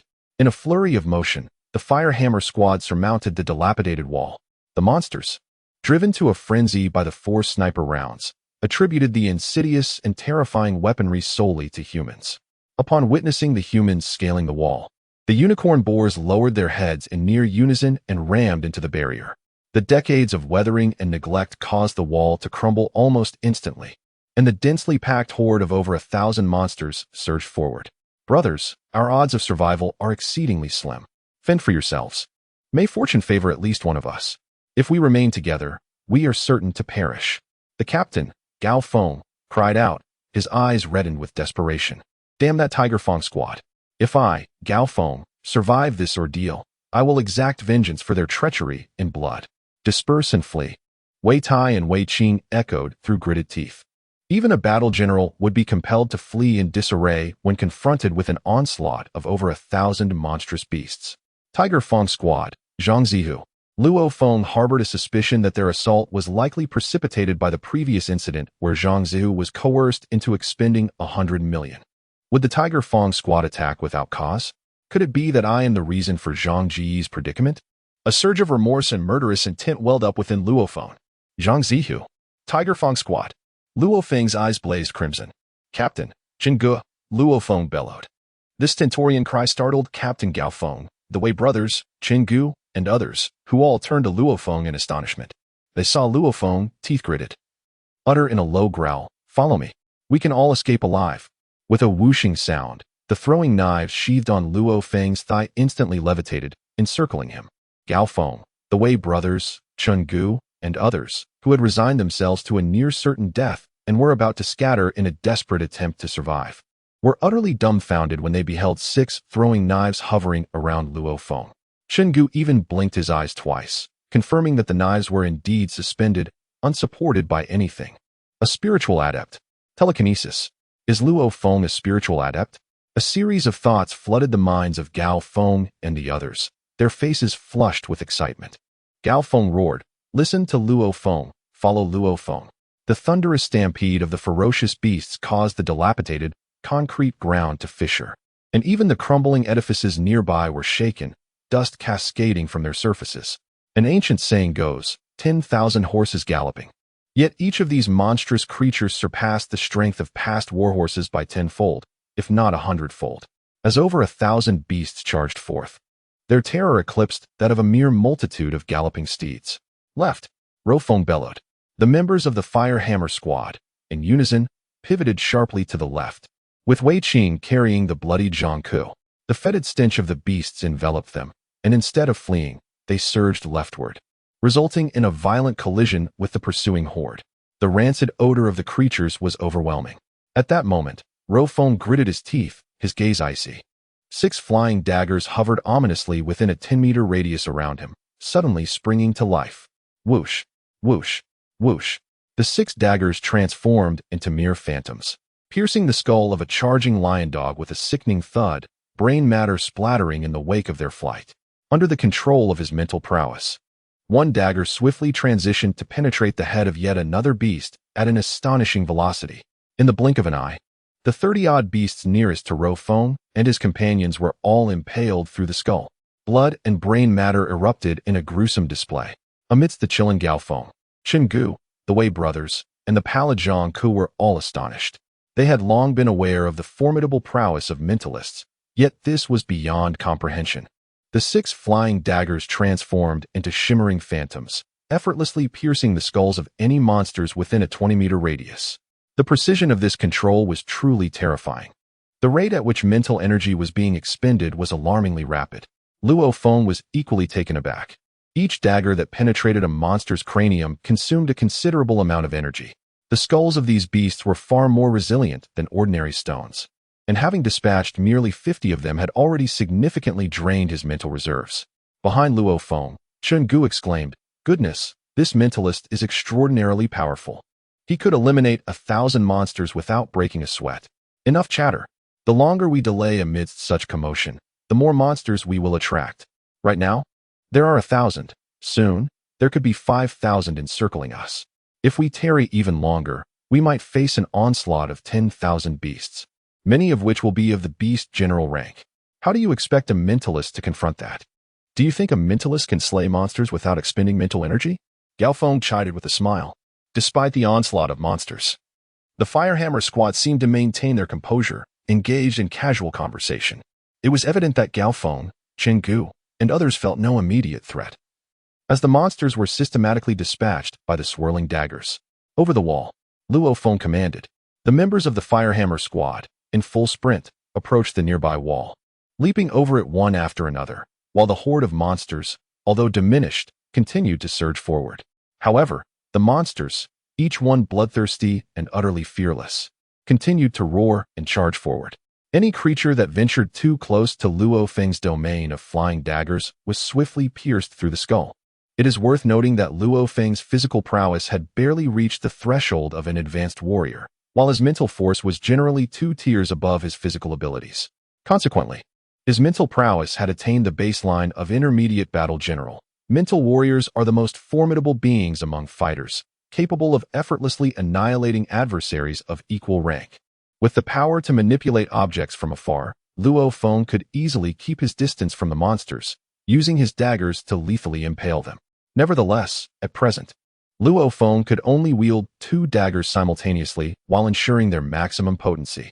The more daggers he employed, the weaker each one became. Indeed, Luo Feng could unleash hundreds of daggers at once, but that would not only diminish their power, but also jeopardize their precision. With 6 daggers, he could guarantee that each one could contend with primary beast general-level foes, while maintaining accuracy. With 2 daggers, he could ensure maximum strength, sufficient to confront intermediate beast general-level adversaries. The relentless and fearless monsters crashed through the walls. With a splatter, as they approached the galloping firehammer squad, the monsters were swiftly annihilated. Their blood and brains splattering everywhere, and their fallen corpses caused chaos among the advancing horde. As the firehammer squad turned a corner down the street, they successfully shed a significant number of pursuing monsters. Meanwhile, the Tiger-Tooth squad had already sprinted far ahead, as the firehammer squad attracted a multitude of monsters, resulting in a notable reduction in monster density on the surrounding paths, allowing the Tiger-Tooth squad to advance swiftly. Upon reaching the new monster-infested zone, the progress of the Tiger-Tooth squad slowed once more, advancing with utmost caution. The captain remarked, "Just now, I aimed at the leader of the firehammer squad, Luo Feng." However, at that precise moment, he was dissecting a monster's corpse, and as he exerted force with his dagger, his body swayed, causing the armor-piercing round to zip past his head. It severely injured another member of the firehammer squad, resulting in that poor fellow's arm being blown off. With his fate hanging in the balance, the gaunt figure of Xiao spoke up. "Luo Feng has indeed been fortunate." Zhang Zihu furrowed his brow and turned to another member, Dongzi. "I instructed you to eliminate Luo Feng. Why is he still alive?" The distance was considerable, and the bullet's velocity was swift. Only the 2 snipers, utilizing their optical scopes, could discern the fleeting moment. The marksman known as Dongzi hesitated before replying. He was rather lucky as well. When I pulled the trigger, he was in the midst of skinning a monster, and coincidentally, he swung his knife just in time to deflect my armor-piercing round. Dong could only present it this way. He did not believe Luo Feng's reflexes were sharp enough to intercept a bullet. It could only be attributed to sheer luck. After all, the precision and acuity required to deflect an armor-piercing round were extraordinarily remarkable. "Damn, Luo Feng is incredibly fortunate," Zhang Zihu cursed under his breath. "However, fear not." The sniper Dongzi chuckled. "Our previous 4 shots that targeted the beast horde have already drawn the attention of over 1,000 monsters, directing them towards the only humans they could perceive, the firehammer squad. Regardless of their prowess, they are undoubtedly doomed." The captain of the Tiger-Tooth team shook his head, expressing uncertainty. "If the firehammer squad scatters and attempts to flee, perhaps 1 or 2 of them might survive," he remarked, a faint smile gracing his lips. "However, the survival of just 1 or 2 poses no threat to our Tiger-Tooth team. Perhaps they might fortuitously encounter a war god-level being who could aid them," chuckled the one-eyed middle-aged man. In a county town, within such a brief span of time, the likelihood of stumbling upon a war god, who is also inclined to assist, is far slimmer than winning the lottery, the Tiger-Tooth captain replied, grinning. "All right, let us all set off. That old creature is still on the move. We must pursue him swiftly." Understood. The Tiger-Tooth team promptly advanced. On the rooftop of an ordinary 6-story residential building, Luo Feng and his companions hurriedly ascended. With a decisive click, the door to the stairway was firmly shut. "Quickly, let old Zhang lie down," Chenggu urged. "Fetch the medicine," Luo Feng added, his urgency palpable. Given Zhang Ke's grave injuries, he could bleed out completely if not attended to. Fortunately, they had managed to halt the bleeding earlier. However, with such severe wounds, immediate treatment was imperative, especially since the military supply base in County 0201 was a 3-day trek on foot. "Old Zhang, hold this in your mouth to replenish your strength," Chenggu instructed, placing a pill into Zhang Ke's mouth. "Wei Tai, attend to Zhang Ke's wounds with utmost care," Luo Feng commanded without hesitation. The firehammer squad was diligently attending to Zhang Ke, whose pallid complexion gradually regained some color as he received timely energy replenishment, causing his furrowed brows to relax. As the treatment progressed, the atmosphere among the squad members grew increasingly lighthearted. Relief washed over Luo Feng as he observed Zhang Ke's wan face, particularly noting the absence of his right arm, which had vanished along with half of his shoulder. A wave of guilt surged within him. Zhang Ke would no longer be able to wield a spear, marking the end of his martial career. Luo Feng believed that the Tiger-Tooth squad's attack was largely a consequence of his own actions. Confronted by Zhang Ke's plight, Luo Feng felt a profound sense of remorse. The Tiger-Tooth squad, led by Zhang Zihu, ignited a fierce anger within him. I, Luo Feng, vow to ensure that you pay in blood for your transgressions, to make you taste the bitterness of annihilation. The Tiger Tooth Squad, those scoundrels, aimed to eradicate our entire Firehammer squad. Shingu couldn't contain his fury. Damn the Tiger Tooth Squad. This vendetta must be avenged. Wei Tai growled in agreement. These bastards will regret crossing paths with me, Gao Feng declared, his fists clenched tightly. He then turned to Luo Feng, expressing gratitude. Thankfully, we have you, Luo Feng. But how is it that you can manipulate objects from a distance? At that moment, all eyes, including the injured Zhang Ke's, were fixed upon Luo Feng, who realized that in saving everyone with his flying knives, he had inadvertently revealed his secret as a mind master. No doubt, you've all surmised it, yet you feign ignorance, gazing at me with such expressions. Very well, I concede. Luo Feng revealed a hint of helpless amusement. I am indeed a spiritual esper. Haha. Chen Gu erupted in mirth. Luo Feng, my intuition about you is spot on. Wei Qing and Wei Tai also beamed. A spiritual esper. Our Firehammer squad now boasts a spiritual esper among its ranks. Gao Feng nodded, a smile playing on his lips. Had the Tiger Feng squad been privy to Luo Feng's formidable abilities, I dare say they wouldn't have dared to resort to such underhanded tactics. The realization that they've antagonized a spiritual esper must fill them with profound regret. Regret to the point of despair, no doubt. Wei Tai chuckled gleefully. Zhang Ke, who was lying nearby, couldn't help but chime in that rabble in the Tiger Feng squad, their most formidable members are merely two intermediate warrior-level martial artists. Given that Luo Feng's physical prowess is tentatively at the advanced warrior level, according to established norms, his spiritual strength, being 2 levels above his physical level, should place him at the intermediate warrior level. However, an intermediate warrior-level spiritual esper would undoubtedly dominate opponents of the same caliber, capable of contending with martial artists a tier above. All martial artists are acutely aware of the dread that spiritual espers inspire. In a contest between equals, the spiritual esper reigns supreme. Regardless of your mastery of swordsmanship, shield techniques, or footwork, the spiritual esper can maintain a safe distance, launching swift attacks with telekinetically controlled throwing knives. Furthermore, these throwing knives can alter their trajectory instantaneously, and their velocity is unequivocally supersonic. How can a martial artist of the same level possibly compete? With a modicum of caution, Luo Feng alone could obliterate the entire Tiger Feng squad. Chen Gu grinned. The Tiger Feng squad has played a trick on our Firehammer squad this time. It's the most imprudent thing they've ever done. We were truly fortunate this time, Gao Feng murmured with a sigh. Gao Feng's physical fitness barely reached the intermediate warrior level, but against the horde of beasts, he was practically useless. This is the disparity between ordinary martial artists and spiritual masters. Zhang Gu, Luo Feng said in a low voice as he knelt before Zhang Ku, observing his pale countenance. The Tiger Feng squad likely targeted us because I offended Zhang Zihu last time. I am truly sorry that you lost an arm because of this. The Firehammer squad fell silent for a moment as they all gazed at Luo Feng and Zhang Ku. Luo Feng, Zhang Ku revealed a faint smile. Don't shoulder all the blame. You saved our entire squad this time, there's no doubt about that. As for me, Zhang Ke glanced down at the wound where his right arm used to be. It had been lost in the previous horde of beasts. My career as a freelance martial artist is over. Zhang Ke sighed. Gao Feng, Chen Gu, the Wei brothers, and Luo Feng all remained silent. However, Zhang Ke revealed a faint smile. This is actually the best outcome I had anticipated. I still remember the great Nirvana period when I was just a child. I came from that era, witnessing countless people being slain by monsters. I vowed then that when I grew up, I would personally slay these monsters and become a hero. I have been striving relentlessly. Finally, I became a martial artist, a freelance martial artist. I ventured into the wilderness to hunt down countless monsters, fulfilling my childhood dream. I have also become a hero in the eyes of others. My wife adores me, which ultimately led to our union. My daughter has always taken pride in having such a formidable warrior for a father. However, as time passes and the number of monsters I slay increases, I find myself growing weary of visiting the wilderness. My wife and children constantly worry for my safety, and I too dread the possibility of not returning to them. Yet, I lack the courage to withdraw.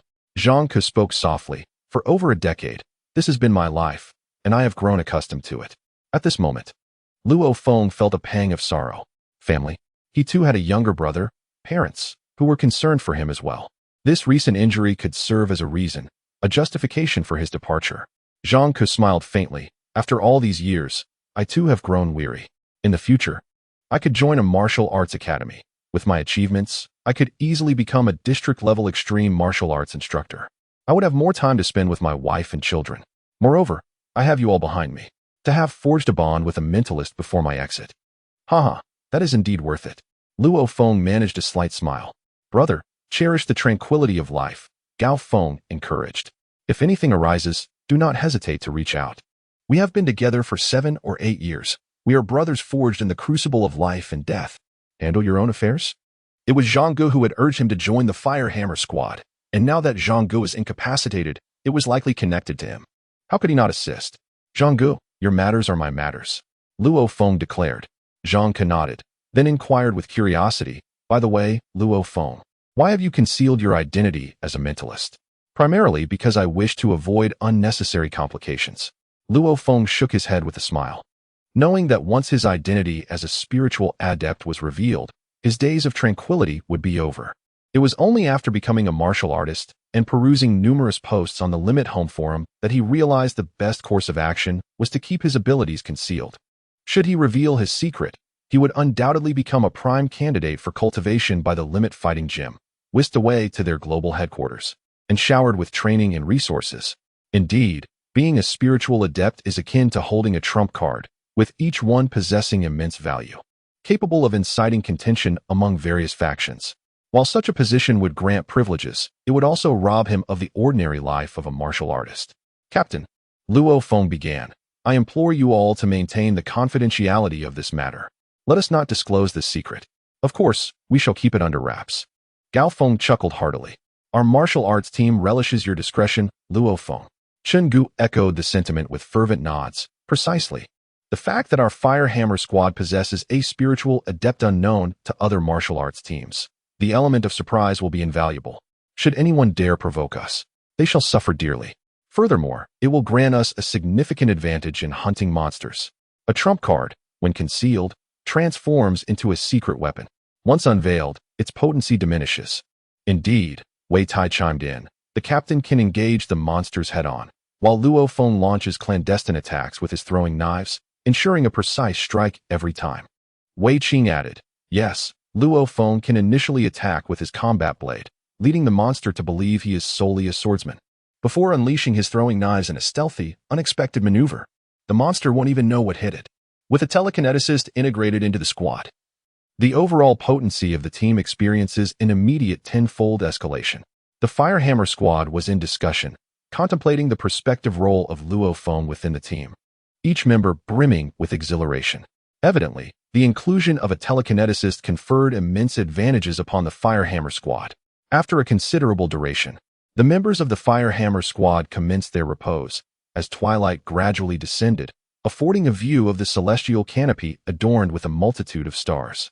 Beneath the starlit expanse, Luo Feng quietly seated himself at the periphery of the terrace, reflecting upon the battle that had transpired earlier in the evening, during today's engagement.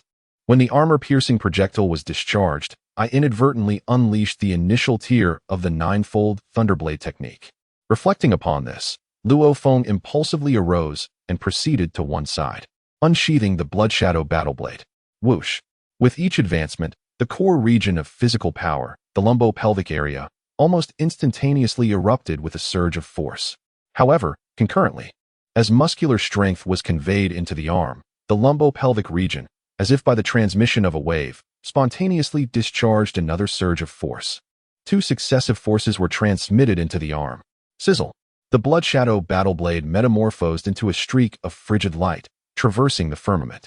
Indeed, I am now capable of generating an additional surge of latent force. The amalgamation of 2 forces, 70% plus 70%, equates to a force of 140%. Luo Feng also discerned that, subsequent to his body's generation of an additional surge of latent force, his momentum was depleted, rendering him incapable of generating a further surge of latent force. Notwithstanding this limitation, it was commendable. The rudiments of the ninefold Thunderblade are arduous. It is fortuitous that I was able to enter the initial tier during a moment of existential peril. Consequently, there is prospective advancement in the future. A sudden, indignant howl pierced the stillness of the night, startling the Fire Hammer Squad from their slumber. That's a wolf's cry? Gao Feng declared solemnly. Incredible, a lupin monstrosity. Qinggu gasped, acknowledging the formidable nature of such beasts. Wolves? Luo Feng exclaimed, taken aback. Even before the Great Nirvana, wolves were rare and ferociously savage. Now, transformed by the cataclysm, their wildness and brutality were amplified, their power magnified exponentially. Instantly, Luo Feng seized his binoculars and dashed to the rooftop's edge, scanning the direction of the howl. Through the high-powered, night vision lenses, he discerned a colossal wolf approximately 2 kilometers away. Towering nearly 3 meters tall and stretching 5 to 6 meters in length, the beast possessed a coat of gray fur, save for a patch of white on its brow. Even at this distance, Luo Feng could sense the chilling aura emanating from the creature. Comparing it to the bestiary etched in his memory, Luo Feng identified it. It's a hunter, the Silver Moon Wolf. The Silver Moon Wolf! Qinggu exclaimed in astonishment, a royal among the lupin monsters. Luo Feng was momentarily stunned. Indeed. Qinggu confirmed, that is a Silver Moon Wolf. The Silver Moon Savage Wolf, a regal beast among its kind, is formidable even in its weakest adult form. Classified as an intermediate beast general. Typically, the fur of a Silver Moon Savage Wolf is a muted gray, but once engaged in combat, it transforms into a striking silver-white hue. Furthermore, a tuft of silver-white fur on its forehead takes on a blood-red shade during battle, earning it a reputation for cunning, treachery, and ferocious brutality. In human society, its fur commands an exorbitant price due to its myriad of unique properties, while its skull possesses unparalleled hardness, equally valued. Before them stood a high-ranking beast general Silver Moon Savage Wolf. Luo Feng assessed its size and coloration, a chill running down his spine. It was indeed a high-level beast general, and a Silver Moon Savage Wolf at that. It is crucial to note that not all high-ranking beast generals are alike. Much like the distinction between equally ranked mentalists and ordinary martial artists, the Silver Moon Savage Wolf is inherently more vicious and powerful. Look, it has sustained injuries to its abdomen. And they appear quite severe, Wei Tai exclaimed. Instantly, all present turned their gazes toward Captain Gao Feng. Captain, this is the Royal Silver Moon Savage Wolf, a high-ranking beast general. This single wolf is worth more than 10 high-ranking beast general tiger mastiff beasts. If we capture this, we will make a significant profit. Qinggu could hardly contain his excitement, urging, Captain, please make a decision quickly. Beside him, Wei Tai chimed in, Captain, the Silver Moon Savage Wolf is advancing rapidly and will soon disappear from our sight. We cannot afford to hesitate. Even if it is gravely injured, it is still beyond our capabilities to confront. Gao Feng admonished firmly, snap out of it. Do not let the allure of wealth cloud your judgment. Encountering a severely wounded advanced-level beast is a rare occurrence. Furthermore, to stumble upon a gravely injured wolf royalty, the Silver Moon Howl, is akin to winning the lottery. It should be noted that even an uninjured advanced-level Silver Moon Howl is more than a match for a human advanced-level martial artist. Captain, I'll venture forth and give it a try, Luo Feng declared. Gao Feng hesitated momentarily. Do you possess the certainty to slay the Silver Moon Howl? While I haven't slain one before and cannot be entirely certain of success, I am absolutely confident in my ability to escape, Luo Feng replied with a smile. As a spiritual, he possessed the most envied ability. Spiritual can only be exerted upon inanimate objects. Luo Feng could instantly exert his spiritual upon his alloy combat boots, enabling him to leap to astonishing heights. Subsequently, he would place his shield beneath his feet, ensuring a stable footing. By controlling the shield's flight with his spiritual, Luo Feng could naturally fly himself. Flight. This was the ability that made Spiritual S the object of utmost envy. Even level powerhouses could only begrudgingly admire it. This was also the reason why Spiritual S were so highly sought after by forces throughout the world. Very well, Luo Feng, exercise caution. If you can acquire it, do so. If not, do not force yourself. Safety is paramount, Gao Feng urged. Rest assured, Luo Feng replied with a smile, immediately grasping his shield and Bloodshadow battle blade. Luo Feng leaped directly from the rooftop of the 6-story residential building. Whoosh! Luo Feng plummeted rapidly. The height of a 6-story building could be withstood by the robust physique of a typical advanced warrior, but Luo Feng had no need to be so foolish. A potent, invisible force acted upon the alloy combat boots beneath his feet, sharply reducing Luo Feng's velocity. Lightly landing on the ground of the nearby community, Luo Feng swiftly dashed outside. Resembling an agile monkey, with 2 leaps, he reached the street. The members of the Firehammer team on the rooftop observed intently through their binoculars.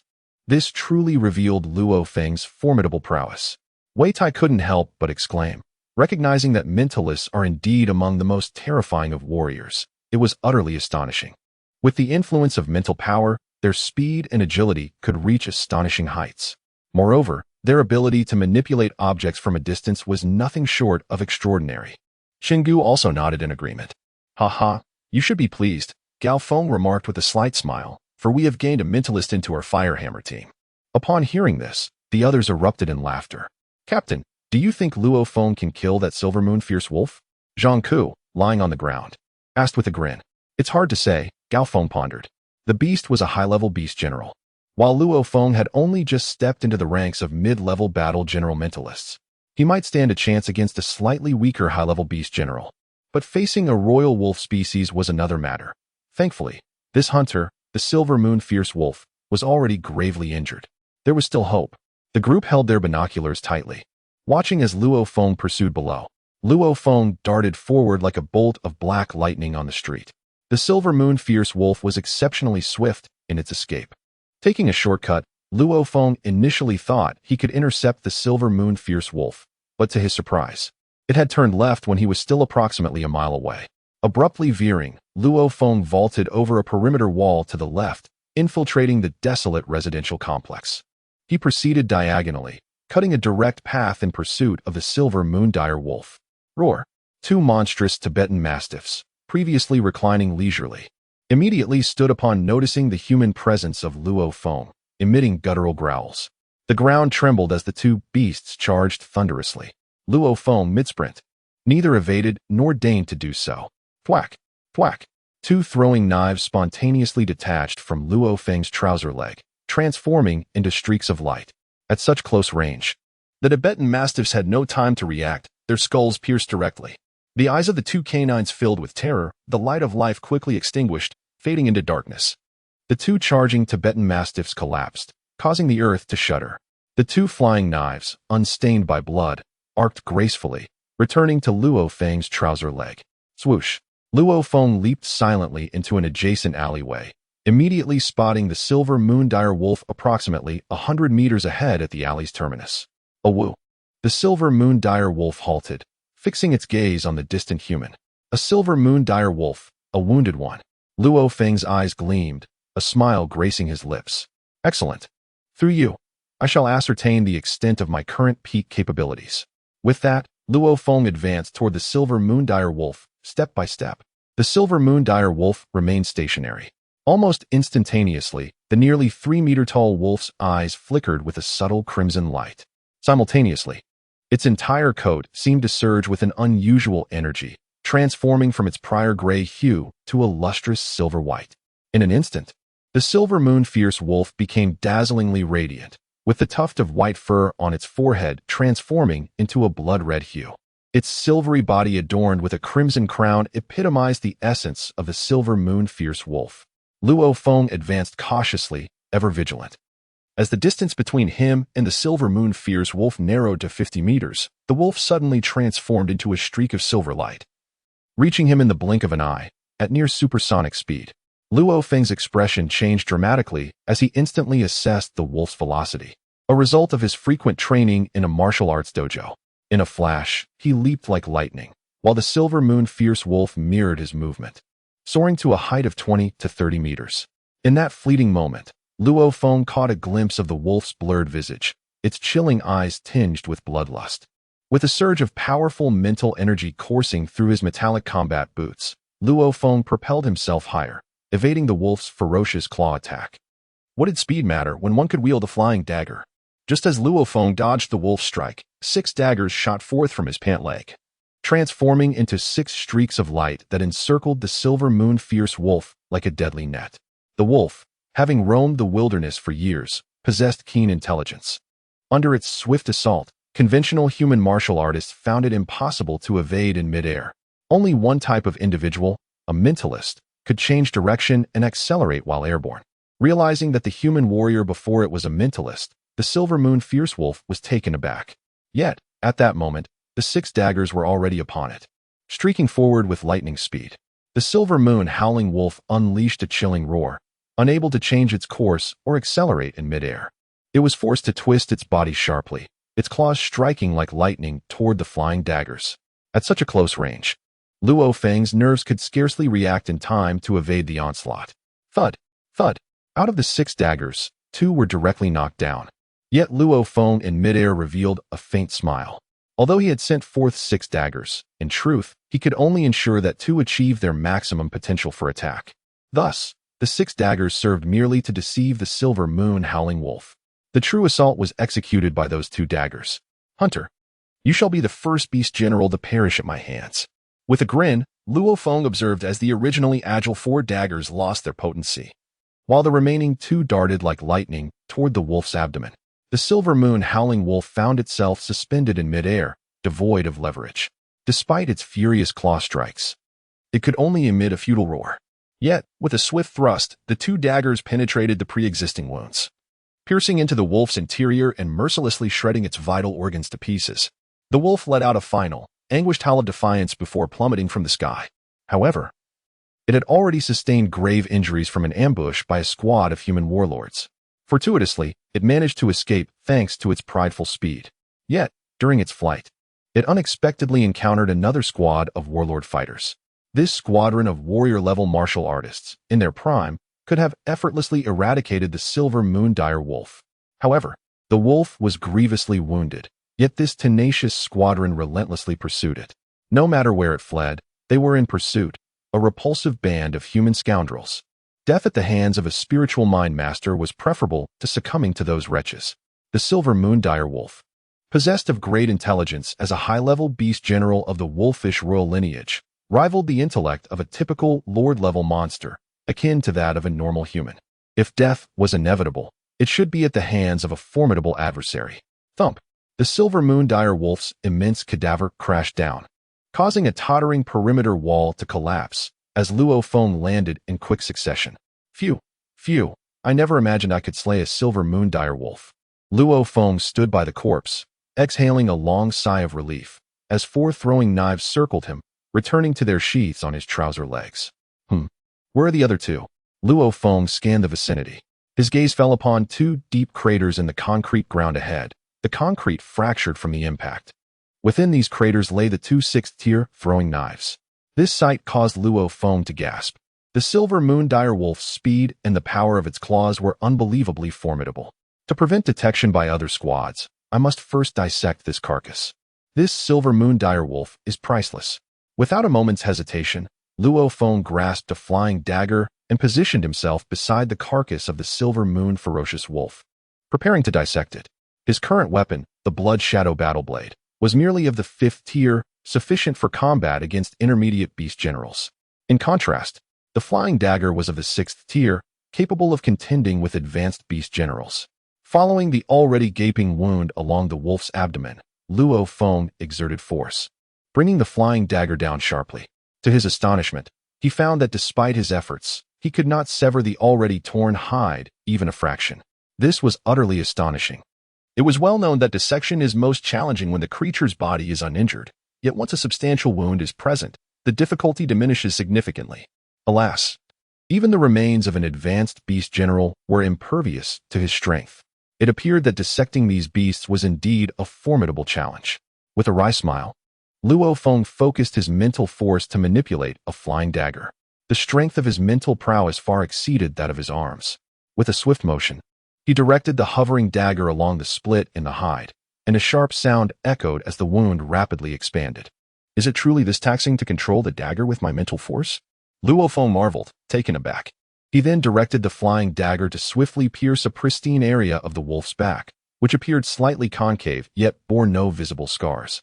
Luo Feng was left astonished. This is utterly outrageous. I must have stumbled upon a stroke of remarkable fortune. His admiration grew as he recognized the wolf's speed, surpassing the sound barrier and its formidable attack power. Even its most prized hide boasted an astonishing level of defense. Encountering it in its prime, my chances of victory would have been a mere 20 to 30%. Against the silver moon dire wolf in its peak condition, Luo Feng's throwing knives could only target the vulnerable regions around the eyes, ears, and nose where the hide was thinnest. Given the silver moon dire wolf's agility, Luo Feng's odds were indeed slim. Achieving even a 20 to 30% chance of success would have been commendable. Thwack. Ryup. Luo Feng swiftly dissected the creature, meticulously peeling off the entire wondrous and valuable pelt. Subsequently, he severed all of the silver moon dire wolf's formidable claws, each a component for crafting superior alloy, fetching a high price. He also harvested the creature's extraordinarily dense cranium, fangs, and the two peculiar eyeballs. Anything of significant value was carefully dissected, gathered, and stowed away in his backpack. It is worth noting that many unique products in human society owe their existence to materials harvested from various monsters. All done. Regardless, this is a substantial gain. I stand to earn a considerable sum this time. Luo Feng flashed a smile. The financial distribution within the Firehammer squad is determined by each member's contribution during combat. Even with immense strength, if one exerts no effort in hunting a particular monster, the martial arts team will not allocate them any funds. In the case of the silver moon dire wolf, Luo Feng acted entirely on his own. Therefore, Luo Feng will undoubtedly receive a significant share of the earnings. If someone were to discover that I acquired the silver moon dire wolf's corpse, it would be quite troublesome. Luo Feng chuckled. Inflicting such grievous injuries on a silver moon dire wolf would likely be beyond the capabilities of even an advanced warrior-level martial artist, suggesting the involvement of a god of war-level martial artist. The fur was laced with tracking signals. Fortunately, I managed to remove them. Luo Feng had no desire to confront a warrior capable of inflicting grave injuries upon the silver moon fiend wolf. Thus, he swiftly departed. With a whoosh, Luo Feng stealthily vanished into the night, leaving behind a heap of flesh and blood. In the darkness, numerous monsters lurked throughout the county, while the Tiger Fong squad advanced cautiously. Damn it, that hunter dares to run rampant in the county because it is a beast general-level monster. The others do not dare to provoke it. However, we must tread carefully, muttered a robust bald man walking alongside Zhang Zhu. Once we slay this hunter, I will surely roast and devour the flesh of that silver moon fiend wolf. I cannot quell my anger without tasting its meat. Beside him, Zhang Zhu grinned. Do not rush. That hunter carries our signal. It is futile for it to flee anywhere. Where's the hunter? The captain of the Tiger Fong team inquired in a low voice. Captain, the hunter is approximately 13 miles ahead of us, but it has ceased movement and should be resting at that location, reported Dongzi, wielding a positioning device with a smile. Instantly, the members of the Tiger Fong squad rejoiced. Not moving? Resting? Aha. They feared the hunter, the silver moon fiend wolf, would frantically escape. Zhang Zihu chuckled. That silver moon fiend wolf likely believes its hiding spot is secure. Little does it know of our prowess. Let us go. We cannot miss this opportunity. It is merely 13 miles away, and we will reach it swiftly. The captain of the Tiger Tooth team gazed with excitement in his eyes and spoke in a low voice, urging everyone to hasten their pace. For perhaps this time, they could vanquish the predator. The pace of the Tiger Tooth team immediately quickened. Over a distance of 13 miles, the martial artists moved swiftly, undeterred by the presence of monsters, managing to cover the ground in less than half an hour. Approximately 40 minutes later, they reached the resting place of the silver moon fierce wolf ahead. Everyone, be cautious, the captain of the Tiger Tooth team gently signaled, and the 6 members of the squad began to stealthily split into 2 sub-teams, encircling from 2 directions, gradually approaching the location from which the signal emanated. Silence enveloped the 2 sub-teams, for the silver moon fierce wolf was exceedingly sensitive. 1 step, 2 steps, 3 steps, everyone proceeded with utmost care. Now, with a decisive wave of his hand, the captain signaled the other sub-team to act simultaneously. Whoosh, whoosh, whoosh. The 2 sub-teams surged into the alley from opposite directions, perfectly aligned, each about 100 meters from the source of the silver moon fierce wolf's signal. The 16 members focused their gaze towards the center of the distance, where the silver moon fierce wolf was expected to be. Yet they found no target, only a faint scent of blood lingered in the air. The captain of the Tiger Tooth team's expression shifted. This is bad. Almost all members of the Tiger Tooth team rushed forward, arriving at a heap of flesh and blood.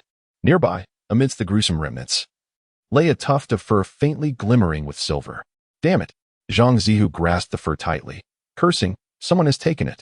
The warrior squad is well aware of the necessity to leave a signal for tracking on heavily injured monsters, a common knowledge that Luo Feng also possesses. Given that this silver moon fierce wolf is already gravely wounded, it is highly probable that there exists a signal for pursuit. Thus, when he swept his mental energy across the area, He quickly discerned the distinctiveness of a particular tuft of feathers and decisively severed it. Damn it! Captain Tiger Fong gritted his teeth, his expression contorted with rage. All this time, their efforts had been in vain. Beside him, the one-eyed middle-aged man glowered, his face dark with anger. "Let us go," Captain Tiger Fong commanded, a cold glint flashing in his eyes. "Daring to snatch our spoils, they are courting death." This group of warriors had just dissected the corpse and, for safety's sake, would likely rush to the supply base immediately. Thus, brothers of the Tiger Fong squad, we shall hasten towards the supply base with utmost speed. We aim to intercept them en route. "Yes, Captain," the 5 men replied in unison, setting off promptly. With a wave of his hand, the furious Captain Tiger Fong led his equally irate squad members toward the direction of the supply base. Night enveloped the world, adorned with countless stars. Beneath the celestial canopy, a figure darted through the dilapidated county town like a streak of black lightning, occasionally traversing the streets. At other times leaping through residential complexes, he swiftly arrived at the 6-story building where the members of the Hammer Squad resided. Luo Feng had arrived.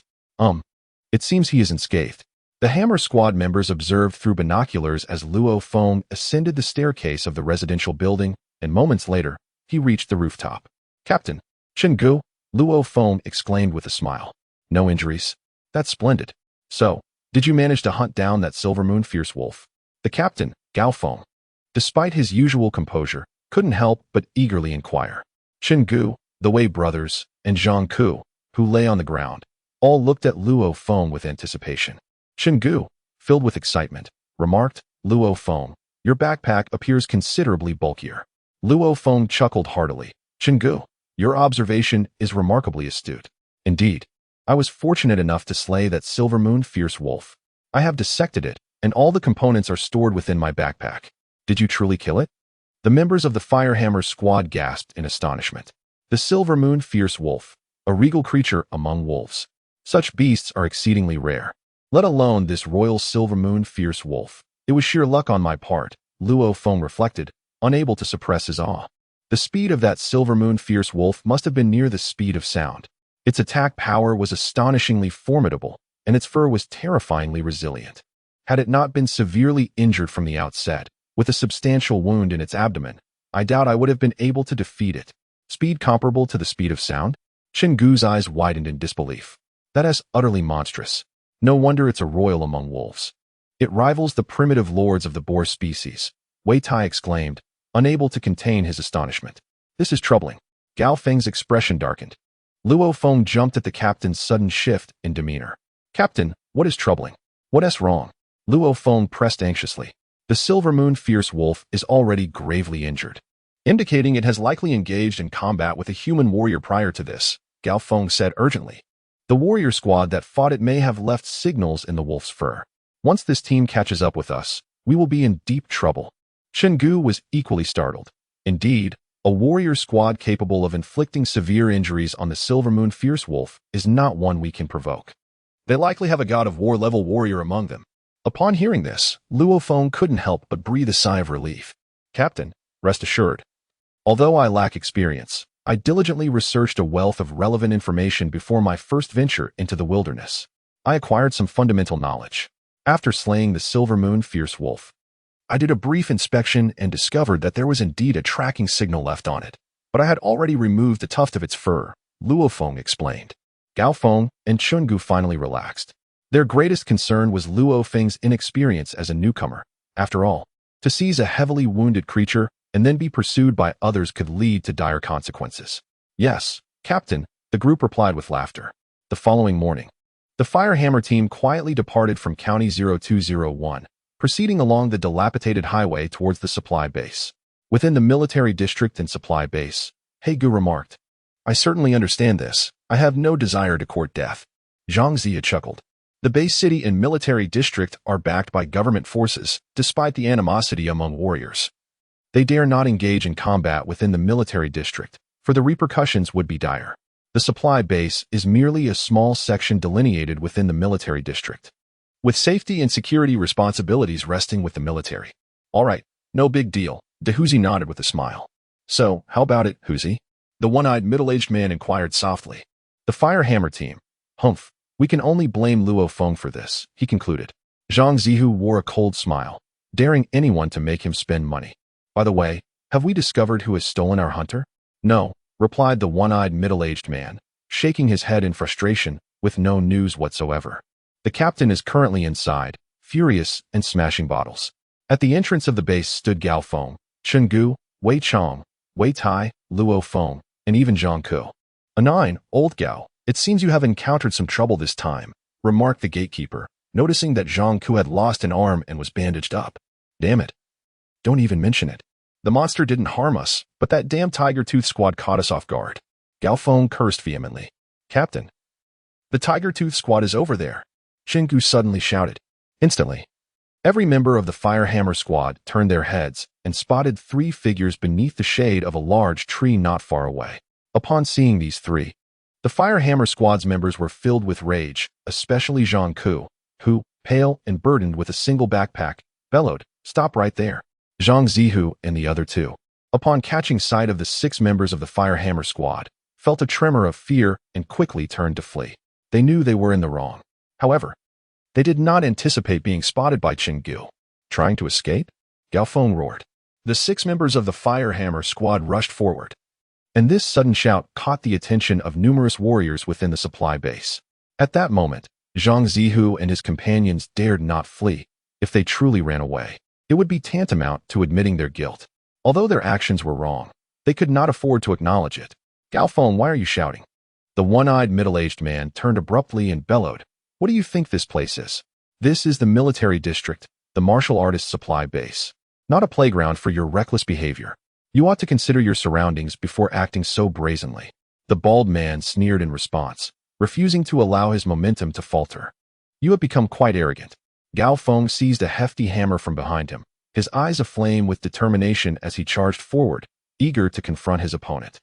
The expressions of the one-eyed man, Zhang Zihu, and the other two shifted dramatically. They felt a sense of trepidation, acutely aware of their precarious position. Beep, beep, beep. The shrill sound of a siren pierced the air, and a 12-member team clad in combat uniforms swiftly approached from a distance. The squad leader, taking charge, commanded, "Lower your weapons. Fighting is strictly prohibited within the supply base. Otherwise, our guard has the authority to eliminate you." The commotion and blaring sirens attracted numerous martial artists to the scene. It was the Firehammer squad facing off against the Tiger Tooth squad. Whispers of confusion spread among the onlookers. What sparked this conflict? Both the Firehammer squad and the Tiger Tooth squad held a degree of renown within the Jiangnan base city. Under the stern admonition of the supply base guard, the Firehammer squad grudgingly tempered their anger, recognizing the futility of challenging military authority. "Cease at once." A commanding voice rang out. Luo Feng turned to see a wiry, diminutive man charging forward, flanked by 2 other members of the Tiger Tooth squad. Beside Luo Feng, Chen Gu murmured, "Luo Feng. This is the leader of the Tiger Tooth squad, Pandya, known as Tiger Tooth. He wields a 3-edged military knife and is not to be underestimated." Luo Feng was taken aback. This diminutive, wiry, and unremarkable man was actually the captain of the Tiger Feng squad. Tiger Feng. Luo Feng scrutinized the man nicknamed Tiger Feng, his gaze then sweeping over Zhang Zihu behind the Tiger Feng captain. At this moment, Zhang Zihu grinned at him, a smug expression on his face. "Be proud, Zhang Zihu. Not just you, but your entire Tiger Feng squad. I will make you regret this. I definitely will." Before entering the wilderness, Luo Feng had thought Zhang Haobai was ruthless for having someone break his legs. But now seeing, Captain, Zhang Zihu and 2 others stood behind their captain, the Tiger Feng squad, and the Firehammer squad facing off, surrounded by a large crowd of onlookers. The patrol squad leader from the supply base coldly stated, "Luo Feng, Panya, I don't care what you two discuss. But if you start a fight, don't blame me. Let's go, brothers." The patrol squad leader waved his hand, not bothering to supervise. He issued a warning, confident that these people wouldn't dare to act recklessly. "Tiger Feng." Luo Feng sneered, "You're ruthless. Luo Feng, truly underestimated you. I didn't realize you were so vicious and insidious. First, you used a sniper rifle to ambush our Firehammer squad from a distance, and then you attracted a horde of beasts to besiege us, leaving our squad with no chance of survival. If not for a master's rescue, our squad would have been wiped out." The surrounding martial artists erupted in an uproar. The Tiger Feng squad had gone too far. "Luo Feng, don't make wild accusations," the Tiger Feng captain retorted coldly. My Tiger Fong squad has done none of those things. Don't try to pin it on my squad. Such clandestine affairs are never to be avowed. To acknowledge it would spell dire straits for the Howling Fong squad. My brother's arm was shattered by your sniper's bullet, Gao Feng stated, his countenance darkening. I say it wasn't, and it wasn't, the Howling Fong squad retorted icily. If you possess evidence, by all means, lodge a complaint with the security agency and let them adjudicate. Cease your incessant nagging. Brothers, let us depart. The leader of the Howling Fong squad was decisive, unwilling to prolong the discussion with the Firehammer squad. Gao Feng, Qin Gu, and others wore grim expressions. And Luo Feng gnashed his teeth in anger. However, Luo Feng was acutely aware that they lacked any substantiating proof. In truth, within the wilderness, skirmishes and mutual slaughter among martial artist squads over grudges or precious treasures were not uncommon. More often than not, evidence was non-existent, precluding the limit Marshal Hall from intervening on their behalf. Let's go. Gao Feng glared at the departing Howling Fong squad and commanded in a low voice. The Firehammer squad, seething with suppressed rage, could only retreat. At the supply depot, Villa A9 temporarily served as the Firehammer squad's respite. Captain, do not fret. Luo Feng began. Let the Howling Fong squad revel for the moment. We shall settle matters when they venture into the wilderness again. Luo Feng's words brought smiles to the faces of the Firehammer squad members, who had been consumed by anger. Qin Gu clapped Luo Feng on the shoulder. Indeed, we have Luo Feng on our team. Their annihilation shall not be arduous. Revenge is a dish best served cold, Gao Feng grinned. And we shall not have to wait long. With Luo Feng present, the demise of the Howling Tooth squad is assured. Instantly, smiles graced the faces of the Firehammer squad members, and even Zhang Ku, who had been tense, visibly relaxed. Telekinetic practitioners experience a period of rapid advancement in their abilities. Luo Feng's current strength is already formidable, and it will only continue to escalate swiftly. It can be asserted that the Howling Tooth squad possesses no chance of survival. Leaving aside the Howling Tooth squad, let us first address the spoils of our recent monster hunts. Gao Feng declared, despite our brief excursion, we have successfully hunted 4 commander-level monsters, a bloodthirsty tank, a twin-tailed tiger cat, a tiger mastiff, and a hunter. During their return journey, Luo Feng and his companions encountered a rudimentary commander-level tiger mastiff monster, which Luo Feng and Gao Feng effortlessly dispatched. However, given the limited size of this supply base, selling the hunter's materials could easily attract unwanted attention. It might expose the martial arts squad that severely wounded the Silver Moon Dire Wolf. Gao Feng cautioned, indeed. Moreover, the advanced commander-level Silver Moon Dire Wolf is not only scarce, but also a member of the wolf royalty. Its value rivals that of an ordinary elementary lord-level creature, fetching an astronomical price. Following their meal, the 6 members of the Firehammer squad sought out the Human Resources Alliance representative stationed here and directly sold their acquired monster materials to them. With the exception of the Silver Moon Dire Wolf's remains, everything else was sold off. Inside Villa A9, the Firehammer squad congregated around a computer, preparing to distribute their earnings.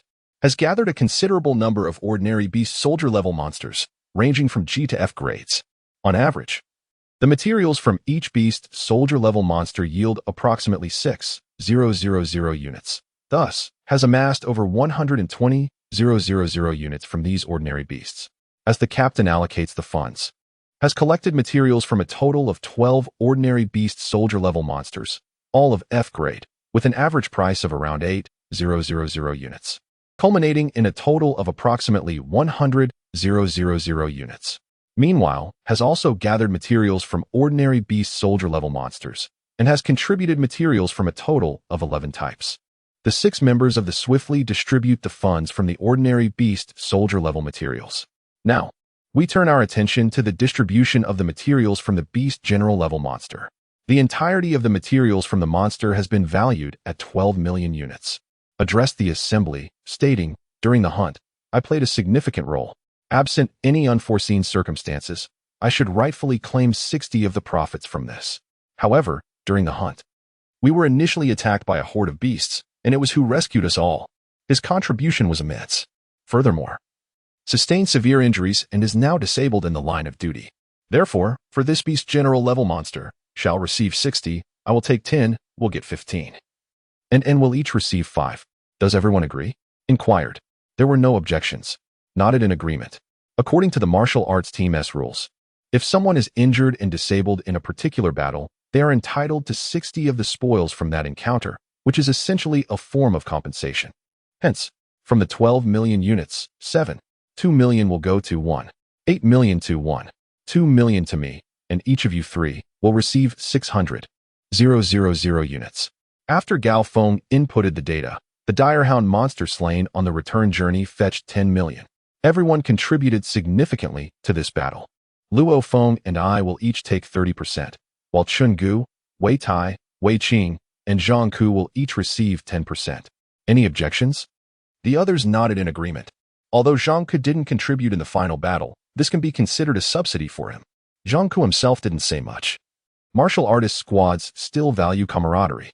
Luo Feng and I will each receive 3 million, while the others will each receive 1 million. Luo Feng smiled faintly. The final monster. The bloodthirsty tank, sold for the highest price, reaching 16 million. Chen Gu made the greatest contribution, delivering the decisive blow with a single shot. So he will receive 60%. The others contributed relatively equally. Luo Feng, Wei Tai, Wei Qing, and Zhang Ku will each receive 10%. I will forego my share. If one were to ask who is the wealthiest in the team, it would undoubtedly be Luo Feng. He is almost always the main force when hunting beast general level monsters. Therefore, over the years, Luo Feng has earned several times, even 10 times, the amount of money as the others. Thus, Luo Feng is always very modest when he hasn't exerted much effort. In other words, Chen Gu will receive 9,600,000, while Zhang Ku, Luo Feng, Wei Qing, and Wei Tai will each receive 1,600,000. In total, Chen Gu receives 11,260,000. Luo Feng receives 6,520,000. I receive 4,200,000. Zhang Ku receives 9,910,000. Wei Tai receives 3,300,000, and Wei Qing receives 3,320,000. Luo Feng announced the final distribution amounts and smiled, of course. We also have the invaluable materials from the Silver Moon Direwolf's body, which will undoubtedly fetch an astronomical price.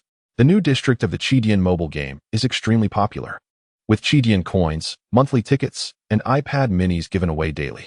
Official website, TSXK. Even if one person accomplishes everything, they must still allow everyone to partake in the rewards. Typically, when slaying beast general level monsters, the individual with the most significant contribution usually receives a maximum of 60%. In instances like this, where Luo Feng single-handedly completes the task, he is entitled to the highest allocation of 80%. Luo Feng. Your earnings this time likely surpass what I earn in a decade. Chenggu couldn't help but exclaim. You absolutely must treat us tonight. Indeed, a treat is in order. Let's fleece this wealthy man, Wei Tai and Wei Qing echoed. It's worth noting that even Zhang Zihu of the Tiger Fang squad has only amassed 100 million in the past 2 years. And these past 2 years represent Zhang Zihu's peak strength. His earning rate was slower in the past. Consequently, over the years, Zhang Zihu has likely earned around 300 to 400 million. Yet, Luo Feng has achieved this in a single instance. However, not everyone possesses the capability to slay a hunter. Luo Feng has the strength, and naturally, he can profit. Within the martial arts community, those with greater strength generally possess more astounding wealth. I will certainly treat. How could I dare not to? Let's dine at the HR Alliance Mall, Luo Feng chuckled. I'll distribute the money first, transferring it to each of your accounts. Luo Feng said with a smile, proceeding to transfer the previously acquired funds from the Firehammer Squad's public account to each individual's account in front of everyone. Everyone in the team knows the account number and password for the public account. Generally, after earning money, the distribution occurs promptly. Let's go? Luo Feng, Luo Feng, Zhang Ku, Chenggu, and the Wei brothers all emerged in succession. A multitude of people surrounded them. As Luo Feng stepped off the train, he immediately noticed the throngs of travelers around the train station. Through the glass of the station's grand structure, he could see a dense crowd of passengers waiting inside. It is worth noting that the population of the main urban area of the base city exceeds 100 million, which illustrates the bustling and vibrant atmosphere of this train station. This is what one might call popularity, a fervent vitality. Luo Feng felt a similar shock within himself. Although his time in the wilderness region had only spanned 7 or 8 days, that desolate area was riddled with decay, and the cities within it had long lost their former glory. Countless monsters roamed freely, forcing Luo Feng and his companions to tread carefully, lest they be encircled by a horde of beasts. only in the base city. This was the sanctuary where humanity could safely reside. This was the bastion of civilization. The base city, the last stronghold of human society. A flicker of understanding ignited within Luo Feng. For the sake of this human stronghold, those warriors endowed with greater power must indeed rise to the occasion. I, for instance, can effortlessly hunt ordinary beast soldiers and even easily slay junior beast commanders.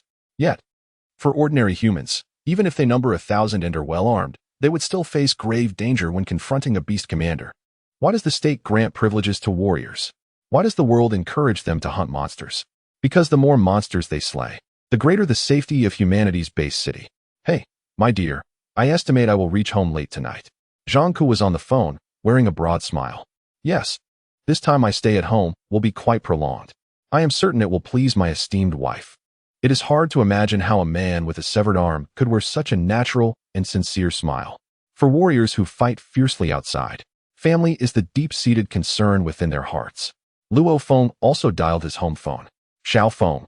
He heard a familiar voice, causing his eyes to moisten slightly. Mom, I estimate I will arrive home late tonight. You need not wait for me to have dinner. Tonight? His mother was evidently surprised. All right, your father is out with your brother. I will call them to answer the phone. This is home, the place Luo Feng protects. Luo Feng, come on. Let us take the HR Alliance's warrior special vehicle, Gao Feng called out, as others began to set off. After Luo Feng ended the call, he immediately joined his companions along the warrior's special passageway, which led to a small venue featuring extreme martial arts schools, lightning martial arts schools, and the underground Alliance marketplace, as well as specialized vehicles from various families within the underground Alliance, all awaiting the warriors. Upon seeing Luo Feng and his group emerge, the drivers of the specialized vehicles perked up. Let us head to the HR Alliance marketplace. Gao Feng and the others climbed into the HR Alliance special vehicle. All right. They started the engine, shifted gears, and with a press on the accelerator, the large, comfortable SUV surged forward. Inside the vehicle, you lecture, Gao Feng teased. Then turned to Luo Feng. Luo Feng, let me say something. The young lady Su Xian has remarkably ascended to the position of manager at the bar on the first floor over there at such a tender age. She is certainly not an ordinary individual. It is likely that she possesses some influential connections. You ought to be vigilant. Luo Feng nodded in agreement, as he too sensed a certain aura about her. In school, Su Xian was rather unremarkable, yet in that bar at the HR Alliance Mall, her demeanor radiated a newfound brilliance. If she once exuded restraint, she now revealed a hint of splendor. Are you referring to Miss Su Xian? The astonished driver inquired as he drove. You know Su Xian? Luo Feng asked, intrigued. Of course, the driver replied with a smile. We traverse this mall daily and engage in frequent conversations with others, so it is only natural to know of the esteemed Miss Su. Do not be deceived by her appearance, which may not be strikingly beautiful. However, if one were fortunate enough to wed her, it would surely mean a lifetime of ease. Gao Feng's expression shifted slightly. Could it be that she belongs to the Su family, one of the 12 prominent families within the HR Alliance in this country? Indeed, she is from the Su family, and it is said that her standing within the family is quite high, the driver confirmed with a nod. Luo Feng was taken aback by this revelation. The HR Alliance comprises superlative families and conglomerates from the United States, Europe, and various other nations, forming a coalition of colossal family enterprises that wield dominion over the global economy. Even governments and military forces must coexist peacefully with the HR Alliance. Beyond the exalted 9 families and conglomerates, there exist numerous secondary families and enterprises. Each of these families possesses staggering wealth and formidable power. Goodness, the implications of such a background are truly monumental. Chen Gu cast a sharp glance, and I realized that this young lady bore the surname Su. But I never anticipated she belonged to the esteemed Su family. Brother Luo Feng, it appears I am unable to assist you this time. Winning the affection of Miss Su Xian presents a formidable challenge, I remarked. Indeed, the task is daunting, yet our Luo Feng is hardly lacking in prowess, Gao Feng countered. Chen Gu, Wei Tai, Wei Qing, Zhang Ku, and the others chuckled in agreement. To them, Luo Feng was a psychic adept, destined for even greater power in the future. Old Feng, Gao Feng said, dialing a number. Yes, it's me. Naturally, I have something valuable to discuss with you. Otherwise, why would I be calling? It's definitely worth over 100 million. All right, no problem. After concluding the call, Gao Feng shared a knowing glance with the others. I've informed Old Feng. When we arrive at the mall, we shall head straight upstairs. Understood, Luo Feng and the others nodded in unison. Moments later, the specialized vehicle passed through the military security perimeter and came to a halt before the entrance of the HR Alliance Mall. As the doors opened, the members of the Firehammer squad disembarked in succession. Mr. Gao Feng, Manager Feng is already awaiting you upstairs. A poised and astute-looking woman with a chic bob haircut greeted them with a smile. Very well. Gao Feng and Luo Feng's group replied succinctly as they proceeded into the opulent lobby. Inside the lavish first-floor atrium, numerous martial artists engaged in conversation near the bar. Luo Feng's gaze swept toward the bar counter. Not here? He soon realized that the university semester had just commenced, a time when even ordinary universities mandated military training.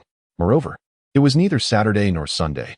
Hence, it was not surprising that Su Xian was absent. Ding! As the elevator doors opened, the members of the Firehammer team stepped inside. The woman at the entrance pressed the button for the 21st floor and aligned her pupils with the scanner. A beep sounded, and the system welcomed Miss Liu. Manager Feng is waiting for you all on the 21st floor, she added with a smile. Luo Feng and his companions nodded in acknowledgement. The elevator ascended swiftly without pause, and shortly after, with a chime, the doors opened, revealing the 21st floor. Upon exiting the elevator, they found themselves in an expansive lounge, nearly 300 to 400 square meters in size. Alongside the lounge were elongated sofas, where several individuals were seated, awaiting an audience with Manager Feng. However, they noticed a group of martial artists who, without delay, proceeded directly to Manager Feng's office.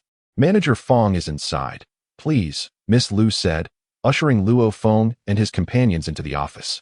Inside the office, Luo Feng surveyed his surroundings. The decor was exquisite and translucent, with the floor composed of tempered glass. Beneath the glass lay a stream populated with fish and other aquatic life. Standing on this glass surface, they could see numerous fish swimming below. What a luxury, Luo Feng mused silently. It seems, Gao Feng, that you have made quite a fortune this time. Just then, a bald, round-faced elder rose from his chair, beaming as he approached. Come, have a seat here. The group took their places on the sofas in the office. What brings you here this time? The elderly man with a round face smiled and said, Let me have a look. Old Feng, allow me to broaden your horizons.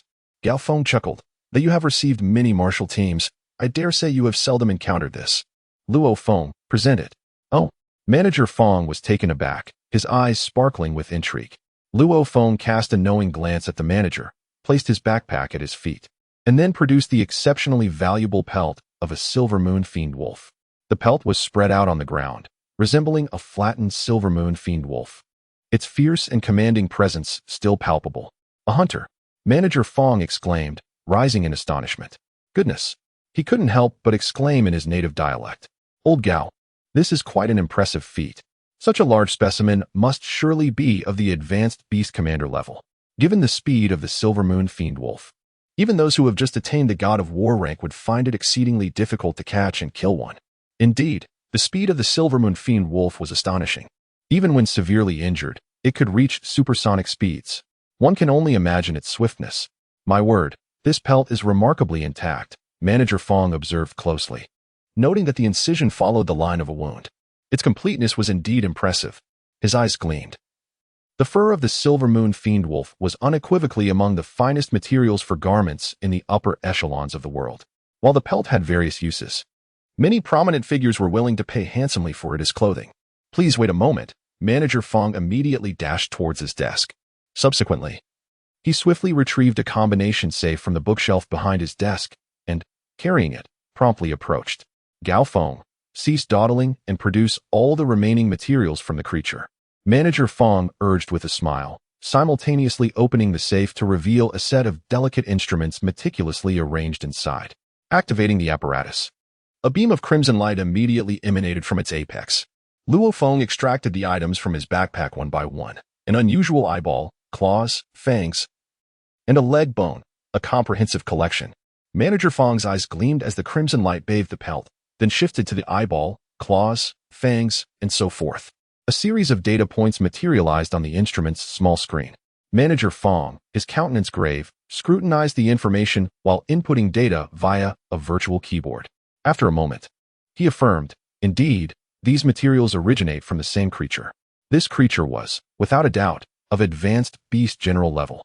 As Manager Feng concluded, Luo Feng, standing nearby, chuckled and added, more precisely, it was an advanced beast general level, verging on the domain of a lord-level entity. Within the advanced beast general stratum, significant disparities exist. The chasm in strength between a newly ascended advanced beast general and one nearing the lord level can be several-fold, with a corresponding divergence in value.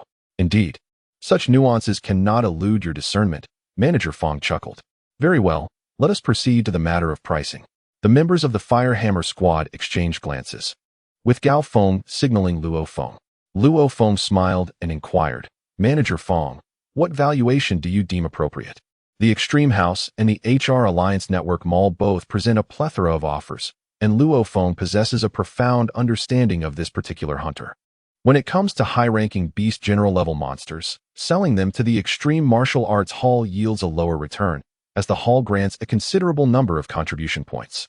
Conversely, for the HR Alliance Mall, high-ranking beast general-level creatures typically fetch between 50 million to 500 million. Naturally, this hunter's formidable strength, combined with its rarity and status as a member of the Wolf royal lineage, commands a price that surpasses the conventional upper limit. Let us consider this. These materials are indeed commendable, priced at 600 million Huaxia coins. Manager Feng inhaled deeply and reported directly. Even he seldom engaged in transactions of such magnitude. The materials from some primary lord-level monster corpses generally hover around this valuation. Luo Feng and others, acquainted with Luo Feng, had deliberated on pricing prior to their arrival, thus harboring some expectations. Luo Feng had previously encountered information on the Martial Artists Forum, noting that in South America, a mid-level beast general hunter had been sold for approximately 50 million Earth coins.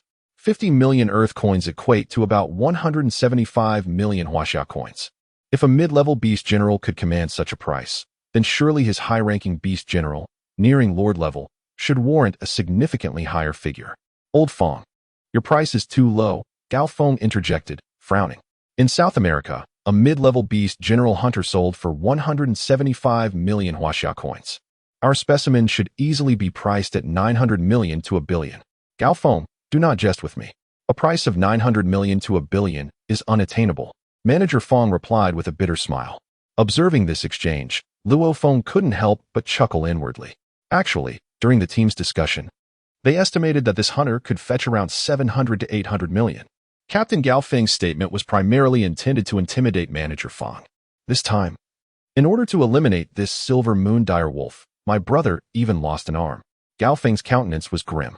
I won't haggle with you. 800 million Huaxia coins. If you agree, the deal is settled. Otherwise, I'll have to seek other buyers. I came directly to you, Luo Feng, out of consideration for our friendship, without contacting anyone else. Manager Feng glanced at Zhang Ku.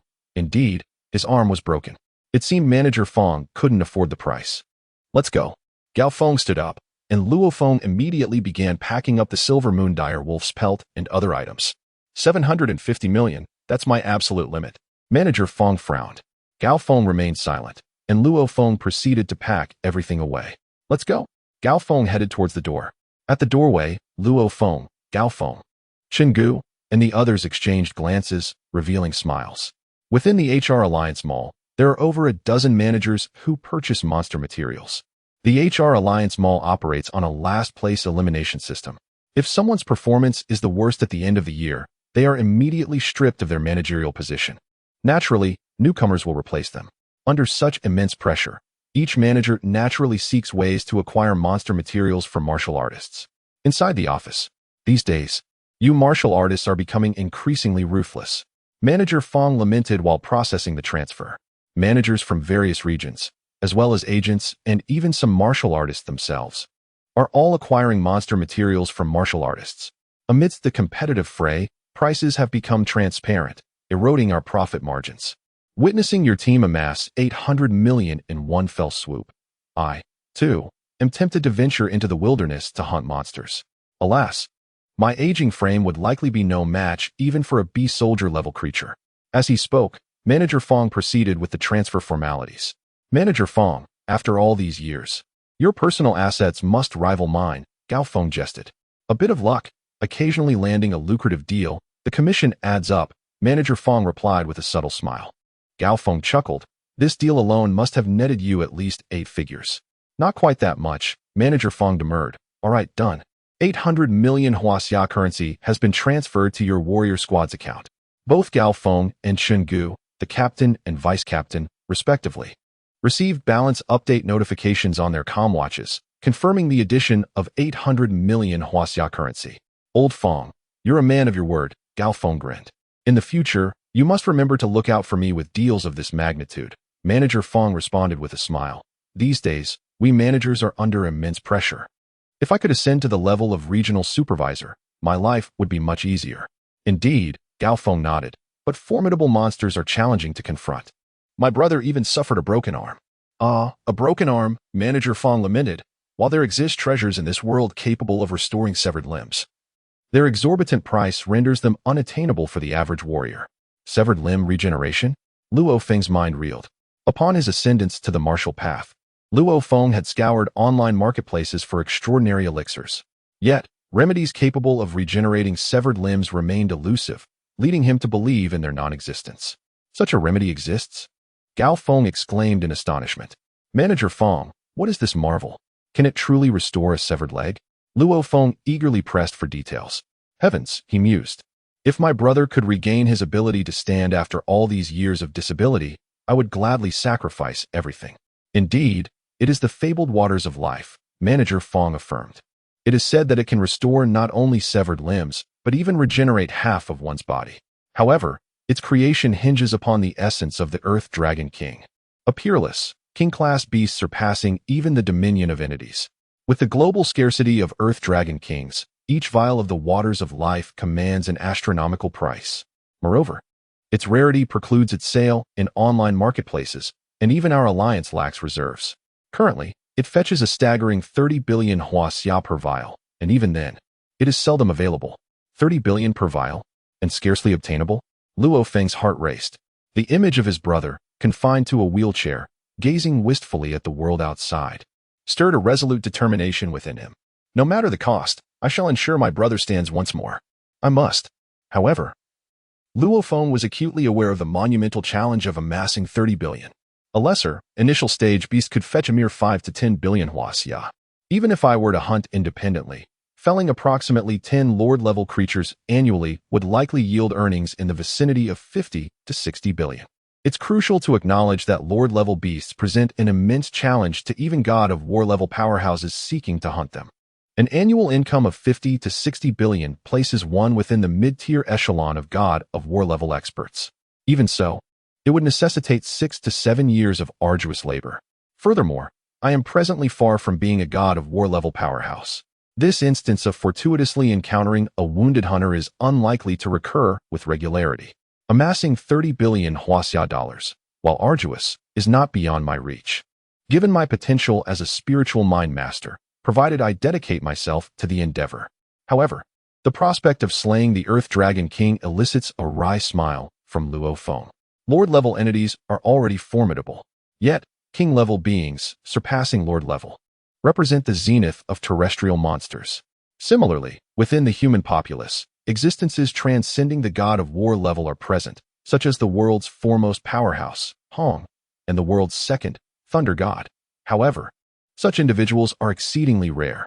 To slay the Earth Dragon King, even the apex human warriors on Earth cannot claim absolute certainty in such an undertaking. Haha, water of life.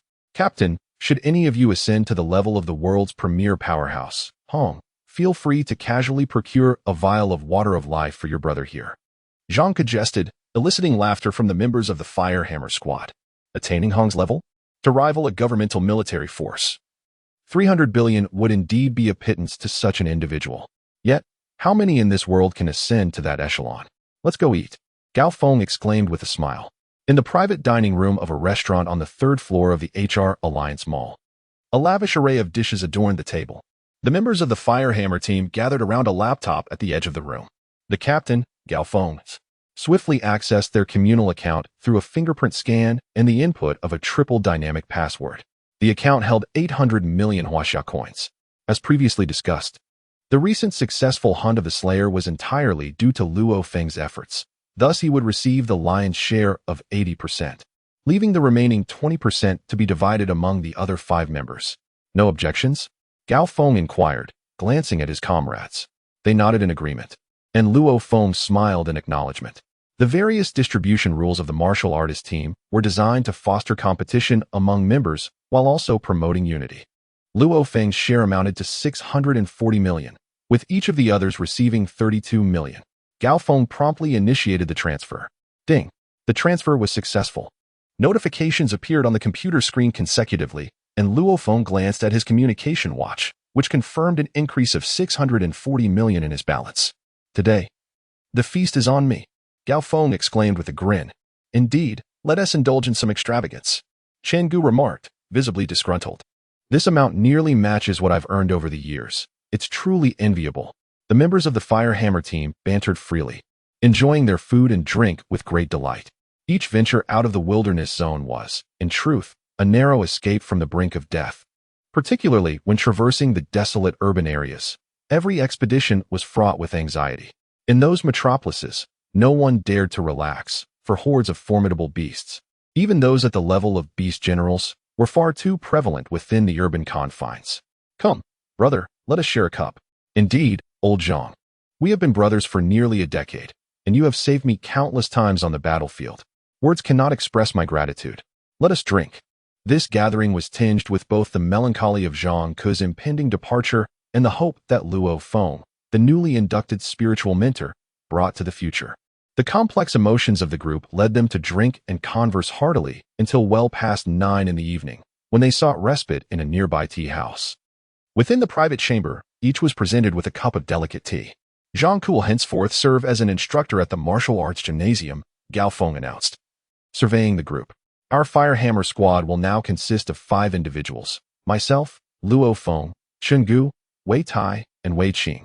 And Luo Feng, being a spiritual mentor, already possesses strength exceeding my own, and his potential for advancement is undoubtedly astonishing. No one was displeased by Luo Feng's strength. A powerful figure in the team ensured a higher survival rate, facilitated the hunting of monsters, and increased the potential for financial gain. For instance, had Luo Feng not slain the hunter on this occasion, how would the rest of the team have acquired 32 million? Although Luo Feng reaped the lion's share, the mere sip they took was far more lucrative than their previous arduous hunts of beast general level monsters. However, among the 5 of us, Luo Feng is the strongest. I believe we must ensure that we do not hinder his progress, Luo Feng declared. Wei Qing and Wei Tai exchanged uneasy glances, for as advanced warriors, they were undeniably the weakest link. Captain, I am also a novice, Luo Feng interjected. Luo Feng smiled gently. Luo Feng, that's not what I meant. Wei Tai, Wei Qing, don't overthink it either. What I'm suggesting is that our team should set loftier goals for hunting monsters in the future. Our primary objective for the Fire Hammer squad is for all members to ascend to the rank of warrior level.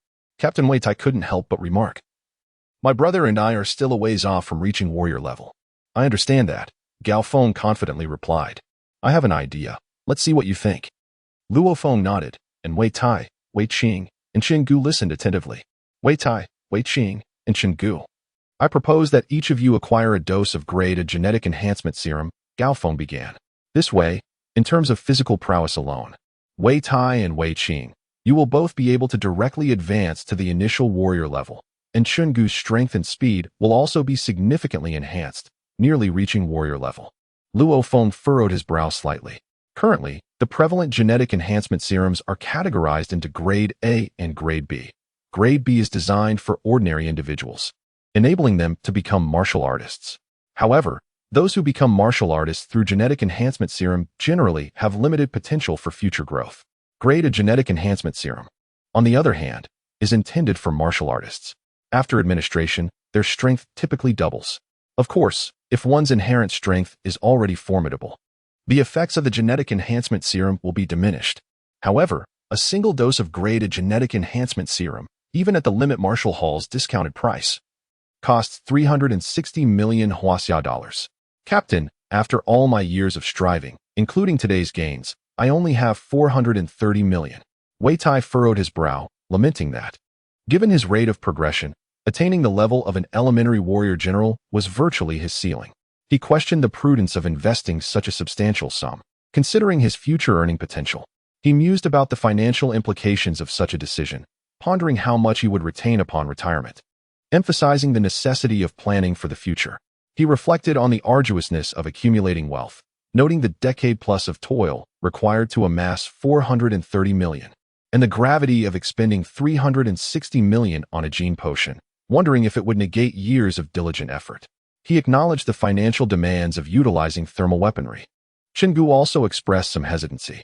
Gao Feng smiled reassuringly, stating that acquiring a Grade A gene potion need not be so costly. He recounted his early days as a martial artist, recalling a close comrade from his initial martial arts team, who had since advanced to the rank of an advanced warrior general. He asserted that this comrade possessed channels through which a gene potion could be obtained for a mere 200 million. Wei Tai, Wei Qing, and Gu were taken aback, exclaiming in disbelief at the reduced price. Luo Feng, too, was astonished. He knew that even at the Limit Hall's online store, which typically offered the lowest prices available, a half-price potion still cost 360 million. The notion that Gao Feng could acquire one for only 200 million was astounding. Gao Feng smiled, suggesting that he would first entrust his esteemed comrade with the purchase, and only upon procuring the gene potion would they be required to remit payment. He added, confident that this arrangement would allay any doubts. He withheld the detail that his comrade's internal organization extended a special discount to its members, and that measures were in place to prevent internal trafficking, such as escalating prices for larger purchases. However, Gao Feng preferred to shoulder the additional expense himself, rather than burden Gu, Wei Tai, and Wei Qing with further financial contributions. After all, his personal wealth far surpassed that of his teammates. In the future, our entire squad will consist solely of warriors at the warlord level, Gao Feng said with a faint smile. Gu will be responsible for providing suppressive fire, while Wei Tai and Wei Qing will focus on eliminating ordinary beast soldier-level monsters. Luo Feng and I will concentrate on confronting the beast general-level monsters. With our squad's efficiency, we will undoubtedly be able to slay a significant number of beast general-level monsters, and our earnings will increase tenfold, if not more. Luo Feng's heart leaped with joy. As Gao Feng had described, the future Firehammer squad would become an absolute elite force, with the entire team at the warlord level. Coupled with Luo Feng's abilities as a spiritual master, the squad's strength would be extraordinary. After Captain Gao Feng's explanation, Wei Tai, Wei Qing, and Gu, although astonished by their captain's extensive connections, readily agreed. They were also aware that the Firehammer squad's strength would experience rapid growth in the future. If they couldn't keep up, they would inevitably be left behind at some point. In Yangzhou City, at the Bright Moon residential complex, it was already late at night. A Volkswagen Touareg SUV, a vehicle exclusively used by the Ultimate Martial Arts Academy, entered the complex without hindrance. The Touareg came to a halt directly in front of the Ultimate Martial Arts Academy. Gathered at the entrance were the families of Gu, Zhang Ku, and Luo Feng, as well as the curator of the Ultimate Martial Arts Academy, Wu Tong, and others. Stepping out of the vehicle, Luo Feng was immediately met by the sight of his father, mother, and his brother in a wheelchair. Brother, Luo Hua exclaimed. Luo Hua, Dad, Mom. Luo Feng embraced his parents and then his brother, sensing their joy. Nearby, Gu and Zhang Ku were also reuniting with their families. Zhang Ku's wife and daughter were visibly tearful, despite knowing about his amputated arm. My dear wife, my sweet daughter, I'll be with you from now on, always.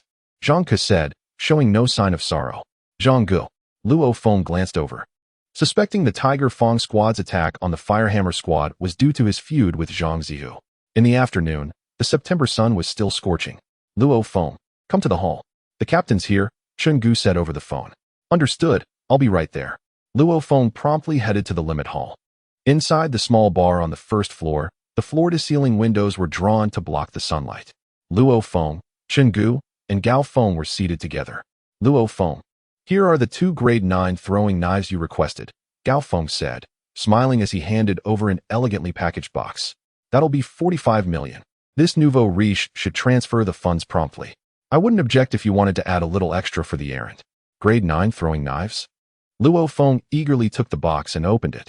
Inside, 2 black-bladed knives with handles were neatly arranged in 2 layers. Previously, Gu and others had solicited Gao Feng's assistance in procuring gene serum, while Luo Feng also requested the captain to assist in acquiring 2 9 series flying daggers. At this juncture, a high-quality flying dagger holds immense significance for Luo Feng. Irrespective of the weaponry, the escalation in price is often quite extravagant. Due to their compact size and minimal material requirements, flying daggers tend to be more affordable. Even formidable high-ranking Lord-level beasts would find it challenging to destroy a 9 series flying dagger. Captain, the 45 million has been transferred, Luo Feng conveyed via his mobile device. Ensuring no additional fee for the errand was provided. Gao Feng remarked with intention, Luo Feng, with your newfound wealth, why not invest in a superior combat sword or a complete set of battle attire? Chen Gu chuckled, his spirits elevated after recently acquiring the gene serum. Luo Feng shook his head. The flying dagger is lightweight and requires minimal materials. It is within my means. As for a combat sword or battle attire, a 9 series Blood Shadow combat sword commands a staggering price of 3 billion Huaxia coins. A complete set of 9 series battle attire is even more exorbitant, priced at 12 billion Huaxia coins. Such expenses are beyond my reach. The disparity in prices between weapons for warrior, war general, and war god levels is indeed substantial. I can only afford flying daggers. It is not surprising for combat attire that can withstand the tearing claws of lord-level beasts to be exorbitantly priced.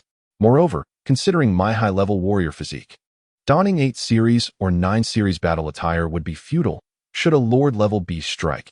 Even if the attire remained intact, the force would be sufficient to shatter my internal organs. A beggar clad in dragon robes does not become a prince. It is wasteful for one with merely warrior-level capabilities to adorn themselves in war god-level battle attire. The cost of battle attire far surpasses that of flying daggers. With a light-hearted smile, Gao Feng acknowledged the validity of Luo Feng's words. The current combat suit of the 5 series was, in relation to his physical prowess, sufficiently adequate. Luo Feng, Gao Feng began, have you noticed? Chen Gu and the 2 brothers from the Wei family, they must all consume gene serums. To fully unleash the efficacy of these serums, it will take approximately a month. Moreover, once their strength amplifies, they will require an additional 1 to 2 months of training to acclimate to their newfound power. Thus, we may need to rest for 2 to 3 months before venturing into the wilderness zone. Gao Feng elaborated. Chen Gu nodded in agreement. Indeed, Gao Feng smiled. When the time comes for us to convene, let us meet in the central district of the Bay City. It is rather circuitous to travel from my residence to yours. Agreed, both Luo Feng and Chen Gu affirmed. The central district of the Bay City serves as the heart of the entire establishment, providing convenient access from Yangzhou City or any other satellite cities. That evening, within the martial arts hall of Luo Feng's home, a sizable transparent glass panel, approximately 1 meter in length and width, graced the center of the ceiling. The moonlight, reminiscent of flowing water, streamed through the glass, illuminating the hall. Seated within, Luo Feng could gaze through the pane, beholding the infinite stars scattered across the night sky. 2 black flying daggers circled gracefully around his body, gliding through the air. My mind's sea possesses that dark golden sphere, which harbors a vast reservoir of mental energy. Yet, my physical form lacks the fortitude to endure a greater volume of such mental power. In the depths of his mind, Luo Feng contemplated. What I must do now is to enhance my physical prowess with utmost urgency. The stronger my physique, the more potent my mental fortitude will naturally become, until the day arrives when the dark golden orb is depleted and fades away. With that resolve, Luo Feng commenced his rigorous training, diligently practicing the techniques outlined in the 9-fold Thunderblade manual, accompanied by the instructional video. He focused on the movement technique Flowing Light, the guiding technique 9-fold Primordial Source, and the blade technique Thunderblade. Remarkably, he had already mastered the first level of the Thunderblade during his time in the wilderness. In the stillness of the night, Luo Feng immersed himself in the martial arts hall, repeatedly executing chopping strikes, upward thrusts, and slashes. Each motion was infused with the power exertion methods from the 9-fold Thunderblade, with each strike embodying 2 distinct force dynamics. His muscles would instantaneously unleash a surge of hidden energy with every chop, the exertion placing significant strain on his bones and muscle cells. Exhaustion enveloped him. After an hour and a half of relentless practice, he found himself seated on the ground, unable to move further. The exertion required by the 9-fold Thunderblade imposed a considerable burden on the finer aspects of his body. After a brief respite of 5 minutes, Luo Feng proceeded to practice the guiding technique 9-fold Primordial Source. To his surprise, his fatigued body felt as rejuvenated as if he were soaking in a hot spring, rendering him pleasantly lax. Following the rigorous training in both blade techniques and guiding methods, Luo Feng finally embarked upon the most fundamental practice, the 5 hearts toward heaven gene primordial energy cultivation method, a discipline revered even by the world's most formidable martial artists. With a soft hissing sound, Luo Feng commenced his cultivation, feeling as though every cell in his body was starved and ravenously consuming the primal genetic energy that had just emerged. To his astonishment, the speed of his cultivation increased ever so slightly with each passing moment. As time elapsed, minute by minute, Luo Feng found himself increasingly amazed. Finally, every cell within his body reached a state of saturation, akin to being thoroughly overfed, unable to absorb any further nourishment. Today, he had absorbed nearly twice as much primal genetic energy as before. Luo Feng was utterly astounded. The secret manual stated that the deeper one delved into the 9-fold Thunderblade, the greater the absorption of primal genetic energy. He had not anticipated such an exaggeration. The manual had elucidated the principle behind it. Generally, no matter how diligently one trained, exhaustion would set in, leading to an accumulation of lactic acid in the muscles, resulting in overall fatigue. Many cells within the body remained inactive during such exertion. However, Luo Feng's 9-fold Thunderblade unleashed power in an instantaneous burst, employing a method of deep-seated energy release that engaged every cell in his body. It was akin to how increased physical activity would lead to an enhanced appetite. As the energy consumption of the body's cells intensified, so too would the appetite for more primal genetic energy. Having only reached the first level, he had already experienced such a significant increase in absorption. How rapid would it be by the 9th level? Not only would his cultivation accelerate, but the potency of his blade techniques would also amplify astonishingly. It was no wonder that he was regarded as one of the supreme beings on the entire planet, hailed as the fastest and the strongest. Luo Feng marveled at the rapid advancement of his physique. It signified that his capacity for mental strength would also surge at an extraordinary pace. From that day forth, Luo Feng commenced an arduous regimen of near-exhaustive training. He discovered the most effective method, which involved simultaneously practicing the flowing light footwork while wielding a blade. The speed was not paramount. Rather, each step and strike required utmost diligence and focus.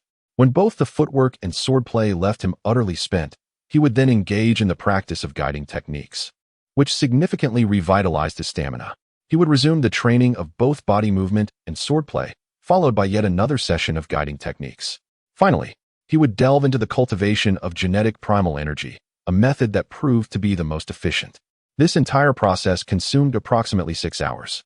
This was the method Luo Feng had devised to accelerate his physical prowess at an impressive rate. In truth, mental cultivators possess a substantial amount of psychic energy to assist in their progress, which inherently accelerates their physical development.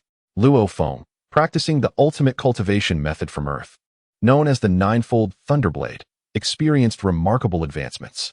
Almost every day, he made strides in his abilities, and before he knew it, nearly a month had elapsed. With each strike, Luo Feng produced a sharp whistle that echoed within the training hall, the force of the wind dissipating harmlessly upon contacting the hall's walls. This villa was specifically constructed for extreme martial arts training, with great care taken in the design of the training hall's walls. A call from the captain? Luo Feng stepped aside to answer the phone. Luo Feng, it has been nearly a month. Chen Gu, Wei Tai, and Wei Qing have utilized the genetic potions, and their strength has improved considerably. I believe it is time for us to convene, Gao Feng inquired over the line. At present, the foremost powerhouse of the Firehammer squad was indeed Luo Feng, and his status was destined to become even more solidified in the future. Thus, Gao Feng sought to gauge Luo Feng's perspective beforehand. Indeed, it has been quite some time since we last met. Luo Feng smiled and nodded. He had become almost obsessed with his training over the past month. However, the exhilarating experience of such rapid progress was undeniably delightful. Well, I believe we should head to the HR Alliance Mall, as their service is unparalleled, Gao Feng suggested. When would be a suitable time for us to meet? Suddenly, Luo Feng was struck by a thought as he recalled a remark made by Su Xine. In a few days, I will be starting university, but during the weekends, I shall be here as a manager. Captain, he proposed, let us convene this Saturday. Saturday? Very well, let it be this Saturday. On October 7th, 2056, a Saturday. The 5 members of the Firehammer team had arranged to meet at the HR Alliance Mall. In the morning, a sleek and elegant sports car gracefully glided into the plaza of the HR Alliance Mall, coming to a halt in front of the grand entrance of the HR skyscraper.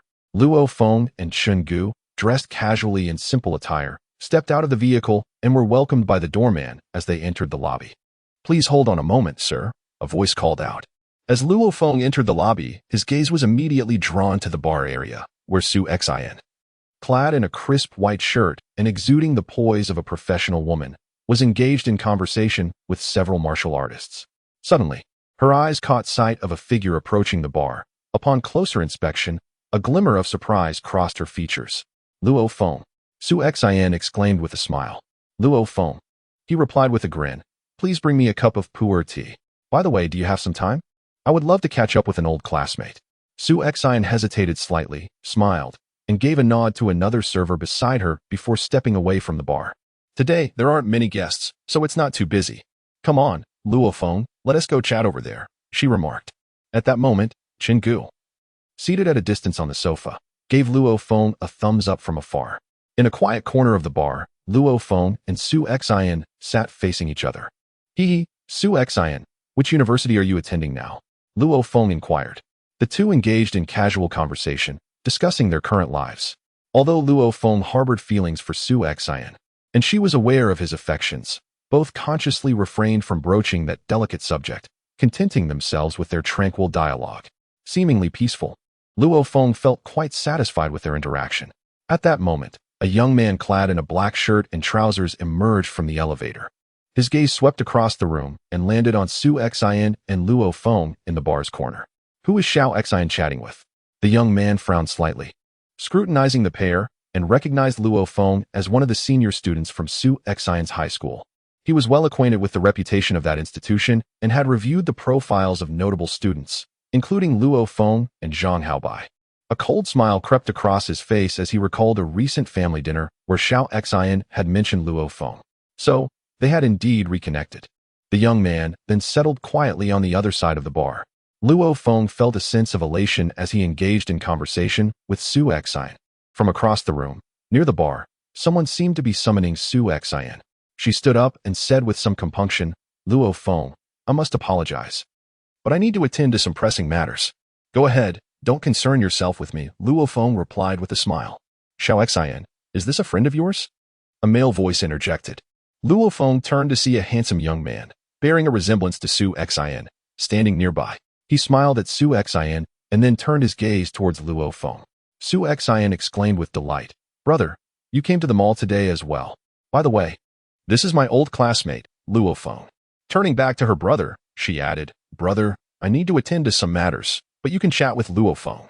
"Very well, you may proceed," the young man replied with a smile, turning his attention to Luo Feng.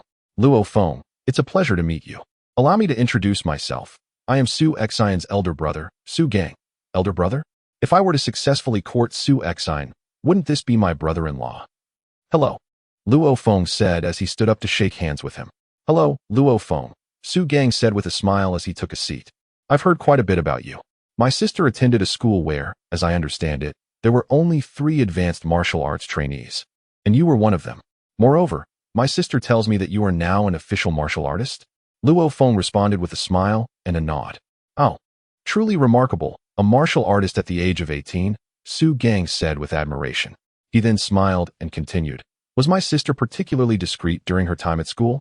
"Indeed, she was quite unassuming. No one could discern her family's wealth," Luo Feng replied with a smile. Back then, Su Xin was indeed a simple and demure girl. Su Gang's face blossomed with a smile. "Haha, it was actually my grandfather who worried that the young lady of our family would develop a spoiled temperament. Therefore, he insisted on enrolling my sister in a regular school rather than an elite institution, allowing her to experience life alongside the common people. It seems that my sister has been performing quite well." Luo Feng furrowed his brow, pondering the implications of being the young lady of the Su family. "Did your sister not mention her family situation to you?" he inquired, a hint of curiosity in his tone. Su Gang responded with a look of confusion. "She did not. But I am aware of the Su family." Luo Feng smiled calmly, fully cognizant that the Su family is one of the 12 prominent family conglomerates within the HR alliance in the country. He sensed the underlying significance in Su Gang's words. Su Gang was not directly revealing the truth, but rather alluding to it through other topics. "Su Xin is indeed the young lady of the Su family," Su Gang exclaimed with a sigh. However, even such a grand family has its own troubles, particularly concerning marriage matters, which do not always unfold as one might wish. For instance, my sister currently has numerous exceptional young men vying for her affection, such as Wang Xingping from Kyoto and a 21-year-old intermediate warrior named Gua Hai from Jiangnan. Luo Feng was taken aback. Others were pursuing Su Xian. That Gua Hai certainly had a thick skin. Su Gang shook his head in disapproval. What is he? A mere warrior? He seems to overestimate his worth. The Su family holds a certain status in the world. How could we easily allow the young lady of our family to marry a warrior whose future is so uncertain? Who knows? He might meet his demise in the wilderness one day. Luo Feng furrowed his brow once more. Luo Feng, do you think what I said is correct? Warriors tread the line between life and death. One moment could mean demise. How could my family possibly allow the eldest daughter to wed a warrior? Su Gang chuckled as he spoke, observing Luo Feng's expression and adding with a smile, "Oh, do not overthink it. I did not imply your situation." Luo Feng felt a surge of discontent. Not implying my situation? Su Gang, with his casual remarks, clearly conveyed that his family would never consider a marriage between their eldest daughter and a warrior who could perish at any moment. Thus, Luo Feng should not entertain any illusions. In a moment of reflection, Su Gang remarked, "In comparison, I find myself more inclined towards Wang Xingping. Wang Xingping is the legitimate heir of the Wang family in Kyoto, a family that wields immense wealth. They merely need to sign documents at home and issue commands, compelling numerous warriors to serve them, all without facing the peril of life and death. As an elder brother, I naturally wish for my sister to live a life of stability." Su Gang sighed. In contrast to warriors, a wealthy heir from a prominent family is truly a suitable match for my sister. Warriors? Families like the Wang and Su clans have legions of formidable warriors at their disposal, not to mention countless ranks of fighters. Su Gang shook his head with a smile, his tone clearly dismissive of warriors, particularly fighters, for he possessed the means to do so. The HR Alliance, one of the 12 major family conglomerates in Huaxia, indeed commanded a significant number of formidable warriors and a vast array of fighters. Luo Feng, a voice echoed from a distance. Luo Feng turned around to see Captain Gao Feng and the Wei brothers already seated with Chen Gu. With a smile, he called out, "Captain, I shall join you shortly."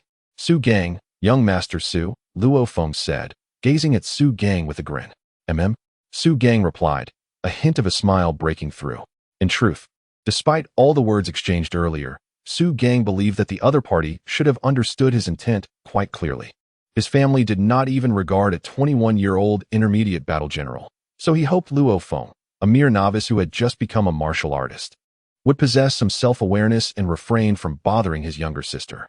"Young Master Su, your Su family is indeed formidable, capable of commanding a legion of battle generals," Luo Feng remarked with a smile. "However, I wonder if your esteemed family can summon a battle god at will." Su Gang was taken aback. A battle god? How many were there in Jiangnan City?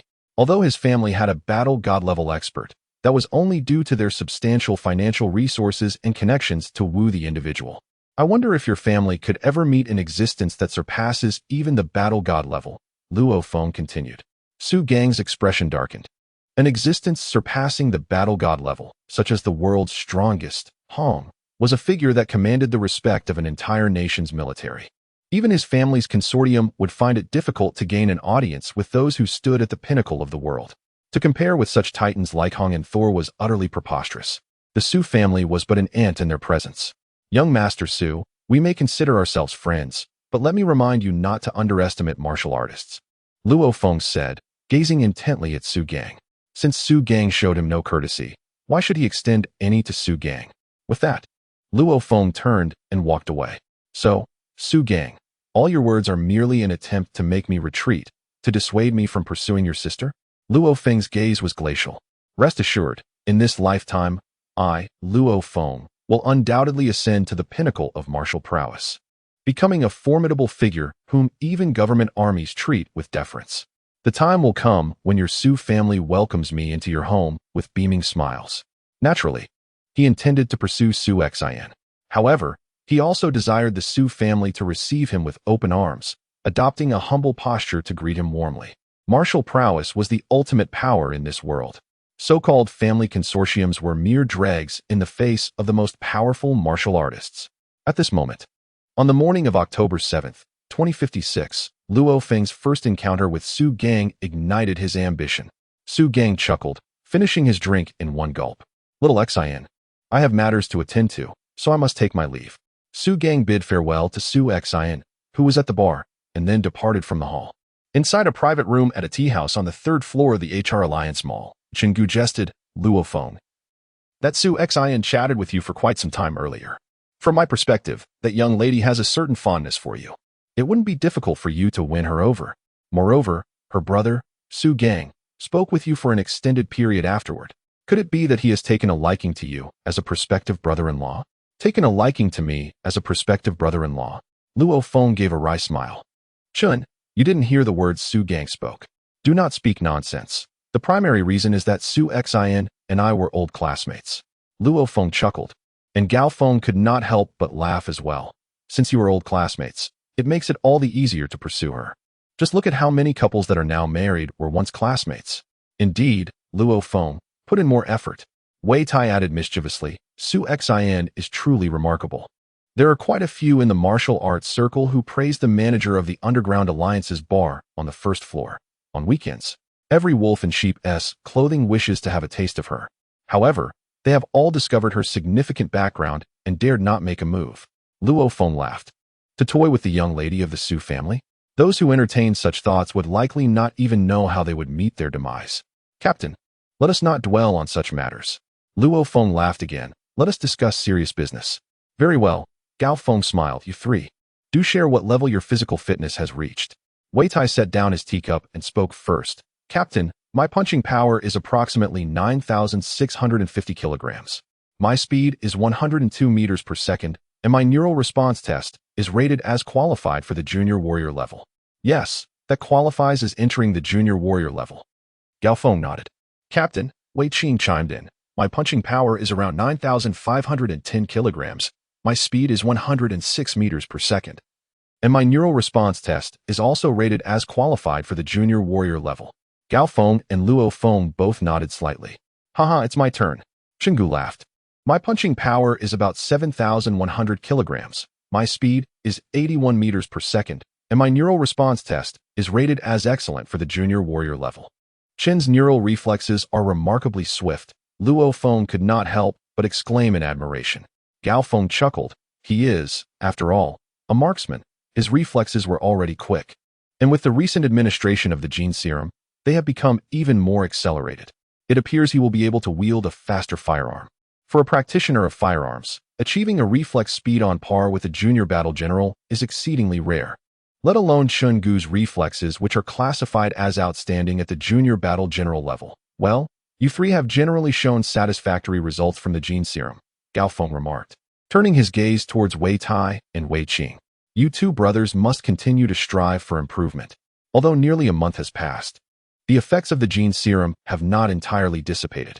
With diligent training, you may still uncover further potential. Understood. Wei Tai and Wei Qing nodded in agreement. Gao Feng then addressed Chen Gu. Old Chun, it is time to upgrade your machine gun. Indeed, it is time, Chen Gu replied with a nod. His arsenal includes a machine gun and a heavy sniper rifle, with the machine gun boasting a staggering rate of fire of 300 rounds per minute, averaging 5 rounds per second. In the past, Chen Gu's reaction speed enabled him to hit 4 out of 5 rounds on the heads of 4 monsters, with the 5th round finding its mark on the body of a 5th creature. In essence, for Chen Gu, the machine gun's barrage is akin to precision shooting. This demands an extraordinarily formidable neural reflex speed. Chen Gu's reflexes are unfathomably swifter than those of individuals from the era before the Great Nirvana, making such feats unsurprising. I am planning to acquire an RG-112 heavy machine gun, with a caliber of 12.7 millimeters, which possesses immense power. Chen Gu's eyes gleamed with fervor. Capable of discharging bullets at a rate of 1,500 rounds per minute. This machine gun is virtually the swiftest firearm wielded by martial artists who employ thermal weaponry. Any further augmentation in velocity would prove inconsequential. In the present era, machine guns boast rates of fire ranging from 7 to 8,000 rounds per minute, or even exceeding 10,000. However, their efficiency is markedly diminished. Currently, Chen Gu's reaction speed allows him to govern 10 bullets per second, ensuring each projectile precisely strikes the monster's cranium, a testament to optimal utilization.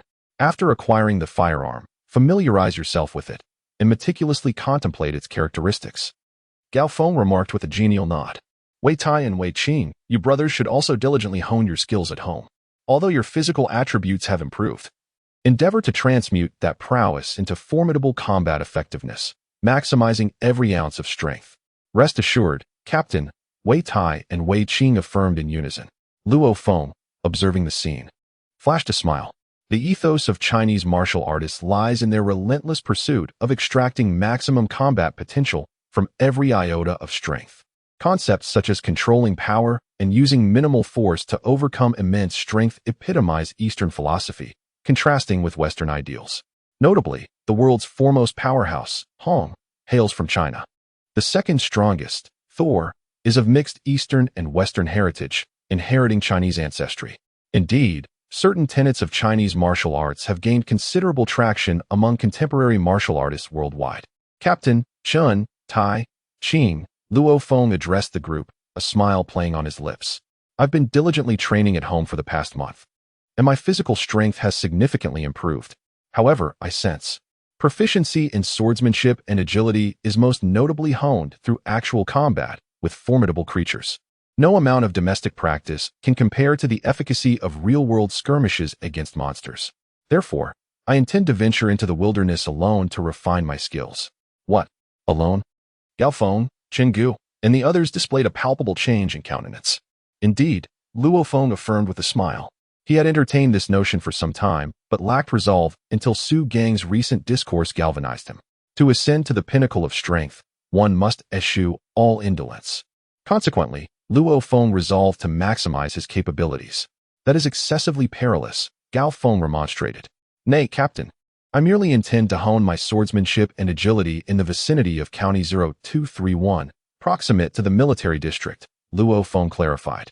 I shall not venture into larger urban centers. County 0231, near the military district? Gao Feng, Chen Gu, and the Wei brothers collectively breathed a sigh of relief. The monster presence in the vicinity of the military district is notably weak. Lord-tier monsters dare not linger in the adjacent counties. Consequently, these counties are primarily inhabited by warrior-level monsters, with a paucity of warlord-level monsters, predominantly of the initial warlord echelon, with scarce instances of even intermediate warlords. This scarcity results in each initial warlord commanding hundreds, if not thousands, of warrior-level monsters. The rarity of warlord-level monsters, coupled with their dominion over vast hordes, poses a significant challenge for martial squads. One might say that formidable warrior teams are generally disinclined to linger in such a county town, as there is little to be gained. County 0231 lacks any formidable beast generals. However, it is replete with ordinary beast soldiers. Wei Tai could not help but interject, questioning whether Luo Feng truly feared an encirclement. Chen Gu chuckled softly. Both Wei Tai and Wei Qing were taken aback, yet they soon joined in laughter. While beast hordes are indeed fearsome, psychic practitioners are among the least intimidated by such swarms. Not only do they engage in direct combat, but a psychic practitioner, utilizing their mental force, could likely leap to the adjacent building with a single bound. Although the leaping ability of beasts is impressive, it pales in comparison to the aerial leverage that psychic practitioners possess. It is a splendid notion, Hai Feng remarked with admiration. Luo Feng, your words have inspired me to hone my hammer techniques. However, I lack the ability to safeguard myself amidst a beast horde. Luo Feng, when do you intend to depart? Chen Gu inquired. The path of the strong is traversed through relentless and arduous cultivation to reach the pinnacle. As night fell, starlight streamed through the square glass into the training hall. A figure moved with the swiftness of lightning, the glint of the blade faintly resonating with the sound of thunder. According to the hierarchy of classification, H, G, and F levels correspond to beast soldier ranks, while E, D, and C levels denote beast general ranks, categorized into primary, intermediate, and advanced. B, A, and S levels signify the lord ranks. The colossal rock bear, a formidable existence of the intermediate lord level, possesses immense strength, its skin resembling rock, surpassing even diamond in hardness, impervious to even large-caliber artillery shells. Despite its massive physique, it can move at sonic speed. While such velocity is not uncommon among lord-level monsters, the speed at which the rock bear swipes its paw exceeds its already impressive movement speed. Boom. After a prolonged battle, accompanied by a sound akin to thunder, the gigantic head of the rock bear was unexpectedly sent soaring. Crack! When will I reach such heights, capable of severing even the rock bear with a single strike? Luo Feng pondered, recognizing that this superlative warrior, who engaged in combat with the rock bear, evidently possessed the confidence and prowess to effortlessly slay the rock bear monarch. It is likely that they are a high-level war god. The disc accompanying the ninefold thunder blade contains numerous videos that are prohibited from dissemination online. Among these are recordings of battles featuring extraordinary warriors who have mastered the ninefold thunder blade. However, only one video features the thunder god himself. This particular footage captures the thunder god practicing his swordplay alone in a martial arts hall. The simplicity of his training session revealed nothing extraordinary to Luo Feng. Clearly, there are still many peerless warriors across the globe who are cultivating the ninefold thunderblade. Luo Feng gazed skyward, through the glass ceiling above, to behold the infinite expanse of the starry sky. Tomorrow marks the beginning of rigorous training. With a determined thought, Luo Feng switched off the projector in the martial arts hall and descended to the first floor. The door to the first floor room was not fully closed, and Luo Feng immediately noticed his younger brother, seated in his wheelchair at the computer desk. However, Luo Hua's gaze was not fixed on the computer screen but was instead directed downwards, as he tinkered with his mobile phone. Luo Hua. Luo Feng gently rapped on the door. Luo Hua glanced up, spotting Luo Feng at the entrance. He responded with a touch of resignation. "Brother, do you not bother knocking anymore? Perhaps you should ensure the door is properly shut." Luo Feng chuckled as he entered, closing the door behind him. "What are you up to? Texting your girlfriend?" "Indeed." Luo Hua revealed a smile, nodding with a cheerful giggle. Observing his brother's somewhat foolish demeanor, Luo Feng discerned that Luo Hua was genuinely fond of the girl named Xiao Nan. Luo Feng remained uncertain about Xiao Nan's true character, but his parents, who had accompanied Luo Hua to the park, had met her and formed a favorable impression. When it comes to judging character, parents with life experience are undeniably more astute than oneself. Since his parents thought well of her, it was likely that Xiao Nan was a decent person. "Has Xiao Nan introduced you to her parents?" Luo Feng inquired. "Not yet." Luo Hua shook his head, chuckling. "Xiao Nan is only a freshman in college. Graduation is still 3 or 4 years away. She's in no rush to tell her parents, and being with a disabled person, Xiao Nan needs to find a tactful way to break the news to them. It would be problematic to tell them directly, as most parents wouldn't want their daughters marrying a disabled man." Witnessing the slight bitterness in his brother's expression, Luo Feng felt a pang of sympathy. "Disability has always been a scar in the depths of my brother's heart. No matter how resilient he may appear, in the presence of that little Nan, he is invariably beset by a hint of self-doubt, perhaps even a touch of inferiority. However, time will heal. I firmly believe that her parents are compassionate and understanding." Luo Feng reassured him, emphasizing that there is no rush. That evening, after an extensive conversation with my brother, Luo Feng enjoyed a restful night. When dawn broke, he donned his gear, shouldered his backpack, shield, and battle knife, and once more embarked on his journey to the wilderness zone, this time alone. In the Jiangnan base city, within the northern military district, the train halted momentarily at the military station. Luo Feng and a group of warriors disembarked from the carriage. In the wilderness zone, Luo Feng took a deep breath and, entirely alone, proceeded along the warrior's path towards the supply base, which soon came into view. "Is it just you, Luo Feng?" At the entrance of the base, the guard glanced at the information displayed on the scanning device, astonished as he looked at Luo Feng. "Weren't you part of the Firehammer squad? What brings you here alone? Entering the wilderness zone solo is perilous." "Huh, do I look like I seek my own demise? I have ventured into the wilderness zone before and am well aware of the dangers." "Now, hand me the key," Luo Feng replied with a smile. "Indeed. You have been to the wilderness zone and know the risks," the guard chuckled, handing him a key. "H322, for you alone. Hence, you will be assigned a small townhouse. The Firehammer squad received a larger villa as a team, while your solitary dwelling is naturally more modest. Indeed, my surname is Wang. You may refer to me as Brother Wang. If Luo Feng manages to procure monster materials, I would welcome the opportunity to purchase them from him, and I assure you, I shall offer a satisfactory price." Luo Feng took the key and proceeded towards his residence. At the supply base, near the window of a villa on the second floor, several men were observing Luo Feng as he walked below. "It's Luo Feng, the captain of the Firehammer squad. Should we seize the opportunity to eliminate him?" spoke Zhang Zihu, a member of the Tiger Tooth squad. The captain of the Tiger Tooth squad approached the window, casting a fleeting glance below. But soon Luo Feng disappeared from his line of sight. The captain remarked coldly, "Why is Luo Feng alone? Where are the other members of the Firehammer squad? Did any of you see them?" "We did not see anyone else," the other team members replied, shaking their heads. "It's just Luo Feng," Zhang Zihu asserted. "I witnessed him entering through the main gate of the supply base, but I observed no one else accompanying him." His eyes gleamed with excitement as he continued, "Captain, last time we took action against the Firehammer squad, they have realized we were behind the attack.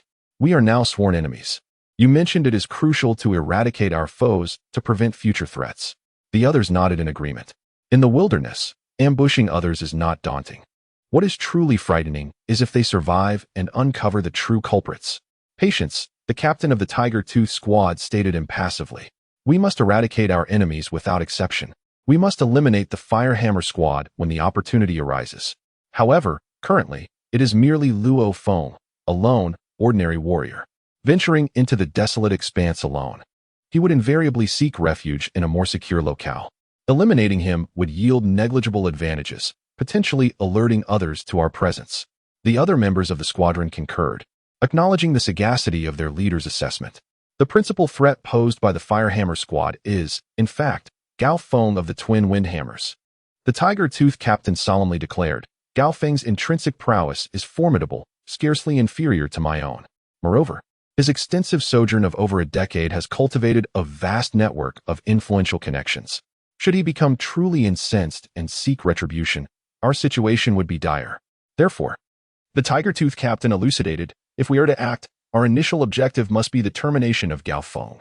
Subsequently, we shall eliminate the remaining inconsequential members." The Tiger Tooth captain's demeanor conveyed a sense of nonchalance towards the other members of the Firehammer squad, as if they were of no consequence. In the row of villas at Supply Base H322, which consisted of 3 bedrooms, 2 living rooms, and an oversized bathroom, Luo Feng divested himself of his combat attire and cleansed himself in the shower before donning a loose-fitting robe. "Kindly deliver meal number 12, consisting of 3 dishes and a soup, and substitute the beverage with tea," Luo Feng requested over the telephone before reclining on the sofa. The mere contemplation of their attempt to annihilate his squad with a clandestine attack ignited an unyielding animosity within Luo Feng's heart. Such murderous intent was devoid of any hesitation. "When the time comes in the wilderness, I shall obliterate them." Luo Feng's gaze pierced through the window, sweeping across the exterior. "Tiger Tooth squad, I earnestly hope that I shall encounter you within these 2 months." Luo Feng harbored no apprehension towards the Tiger Tooth squad. At his current level of strength, he was more than capable of sweeping them aside with ease. Having finished his midday repast, Luo Feng donned his combat attire. Securing 8 6 series throwing knives and 2 9 series throwing knives in the sheaths on his legs, with his hexagonal shield and battle blade on his back, he departed from the martial artist supply depot. The firmament was overcast today, yet the weather was pleasantly cool. Without unsheathing his blade, Luo Feng strode forth into the wilderness. A tract of land that once might have been arable fields was now overgrown with wild grasses after decades of neglect. Luo Feng advanced along a path where the grasses were relatively short, traversing the wild terrain and proceeding briskly along the dilapidated highway for the better part of an hour. He arrived at County 0231. With a swift motion, Luo Feng severed the tail of a mastiff-like hound and extracted the sinew, stowing it in his pack. In the short span from the supply depot to the county, a distance of nearly 100 li, Luo Feng had already dispatched over a dozen ordinary soldier-level monsters. Where else could one find such an opportunity for complementary sparring while simultaneously earning a livelihood? Luo Feng smiled faintly as he walked through a dilapidated residential complex. Though seemingly deserted, the complex harbored a number of lurking monsters. Raising his gaze, Luo Feng spotted the silhouette of a monster on the 3rd floor of a residential building ahead. Commencing formal training, Luo Feng declared as he forcefully propelled himself off the ground. The concrete beneath him fractured with a resounding crack as he launched himself like a projectile toward the 3rd floor balcony. Thus began the days of carnage. As time elapsed, Luo Feng ensconced himself within the confines of County 0231 for an extended period. Within the confines of the county, a multitude of monstrous creatures met their doom. Unlike other warriors who would dispatch them summarily, Luo Feng would first engage in prolonged skirmishes, utilizing the beasts as sparring partners before delivering the final blow. Each time, Luo Feng would return to the supply base laden with a bulging sack of valuable monster components. Wang Wei, stationed at the supply base, was astounded by Luo Feng's efficiency. On the third day of Luo Feng's training, Wang Wei remarked, "It appears you've slain 198 monsters today, a slight decrease from yesterday's tally, and predominantly high-level soldier-class beasts. I'll round it up for you 5 million. How does that sound?" By the seventh day of Luo Feng's training, Wang Wei exclaimed, "Heavens, Luo Feng, you're relentless. Another 210 slain today? Very well, I'll calculate it at 6 million. We're not strangers to each other, brother. Let me tell you, felling ordinary soldier-class monsters is no simple feat. They often congregate in packs. You can't possibly be so fortunate every time, can you? Be wary of being surrounded by a horde." On the 16th day of Luo Feng's training, Wang Wei commented, "Madman, today's haul is rather average. Only 182 slain? However, the quality of the materials is commendable, including those from serpentine monsters. I'll give you 5 million. By the 21st day of Luo Feng's training, Wang Wei inquired, "Madman, tell me, have you stumbled upon a location where solitary, lone soldier-class monsters roam? And after you dispatch one, another emerges swiftly?" The warrior supply base, being of limited size, could not contain secrets for long. Soon, tales of Luo Feng, the fanatic who obsessively hunted ordinary soldier-class monsters for profit, circulated throughout the base. It was said that quantity could compensate for quality, as a single elementary general-class beast could be worth over 10 million. However, 1,000 elite beast soldiers could be matched. Yet, slaying 1,000 elite beast soldiers is far more challenging than defeating a single primary beast general. This is because elite beast soldiers seldom operate alone. They typically move in packs. That lunatic, Luo Feng, is truly ruthless in his extermination of beast soldiers. How does he manage to kill so many each day? Who knows? Those privy to this secret would hardly dare to reveal it. Nevertheless, I have heard that he can earn over 1 million a day, nearly 2 million. At this rate, he could amass 50 to 60 million in a month. Over the course of a year, that amounts to 5 to 6 billion. That could rival even the most formidable warrior generals.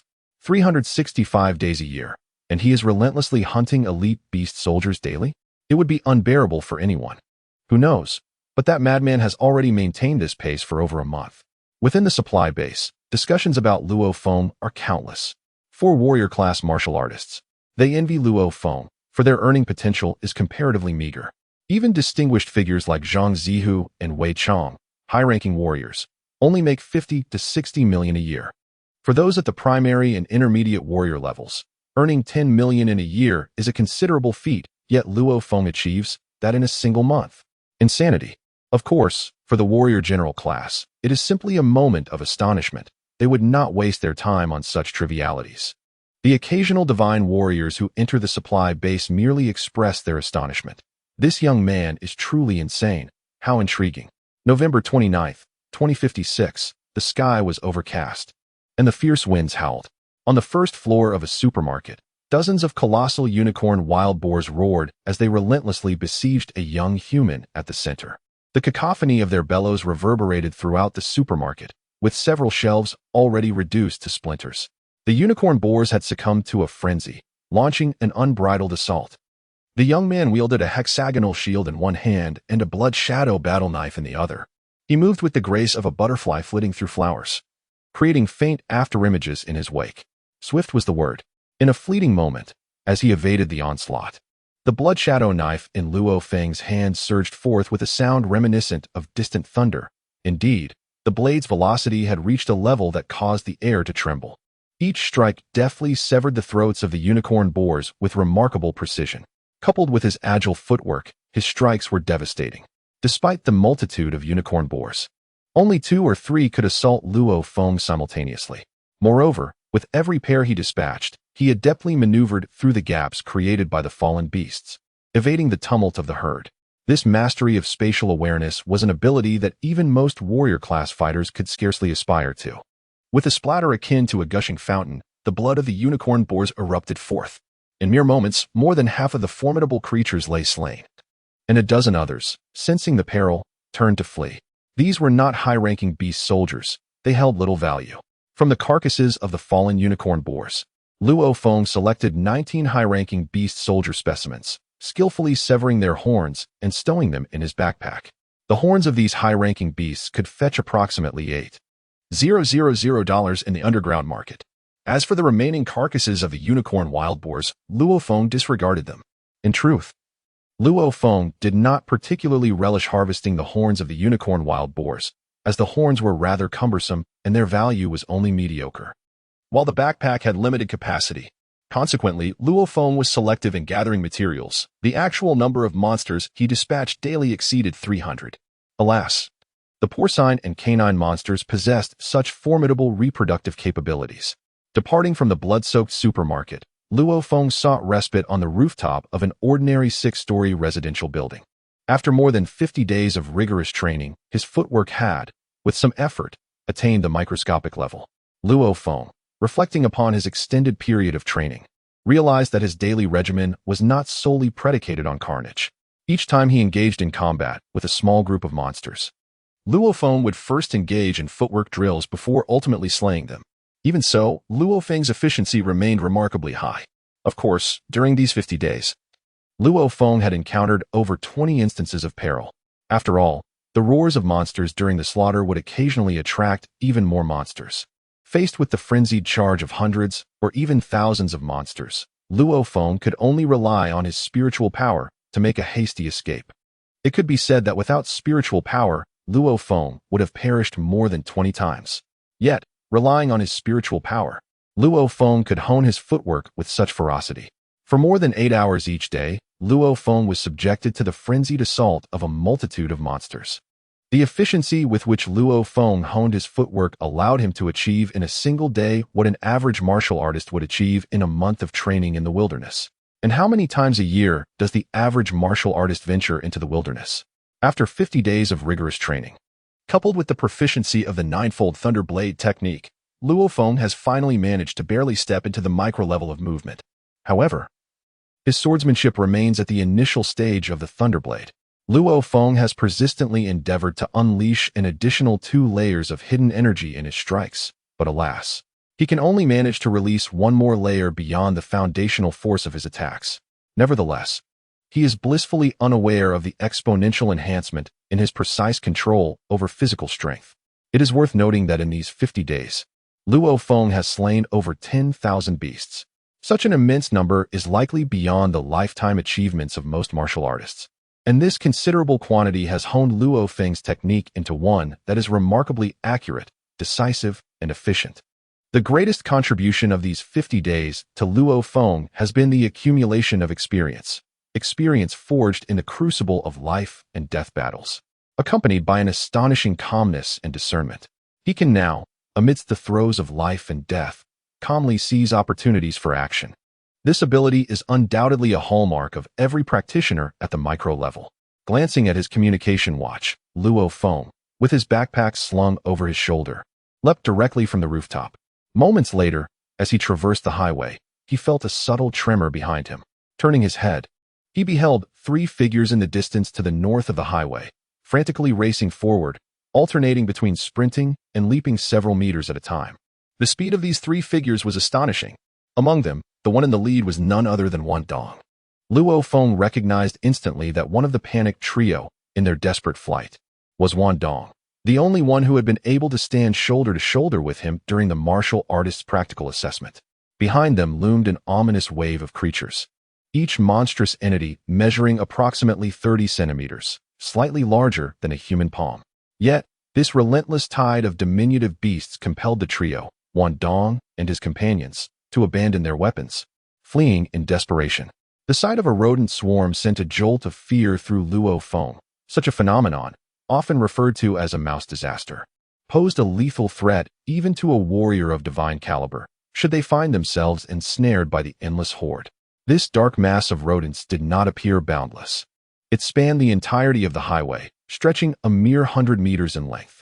Given the 30-centimeter size of each rodent, this swarm undoubtedly contained tens of thousands of creatures, qualifying it as a minor rodent horde.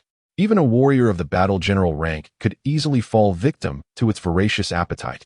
Thus, Luo Feng had but one option: flee. He sprinted along the highway, breathless, while Wan Dong and the others had already discarded their weapons, racing forward. The rodent swarm relentlessly closed in, the distance shrinking from 20 meters to 15, then 14, and 13. Damn it, where's the army? They cursed inwardly. If reinforcements did not arrive soon, their fate would be sealed. With gritted teeth, Wan Dong and his companions surged forward, momentarily widening the gap to over 30 meters before they slightly slowed their pace. I can't run much longer. Neither can I. The three exchanged weary glances, each feeling the weight of despair. Their maximum running speed is significantly faster than the oncoming tide of rodents. However, being a limit speed, it is inherently unsustainable. Just as humans before the Great Nirvana era could sprint 100 meters in 10 seconds, which was deemed remarkably swift. Yet, what of 1,000 meters? Could it be accomplished in 100 seconds? And for 10,000 meters? Would 1,000 seconds suffice? In reality, prior to the Great Nirvana era, the men's record for 10,000 meters was approximately 1,580 seconds. The warriors, like Wan Dong, could momentarily reach a staggering speed of 60 meters per second. Yet after nearly half an hour of fleeing, they could barely sustain a pace of 40 meters per second. As the rodent tide drew nearer, they pushed themselves to run even faster, desperately squeezing out every ounce of energy. Wan Dong and his companions had already covered nearly 300 miles in their escape. One can only imagine their overwhelming fatigue. Soldiers, please hurry. We are close to the military district. Why has the army not arrived yet? Wan Dong and his companions felt as though their legs were numb, with extreme muscle fatigue hindering their speed. Meanwhile, Luo Feng, burdened with a battle sword and shield, maintained an astonishing velocity of 60 meters per second, racing ahead. After all, while Wan Dong and his companions were drained, Luo Feng was in peak condition. Suddenly, Luo Feng noticed a deep blue shadow emerging on the distant horizon. At first glance, it appeared to be some kind of avian beast. As the deep blue flying object approached, Luo Feng discerned its true nature. It was a flat, disc-shaped flying combat vehicle. At present, the military's aerial combat aircraft predominantly feature a flattened, circular design, as this configuration is advantageous for both defense and offense when encountering aerial predators. The soldiers, utterly exhausted, erupted in fervent cries upon recognizing the military aircraft, their pace quickening with renewed vigor. Luo Feng, ceasing his sprint, gazed upwards, observing the aerial vehicle as it dove towards the horde of beasts. Approaching within 100 meters of the ground, the aircraft hovered over the swarm, revealing a massive cannon aperture on its undercarriage, clearly visible to Luo Feng. With a deafening roar, an inexhaustible torrent of incandescent flames erupted from the cannon, engulfing the rat swarm below.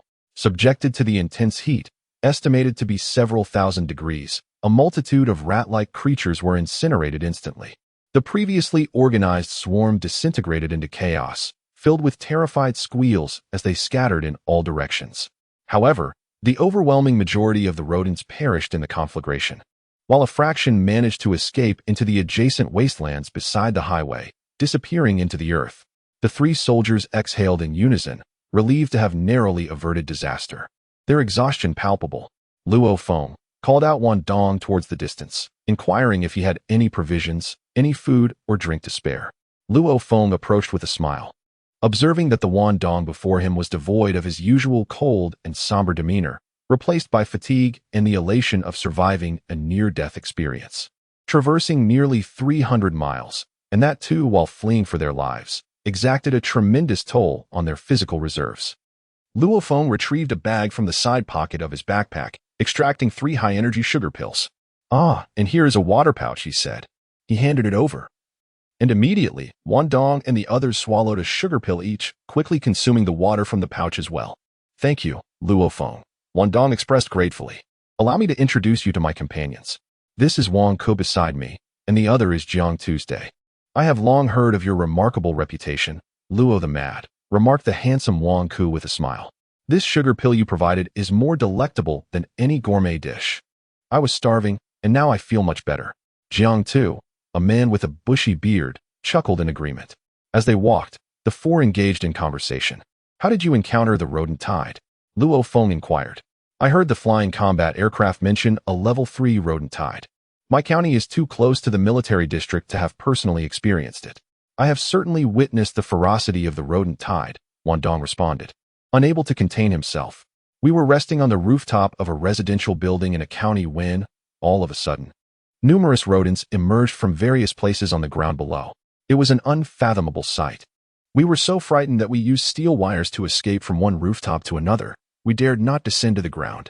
Luo Feng was taken aback, easily imagining the scene of countless rodents swarming the streets of a county.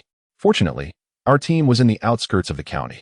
We gritted our teeth and sprinted along a path where the rodents were relatively sparse. However, we encountered the rodent tide along the way. With no other choice, our small team had to split up to divert the tide. We are fortunate to have escaped to the highway, where we are pursued only by a small wave of rodents. During our flight, Wang Ku and I encountered Jiang Tu, whose plight mirrors our own. Wan Dong then chuckled wryly, expressing uncertainty about the well-being of our captain and the others. In the streets and alleys, they dared to scatter, diverting the rodent swarm in their pursuit. However, on the highway, they did not have such courage, for the open fields adjacent to it would considerably diminish human speed. Conversely, the terrain in these wild areas has little effect on the speed of the rodents. This explains why everyone chose to remain on the highway rather than venture into the wilderness. Meanwhile, Luo Feng and his 3 companions arrived at the martial artist supply base within the military district, where a large crowd of martial artists had gathered at the entrance. "Madman, I knew you wouldn't perish," they exclaimed. "Madman, did you see old Lu and the others in County 0231? Upon entering the supply base, many familiar faces approached Luo Feng to inquire and greet him. The outbreak of the rodent swarm is indeed a perilous event, yet fortunately, this time it is merely a level 3 rodent tide, posing limited danger. Had it been the legendary level 1 rodent tide, it would have spelled catastrophe for the entire Jiangnan base city. Sadly, it was destined to be a mournful day at the supply base, as numerous martial artists lost their lives outside. Among the 3 divine-level martial artists who ventured into the wilderness that day, one was unexpectedly besieged by the relentless rodent tide, becoming ensnared in its overwhelming sea. The relentless and frenzied assault of the rodent tide has resulted in the demise of a warrior of unparalleled valor. Indeed, today marks the fall of a human champion. Within this tide, there exist not only beastly soldiers, but also formidable beast commanders. And the leader of this rodent horde possesses remarkable intelligence. Once a target is selected, they will stop at nothing to achieve their goal. It is said that during the struggle of this valiant warrior, numerous high-rise structures were destroyed, resulting in the loss of countless rodent lives, possibly exceeding 1 million. Alas, over 1 million rodent beasts is but a mere fraction compared to the billions in this tide. Thus, this champion has met his end. Thunderous clouds roll ominously, and fierce winds sweep across the land, intermittently accompanied by the rumble of thunder. With a deafening crack, torrential rain descends. On the terrace of a row villa at the supply base, Luo Feng sits contemplatively. "Captain, I am unharmed. Fortune has favored me, and I was not encircled by the rodent tide. Brother Chen, yes, I am well. Taiga, huh? You can all hear my voice. Naturally, I am in good health." Luo Feng received several calls, clearly indicating that the surrounding area is besieged by a level 3 rodent tide, and many warriors within Jiangnan Bay City are well aware of the situation. Each occurrence of a rodent tide, or the even more terrifying ant tide, results in substantial casualties for human warriors. The fall of a human champion signifies a tremendous loss for the entirety of Jiangnan City. With so many lives claimed by a level 3 rodent tide, one cannot help but ponder the implications of a legendary level 1 rodent tide. What are the even more dreadful conflicts between humans and beasts? The war between beasts and humanity represents a clash of civilizations, a battle between 2 races. Upon the commencement of hostilities, a myriad of monstrous beasts, terrestrial and avian alike, will surge forth. Some will be swift, others of immense strength. Some will burrow, others exude venom. Some will take to the skies, others unleash sonic attacks. They will blanket the land and sky, with creatures emerging from the earth and lurking in the waters. Vermin and insect swarms will form only a fraction of this terrifying conflict. Monsters, indeed, are humanity's true nemesis. At present, the oceans belong to them, while humans maintain a tenuous advantage on land. The skies, however, are dominated by the monstrous horde. Humanity is thus relegated to defensive counterattacks from within fortified cities. Luo Feng had been previously unaware of this reality, often perceiving monsters as mere targets for martial artists. Today, however, he comprehends that these creatures possess the potential to obliterate humanity from the face of the earth. Should humanity perish, what would become of family, culture, and morality? My strength is insufficient, He muses, his gaze fixed upon the boundless horizon. A thunderous roar erupts, followed by a blinding flash of lightning that cleaves the heavens. As Luo Feng observes this spectacle, a nascent understanding begins to dawn within him. Bolts of lightning descended with the might of heaven and earth, occasionally intertwining like serpents in the sky to coalesce into a singular, formidable flash. Such a manifestation of celestial power would likely deter even the most formidable of Lord-class beasts from experiencing the wrath of these electric strikes. The astonishing voltage could reduce them to ashes in an instant. Fierce, sharp, capable of obliterating all. Standing upon the terrace, Luo Feng observed in silence, murmuring to himself. In recent days, he had been diligently honing his agility and swordsmanship in the county, having barely entered the realm of subtle mastery in the former. However, in terms of swordsmanship, he could only claim to have achieved an extraordinary level of control over his strength. With the slaughter of over 10,000 beasts and the rigorous demands of the ninefold Thunderblade, Luo Feng's command over his swordsmanship now surpassed that of Wei Tai and Wei Qing by a significant margin. Nevertheless, he had yet to master the second tier of the ninefold Thunderblade, a goal he fervently aspired to attain. It is essential to understand that this manual is exceptionally extraordinary. The first tier equates to 140 of his original strength, while the second tier would elevate it to an astounding 210. This signifies more than a doubling of power, allowing a high-ranking warrior to wield the strength of a junior general. As for the ninth tier of the ninefold Thunderblade, it represents an incredible 700, enabling a high-ranking warrior to nearly harness the might of a high general. This is the unparalleled nature of the ninefold Thunderblade. Yet, as it stands, only the Creator, the Thunder God, is known to have reached the ninth tier worldwide. Indeed, it must be so. In the distance, the lightning began to wane, becoming increasingly sparse. The manual expounds that any master of swordsmanship possesses a unique essence. According to its teachings, the higher one ascends in the realm of sword techniques, the greater the heights one can attain with the ninefold Thunderblade.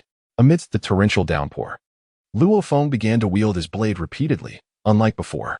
His current practice of swordplay sought to grasp an elusive understanding, a fleeting insight into the Thunderblade. The sheer intensity of power, accumulated and then unleashed in an instant, manifested in a dazzling display of slashes, vertical cuts, cleaving strikes, upward thrusts, and horizontal slices, each resembling a fleeting streak of light. Explosions erupted forth. Time and again, Luo Feng endeavored to connect with that profound essence within, striving to unleash successive waves of hidden strength. It should be thus. Yet why could he only manifest one layer of hidden power, unable to summon a second? The rain fell heavily, yet Luo Feng was wholly absorbed in his world of swordsmanship, indifferent to the downpour. Remarkably, this night, he refrained from his usual practice of Jin primordial energy cultivation, choosing instead to repeatedly execute the ninefold Thunderblade. The relentless chopping had rendered his body exceedingly fatigued, yet Luo Feng was unwilling to cease. He paused briefly after each strike to rest before continuing. As dawn broke the following morning, the rain had ceased, and a faint blush of sunrise appeared on the eastern horizon. The chill of autumn and winter had settled in, making the morning air quite frigid. Nevertheless, Luo Feng, drenched to the bone, sat on the corridor, clutching his blood-shadow battle blade, his brow furrowed in contemplation. What, precisely, was still lacking? Luo Feng could sense that he was on the cusp of unleashing the second level of dark force. He had already mobilized the deep-seated dark force within his muscles, but each time he seemed about to succeed, he fell short at the last moment, missing it by a hair's breadth. Ding-dong! A solitary raindrop cascaded from the eaves, landing upon a puddle on the rooftop. Instantly, the placid surface rippled, the concentric waves gently spreading outwards. A thought sparked in Luo Feng's mind. Images of devastating lightning strikes flooded his consciousness, the epitome of sharpness. Yet, the ripple caused by the raindrop was gentleness personified. Unbending force cannot endure. His physical attributes were already formidable, and the ninth level demanded an explosive force 7 times greater. If he relentlessly pursued the zenith of unyielding power, how could his body withstand it? Luo Feng, galvanized, immediately rose to his feet. Wielding his blood shadow blade, he swung it forward. Initially, the blade's velocity was merely swift, but in an instant it surged, then surged again. 2 successive accelerations. The blade cleaved through the air. Boom. A sonic boom reverberated. Almost instantly, Luo Feng's right arm bulged, visibly thicker than his left. The second level of the 9 Thunderblade had finally been mastered. With his blade skills alone, Luo Feng could now wield the strength of a beginner-level warrior. Coupled with his microscopic-level footwork, he likely surpassed even ordinary beginner-level warriors. In his elation, Luo Feng descended the stairs and promptly ordered breakfast. After a joyful repast, he prepared to cultivate his genetic energy. Wait a minute. At present, my single strike possesses formidable power, yet it is merely brute strength. Luo Feng shook his head and promptly retrieved the Blood Shadow Blade. I can unleash 2 successive bursts of hidden force, and I possess complete command over the frequency of these 2 bursts. This enables me to augment the velocity of my blade in a more unpredictable manner. Luo Feng commenced practicing his swordsmanship within the training chamber. Due to the consecutive release of 2 hidden forces, Luo Feng's saber experienced 2 accelerations, which distinguished the practitioner of the 9-fold Thunderblade from the average swordsman. The saber moved with an ethereal and erratic quality. A strike, then another. Luo Feng's mind was continuously filled with visions of lightning bolts descending from the heavens, as well as the imagery of water droplets generating ripples. He pursued this sensation, brandishing his blade repeatedly. What he sought was his own unique swordsmanship. The 9-fold Thunderblade merely provided him with a technique for force exertion. The artistic conception of swordsmanship was something that Luo Feng needed to experience firsthand. That which suited him best was the ultimate goal. Only when his understanding reached a sufficient level could his body withstand the force exertion of the 9-fold Thunderblade without sustaining damage. Immersed in this creative process, the fatigue of the flesh could not diminish Luo Feng's mental exhilaration. He swung his blade repeatedly, and his swordsmanship became increasingly unpredictable and swift. The saber itself even began to subtly vibrate as it sliced through the air, generating minute shock waves due to the dual acceleration. Luo Feng was completely unaware of how much time had elapsed. Whoosh!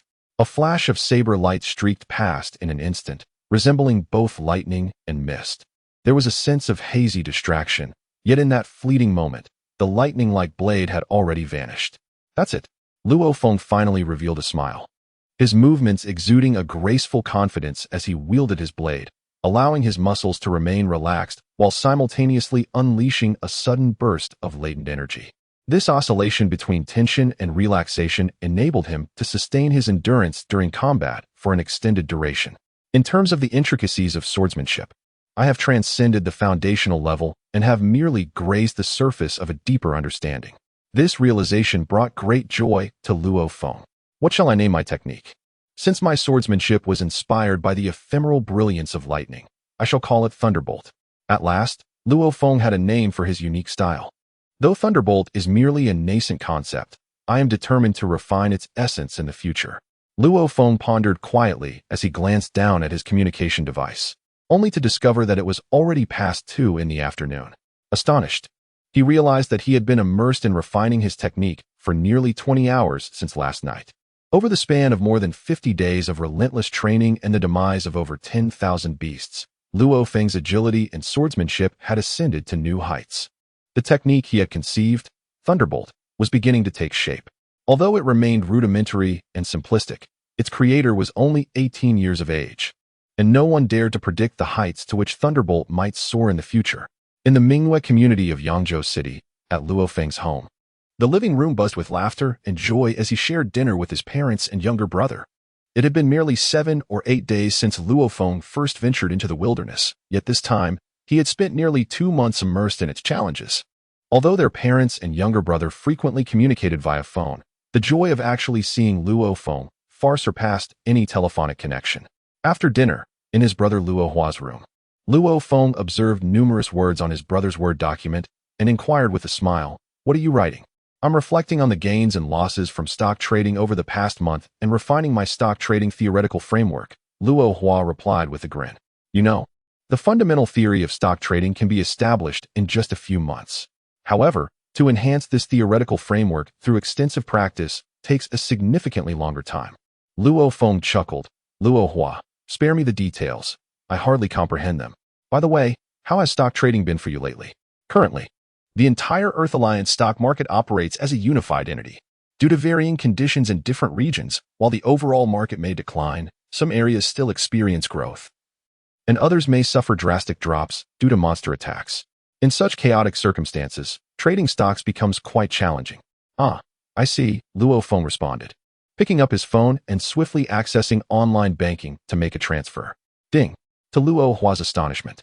He grabbed his phone to find a text message indicating a change in his bank account balance. Your card ending in 3206 has received a deposit of 50 million yuan from the Bank of Communications on November 30th at 21:51.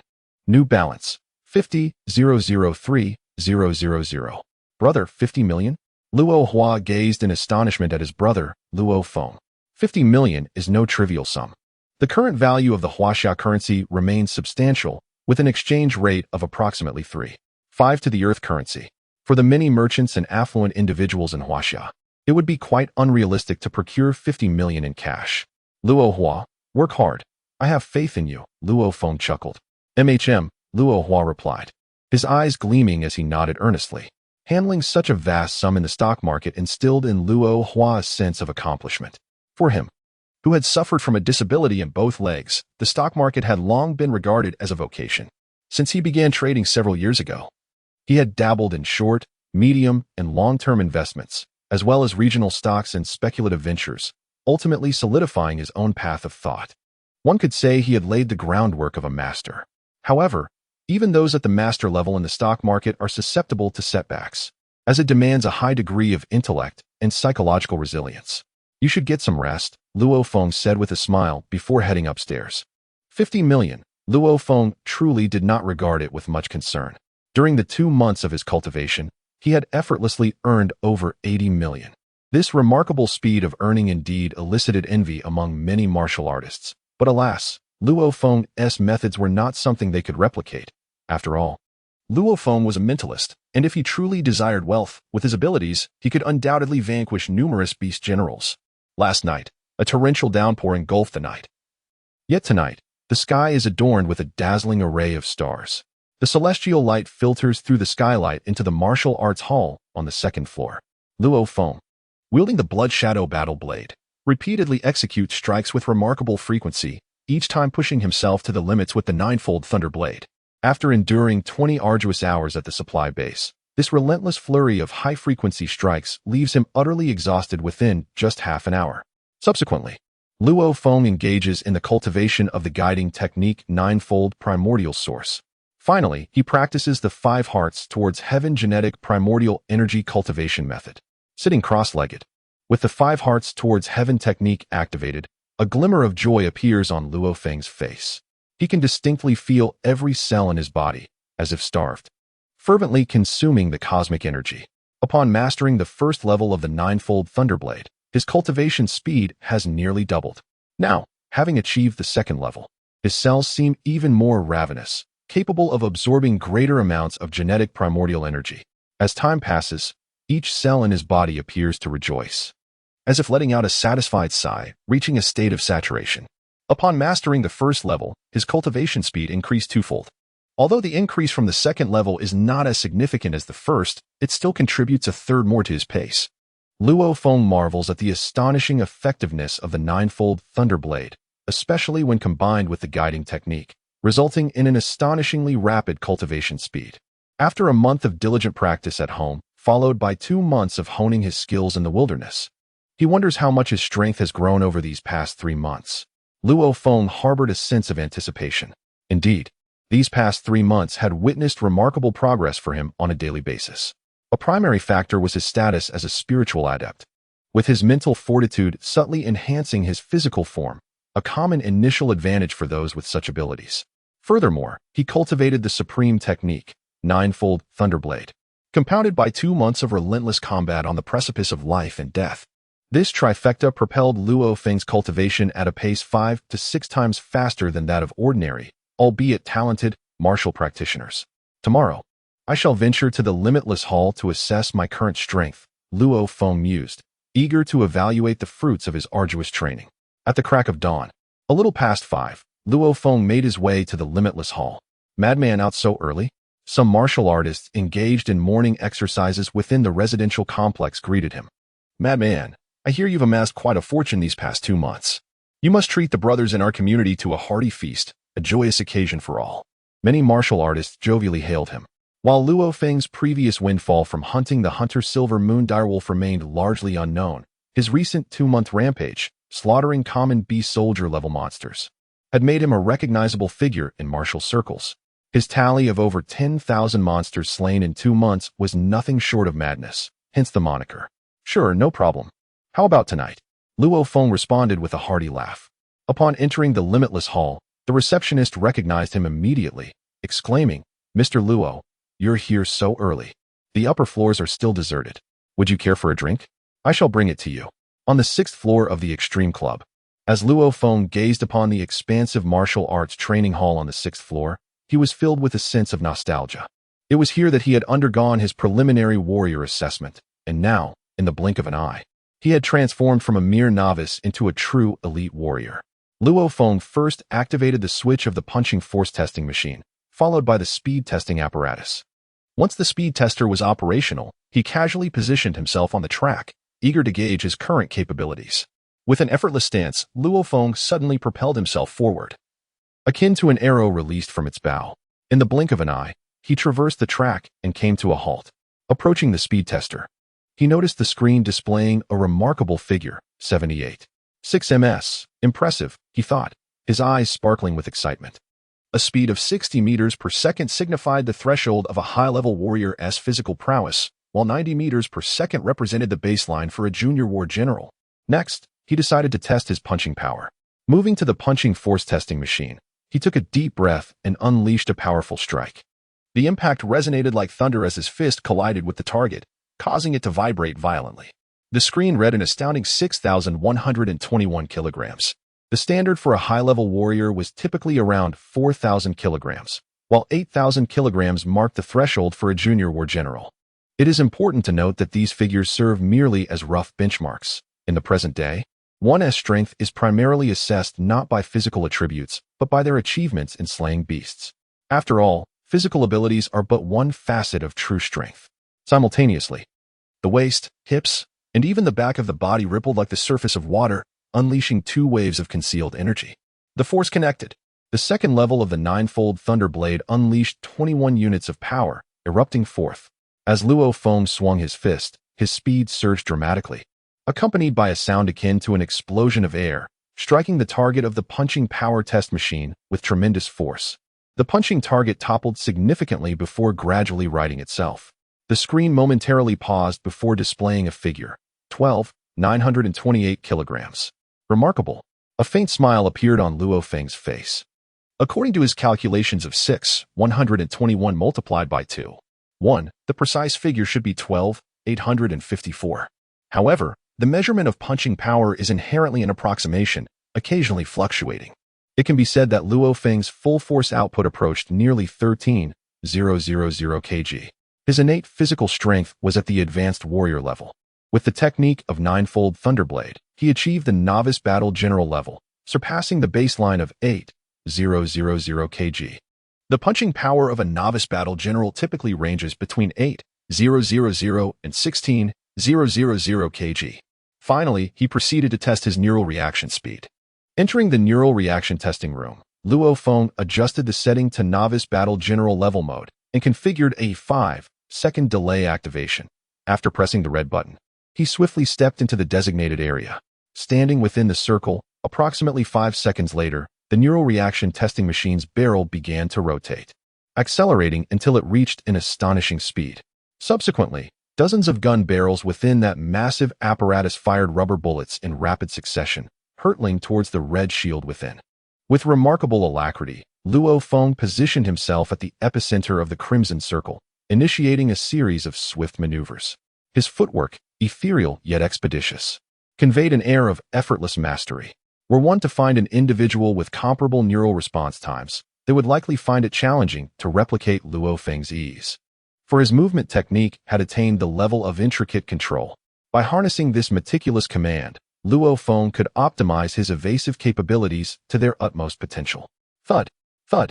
2 successive projectiles found their mark, yet Luo Feng remained undeterred, persisting in his evasive actions. After a minute, the rotating cannons decelerated until they ceased their motion entirely. Luo Feng promptly approached the screen, scrutinizing the results. 60 seconds, 21 hits. No contact with the red light. Excellent. Luo Feng was taken aback by this outcome. Having achieved an excellent score on the neural response test for the elementary level warrior grade, this underscored the efficacy of intricate control. In essence, this neural response testing apparatus served as an assessment of one's evasive prowess. Evasive ability is correlated with velocity, neural reaction, and awareness. Nevertheless, this remains the most effective method of assessment. Velocity, 78. 6 meters per second.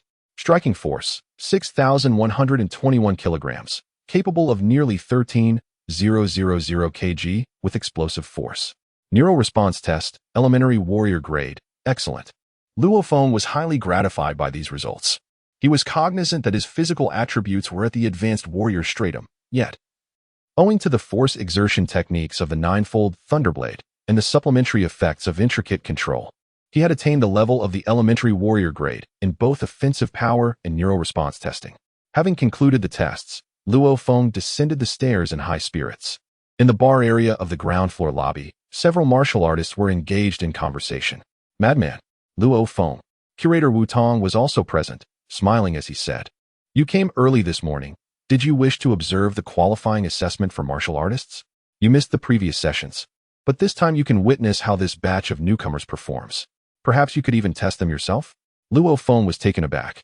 The qualifying assessment for martial artists? Indeed, today was December 1st, the designated day for such evaluations each month. Luo Feng couldn't help but smile. Life was indeed intriguing. Just 5 months ago, he was merely a trainee at this martial arts academy, living with his family in a low-rent housing community. In the blink of an eye, he had moved into the Mingyue community, effortlessly amassing a fortune worth millions. "Let Uncle Wu handle the testing. I'll observe as well," Luo Feng replied with a smile. Taking a seat nearby, a server promptly brought tea and pastries. Madman, a man dressed in training attire and also an instructor at the Extreme Martial Arts Academy, chuckled. "I heard you've slain thousands of beasts over the past 2 months, nearly all of which were high-grade beast soldier level. Have you already attained the strength of a junior battle general?" "That seems about right." Someone nearby nodded in agreement. Wu Tong also concurred, stating, "It is inconceivable for a high-grade warrior to slay so many beasts as if they were mere vegetables. Even if Luo Feng has not yet reached the level of a junior battle general, he is certainly close. I recall that Luo Feng practices the ninefold Thunderblade, so it is likely that he has made some progress with it." Luo Feng was momentarily stunned. Indeed, to have eradicated over 10,000 monsters, predominantly advanced warrior level, in a mere 2 months is an accomplishment that few seasoned warriors can boast. It's no wonder many surmise that one has attained the strength of a nascent commander-level warrior. The intricacies of the ninefold Thunderblade technique are notoriously challenging, and the manual commands a princely sum. "It's exceedingly difficult to master," another warrior chimed in. With a smile, Luo Feng acquiesced, "I've merely made some slight headway." A collective of gazes, including that of Wu Tong, bore into Luo Feng with newfound respect. The ninefold Thunderblade is an ultimate technique, sought after by many, yet its very threshold has proven insurmountable for countless warriors. To cultivate such a technique is to possess the potential to transcend one's rank in battle. "Luo Feng." A voice echoed from afar. Luo Feng turned to find Brother Chen approaching. "For such a momentous occasion, we shall all attend." "Luo Feng, we'll journey together," Director Wu Tong declared. With a sigh, Luo Feng nodded in agreement. "Of course, I must attend." The late senior Lu Gang, a venerable god of war, perished in the recent outbreak of the third-tier rat tide. Though Luo Feng had not directly confronted the rat tide, he was in the wilderness when it occurred. Moved by a sense of shared fate, he would pay his respects to the fallen senior. On the day of the prospective warrior assessment, Luo Feng and others observed the tests of the youthful aspirants. Of the 8 candidates, 3 successfully passed. Among them was a familiar face, a senior student from the Yian District's Limit Martial Arts Academy, who, unfortunately, did not make the cut. The following morning was marked by a distinct chill in the air.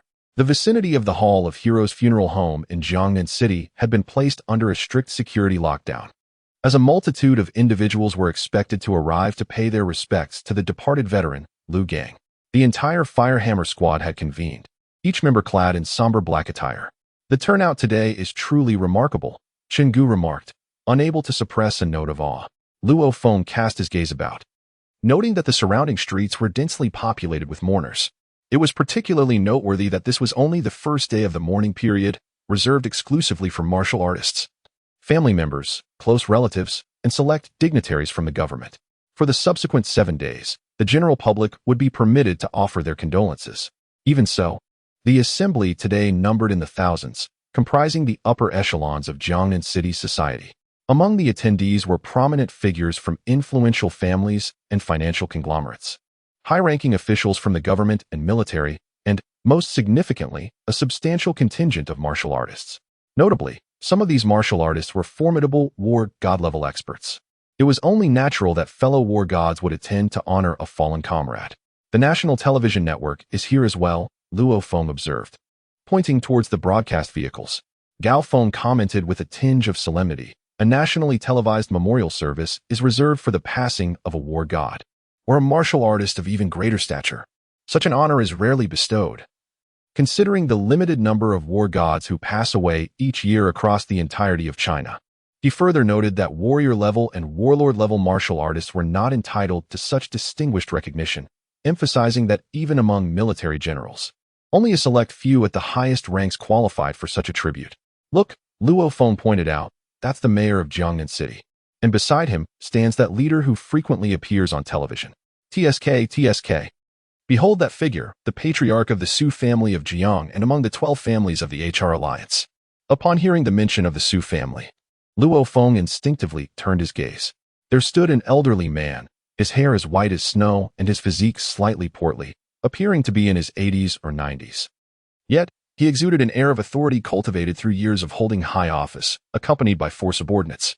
Nearby was the formidable warrior Zhuge Shan, brother of Zhuge Tao, the head of our extreme association. Numerous martial artists engaged in animated discussions. Indeed, today's gathering was graced by truly distinguished figures. Whether from the realms of politics, military, economics, or the martial community, these individuals represented the pinnacle of society. The memorial ceremony commenced ahead. Gao Feng glanced forward, noting that we must await our turn to enter. Let us be patient. It is rare to witness such a gathering of masters, Gu remarked with a smile. The group of Luo Feng stood by the roadside, waiting alongside many other martial artists. Prominent figures had already begun their memorial rites. Suddenly, a sleek black flying saucer-shaped aircraft soared through the air, effortlessly bypassing the vigilant military surrounding the Hero Hall funeral home. Those who had previously entered for the memorial, including the city mayor of Jiangnan and high-ranking officials from both political and military spheres, emerged to greet the arrival of this notable figure. A distinguished guest has arrived. Gu's eyes sparkled with excitement. Who could it be? Gao Feng inquired, equally astonished. It was evident that those present were already among the upper echelons of Chinese society, including the legendary warriors and the esteemed mayor of Jiangnan, a figure of utmost significance. After all, the entire country of China has only 6 base cities, which is a position of far greater eminence than that of a provincial governor before the Great Nirvana. Yet, this entire assemblage has emerged to greet him. Who is it? Luo Feng scrutinized the scene, every martial artist, including the television crew, staring intently, none daring to utter a sound. A profound silence permeated the air. The disc-shaped fighter descended gracefully, its hatch opening. A lean man with a hooked nose, clad entirely in black, emerged from the aircraft steps. His countenance was somber, his eyes glistening with unshed tears. His mere presence seemed to envelop the surrounding area within a radius of dozens of meters in an aura of darkness, as if he were a deity within that sphere. Counselor Zhu, a god of war-level powerhouse, who had come to greet him, began. The hooked-nosed man sighed softly, said nothing, nodded to the god of war-level powerhouse who had come to greet him, the mayor of Jiangnan Bay City, the high-ranking officials from Kyoto City, and the generals from the military, and walked directly toward the funeral home. The others followed in his wake. A profound silence persisted. Only after this group of dignitaries had entered did murmurs gradually arise outside. Who was this person? Luo Feng wondered. This was undoubtedly the most elite and apex figure in the entire nation of China, considering that even national leaders rarely commanded such deference from the several god of war-level powerhouses waiting respectfully. God of war-level powerhouses generally held high-ranking officials in low regard. I don't know. Gu and the others shook their heads. Gao Feng pricked up his ears and whispered. Someone on the other side mentioned that the person just now was named Zhu Shi. I've heard of this name before. He was a god of war-level powerhouse of great renown back in the day, but I haven't heard much about him since then. He rarely makes public appearances. I have heard whispers online that Zhu Shi has surpassed the level of a war god, becoming one of the most paramount existences. Surpassing the level of a war god? Luo Feng and the others gasped in astonishment. Good heavens! Such an entity could stand equal to an entire nation. A country would have to treat such a person with deference and reverence. This individual is undoubtedly among the pinnacle of humanity. It is no wonder that influential families, corporations, political figures, military leaders, and even highly esteemed war gods came to pay their respects. One could say that such a person embodies a divine existence among humankind. As they flowed with the crowd, the 5 members of the Firehammer squad swiftly entered the funeral home. The memorial hall was adorned only with a large photograph, just the photograph, with no body present. Luo Feng sighed inwardly, contemplating that. In the face of the relentless tide of rodents, death would indeed leave no trace. Amid the mournful melodies, Luo Feng and his companions solemnly bowed 3 times. Nearby, silently kneeling, were the wife and children of the formidable war god, Lu Gang. Soon, Luo Feng and his companions departed from the hall. Outside, the atmosphere was noticeably lighter, a stark contrast to the oppressive mood within. Elder Lu Gang had also met with misfortune. Gao Feng shook his head and sighed. He had found himself trapped in the very heart of the rodent tide. The leader of that endless swarm had undoubtedly targeted Elder Lu Gang, recognizing him as one of humanity's most formidable champions, and was willing to go to any lengths to eliminate him. Once the rodent tide decided to pursue relentlessly, escape would become impossible. Luo Feng whispered, I have heard that satellite recordings captured the scene where, amidst his struggle, Elder Lu Gang fought fiercely, causing dozens of skyscrapers to collapse and over 1 million rodents to be slain. One can only imagine the spectacle of such a scene. Previously, Wandong and others were merely being pursued by a small horde of several thousand rodent beasts. Notably, there were no beast generals among that group. Otherwise, how could they have failed to catch up to Wandong and his companions? Yet, even this modest number instilled a sense of pressure in Luo Feng. The mere thought of being besieged by billions of rodent beasts sent chills down his spine. The war god-level expert had managed to slay over 1 million rodent beasts in a short span. That was indeed formidable.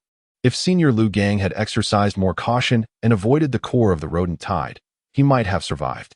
Gao Feng sighed deeply.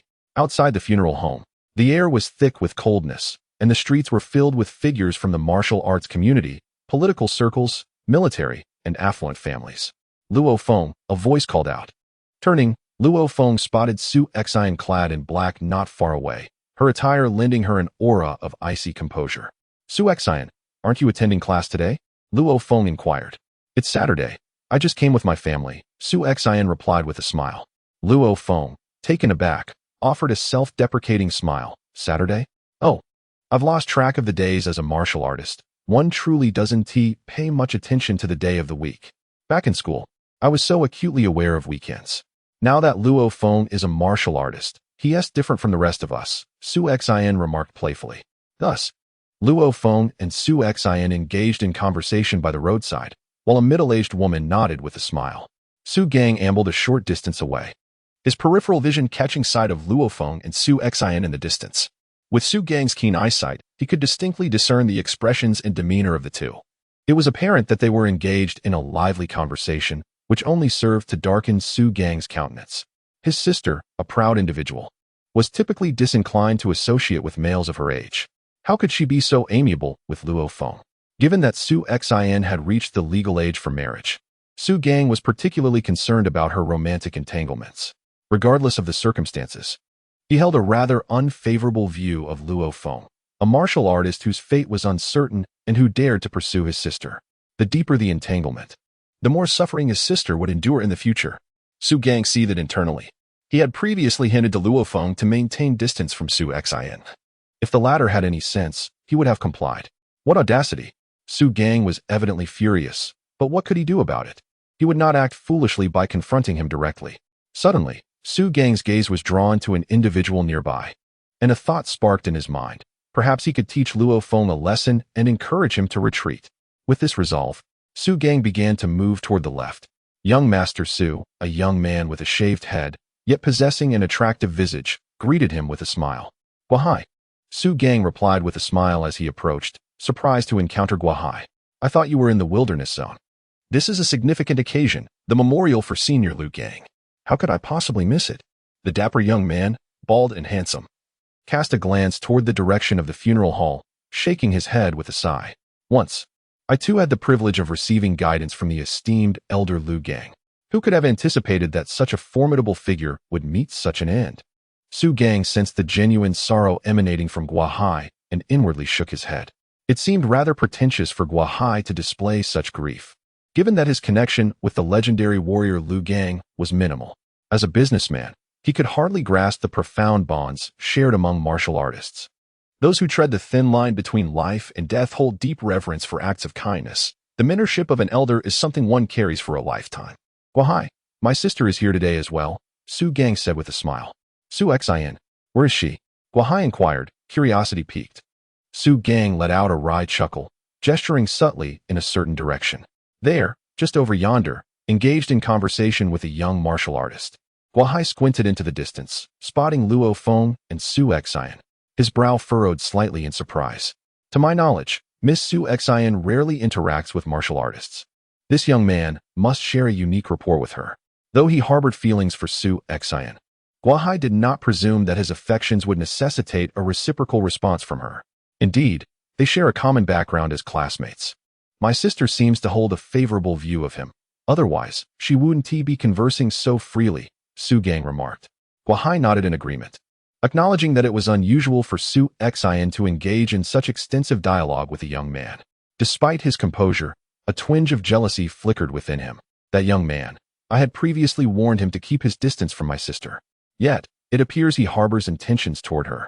Su Gang cast a glance at Guahai, pondering the latter's audacity in pursuing his sister despite his humble status.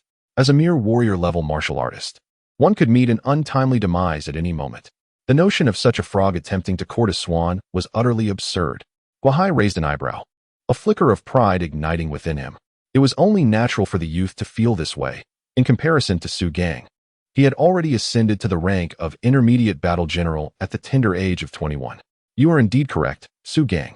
A warrior-level martial artist is undeniably at risk in the wilderness. One misstep could lead to disaster.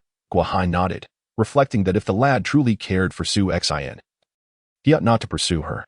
I share your sentiment, Su Gang echoed fervently. Guahai then glanced towards the distance, spotting Luo Feng, and inquired, by the way, what is his name? He is called Luo Feng, having recently become a martial artist, Su Gang replied. Luo Feng? Guahai's brow furrowed in recognition. The madman? Su Gang was taken aback, a look of confusion crossing his face. What madman? The madman is merely a nickname, bestowed upon those who possess genuine strength. The average individual rarely earns such a title, Guahai explained, his expression serious as he regarded Su Gang. This Luo Feng is somewhat renowned within our martial artist circles. You have underestimated him. Though he has only recently embarked on his martial journey, in just 2 months, he has slain over 10,000 beast soldier-level monsters, nearly all of which were of the higher tier. I estimate his strength to be at the level of a junior battle general. Slaying more than 10,000 monsters in 2 months? Su Gang blinked in disbelief. And you assert that he is a junior battle general at the age of 18? He exclaimed incredulously. Guahai nodded affirmatively. Su Gang widened his eyes and turned to gaze into the distance, where Luo Feng was animatedly conversing with Su Xin. Unable to restrain himself, he exclaimed, Damn, this kid is playing the fool and outsmarting me. Who would have thought he was such a character? At merely 18, Luo Feng had already attained the rank of a junior warrior, and when compared to the 21-year-old intermediate warriors, his potential might even surpass theirs slightly. Su Gang's mindset began to shift. He had not anticipated that this madman would also harbor feelings for Su Xin. Guahai revealed a faint smile, finding the situation rather intriguing. It was amusing that Luo Feng was dubbed the madman. Su Gang remained in a state of shock. After all, to slay over 10,000 monsters in just 2 months was indeed quite insane. Although he was astounded, Su Gang quickly regained his composure and surveyed Luo Feng from afar. His commercial instincts swiftly led him to a series of deductions. Despite his youth, Luo Feng had already reached the rank of a junior warrior. Furthermore, his humble origins made his achievements all the more remarkable. I shall simply observe for now. Should he someday ascend to the ranks of a war god, my father and the others might even wish for my sister to marry him, Su Gang mused. However, warriors are ultimately warriors. Even someone like Liu Gang could meet his demise, and who knows when that might happen. Enough of this train of thought, he resolved. Let us see how Luo Feng develops in the future. After all, a junior warrior holds little significance in the grand scheme of the Su family. The memorial service continued. Though some warriors had already begun to depart, after the 5 members of the Firehammer squad left, they sought out a nearby tavern, one adorned with a touch of classical elegance and pleasing decor. The tavern proprietor was cognizant that a multitude of individuals would be attending the memorial service today, especially given its nationwide broadcast. Upon observing Luo Feng and his companions approaching, coupled with their conveyance in the exclusive vehicles of the Limit Martial Arts Dojo, the tavern owner immediately discerned their identities and promptly escorted them to the finest private chamber on the 3rd floor. Very well, you may leave. Chungu swiftly ordered some dishes and then dismissed the waiter with a wave. The tavern's most comely waitress cast a curious glance at the group before obediently departing the private room. Damn it, I was in good spirits today. But encountering those scoundrels from the Tiger Fong squad has filled me with ire and ruined my mood entirely, Gao Feng exclaimed through gritted teeth. Prior to their departure, Luo Feng and the others had crossed paths with the Tiger Fong squad, who were also attending the memorial. Captain, it's not worth getting so worked up over those bastards, Wei Tai remonstrated. Once we venture into the wilderness, we'll find an opportunity to eliminate them, Wei Qing added with a sneer. Luo Feng furrowed his brow and employed his mental power to scan the entire private room, ensuring the absence of any eavesdropping devices. Upon witnessing Luo Feng's actions, Gao Feng chuckled and reassured him, Luo Feng, rest assured, this tavern is considered upscale, and the premier private rooms of such establishments are typically frequented by individuals of stature who engage in confidential discussions. The proprietor would be courting death if he dared to eavesdrop. Chen Gu chimed in. Even if there were eavesdropping, what does it matter? We merely expressed our intent to kill, but we haven't actually committed the act. Is it not permissible to speak one's mind? Luo Feng smiled in agreement. Captain, does this Firehammer squad have any formidable figures backing them? Luo Feng inquired, aware that caution would be warranted if that were the case. What great figures can there be? Gao Feng scoffed. Could their parents possibly be war gods? Speaking of which, the esteemed warrior Liu Gang has 3 offspring, 2 sons and a daughter. Among them, the eldest son and daughter are both formidable generals, while the second son possesses rather ordinary capabilities. Wei Tai lamented the exceptional nature of these masters, noting that even their progeny are remarkably talented. Oh, so among the 3 children, 2 are at the general level? Luo Feng exclaimed in surprise. Quite normal, Gao Feng replied. Luo Feng, your time in the martial arts circle is still short, so you may not be fully aware. In fact, it is common for the children of powerful warriors to also possess great abilities. Take our world's strongest warrior, Hong, for instance. He transcends the level of a war god. His son and daughter are both at the war god level. Luo Feng blinked in astonishment, realizing he had indeed overlooked such information. The rationale is quite simple. Gao Feng continued with a smile. The training of a warrior allows each cell in their body to absorb genetic primordial energy, enhancing their genetic makeup and continuously improving their physical attributes. In essence, the process of cultivation is also a process of genetic enhancement. The stronger the warrior, the more superior their genetic lineage. Marriage and procreation serve to pass on these genes to the next generation. Therefore, it is no surprise that extraordinary figures like Hong, Thor, and the previously mentioned Zhu Xi have offspring that reach the war god level, as they are naturally endowed with superior genetics. However, this is not guaranteed.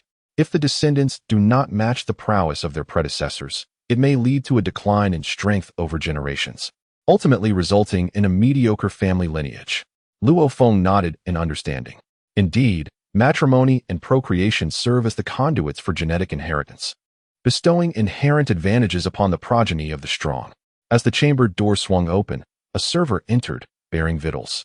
Once the server had departed, Gao Feng lamented, in truth, as humanity progresses, the genes of the strong will gradually disseminate, elevating the genetic caliber of the entire human race on Earth. However, unions between the weak and the strong may yield offspring with unremarkable genetic endowments. Thus, the overall elevation of human genetics faces considerable impediments.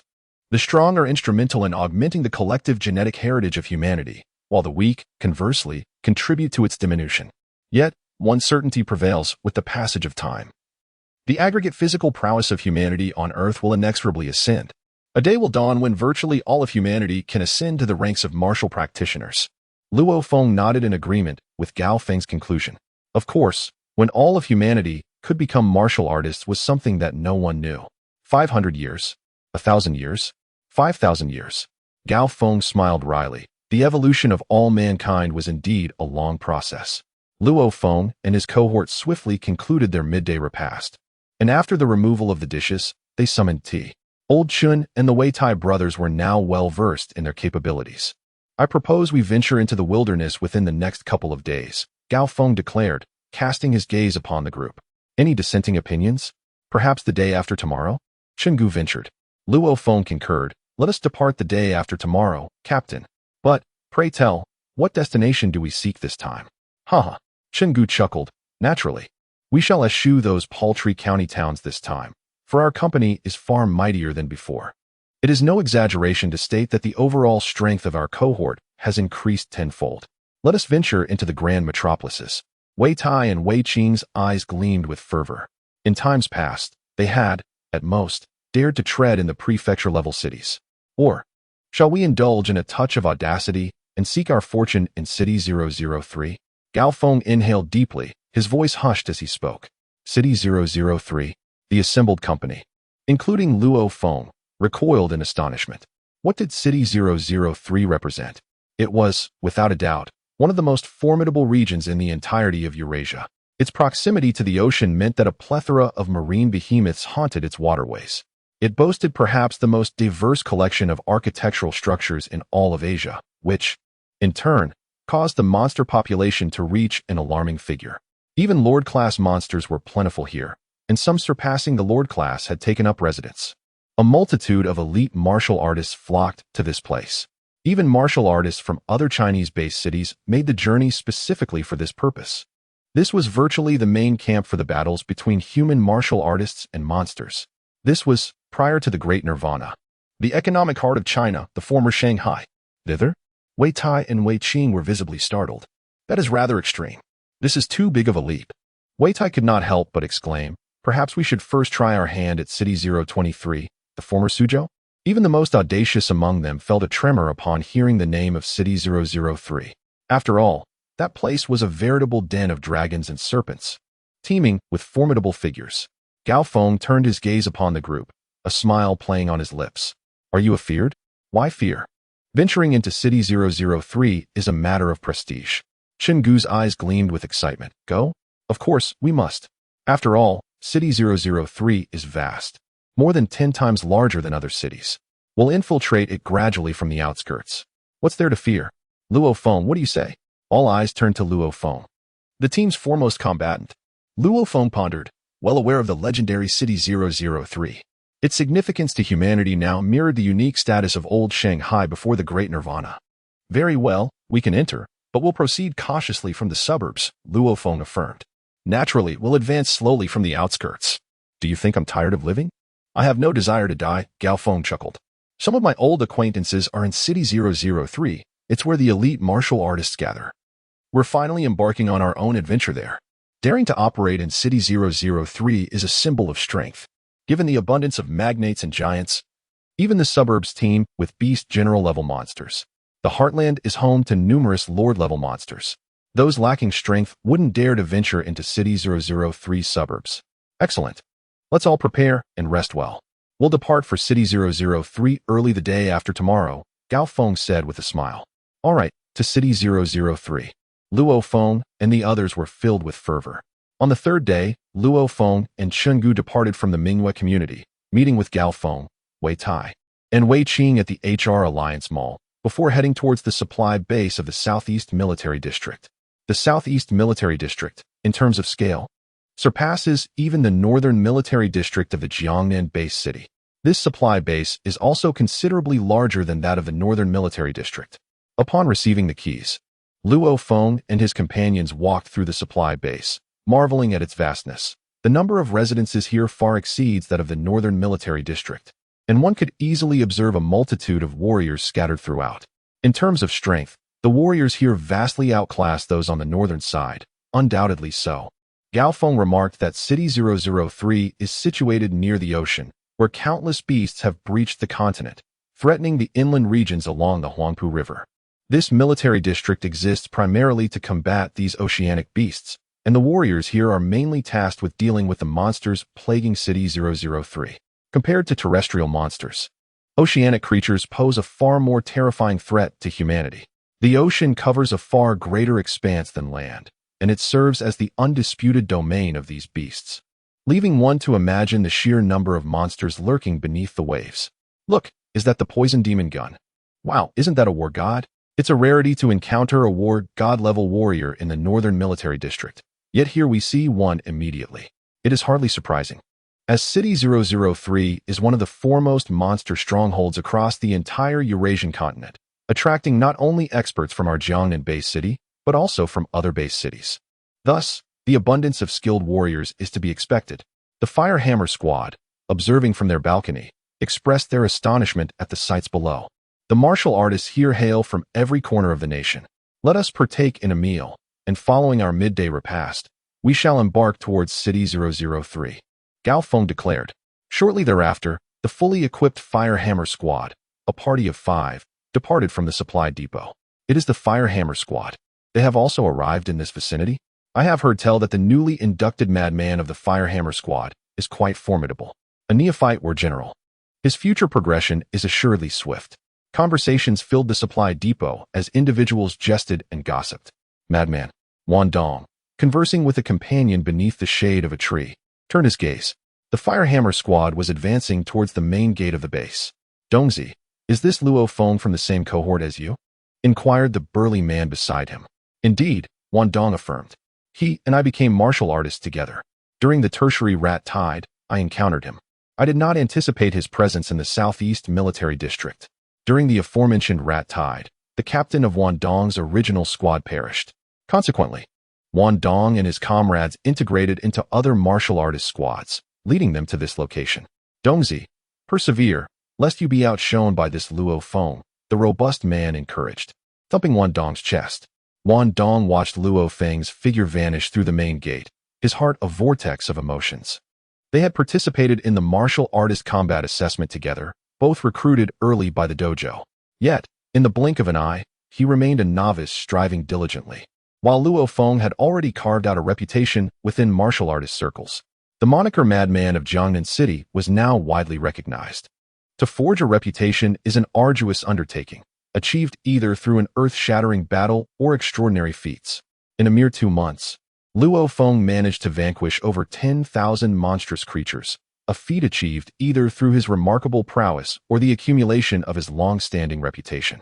Figures such as Chun Gu and the former Zhang Ku, too, earned their renown through more than a decade of relentless effort. Presently, Luo Feng has indeed established himself as a notable individual. Once akin to my own standing, he has now ascended to a position of considerable distinction within the martial community. I cannot allow myself to be overshadowed by him. Wan Dong clenched his fists. With Luo Feng as his goal, he dared not exhibit even a hint of complacency. Traveling along the highway, Luo Feng and his companions journeyed for approximately 2 days before finally entering the vicinity of City 003. The sky was shrouded in a gray haze as the Firehammer squad proceeded with utmost caution. Into the building, Luo Feng commanded in a low voice. Whoosh, whoosh, whoosh. The 5 of them swiftly darted into a nearby storefront. A cacophony of hundreds of flying creatures swept through the sky. Only then did the members of the Firehammer squad cautiously emerge. This area is a veritable hub for monsters, the largest stronghold on the entire Eurasian continent, teeming not only with terrestrial beasts, but also with a variety of avian monstrosities. Luo Feng solemnly warned. Moreover, due to its coastal location, amphibious creatures may also emerge. Therefore, it is imperative that everyone exercises extreme caution. Understood, Captain, Luo Feng and the others nodded in agreement. They were acutely aware of the perilous nature of their surroundings. Had they not leveraged their advantageous position and Luo Feng's explosive capabilities, they might have perished against the recent onslaught of flying beasts. Their objective lay 2 miles ahead. In a district known as Wank Dream City, in a subdued tone, Luo Feng remarked, this Wank Dream City spans a vast expanse, originally capable of accommodating nearly 1 million residents. Presently, it teems with numerous monsters, and its location on the outskirts of City 003 makes it an ideal place for us to venture, as encountering Lord-level monsters is rare. Indeed, the others concurred with a nod. Let us proceed with utmost caution, Luo Feng urged. Monsters may emerge from the skies, the ground, and even beneath the earth. With a wave of his hand, he declared, let's move out. Luo Feng's Bloodshadow battle blade was already unsheathed, while Chun Gu's RG-112 heavy machine gun was primed for firing. The Firehammer squad advanced warily, abandoning any semblance of arrogance, a stark contrast to their demeanor in the small county town. Roar! Howl! Prepare to meet your demise. A thunderous roar echoed from afar, accompanied by the furious shouts of humans. Heavens, what manner of beast is that? Chun Gu exclaimed, turning his gaze towards the source of the sound. That lies in the city center, a veritable melting pot where both dragons and fish mingle and formidable figures emerge. Lord-level monsters and God of War-level martial artists abound there, Luo Feng whispered. Without the strength of a god of war, venturing there is akin to courting death. The city center of City 003 is not only home to our nation's powerhouses, but also to those from other countries such as Su, Yi, and India. Luo Feng and the others nodded in agreement. A mere 2 kilometers, a distance that could be covered in under a minute at full sprint, took the Firehammer squad a painstaking half-hour to traverse to the long-abandoned Vank Dream City residential area. In that time, Luo Feng and his comrades had already slain 2 serpentine monsters, over 30 ordinary soldier-level monsters, and a single elementary general-level monster. I had long been aware of the perils here, but the reality surpasses expectations. Despite our utmost caution, we were compelled to engage a fledgling beast general in combat. Chun Gu's eyes gleamed with excitement. This is truly worthy of City 003. Let's ascend immediately. Luo Feng gestured. Luo Feng and the others warily and swiftly infiltrated a residential building. This edifice comprised a full 18 stories, and Luo Feng's group encountered over 10 monsters as they fought their way from the ground floor to the 12th. They settled inside an apartment of approximately 100 square meters on the 12th floor. Luo Feng concurred with their choice. Unlike certain county towns, City 003 teams with avian monsters, rendering the rooftops unsafe for respite. Resting there would be a death wish. Observe. Luo Feng stood on the dusty balcony, pointing southward. Behold, a region entirely enshrouded in mist. Luo Feng and his companions approached. Indeed, approximately 10 miles away, a cluster of buildings appeared faintly visible through the mist. The deeper regions were entirely obscured, revealing only dilapidated street signs. That particular area was eerily enveloped in mist, a common sight throughout City 003. The roars of various monsters and the cries of birds echoed everywhere. Countless hordes of over 10,000 monsters stampeded.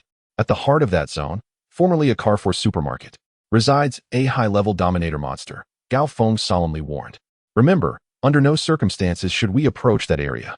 Rumor has it that the advanced Overlord-level monster has 2 elementary Overlord-level monsters under its command, as well as a large number of Beast General-level and countless Beast Soldier-level monsters entrenched there, making it a local tyrant in the surrounding 20 to 30 miles. Luo Feng gasped. An advanced Overlord-level monster and 2 elementary Overlord-level monsters? What kind of race is this? Of course, they can only be considered a local tyrant in the suburbs. In the urban area, there are plenty of Overlord-level monsters. Luo Feng waved his hand. All right, everyone. Rest for the night first. Tomorrow, we will begin our journey in City 003. Yes, Captain. Luo Feng and the others looked at each other and smiled. Hundreds of flying monsters roared over the residential area, and some even flew through the residential buildings.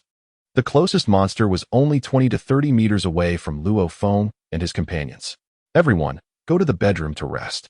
The windows in the bedroom are small, so flying monsters can't fly in. Today, Chun Gu and Wei Tai, you two will take turns keeping watch. In City 003, even when Luo Feng and his team slept, they had to have someone on guard. No one dared to relax because this place was a paradise for monsters, a devil's den for humans, and a battlefield for warriors. After a night, in the early morning, Luo Feng stood on the balcony of the 12th floor room. The cold air of the winter morning permeated, touching his face and making Luo Feng feel refreshed. It must be 5 or 6 degrees below zero today, Luo Feng said with a smile as he approached. It's quite cold. Luo Feng looked down from the balcony, pointing to the monsters searching for prey below. There are so many monsters in this residential area early in the morning. Behold, 12 monstrosities have graced my sight, 3 of which are of the formidable beast general rank. Indeed, City 003 is truly a haven for these creatures. Luo Feng chuckled in agreement. In ordinary counties, a single beast general typically commands hundreds of ordinary monsters, exuding an air of majesty and authority.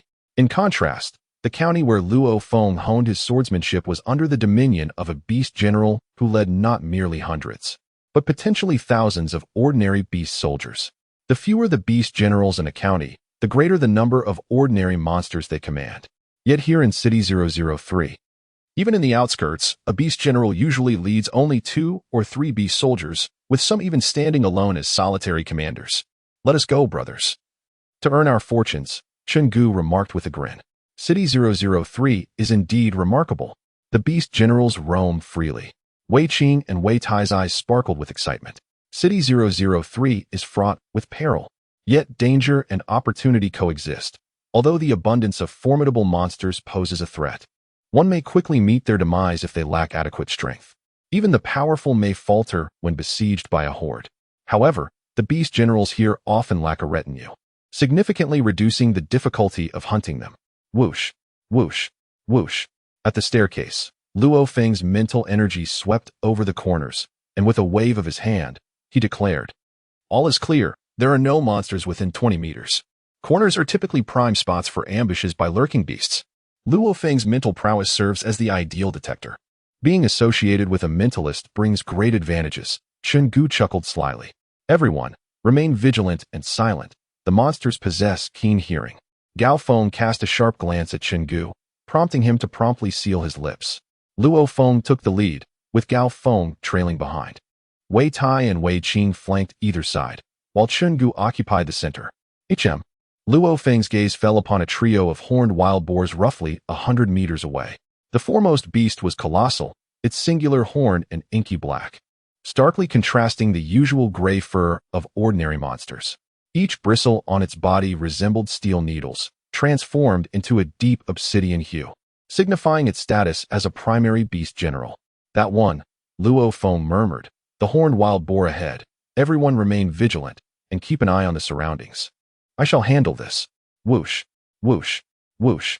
Luo Feng surged forward, while the other 4 dispersed naturally according to their formation, alert for any other beast generals or potential disruptions from human warriors.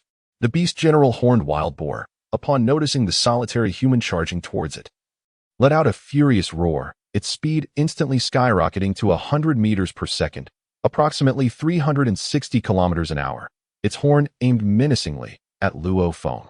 The force of such a charge, given its size, could easily shatter a truck. Luo Feng, wielding the Blood Shadow battle blade, maintained a steady pace of 60 to 70 meters per second. In a fleeting moment of convergence, Luo Feng's speed surged. He executed a precise evasion, his movements calculated to the centimeter, causing the horned wild boar to miss him entirely. With a swift upward slash of the Blood Shadow battle blade, Luo Feng unleashed a flurry of strikes, the blade accelerating twice in succession, rendering it a blur of ethereal light. Whoosh! The icy gleam of the blade flashed like a bolt of lightning, swiftly slicing through the neck of the unicorn wild boar, only to dissipate like ethereal mist in an instant. The technique was as thunderous as its execution.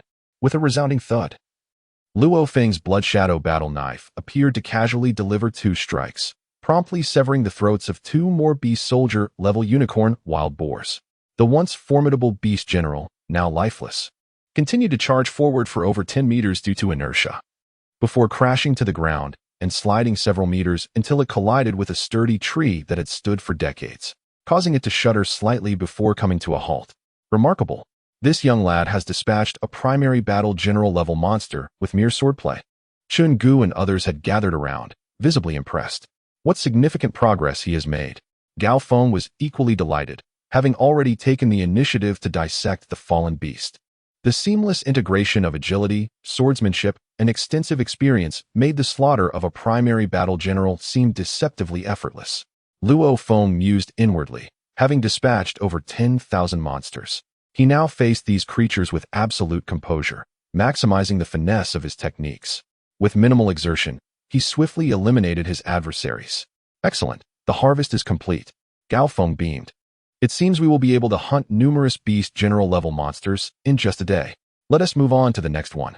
Luo Feng smiled in agreement, and the entire Firehammer team brimmed with vigor. In City 003, while they had anticipated a high efficiency in monster hunting, the reality of combat revealed to Luo Feng that this was no mere slaughter of beasts. It was akin to a money-printing machine. It's astounding how the rate at which Luo Feng and his cohort accumulate wealth surpasses even the velocity of a printing press. The principal components of a nascent warrior tier beast can fetch anywhere from 5 to 15 million. For an intermediate warrior tier beast, the price escalates to between 10 million and over 100 million. Prime components of an advanced warrior tier beast can command prices ranging from 50 million to approximately 6 or 700 million. Of course, anomalies do arise, such as exceptionally unique beasts or advanced warrior tier creatures verging on the cusp of lord tier status, thereby driving up their market value. However, the vast majority fall within the aforementioned price brackets. The Firehammer squad routinely slays approximately 10 warrior tier beasts daily, predominantly of the nascent variety, resulting in an astonishingly lucrative endeavor. Following a sustained 10-day campaign, Luo Feng and his team vanquished 92 nascent warrior tier beasts and 3 intermediate warrior tier beasts, amassing an estimated total value of around 1 billion. The rigorous intensity of 10 consecutive days of combat left Luo Feng and his comrades somewhat fatigued, necessitating a well-deserved day of respite. Subsequently, they resumed their pursuit of beasts, albeit with a noticeable decline in the prevalence of warrior tier creatures in the surrounding vicinity. On the 15th day, the ensemble congregated on the 12th floor balcony of the 18-story edifice, seeking respite. "Captain," lamented Gu, "the availability of nascent warrior tier beasts in the vicinity has dwindled considerably." Luo Feng concurred, acknowledging that after the preceding fortnight, their familiarity with the expansive residential complex had become exhaustive. Indeed, Wei Tai remarked with a sigh, the zenith of profitability remains in City 003. While it is true that Luo Feng and Gao Feng are primarily responsible for the success, Wei Tai, Wei Qing, and Gu also partake in the benefits. The distribution allows each of them to exceed 100 million. In the past, they struggled to find beast-level monsters in small counties and cities, and Wei Tai and Wei Qing wouldn't earn 100 million in a year. Now, they surpassed that in 15 days. Of course, with greater profits comes greater danger. In these 10-plus days, Luo Feng and his team encountered a perilous avian assault, but they were fortunate to take refuge indoors. With Luo Feng's throwing knives, they managed to frighten the avian monsters into fleeing, earning a lot. "Not much," Gao Feng chuckled. "For a spiritual mentor, earning billions a year is quite normal. We dare to mingle here, mainly relying on Luo Feng." Haha. Gu, Wei Qing, and Wei Tai couldn't help but laugh. "Captain, don't say that," Luo Feng said sincerely. "It's also with your help that hunting monsters becomes more comfortable and simple." This was the truth. One person cannot simultaneously pay attention to dangers from all directions, with the other 3 team members helping to be vigilant and eliminate some dangers, and with Gao Feng, an intermediate-level warrior, assisting, Luo Feng's efficiency is high. Luo Feng and his team chatted and laughed easily, but their voices were low. Gu, holding a heavy sniper rifle, looked down through the optical sight and suddenly whispered, "Damn, a big guy is coming." "What?" Luo Feng and the other 3 almost simultaneously grabbed their binoculars and looked over. Luo Feng carefully observed a residential building in the distance, its corners covered in moss and vines. However, upon the moss-covered vines, there resided a colossal serpent, as thick as a man's waist and approximately 20 meters in length. Adorning its body were parallel stripes of black, which grew bolder nearer its head. "By Jove," Gao Feng muttered under his breath, "a black-striped serpent, a venomous monstrosity among snakes? Or could it be a mutated double-headed black-striped serpent, on the cusp of sprouting horns and transforming into a dragon?" Luo Feng inhaled sharply, taken aback. A black-striped serpent nearing its dragon transformation, and a mutated, double-headed one at that? This creature is not to be trifled with. A black-striped serpent on the verge of becoming a dragon is undoubtedly a high-level beast general, verging on the level of a lord, Gao Feng declared somberly. Moreover, as a mutated double-headed black-striped serpent, its venom is several degrees more potent than that of a normal black-striped serpent, and it possesses 2 venom sacs, each worth twice as much as those of an unmutated black-striped serpent of the same caliber. In essence, this double-headed black-striped serpent is worth the equivalent of 4 black-striped serpents of the same level. A black-striped serpent nearing its dragon transformation fetches around 400 million. This double-headed black-striped serpent could command up to 1.6 billion. That rivals the value of an average elementary lord-level monster. Gao Feng's pronouncement quickened the heartbeats of those around him. After striving for over 10 days, slaying hundreds of beast generals, none of it amounts to the value of this single double-headed black-striped serpent. It's evident that hunting formidable monsters yields greater financial rewards. However, this double-headed black-striped serpent is exceedingly dangerous. Should one be bitten by its fangs or merely poisoned, death is inevitable. The high wind whispered ominously, and it possessed 2 heads, capable of simultaneously assaulting foes. Shall we proceed with this endeavor? The captain turned toward the rest of the team, ultimately fixing his gaze on Luo Feng. The others fell silent, also looking towards him. The decision rested solely upon Luo Feng's shoulders. The dual-headed black-striped serpent commanded a steep price. Yet it was fraught with peril. I shall do it, Luo Feng declared through gritted teeth. Captain, what is your stance? With the assistance of mental powers, his evasion skills were nothing short of unpredictable. Luo Feng, should trouble arise, lend me your aid. The captain clenched his jaw. After all, warriors inherently navigated the precipice of life and death. Wei Tai, I require your shield. Captain, take it. Wei Tai responded without hesitation, handing over his shield. The captain placed his heavy hammer on the ground, holding the shield in his left hand and the hammer in his right, offering a self-deprecating smile. It has been some time since I fought with a shield. However, the dual-headed black-striped serpent is indeed too perilous. I find myself somewhat apprehensive without it. Captain, I shall provide ranged support while you engage in close combat, Luo Feng murmured. Should any situation arise, I will channel my mental energy into your shield or hammer, enabling you to evade. Understood, the captain nodded. Luo Feng then addressed the other 3, stating, the captain and I will descend. You shall remain here. By the way, Brother Chun, ensure your sniper rifle is aimed to thwart any last-minute attempts at theft. Rest assured, I am always poised and ready below. Shingu replied with a slight smile. Should you require me to fire, just give the word. Very well. Through their communication watches, the team members could remain in contact at all times. Captain, we shall descend. Luo Feng and Gao Feng descended the stairs with haste. For the impending battle against a beast of this magnitude was beyond the capabilities of Chun Gu and his comrades. They swiftly arrived at the ground floor and, guided by their recollection, advanced along a dilapidated stone path toward the location of the twin-headed black-striped serpent.